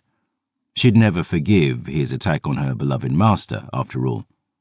But the vampire also knew the look of desire, and he saw Mélinée's skin prickling as her gaze drifted over the Silver Saint's mouth, the arc of his lips. In the end, no drug could hold a candle to the kiss. No sin of mortal flesh could compare. And as much as she despised him, Gabriel could give her that. Clawing and cursing, bare and begging and biting, the promise of it thudding along her jawline, rising in her quickened breath. Jean-Francois smiled as Gabriel tore his eyes from Méliné's throat. Wine is fine. I could have my boy bring refreshment, if you've desire of a different flavor. The Marquis frowned, befuddled. What was his name, Dove? Dario, master, Méliné replied. Ah oui, Dario. The vampire sighed the name, his smile razor blades. He has not served me long, but he is exquisite, de Leon. I can easily arrange a sampling. Or if you like, he and Méliné could both— Wine, Gabriel growled, is fine. Jean-Francois chuckled. See to it, love. With a last glance to the Silver Saint, Méliné curtsied and left the room, locking the door behind her. Jean-Francois took a kerchief from his frock coat, Gabriel frowning as he watched the vampire cleaning the golden nib of his quill. Stowing it in a wooden case, the historian closed the leather-bound chronicle in his lap, and with another, longer sigh, he rose from his armchair, smoothing the lines of his coat with one slender hand. Where are you going? The Silver Saint asked. The night is young. And I shall return before its end, mon ami, the vampire smiled. I thought your Empress wanted the whole of my tale. Jean-Francois adjusted his cravat about his wounded throat. I think we may consign pretense to the flames, Gabriel. My Empress wishes the story of the Grail, and indeed, Dior Lachance's tale is in large part your own. But for now, at least, the threads of her tapestry seem to have slipped your clever fingers, and it falls to another to weave for a while. What the hell are you talking about? Gabriel scowled. What other? You are not the only prisoner in this chateau, Silver Saint. Of that I've no doubt. But the cup is broken, Chastain. The Grail is gone, and there's none alive who know her tale better than I. No, the vampire agreed. None alive. The last Silver Saint's eyes narrowed. The armrests of his chair creaked dangerously as he squeezed. You can't mean— Can I not? No, Gabriel snarled, incredulous. Margot's not that fucking stupid. Jean-Francois raised a hand as the Silver Saint rose from his chair. I would advise against any outbursts of temper, Gabriel. I am certain you would rather wait here in the company of good wine and willing flesh than walk with me back to hell. Because hell is exactly where I am headed. The vampire met the Silver Saint's eyes, the air crackling between them. You may draw cold comfort from that at least. You can't believe a word she says, Gabriel spat. That bitch is made of lies. Whereas I am certain every note you have sung to me thus far is God's own truth. Jean-Francois smiled, almost affectionate. Every coin has two faces, mon ami.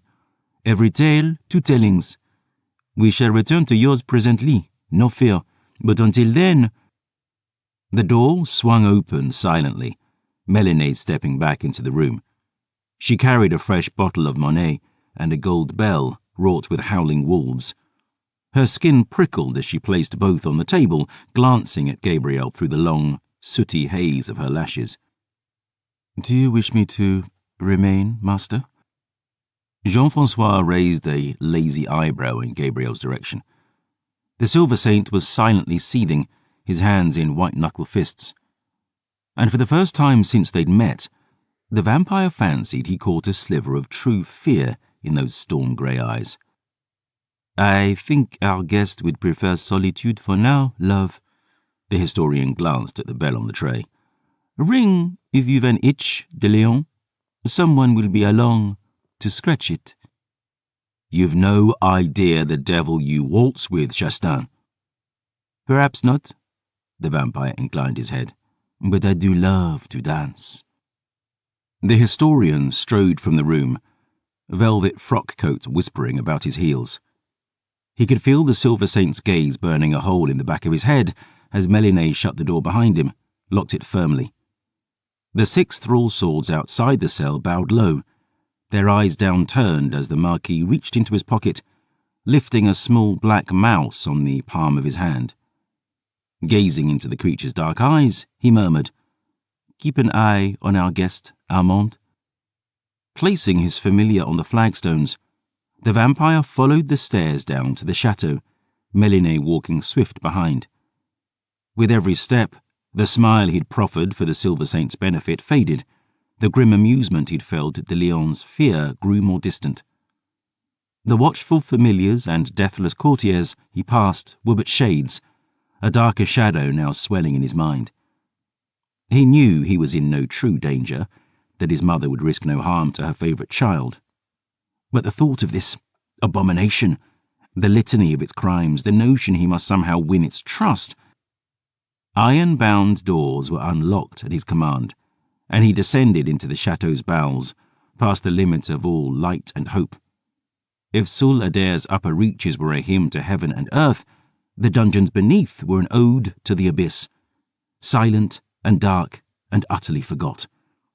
Thrall swords marched at his side, Mélinée, his ever-dutiful second, boots ringing crisp on black stone as they wound down hidden paths, farther and farther from the light. And at the last, in the deepest, darkest pit within Sul Adair's belly, the Marquis Chastain and his company stopped outside a pair of heavy stone doors. They were banded in silver, sealed with a lock and chain of the same. Jean-François withdrew the key his dame had entrusted to him, handed it to his major domo. Wincing with discomfort, Mélinée loosed the silver padlock, Jean-François stepping back as the thrall swords unwound the chains. And at a nod, straining, the men dragged the heavy doors wide. A cell waited beyond, black as pitch and smelling faintly of blood and char. Its walls were cut from raw rock, rough-hewn and hasty, ringing with the song of rushing water. 50 feet wide, 50 feet deep, it ended at a jagged drop into a rushing tumble of dark water still flowing despite the ever-winter gripping the world far above. An underground river. 3 thrall swords stepped into the cell, cautious, placing an ornate leather armchair at the water's edge, a mahogany table beside it. A chemical globe, 2 crystal goblets, and a bottle of green glass were set atop it. Their work done, the men retreated with torches held high, never once turning their backs on the river, the dark shore beyond. Mélinée wrung her hands, pleading, "Master, I—" Jean-François kissed his fingertips, pressed them to the woman's lips. "See to de Lion. I will call if I have need." Her eyes shone with fear as she bowed her head. Jean-François glanced to the man looming beside him, 6.5 feet of thralled muscle, flaming torch in hand. His dark hair was slicked back from a widow's peak, beard trimmed so sharp it might cut the lips. "If I should have occasion to shout, Capitaine Delphine, do come quickly." The Capitaine placed his right hand on the Chastain livery at his breast. "Marquis?" Jean-François stepped into the cell, his leather-bound history pressed between his palms. The doors thumped closed behind him, all the world muted through the stone under the river's babbling rush. He listened to the chains being fixed in place, the padlock snapping shut, faint breath and crackling torches, and the thudding of Mélinée's fearful pulse. He looked about the cell, featureless, cold, and save for the chemical globe at the river's edge, utterly lightless, as deep and dark a prison as his empress could fashion. And then he looked to the thing who called that prison home. She was tall, slender, pale as frost, lurking on the cusp of the light at the river's far shore, powerless to cross. Her head was bowed, long midnight blue hair draped about porcelain cheeks. She wore leathers and torn silks and a beautiful ornate coat fit for the emperor himself. The fabric was crimson, trimmed with golden filigree, stained with old blood and new ashes and the ruins of hateful ambition. The lower half of her face, her jaw, her dreadful murderous teeth were locked behind a muzzle, set with silvered bars. And she watched him, silent, rage burning like an angel's blade, stare black as a devil's soul. I am Marquis Jean-François of the blood Chastain, historian of her Grace Margot Chastain, first and last of her name, undying empress of wolves and men. The monster said nothing. You are Selene Castilla, last of the Lyathi. Still the monster named Selene made not a sound. Her eyes burned like candlelight in the dark. The air felt sticky black and lush. It seemed for a moment that the Marquis stood not at the edge of a river, but the abyss itself, and that only the cold press of those teeth to his throat might save him. But he turned aside, set his history upon the table, scratching at the wound beneath his cravat, and, smoothing his frock coat, Jean-François took a seat in the leather armchair, looking back across the water. Will you say nothing, mademoiselle? The Lyathi remained mute, shaking like a newborn fowl, eyes fixed on his throat. I can wait all night, the historian said, and as many nights thereafter as required. How many have you languished down here already? 7? 8? The pain must be unspeakable. But it can all end, mademoiselle, if you will speak to me instead. The monster stayed mute, racked and shivering. Alas then, the Marquis sighed. You do not mind if I sit and read a while.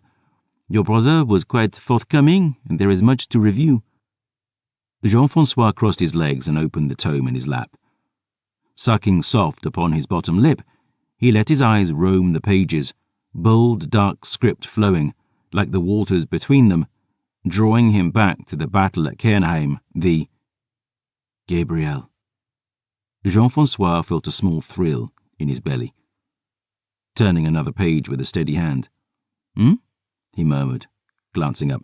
I beg pardon, Mademoiselle Castilla? The thing glowered on the light's edge, her stare black and hard as stone. Through the silvered cage locked across her mouth, Jean-François fancied he caught a flash of fangs.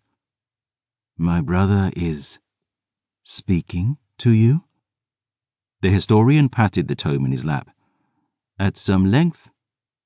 The monster hissed then, a single word, dripping such venom it might have burned a hole in the stone at her feet. Coward. The Marquis smoothed a lock of curling blonde from his cheek. Some would call it wisdom, to bend rather than break. For break we all must, cousin. You and I know better than most. The thirst always wins. But my pale empress wishes to hear your story, mademoiselle, rather than leave you here to rot in the dark. In her infinite generosity, Margot has offered you opportunity to speak. Of your past, of your exploits, of the Grail. Oui?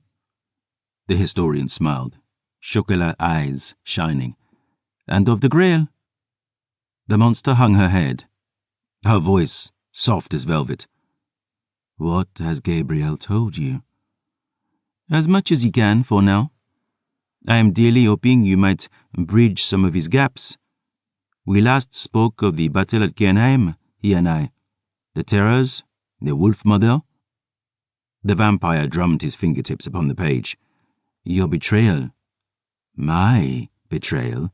So he named it. And you believe him? The monster shook her head, voice trembling with cold rage. My brother is a drunkard, a braggart, but above all, a liar. Well, Jean-François smiled thin, all men have their frailties. But I have every confidence you shall set his record straight. No, sinner, she hissed, low and dangerous. I am disciple of dread Wulfric, Eliathe of the Asana, sworn to a covenant old when this empire was but as a babe, squalling in its fivefold crib. I am bearer of 100 shriven souls and 1,000 stolen years, granddaughter of a forever king and servant of the king of heaven itself. The monster shook her head. No coward I, nor traitor neither. Eshim. The Marquis trailed one sharp claw along his lip and gave a grudging nod. Yet one cannot deny the courage you display with refusal, considering the torments you suffer. I commend your integrity, Mademoiselle Castilla. In fact, the historian turned to the table, lifting the bottle atop it. I shall drink to it. And with a smile, he cracked the black wax seal with one long fingernail. The perfume struck him, heady, thick, iron-bright. Jean-Francois heard the monster across the water hiss through grinding teeth as he poured, filling one goblet, then the other. The blood was still warmed by the body heat of the thrall who'd carried it, flooding into the crystal, a dark meniscus so smooth it might have cast a reflection if only the Marquis had one to throw. And inhaling deep of that brilliant bouquet, the historian raised his glass to the thing across the river. Though Jean-Francois had neither seen nor heard her move, the abomination stood much closer now, feet poised at the very water's edge.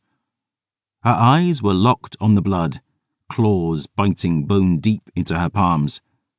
Yet the veins beneath her skin were so parched, her hunger so profound, the wounds bled not a drop. Santé? The historian smiled. Jean-Francois sipped the blood, shivering as that liquid fire kissed his tongue, rich as gold glass, deep as oceans. He closed his eyes, let it slide down his throat, uncoiling from his belly and out to every finger's tip. When he opened his eyes again, the monster was still staring, shaking, poised on the very brink of that rushing flow and fighting with every mote of her wretched soul not to fling herself into the water in a vain attempt to cross, to drink. Oh God, to drown. He lifted the second goblet, filled to its brim. Rising slow to his feet, he held out the cup to the thing across the river. Will you not speak, mademoiselle? The last Liathe hissed, hate and misery and famine bubbling in her throat. Jean-Francois lifted the glass he offered, studying the play of light in the crimson. As you like it? And with a sigh, he tossed the goblet into the water. The glass struck the edge as it fell, splintering, droplets of blood gleaming like dark rubies on the stone. The monster dropped to her knees, lunging with a scream toward the water, hand outstretched and twisting, clawing. But the river might well have been a wall of flame, and as the goblet vanished into the flood, the Liathe hung her head, a shuddering, heart-sick moan slipping over her teeth. Oh God! My mistress has time, mademoiselle, the historian lied. Time in abundance. I shall return tomorrow, perhaps the night thereafter, and meanwhile, you may weigh your agony against your integrity. Scream as loud as the former demands and the latter permits. We have buried you too deep for even your Almighty to hear. The historian picked up his tome, and leaving the open bottle to weave its perfume in the dark, he strode back toward the doors. Wait. He stopped, ruby lips curling. Great Redeemer, wait. Jean-Francois turned. The monster was yet on her knees by the water's edge, head hung low, fingernails clawing the stone.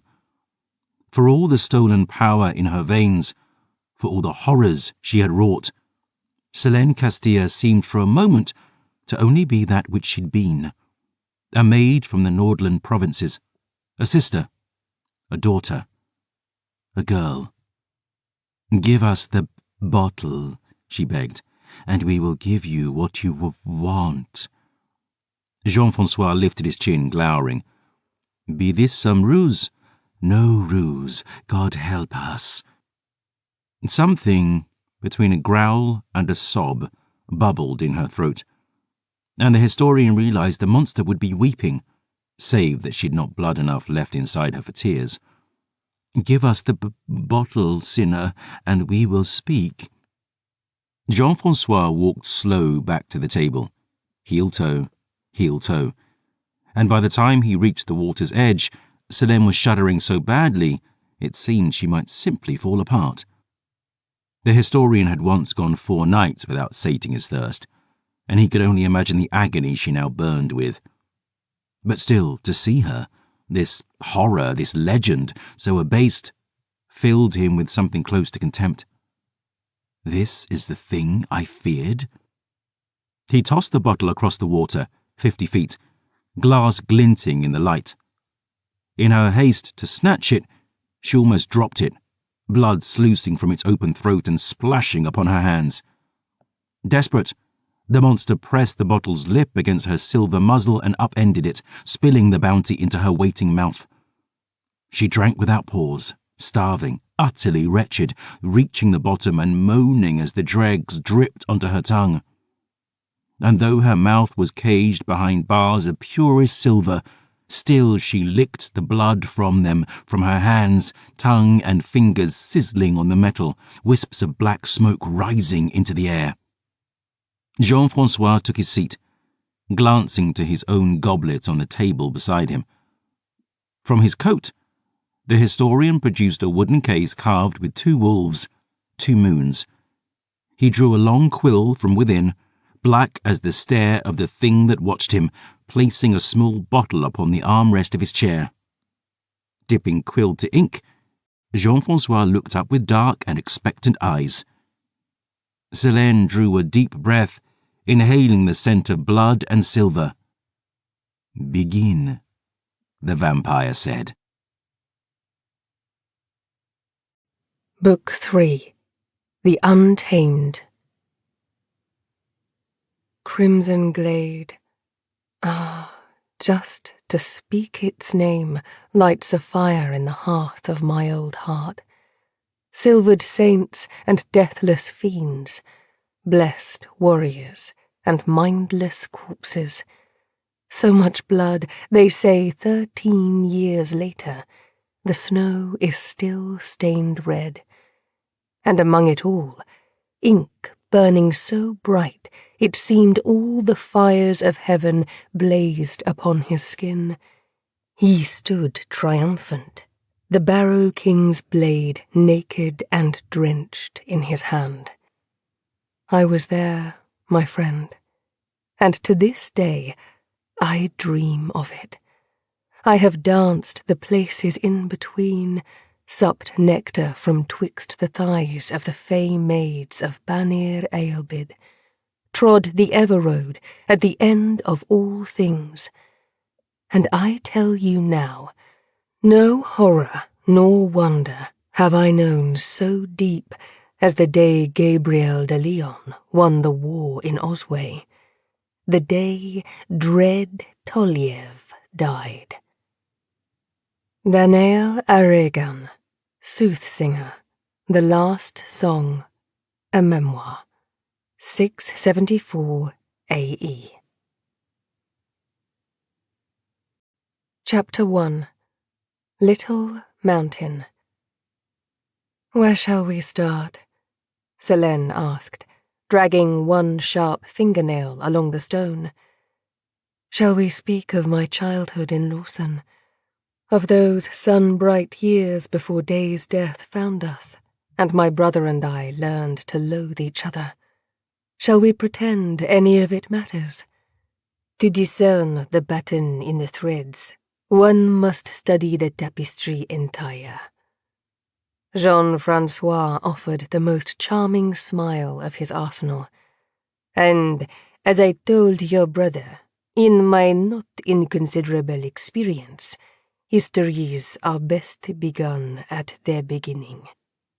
For creatures such as you and he, but there is an ocean between you and I, sinner. You wield that word as if you intend insult, the historian mused. Yet in your brief handful of years, you have been the architect of more atrocity than most ancient I know of. There is a saying about glass houses and thrown stones. There be no room for sin in a heart filled with the fire of God. Jean-Francois frowned at the unfamiliar quote. The Book of Vows? No. The historian tapped his quill against his lip. You are still of the delusion, I take it, that the cause of the faithless was righteous. How to rationalize that, given the enormity of your failure? If you were chosen of God, as the insane ramblings of your priory claimed, how is it that Ilia and every one of her followers now rots in a well-deserved hell? Not everyone, Selene replied. True, you rot in my empress's cellar instead. I am where God wishes me to be. The Marquis chuckled. I was under the impression, mademoiselle, that we all are. You introduce yourself as historian, yet you call us faithless. That name is a lie.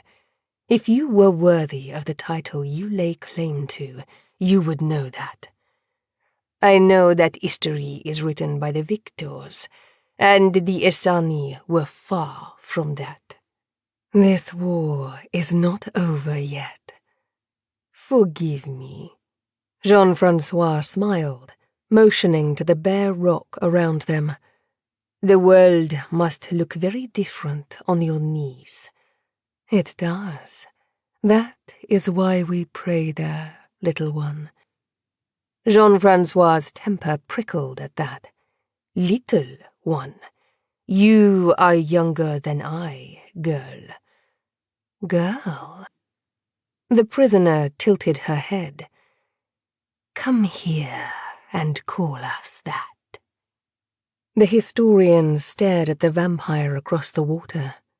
She still lingered at the very edge of the shore, as if she desired to be as close to him as possible.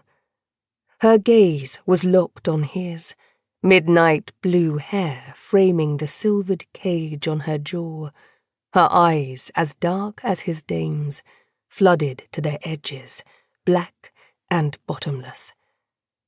If he stared too long, he felt he might drown in them, sinking into the cool dark of oblivion, just as he'd done the night his mother murdered him, on her knees before him, ruby lips grazing his skin, and teeth sinking deep, pain entwined with awful pleasure as the heat was dragged up from his...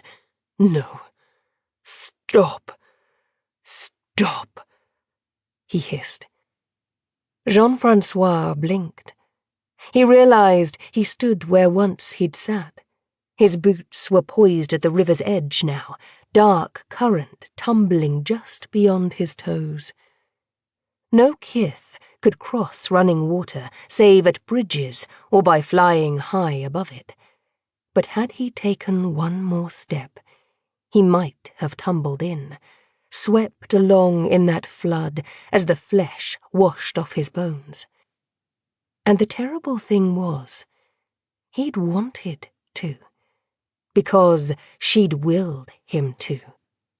The historian looked back up into those bottomless eyes, a jolt of perfect fear arcing all the way down his spine. His teeth grew long and sharp in his gums. Impressive, Selene whispered. Do not do that again, he snapped, or I swear by the night I will leave you here to languish until your screams can be heard all the way to Augustine. Selene upturned her palms in supplication, her eyes hard as black pearls. Forgive us. The historian returned to his chair, opened his tome, and took the space of 3 breaths to find his composure. The contempt he had felt mere moments ago was replaced with fury and dread now, with some small understanding of this thing lurking on the far shore. There was a reason his empress did not wish to conduct this interrogation herself. A reason why Selene Castilla had been buried in the darkest pit his dame could conjure. She might have the appearance of a maid from a Nordland backwater. She might have but a handful of years to her name. And had he tumbled into those black waters, still she would have been imprisoned here, helpless on that dark shoreline. But that would have been small comfort to his corpse. Looking again into those jet-black eyes, Jean-Francois at last understood. Trapped and cornered though it might be, this thing is dangerous.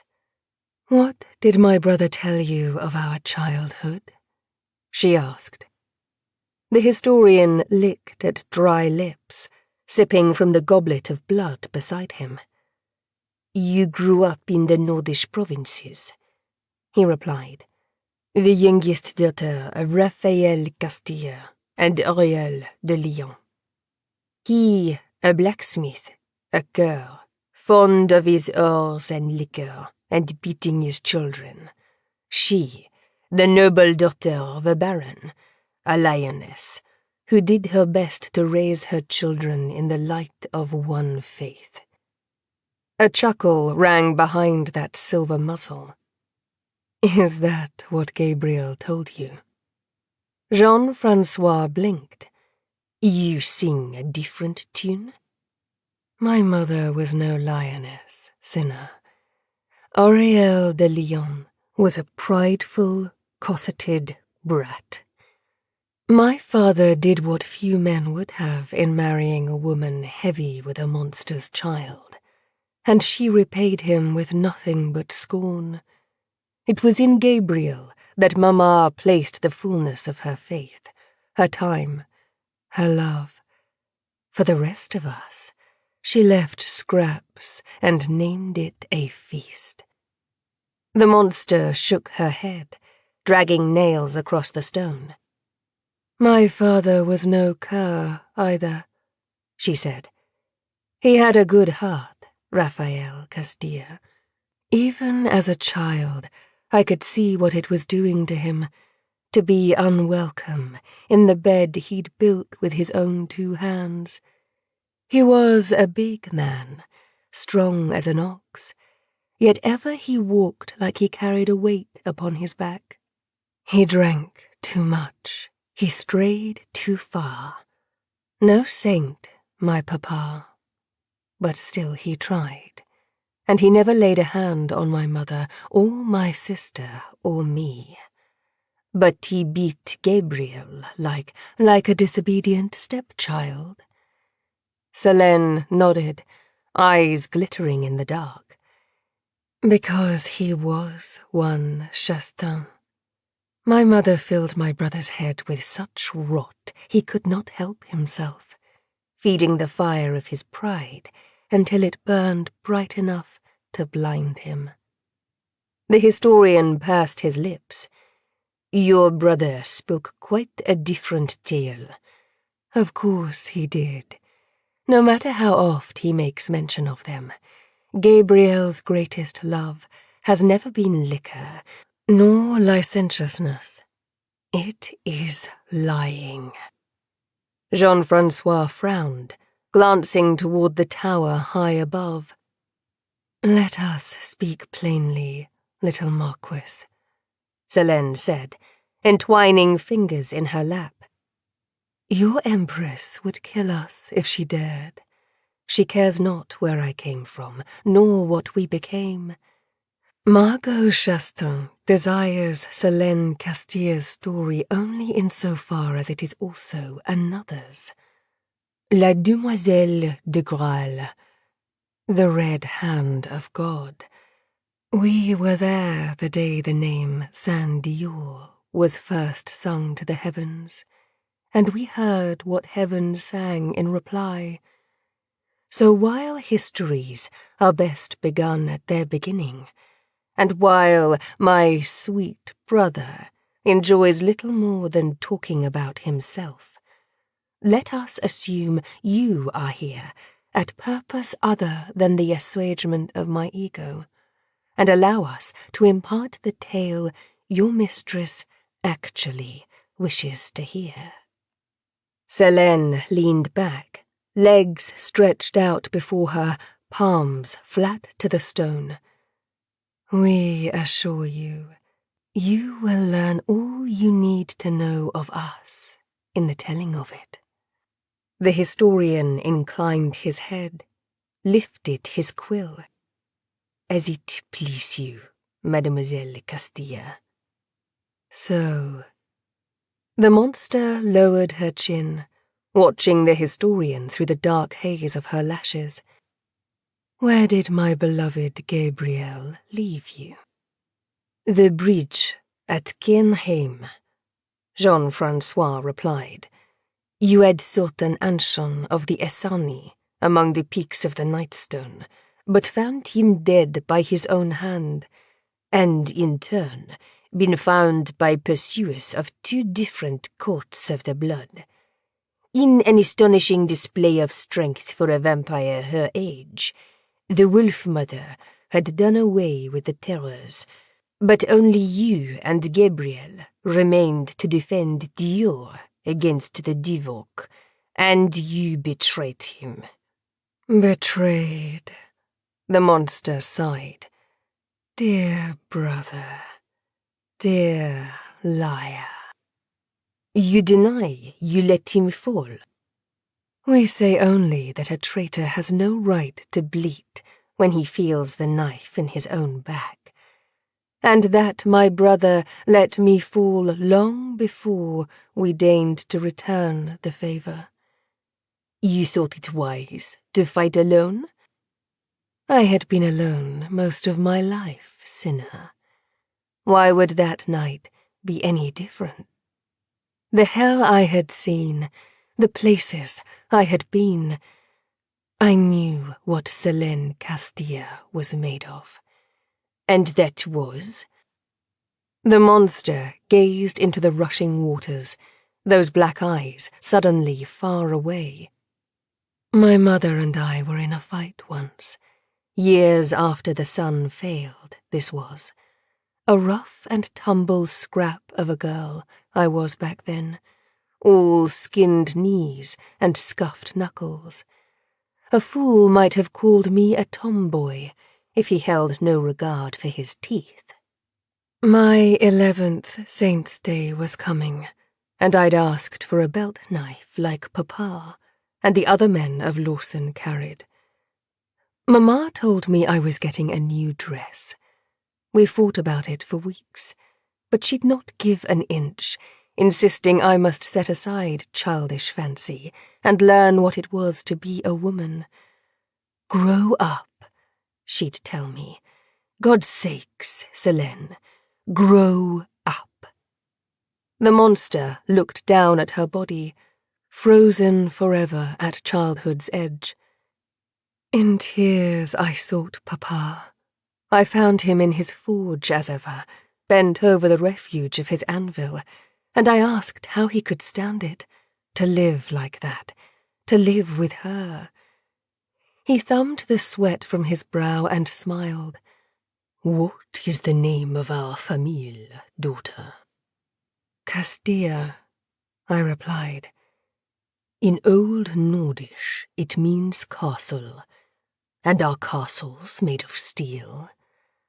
No, Papa.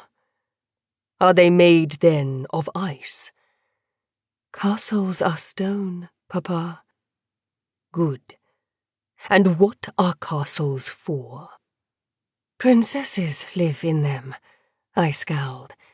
They go to stupid dances and dine with stupid princes and wear stupid dresses. He laughed. And he put down his hammer and lifted me in his big, broad arms. He was a giant, my Papa, a rock, strong as the roots of the earth. Castles endure, love. They weather storm and fire and blood. Steel rusts, ice melts, but stone stands. And that is what we do. We stand the weight, that others might be spared the burden. We endure the unendurable. He smoothed back the hair from my face, Nordish fire burning in his eyes. Castles are made of stone, little mountain, and so are you. Selene stared silent into that water, perfectly motionless. And so, she finally sighed, when faced with opportunity at Canhaim, to rid ourselves of my fool brother and blame it on battle's tide, we took our chance. His arm was shattered, his sword gone. That accursed light on his skin made it just as difficult for us to see as our foes. And even if he lived, the thirst in Gabriel was growing every day.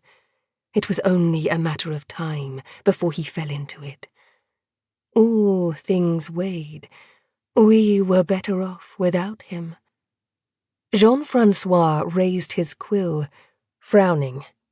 Forgive me, Mademoiselle Castille, but I am a touch confused. When you say we, do you mean you and Dio, or I mean us, sinner? The last Lyathy took in her body with a wave of one slender hand. All of us. The historian met her gaze, lightless and deep as hell. He remembered Gabriel's tale of the Battle of Avelin, of Ricard Divock being drunk to ashes. He recalled the atrocities attributed to the Asani during the Red Crusade, and looking into the black of this monster's eyes, he wondered just how many monsters were looking back at him. The bridge was smashed in half. Selene continued.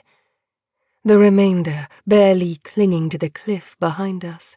Dior scrambled toward the safety of a burning barricade, Gabriel plunging into the abyss below as we hurled ourselves back over the railing and into the fray.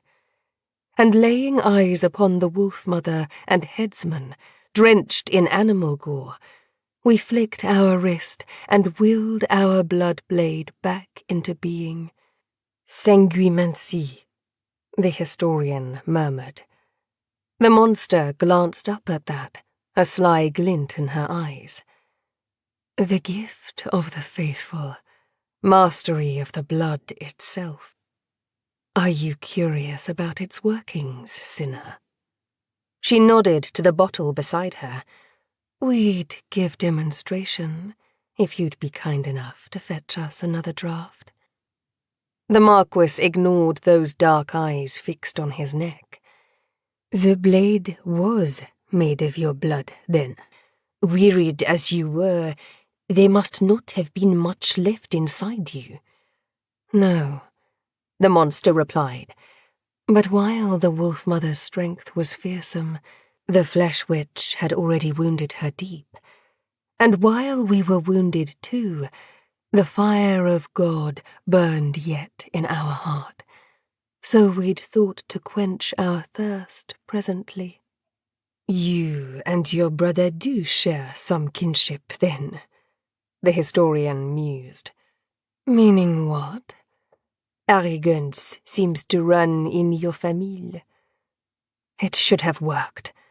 Selene snapped, impetuous, voice cutting the dark. Chiara's blood was thinner than ours. The power of Ancient flows in these veins, and I had delivered dozens of kith just like her during my studies with Master Wulfric, and others far deeper in the blood since. Selene shook her head, quietly furious. She should have fallen.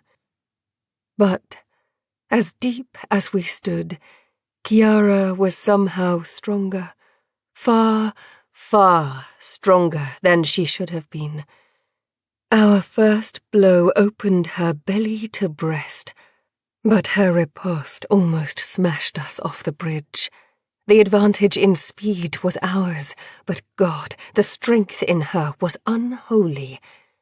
The first blow we turned aside shattered our arm, so we were forced to dodge rather than parry, slipping aside as Kiara threw herself into the booming, sweeping arcs of the tempest. Each near miss from her maul cut the air so swift that thunder rolled in its wake. Her comrade, Cain, was on his feet now too, yet another blade to dance away from, and the wolf-mother did not even seem to feel the blows we carved in her flesh. We could not go on like this much longer. And then we caught movement from the corner of our eye, Dior rising to her feet.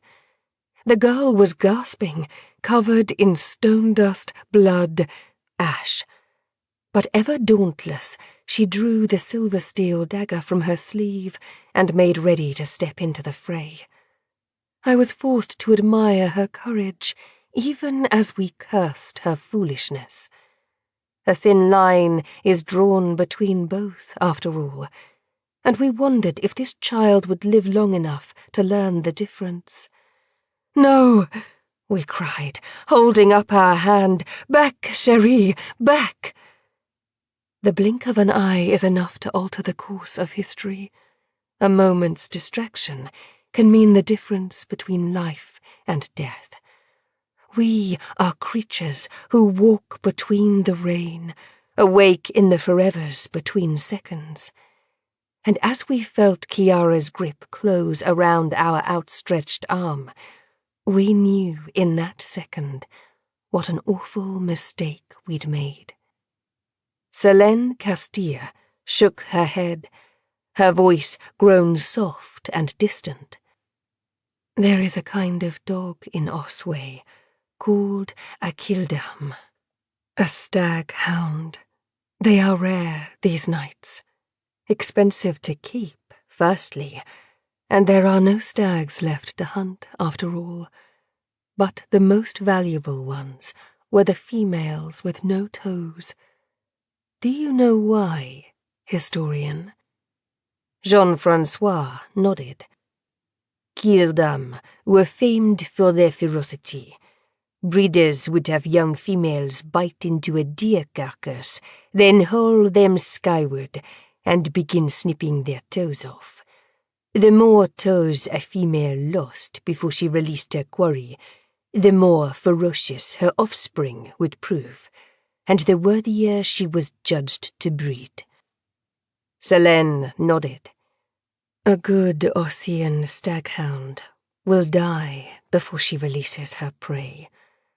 And while we never saw Kiara Divok without her boots, we'd not be surprised if you removed them and discovered she had no toes.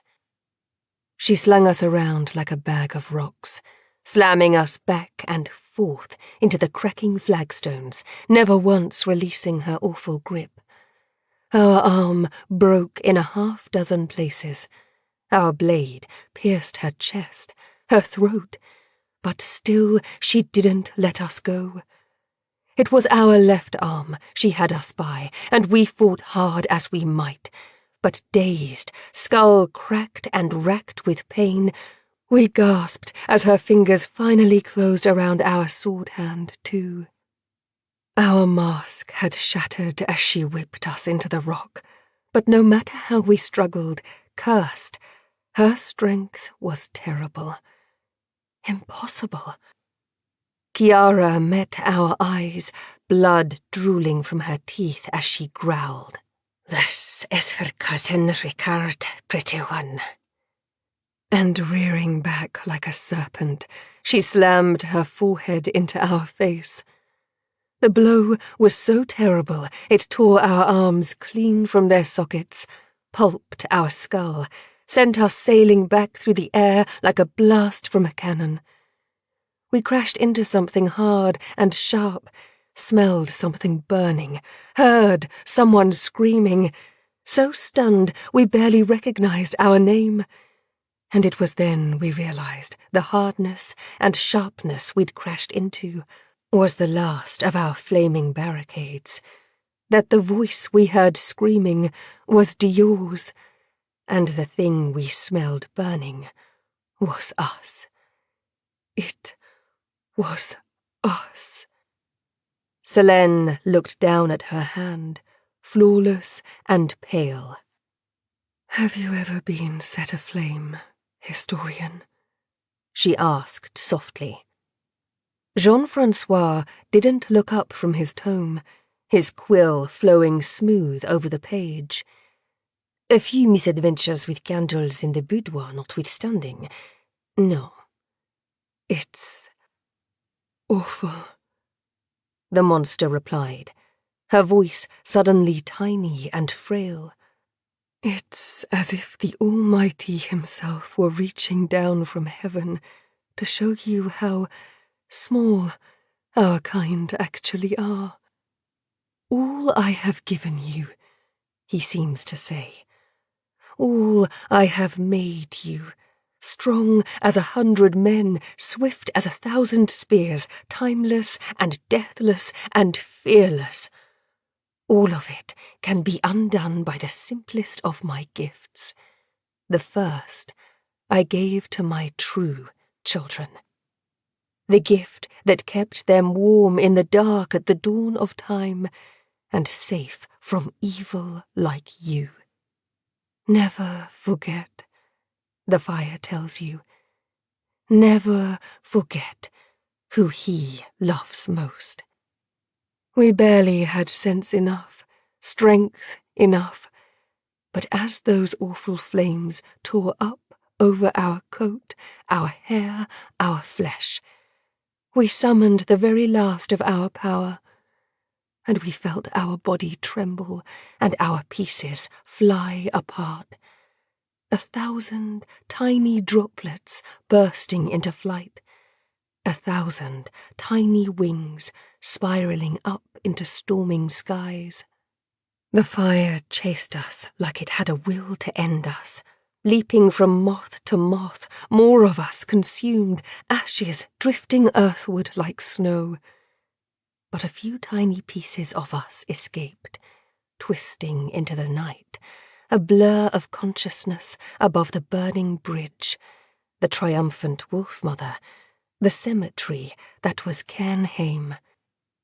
We'd brought Dior to that place, hoping she'd find the ancient wisdom of the faithful, the shelter of Genoa's protection. Instead, she'd found only death, her hopes dashed and her protectors stripped away one by one, until she was almost utterly alone.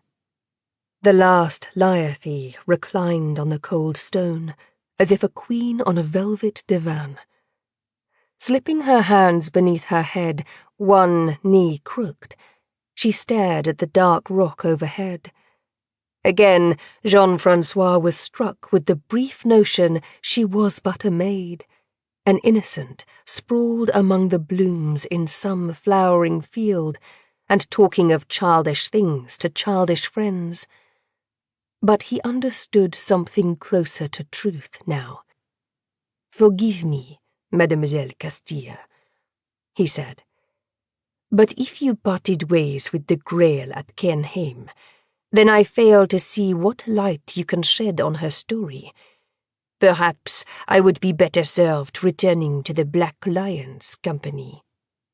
"We are certain you would simply loathe that sinner." The historian sighed. "It seems you and your brother share a fondness for sarcasm, as well as arrogance. But when my Empress learns how little use you actually are, you may find yourself wishing you'd put that scalpel tongue of yours to better use." "And if you stop interrupting us, little Marquis, we shall do exactly that." "How? Kiora Divok beat you to a bloody pulp, tore your arms off, and then set you on fire. You barely escaped with your existence. I have no use for hearsay or second-hand babble, and after the thrashing you took, you cannot possibly know what came next. Can we not? You said Dior was alone. We said she was almost alone.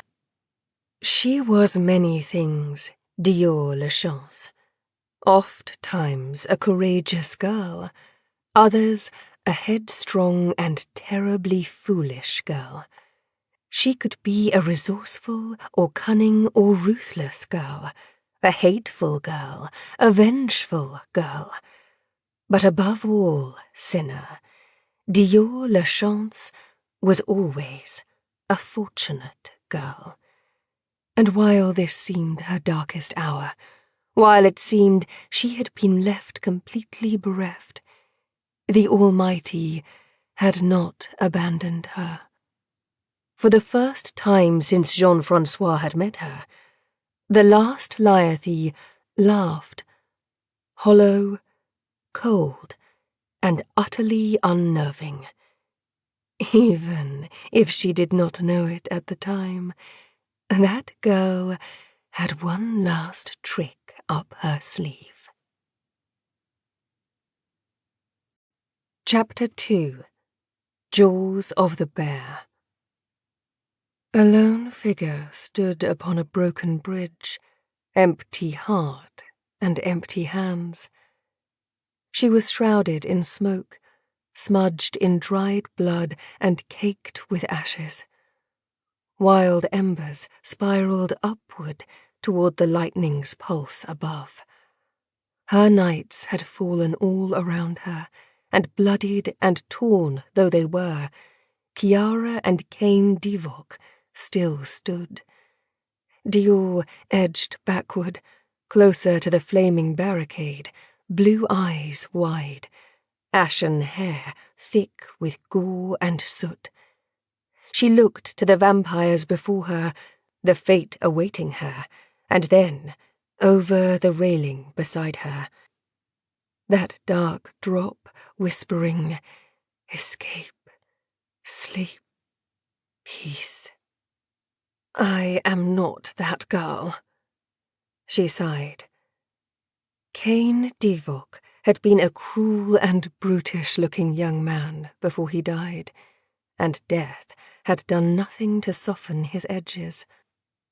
Already sharp and thuggish, his face had been rent to the bone by the kiss of Phoebe Ardenser's claws during the battle. It twisted now, furious, bloody, and the headsman lifted his great sword large enough to cleave a full-grown bull spineward. Raising it above his head, he readied to treat Dior like same. "Hold, cousin," the wolf-mother said. Cain hesitated, glancing over his shoulder. "Hold," he growled, his osway brogue thick and dark. "I'll split her throatways and lick her leavings off my hands. I've earned a feast from this night's foolishness, by God."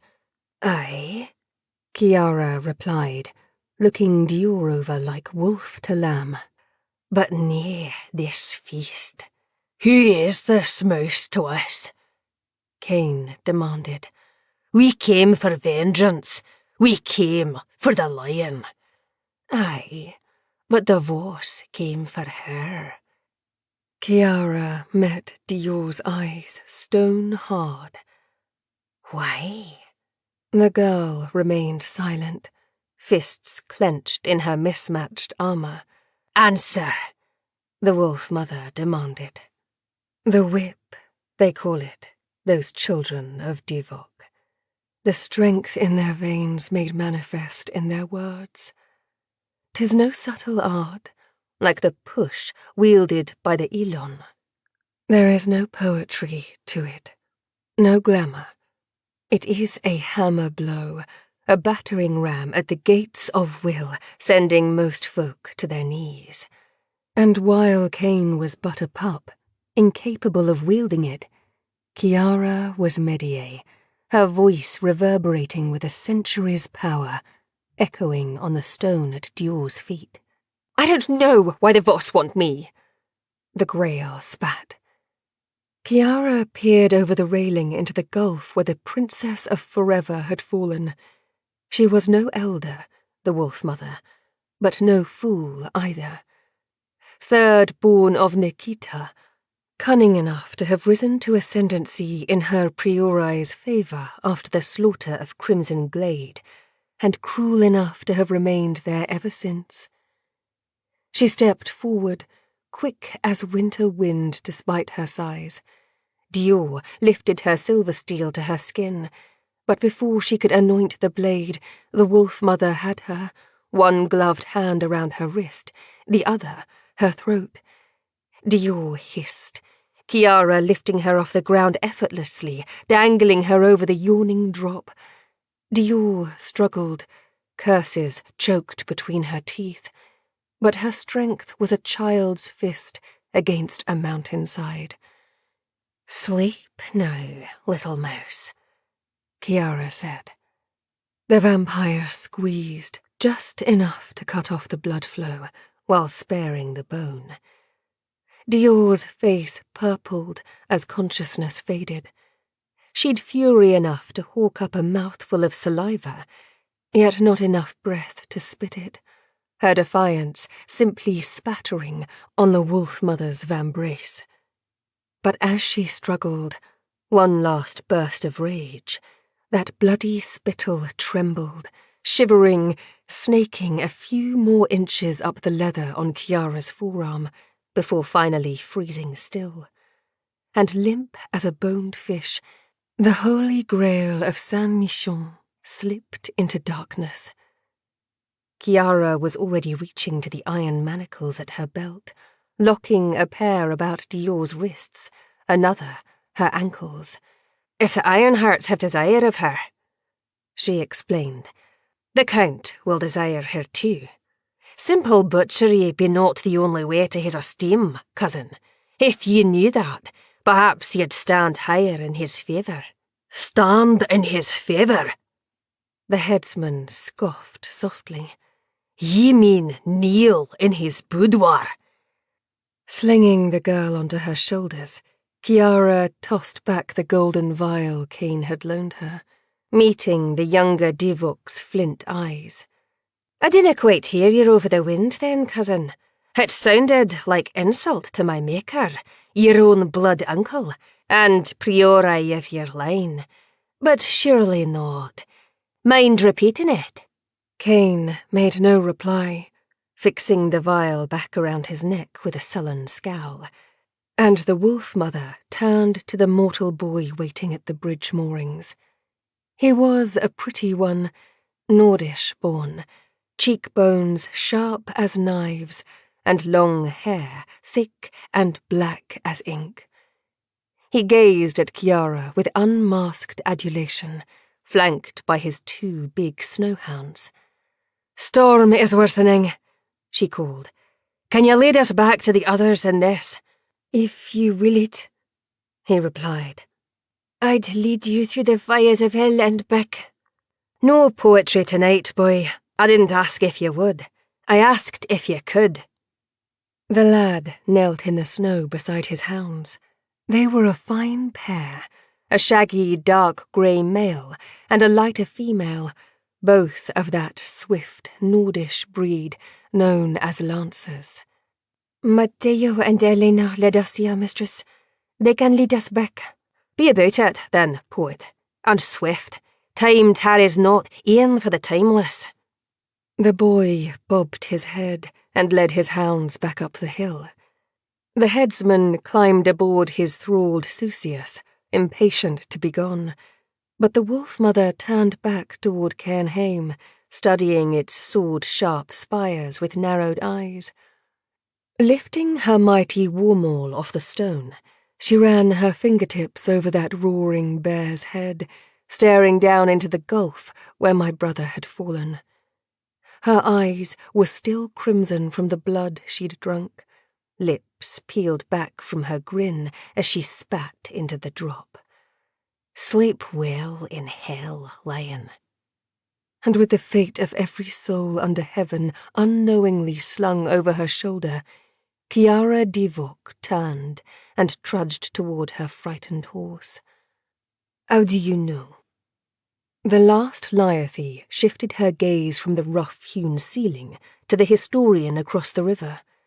Jean-Francois was sat in his leather armchair, still writing in his tome by the dim chemical light. But his question hung in the air with the echoes of rushing black water. Know what, sinner? What La Chance was doing, the Marquis said. What she was thinking. The Grail's mind was ever a locked door to the dead, Selene replied. We did not know her thoughts, nor have we claimed to. We have only told you what we observed. But how? You were clearly not present through this ordeal, Mademoiselle Castilla, and yet you tell the tale as one who saw it, heard it, lived it. The light of the chemical globe sparkled in jet-black eyes, and though her lips were mercifully hidden behind her silver muzzle, Jean-Francois was sure Selene smiled. Patience, cold blood.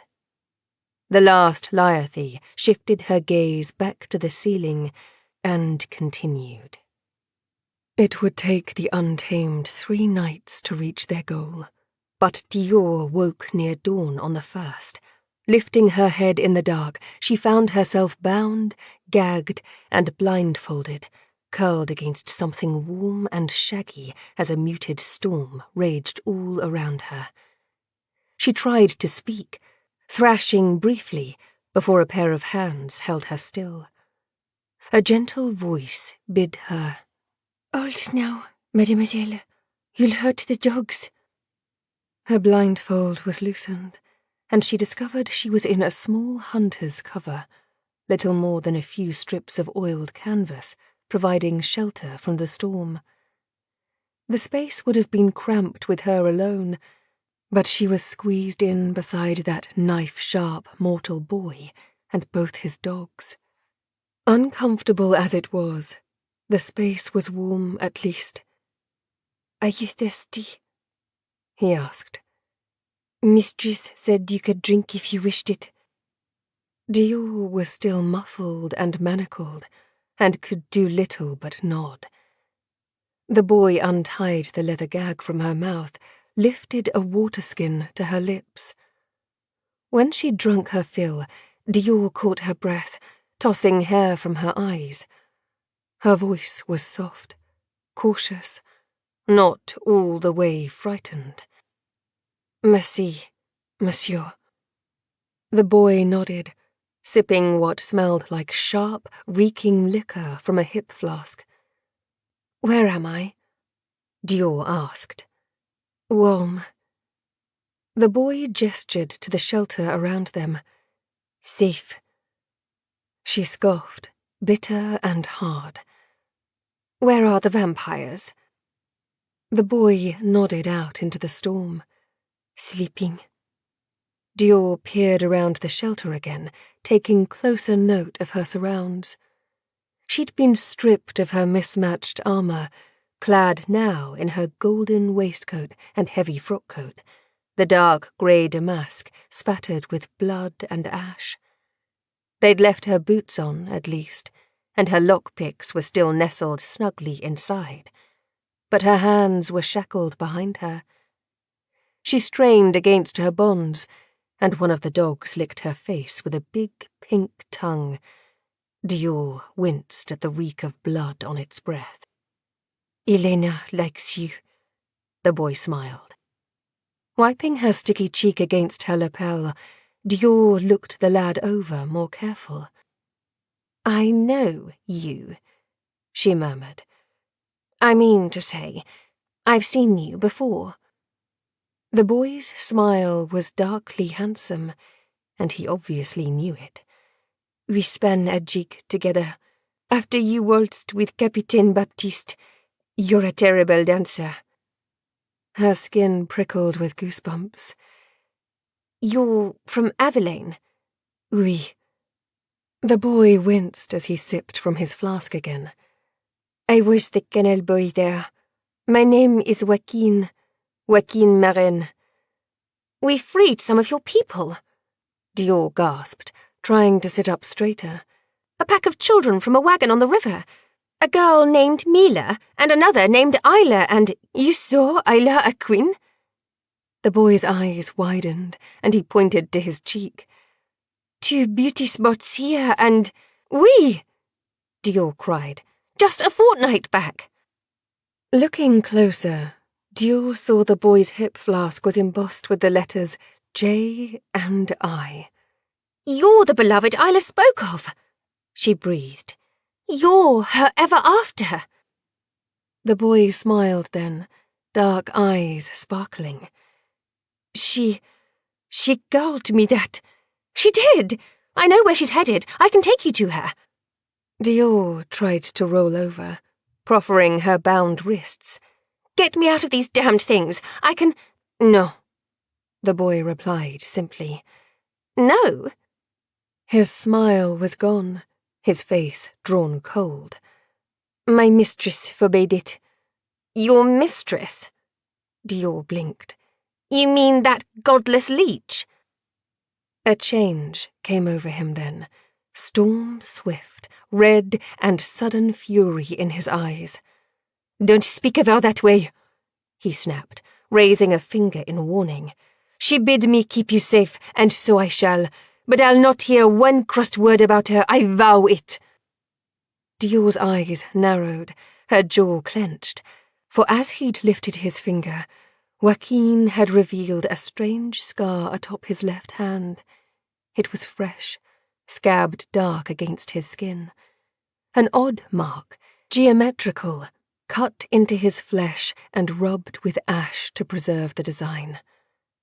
Gabriel's voice almost seemed to ring in the air then, the words he'd spoken at Awaken.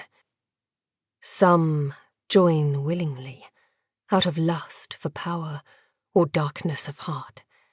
Others are just fools who think they'll live forever if given the bite. But most are simple captives, offered the choice between becoming a slave or a meal. That's no scar, she whispered, staring at his hand. It's a brand. The boy met her eyes, Dior's skin prickling with horror. You're a thrall. Scorched, they call us. He smiled, running a thumb across the mark. They who are chosen to serve. A gift, you see, to show their love for us. That's not love, Joaquin, Dior hissed. They destroyed your home, killed your friends, murdered Aaron. That fucking bitch is... The girl got no further. Joaquin pushed her face down into the floor. Gone was his gentle manner, and as Dior howled protest, Joaquin dragged the leather thong back into her mouth with a terrible strength. Dior's breath was hissing as he climbed off her back. Rolling over, she glowered at him, teeth clenched on her bit, but Joaquin's eyes were on the shelter's flap as he reached out to scratch the male hound's chin, absent-minded. You'll see, he said. She'll be awake soon. You'll see how wonderful she is. Dior lay still and quiet, heartbeat thumping quick.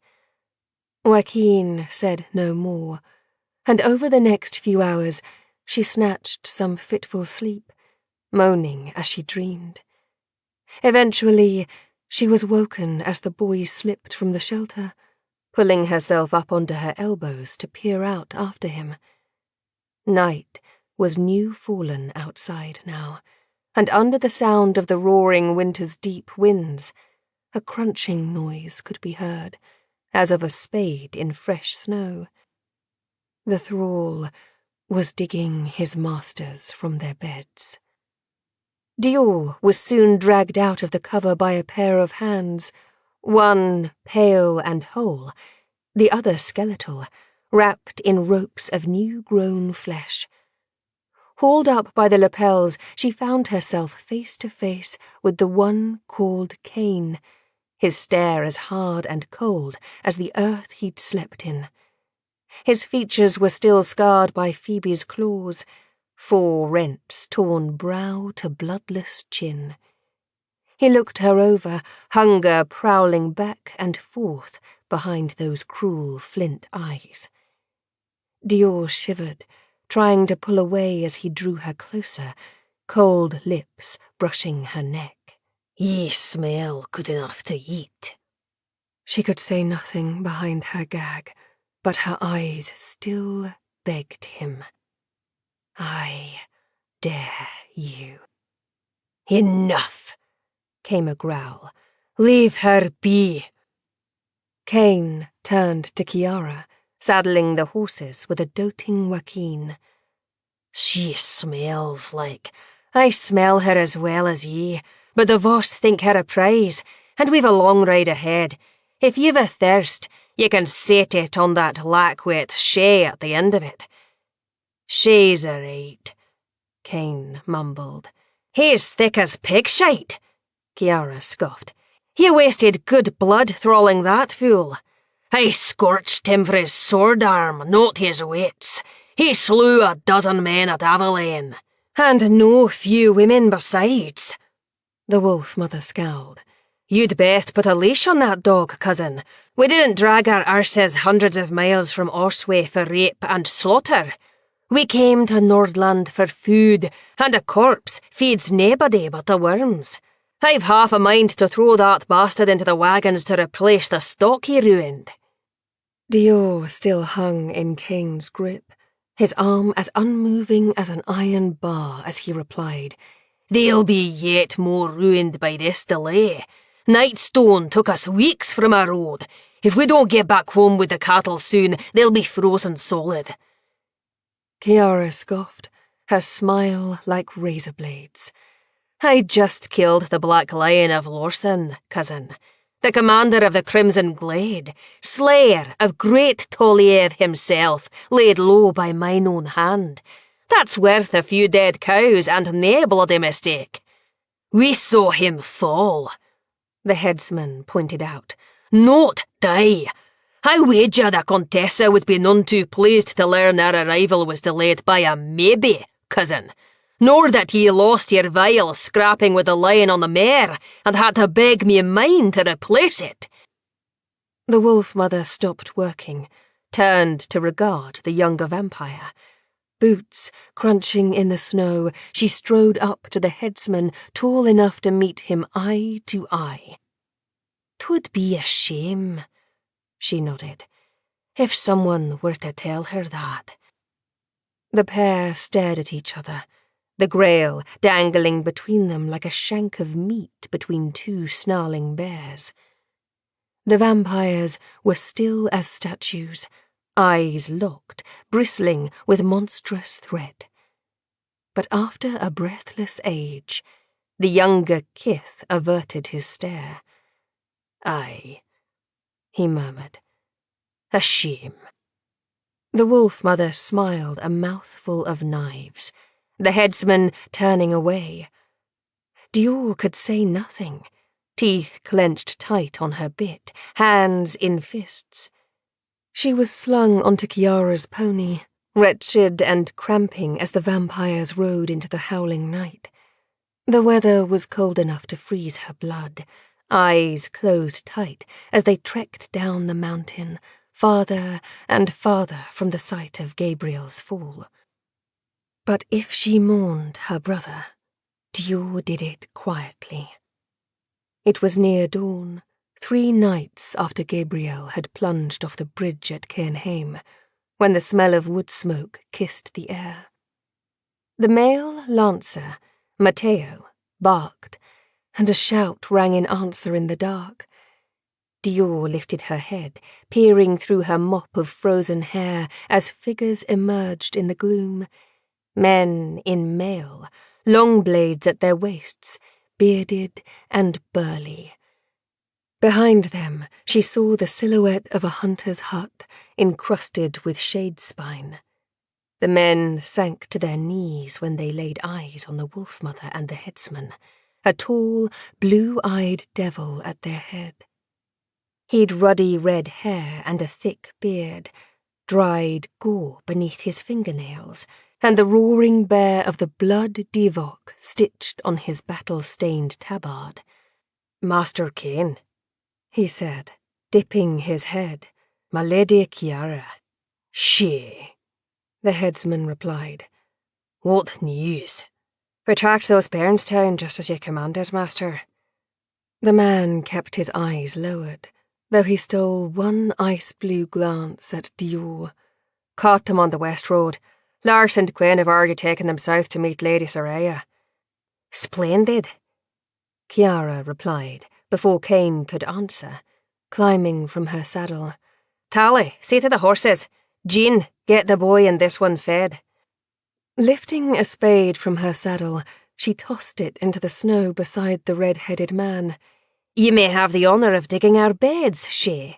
We set out at first dark, but Lord Kane needs his beauty sleep first." "Aye, lady," the red-haired man replied, not daring to look up. The headsman rubbed at the scars on his face as Kiara trudged toward the hut. Her boots scuffed as she came to a thoughtful halt. "Oh, and Shay, my lady. Nae unpleasantness is to befall this girl while Lord Kane and I slumber. You don't touch her, you don't speak to her, you don't even look at her, you ken?" "Perfectly, my lady." "Splendid. Dig quick. The headsman's nae pretty as once he was." 3 of the men chuckled at the jest, but the redhead simply scowled. Young Joaquin lifted Dior from the saddle easy as he'd heft a goose-down pillow, and she was hauled inside the hut. A thatchwood hovel with walls of daub, now overrun with fungus. It stank inside, sweat, rot, and feet. But it was warm, at least, a fire burning in a little hearth. Dior was propped in a corner, still bound and gagged, trembling hands bunched in white-knuckled fists.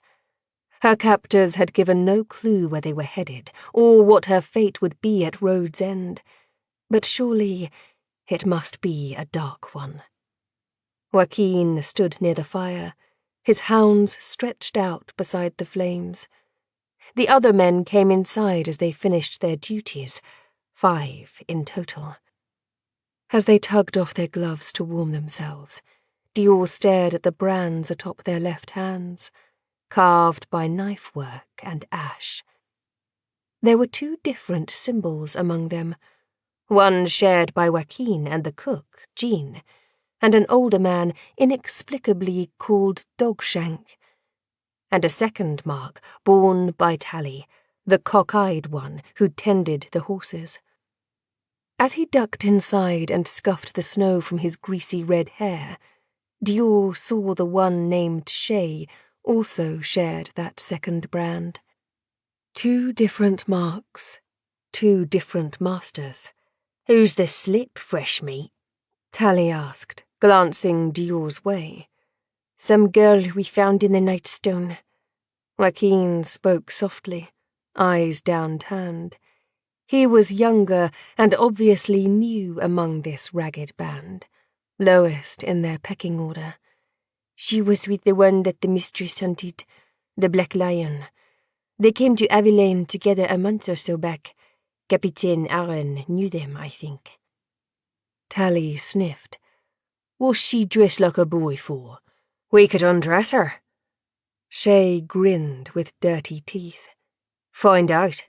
"Mistress said she's not to be touched," Jean growled, looking up from the fire. "Aye, keep it in your britches, Shay." Dogshank spat. "Lest mistress tear it off." The redhead gave a bark of cruel laughter, sharing a dark glance with Tally, but he said no more. Eventually, Joaquin brought over a bowl full of thin soup, removing Dior's gag long enough to let her eat. He offered a sip of those foul-smelling spirits from his flask, but she grimaced and refused. Joaquin was gentle in feeding her, but careful, too, retying her gag tight and checking her manacles before returning to his grubby comrades. Outside in the raging storm, deep beneath frozen earth, Chiara and Cain Divok slept the day away.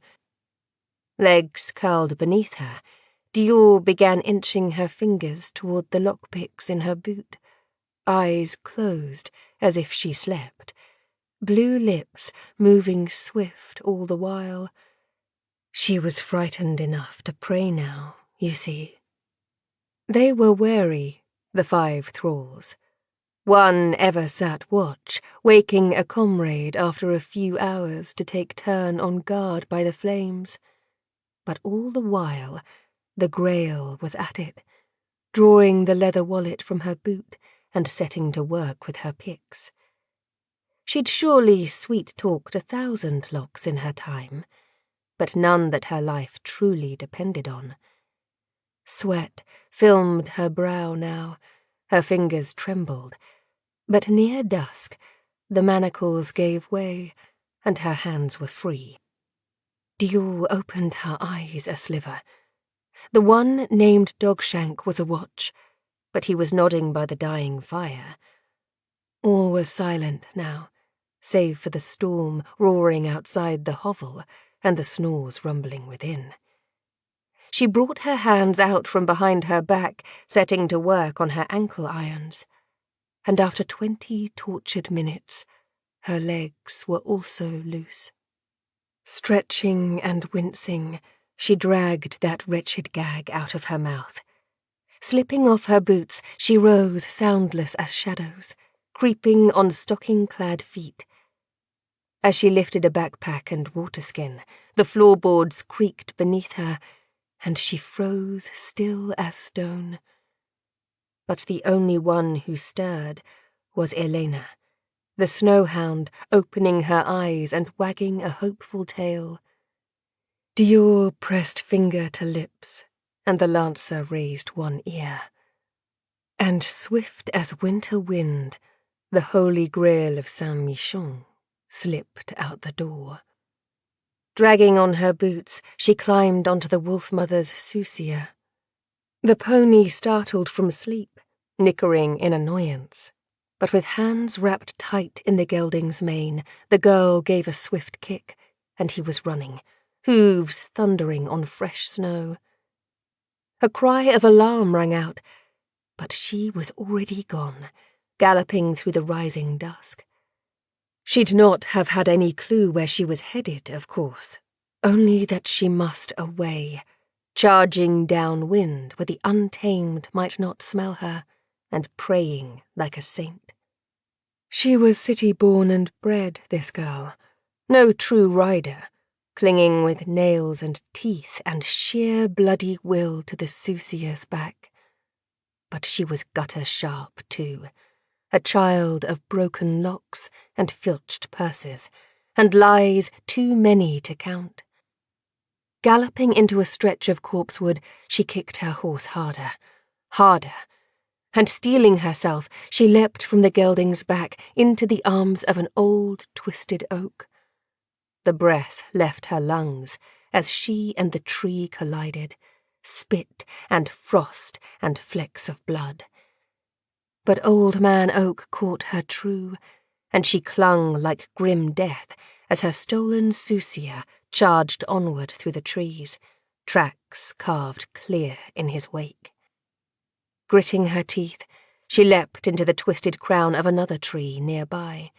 Then she jumped again, threading across the wood until she was a goodly length from the gelding's tracks. And slipping down into the snow, the Grail began running, stumbling, wheezing, stopping only to catch her breath and listen for pursuit. It came soon enough, the drumbeat of approaching hooves. whispering prayers to God, Mother Maid, and all 7 martyrs. She cut away from the gelding's path, weaving into the tangle of dead trees. Her eyes were wide, heart thundering, waterskin thumping her flank as she ran. But she smiled as she heard hooves rush up at her back and fade again, following the horse, not her. Grinning like a thief, she ran through the mist and twist, whispering soft, "Bonsoir, maggots." She was free. Chapter 3. Dogs and Leashes. She made it 11 miles before they caught her. A laudable effort, to be sure. She was exhausted by then, bramble-scratched and breathless. It was Elena who found her first, the snow-hound barking in the night. But Matteo followed, shooting out of the trees like an arrow. Dior shrieked as the big lancer walloped into her, bearing her down into the frost. She cursed, flailing, wincing as her fist found the poor fellow's snout. Elena was on her then, dragging her back down as she tried to rise. The hound tore her coat, not her skin, well trained by the kennel boy of Avelaine, sure and true. But her brother was less gentle, biting into her boot as she roared. "No, Matteo," came a distant shout. "Soft." Dior tried to tear herself free, rolling and kicking. Footsteps came then, running quicker than ever a man could, and awful, strong hands were suddenly lifting her by the collar. She glimpsed greasy red hair and ice-blue eyes as the one called Shay slammed her into the trunk of a weeping willow, hard enough to make her gasp. "Clever little." Rank breath sprayed as her knee met his nethers, doubling Shay up with an agonized curse. She kneed him in the head as he buckled, turned to run, as more hands grabbed her, hounds barking, Joaquin pleading, "Hold, hold, I don't want to hurt." Her elbow met his jaw, his lips split against his teeth. Not the graceful dance my brother had schooled her in, but gutter fighting from the alleys of La Chamée. Punching and kicking, spitting and biting, blood on her knuckles and in her mouth. But not hers. Not hers. Something hit her hard, heavy, her boot heel in the back of her skull. She grunted as she rolled off Joaquin, dogs barking as a weight pressed hard on her chest. "Fucking sow," Shay hissed, the curse wet and thick with blood. He punched her in the face, bleak night crashing into blinding day, thunder in her pulse and suns in her eyes. The blurry form of Joaquin rose at Shay's back. "Mistress said she wasn't to be harmed," the big man snapped. "She broke my nose. I'll fucking gut this piglet." The thrall's sword pressed a long, cruel knife up under Dior's chin.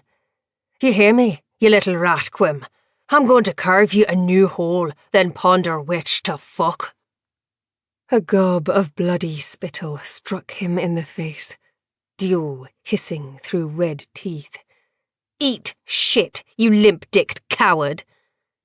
Shay pulled the spit off his lips, furious. "No, that's gone and done it." He raised the blade, Dior writhing to free herself, overpowered yet defiant till the last. But it was the kennel boy who saved her, Joaquin planting a kick square between Shay's shoulder blades and knocking him into the frost, spit at his lips as he roared. "Mistress said she wasn't to be harmed." "Your mistress, not mine," the man hissed, rolling to his feet. "Lord Kane obeys me, lady. And so do you. Who the fuck do you think you are? Shay demanded, pawing at his broken nose. Barely 2 weeks scorched and lecturing me? Kiara wouldn't have wasted a drop on you, save she needed your fucking dogs for her damned hunt. That fool bitch insults and shames my master with every breath, but I'll be damned if I take like same from you. Shay lunged. Joaquin tried to grab the arm that held the knife, Mateo crashing into the man's legs. Dior crawled back in the snow, blood spilling down her lips as the scorched and hounds fell into a tumble. A yelp rang in the night, and Mateo went flying, tumbling through the frost. The wet sound of metal sinking into flesh cut the air. A gasp, a whimper. And tossing the blood-soaked hair from his face, Shay rose up from the steaming snow. Joaquin lay on his back, red breath bubbling at his lips. Dior scrambled away from Shay, fingers clawing through the snow for a branch, a rock, anything. Shay raised his knife, blue eyes cold and cruel. Now, about that new hole. A horrid sound rang in the dusk, a dozen green stick snaps, and the wet pop of bursting lungs. Shay stared stupidly at the fist that had burst from his chest, drenched red and clutching a fistful of steaming meat. The man had time enough to recognize his own still twitching heart before the fist closed, crushing the organ to paste. And then the hand was torn back out the gaping hole in his ribcage, and Shay himself was torn apart. His pieces flew like fireworks at a feast day, trailing not light and flame, but gore. Dior flinching as she was splashed with a great red gout. And where her attacker had stood, now stood Kiara Divok, drenched head to foot with his best, boots covered in his worst. Wiping red sludge from her eyes, the right hand of the Priori Divok knelt in front of the gasping girl, her voice soft as gravel. You run swift for a little mouse. What in great Tolliev's name? The wolf mother glanced over her shoulder as a furious headsman reached the clearing, looking about the carnage. Joaquin was on his back, stabbed thrice in the chest, the snow soaked red. Elena was at the kennel boy's side, whining and licking the blood from her master's fingers. Mateo lay on his belly, the hound bleeding from a wound in his neck. What happened here? Cain demanded. You slaughtered my man. I warned you to put a leash on that dog, cousin. He was my property. Cain spat, drawing himself up tall. Scorched by mine own hand. He served me well, a score of years, and now he's done for what? Bruising a patience this neither of us can have a bite of. You've lost your fucking mind, Kiara. Mind your tongue, cousin. The wolf mother stood slow, turning to face the headsman, or you'll lose far more. The younger vampire snarled, but he kept his rebuke behind gritted fangs. With a warning glance to Dior, Kiara walked to Joaquin.